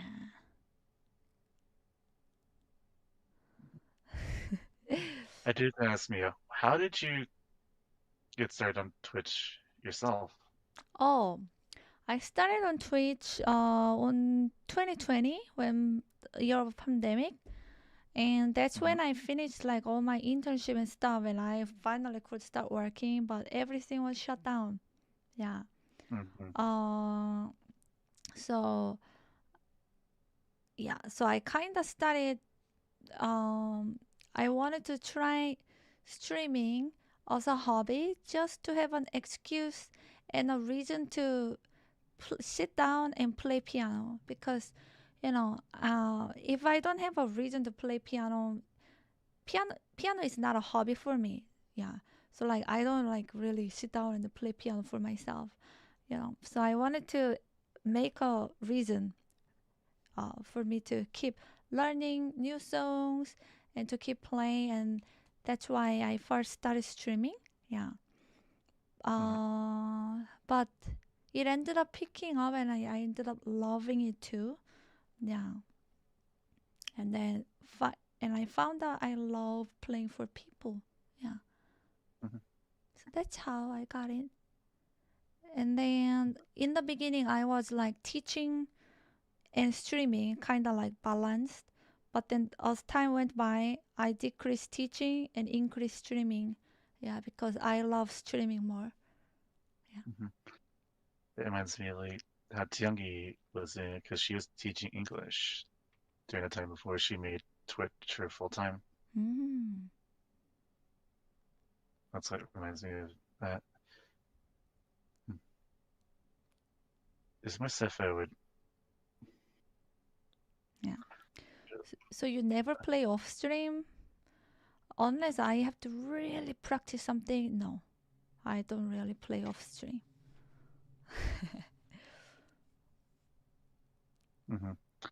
I could see that.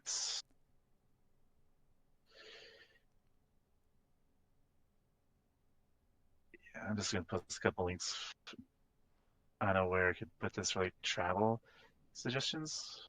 On Discord, you can put them.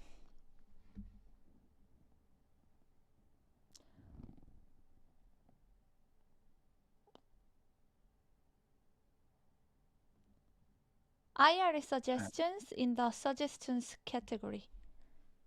Okay. Yeah. Thank you. Yeah. Mhm. All right. I think this time might be coming to a close because it's getting to where my mental health might start declining because the night just usually starts going because I'm telling you to get to sleep. But I do have one more thing I do want to. I do want to say. Besides splitting just stream on, like there's other parts of Canada which are really beautiful to visit. Then we can like the Maritimes. There's Newfoundland, Viewland. There's also you probably have been to Vancouver. Yes, I have been there. Yeah. There's other parts like BC you can take a look. I would currently I would avoid the prairies, not Manitoba, but Saskatchewan, Alberta, because some bad thing is I don't really consider. But other than that, there's so much stuff I could like say much prefer where I live, as well as where I used to live.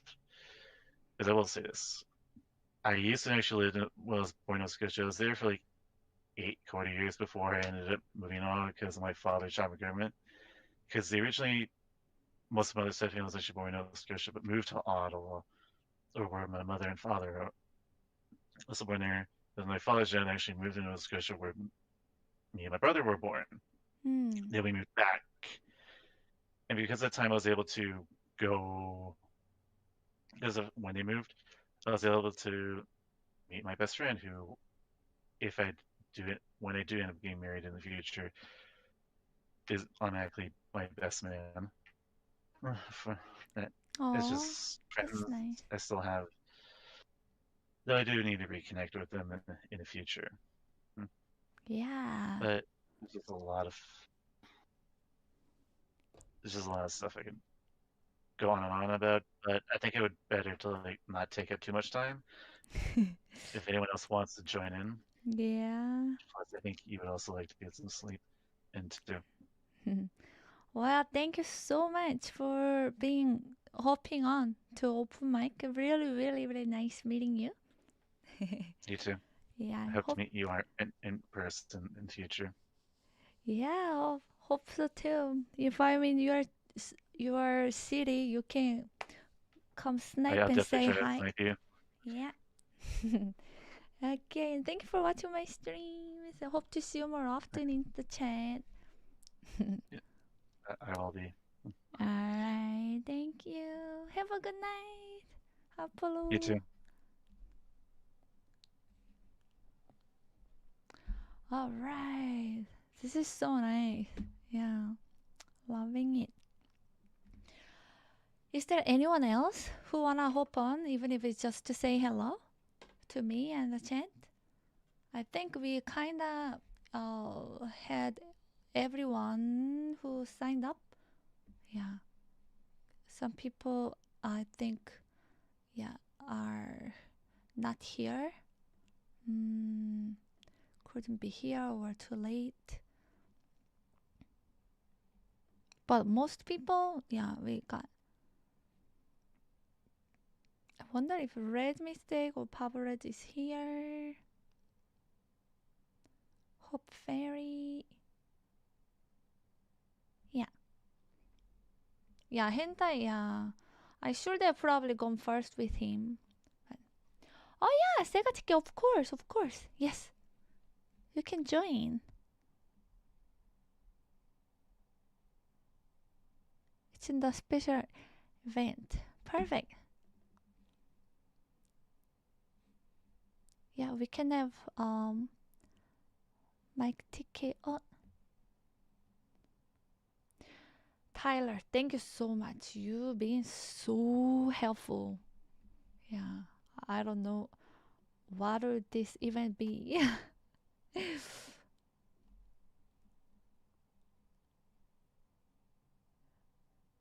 Oh my god, you're laying on the bed because tomorrow you go back to work, right? Helpful. Okay. Let me change it.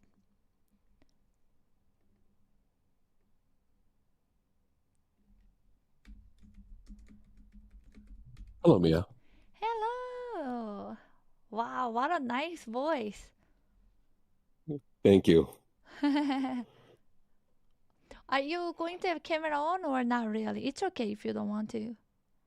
I'm sorry, I don't actually have a web camera for Oh, my okay. computer. All right.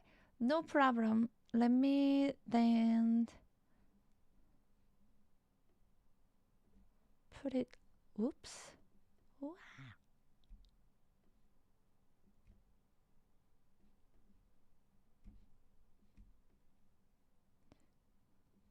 Just setting this up to be visually a little more appealing. ZK, yay! So, yeah, how are you doing today? I'm doing pretty well, thank you. Well, If my voice sounds a little husky, I'm actually getting over a cold right now, so oh it's no. a little different than normal. Ah, okay. Hope you feel better soon. It's a cold season. It is. Yeah, I'm already recovering from it, so it probably won't be long before my symptoms are gone. Excuse me. Thanks, Dave. Yeah, people say. I just wanted to hop in and say hi real quick. I don't really have anything in particular to share. I was Okay. a little intimidated from coming in before when the open mic night was first suggested because I really couldn't think of any particular stories or anecdotes or any particular towns to share. But I did want to come in and just hope to talk to you one-to-one for maybe a couple of minutes or so, just to say hi.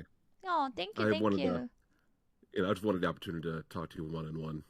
Oh yeah, it's you have been in the community for a really long time, and yeah, I think it's my first time that I'm actually hearing your voice, so it's really really cool. Hello, hello. Thank you. Yeah, and I do really appreciate you always reaching out and answering people in Care Corner, being very active in the community. Although you cannot always like make to my stream because I know you work like until late night. No, so times that I go live early, it's hard for you to catch.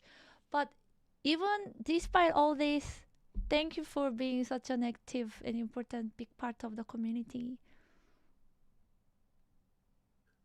Thank you. I appreciate that. I feel like my participation is very moderate. I know and you're right. I can't always attend streams because I'm working. I work from 3:30 to midnight on weekdays, Wow. Eastern time. But I'm glad that for Christmas and for New Year's, I've had 2 5-day weekends, which is very nice. And I'm glad I was able to take the opportunity to be a little more present in your streams, and I've enjoyed myself. I always enjoy the music, of course, and I enjoy chat. I enjoy your presence because you have a very everyone has said so, but you have a very nice presence about you. It's very magnetic, and so I'm happy to be a part of this community, even though I contribute just a little bit. Thank you.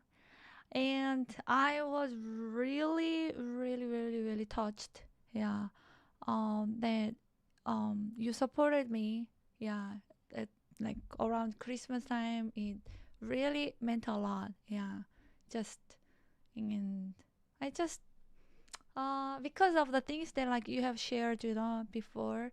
So it really meant a lot, and I really hope that this new year everything just like you know double, triple will be better for you. Not triple, but way more. Yeah. And Thank then you. it will be a good year of like a realization of your dreams and getting a lot of fruits. Me too. I hope to, I guess in the biblical sense, have more fruit this year. Yeah. But I also hope to, I've never been a very ambitious person, but I do have things I want to accomplish, and I have long-term goals for my life that I really want to take seriously this year, and that I have some faith that I can accomplish. I've got I, like everyone, have a lot that I deal with. You know, I've got my own issues and I've got my own past, but I've had a lot of people, not in my life, not simply in this community, but friends and family and people in other servers, friends and acquaintances I've made that have been very encouraging.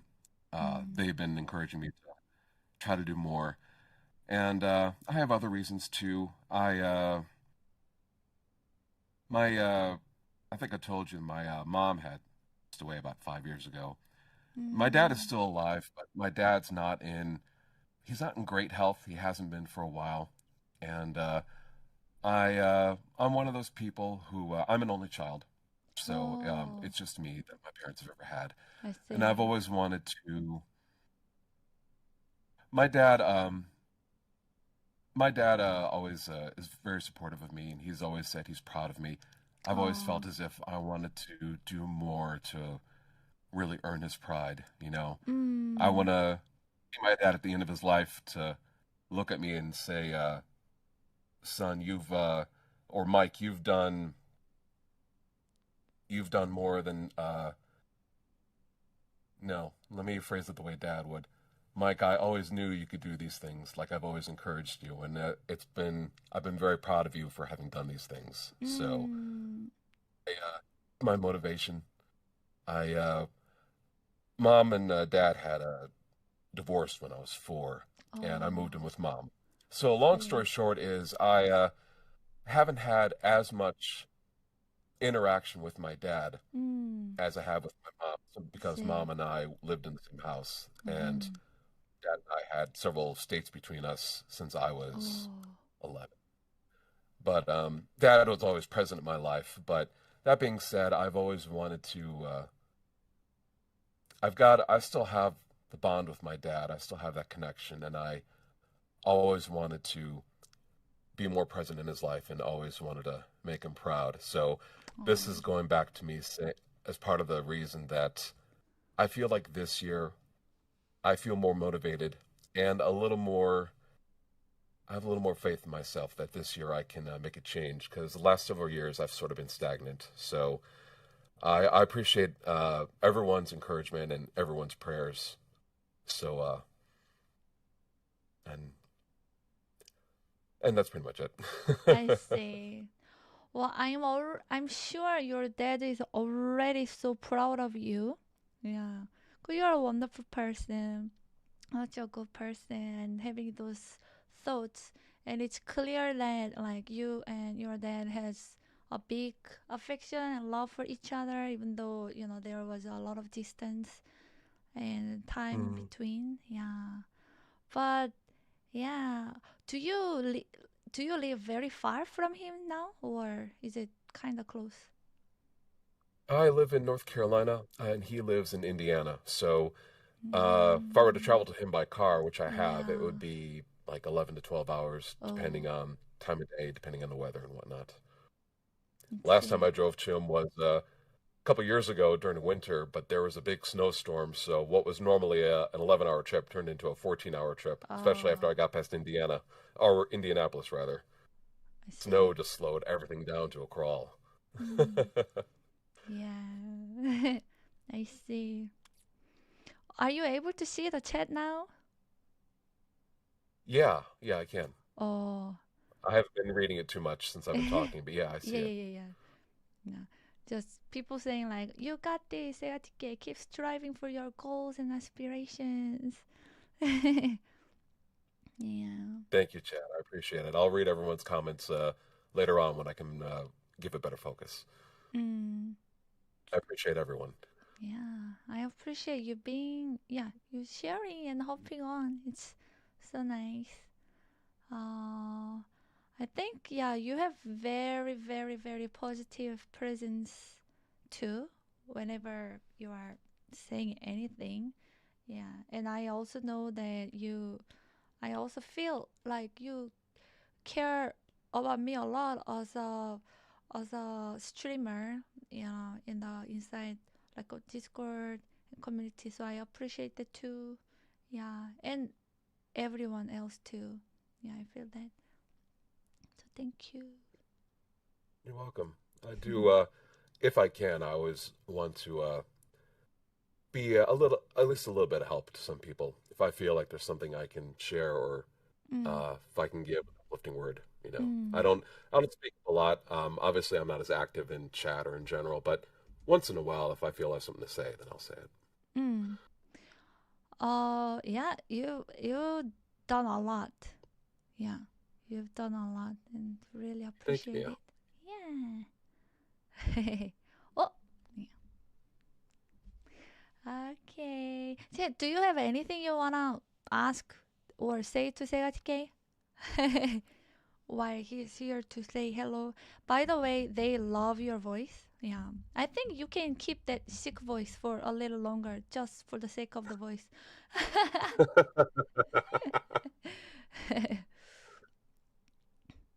Well, I'll walk around town and start licking doorknobs just so I can keep my husky voice a little longer. Yeah, you got a radio voice. I've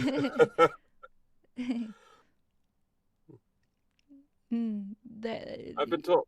Yeah, I see that comment. Watch me every day. I've had a few people say I have a voice for radio. I've never had any ambition of going on radio, but once in a while, here and there in my life, some people have said that I have a nice voice. I don't know how to use my voice, to be honest, but I always it always takes me by surprise. So I'm always very appreciative of anyone who compliments that. Oh. So thank you. Maybe you should do something with your voice. Well, the only thing I'm doing right now is I do stream a bit. I started, I don't know, maybe a month or two ago. I'd actually started maybe a couple years ago, and then I stopped for a long time. I was just streaming on my PS4. Now I've had a PC for a couple years now, a good PC, and I've been using it to stream a couple times each weekend. And then for just this week, I started streaming a couple days for about an hour during the weekday. So that's actually been pretty fun. And like I said, I don't have a webcam, so I just use people are just hearing me. I mostly just play games, and it's mostly just for fun, because my life can get fairly busy at times. I feel like, my opportunity to stream. I'm sorry, let me phrase that again. When I stream, it's sort of my opportunity to play games. It's my excuse to say, here we go, I can sit down for an hour and play this game, and I can say, hey, look, I'm doing something with it. I'm working. I see. Rather than just sitting around and wasting time. Gotcha. Yeah. And a lot of people, do enjoy watching game streams. And I also heard that playing game can be therapeutic too, and it's almost like, I don't know, therapeutic and relaxing too. Yeah. It depends. I think if there's a lot of jump scares, it may not be that serene. Gotcha. But then again, I don't really stream scary games. Right now, what the game I'm playing is called oh gosh, I'm blanking on the name. Was it Back for Blood? It's a zombie game, but the game I was playing before that was so that's a fast-paced game. But the game I was playing on the weekends was called Vampire, which technically speaking, I guess is a horror game, but it's more like a mystery game, and it's like a third-person RPG. So it's actually more chill. So I've played a few different types of. I played a few different types of games. I see the question. Watch me every day. What's my favorite genre? Or my favorite game? I'm one of those person that has trouble with favorites. So I don't have any one particular game that I like. I have certain games, certain genres I like may like more than others.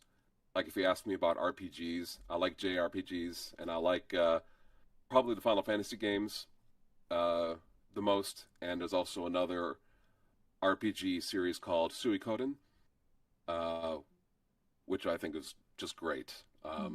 Gives me a lot of feels. They're speaking. So, but one particular favorite game, I don't think I really have. Gotcha. Yeah. My favorite Sega game. I missed that entirely. Okay, funny story. Even though my name is Sega, it has nothing to do with the Sega brand. Although, ironically, it does have to do with video games. The Sega portion, if anyone has ever played Final Fantasy X, there is a race in there called the Albed, and they have their own language. But the Albed language is simply a reassortment of lettering within the English language. So if you put Mike into the Albed translator, you get the word Sega. So Sega is just Mike in the Albed language. And TK, ironically, the other part of my name, is a name I've held for a longer time. And it means Tifa's Knight. And Tifa is one of the female characters from Final Fantasy VII. So my entire name is sort of video game related. And I've had that nickname for a while, so I've just ran with it everywhere. I see. I like Tifa. Me too. Yeah. Are you Tifa or Aerith team? No, I'm the knight. I'm Tifa's knight. So the idea is there's no knight in FF7. That would actually be, I guess that would probably be Cloud, but it's just a fantastical thing. I would, when I was younger, like when I was FF7 came out when I was 17. So Tifa was my favorite female character. So I would be like, so I came up with the moniker Tifa's Knight as if I was her protector, even though obviously she can protect herself. She's a martial arts expert, but like I said, it's just a nickname I've had for a long time, and I ran with it. I've been running with it for years. Nice. Oh, and for those in the chat who are asking, yes, I do prefer Tifa over Eris, though I do love Eris as well. So there's no love lost there. Oh, wait, the Tifa, yeah, I was actually wearing this one. Yeah, when everyone say like, oh, are you wearing Tifa cosplay? Yeah, it was actually this one. Yeah, without this. And then shorter black skirt. Yeah. Cool. Well. Oh, how did you start watching Twitch? When did you join? What do you usually watch? And how did you find me? I first started watching Twitch back in 2018, I believe. Yes, there was a former YouTuber whose community I was a part of by the name of Nanalu, and she stopped doing YouTube and she started streaming on Twitch.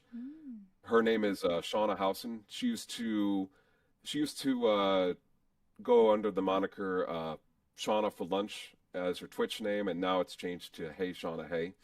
So she was the first person I followed onto Twitch because I was already part of her YouTube community. I see. And from her, I started gradually over time watching other people on Twitch. I found you a couple years ago, I believe, and it was actually very random. For one day, for whatever reason, I was on the Twitch homepage. Yeah. And I just decided to start scrolling people I saw on there. So I was hopping in a couple streams, seeing what they were like, hopping out, hopping in, hopping out. And I finally found you just randomly under the music section. And when I turned on your stream, I was utterly, I was fascinated. I loved what I was seeing. You had a great setup, and you had a great look about yourself, and you were playing beautiful music. So I stuck around a bit longer, and the more streams I came to, the more I liked it. So I just stuck around, and eventually I joined Discord. I see. Thank you. Thanks for sticking around and joining. I guess it takes time for people to really decide to unlurk and actually come back, stay longer, and then come back, and then keep coming back, and then unlurk, and then to decide Discord. So there is a lot of step for a viewer to decide to be a part of the community, right? Yeah, I would say so. I'd say it's especially true with me. There are some streams I've been on that I never remained with them. Maybe because I lost interest or whatever what it is. And even for even for a streamer that am more interested in, I tend to be very private, and I don't put myself out there very easily. So it did take a while before I finally decided to join Discord, and just start being active. I think it's just an element of my personality. So I'm not that charismatic a person, and I'm definitely more introverted. So I do tend to keep myself more often. So I'm more reluctant to put myself out there and interact with other people. I see. Well, I'm glad, yeah, you are here. Thank you, and really nice meeting you. It's great meeting you too, Mia. Thanks for the opportunity to come on here. So I'm glad I got to say hi and to chat a little bit. So I'm very grateful to be here. And if I can offer you a compliment, you have been just a wonderful human being. I think the kids nowadays call it aura. You have a presence about you that is, I think I said earlier, very magnetic, very sweet, but also very intelligent, and you draw in lots of good people. I think you draw in lots of people of all stripes. I think because there's something about you that is I'm sorry, I don't have the vocabulary. I want to say something about you that's very positive, very warm, and I always a lot of people have said it in their own way. See people who come in and say that they'll have a bad day and they'll come and listen to your music and it'll make their day better. So it's all true. Everything that everyone says about you, it's all true. So I hope you'll never feel too discouraged by the world or by things happening in your own life, that you can come back here and know that you have a lot of people who appreciate you very much and what you do. And I want to thank you for putting yourself out there and making a great community, but also making a very wonderful music stream that draws so many people here that they feel some sort of healing when they come and listen to you. Thank you. It means a lot. Yeah, and hearing words like that makes me so grateful. Yeah, to for where I am. Like I just feel like, oh, I am in the right place. Yeah, and thankfully it's good to know that I'm in the right place because I love it. I love being here. Yeah, so thank you. It really means a lot. Yeah. And you're welcome. Yeah. Actually it means more than people can imagine. So I appreciate it. And if Chad, I'm sorry if I sound a little deadpan, don't worry. All my humor is basically in what I write, not in what I say. So I'm not quick on my feet here, but don't worry. All the trolling and the snarky comments will come afterwards when I can type. Yeah, right.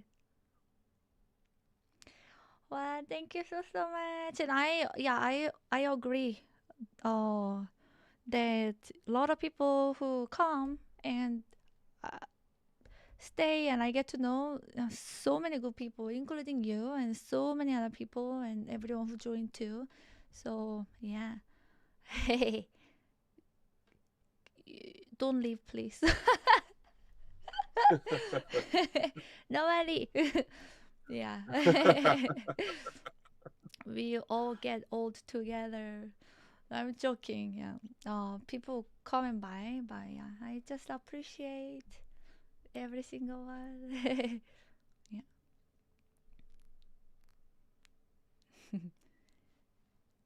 All right. Well, Yep. I guess I'll hop off then. So, thanks again for having me, Mia, and thank you for all the kind words, Chad. I probably didn't see all of them while I was talking with Mia, but I saw my name getting tagged several times. So, everyone, thank you very much. Mia, thank you again for having me.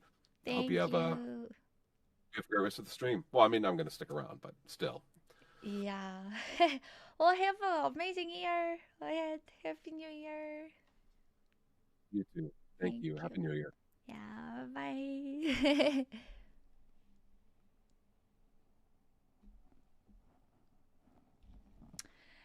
Today has been so amazing. I loved getting to know everyone who hopped on, and yeah, it's just all the sharing.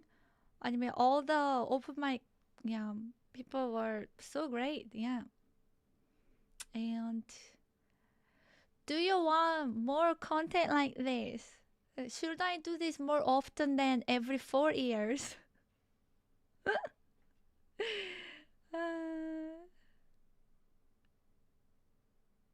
Yes. Any other people would like to participate in the future? Maybe next New Year, or if there is like a protest due before next New Year, then maybe we can do earlier than that. But yeah. Yearly check-in. Actually, yeah.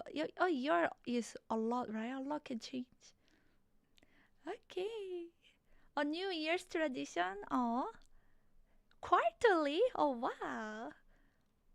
You know, actually, it doesn't have to have camp. Of course, if there is a camp, better. But it doesn't have to have a camp. Actually, yeah. I will not make that a requirement at all. And Setari, did you just join like before yesterday? During workout stream was my last workout stream. The first time you joined my stream, and you did all that, and you kept coming back.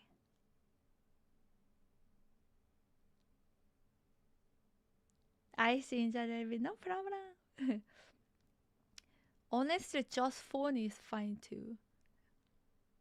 Yeah, but only a week. Wow, I feel like it's been longer.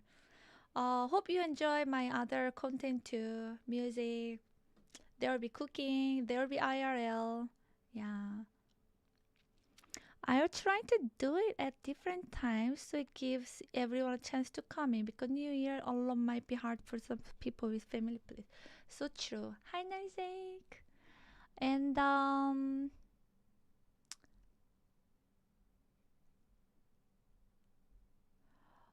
oh,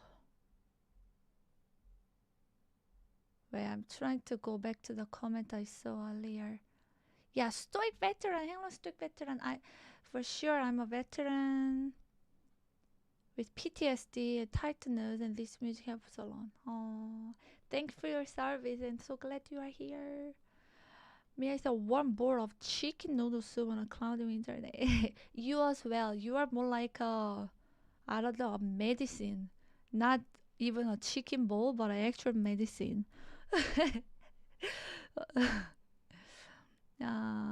New Year's or old year, I will still do my job to watch her every day. Oh, thank you.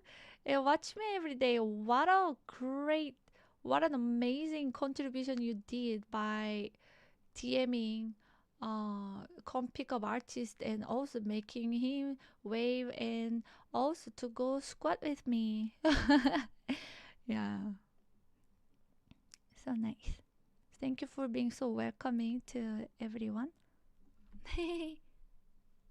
So many people. Oh wait, there's more people who want to join.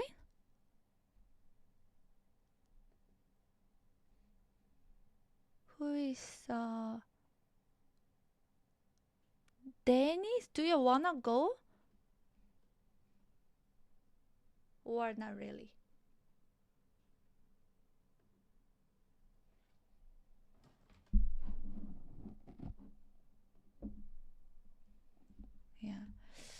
if there are no people to who no more people to go, I think I will finalize the stream here. Yeah, but I do see Dennis on the open mic session. Yeah. We deserve chocolate. You do. We do. Yeah. Okay, Inja Derby. It'll be nice to get to meet you too. All right, then I will. No, I think I will. Yeah, I will finalize here. Unless, yeah, he wants to. Someone wants to jump in, but I think yeah. Then yeah, I will. And let me check that clip, the Skippy shared. Ah, it's too far up. It's gone. I cannot reach. Yeah, let's. I think it's a good time to end.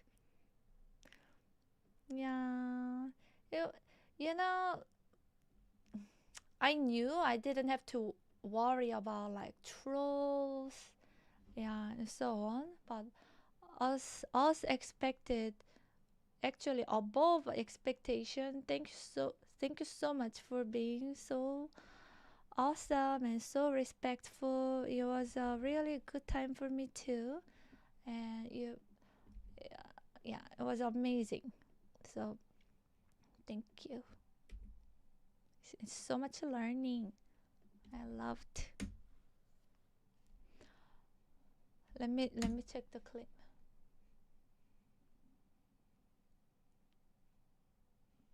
Oh.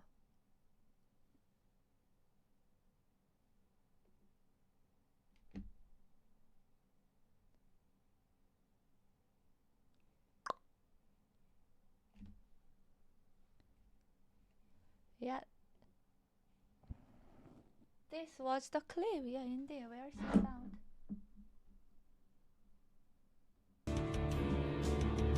Yeah. The what people say Tifa.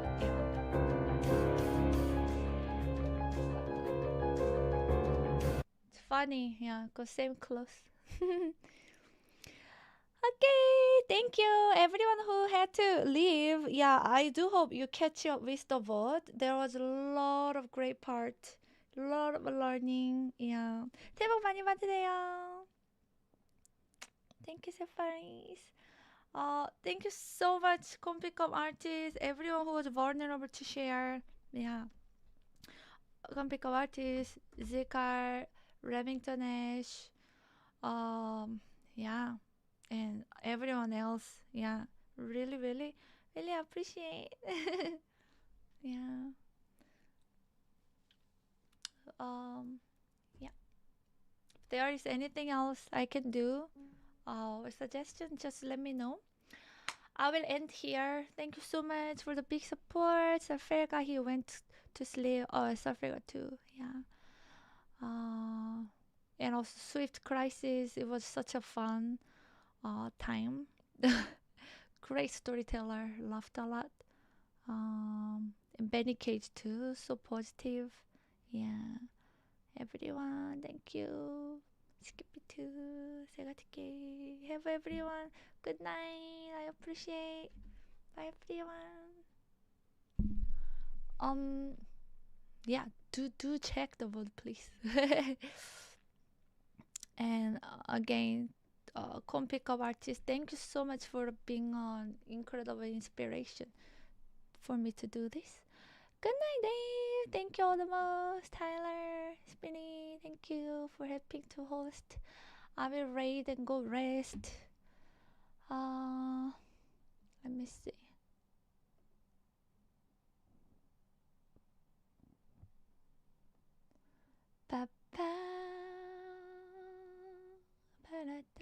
Let's read Cook Socks. Okay. Bye bye. You found walkie-talkie. Bye everyone. Happy New Year. Yes, Happy New Year. Have the most amazing year so far. Bye everyone. I didn't get a chance to say thanks for being a great sport on my silly truth earlier. Thank you so much. It was fun. It was so fun. I loved, your presentation. Thank you. Thank you so much, everyone. Flame to game and Hell. Bye, everyone. Divergenting. Go, go. Rick. Love over 9000. Say, take care. Watch me every day. And you make sell. Alpha, Quad Bandit on. Doobie2. Good night, everyone. Red Rhino. Dave. Remington Nash. Bye bye. Dreamstar. Config Artist. Liquid Octopus. Bye bye, everyone. Anthony. Inza Derving. And thank you so much everyone on YouTube and Kick too. WK Angle, Fractal Farm, Blake, Daniel, 7th Generation, Ichikara, MTG Live Gaming, Your Gaming Chair, Jerax, Ebert. Bye bye. Setari, Stadeo, Kringle, Shinao.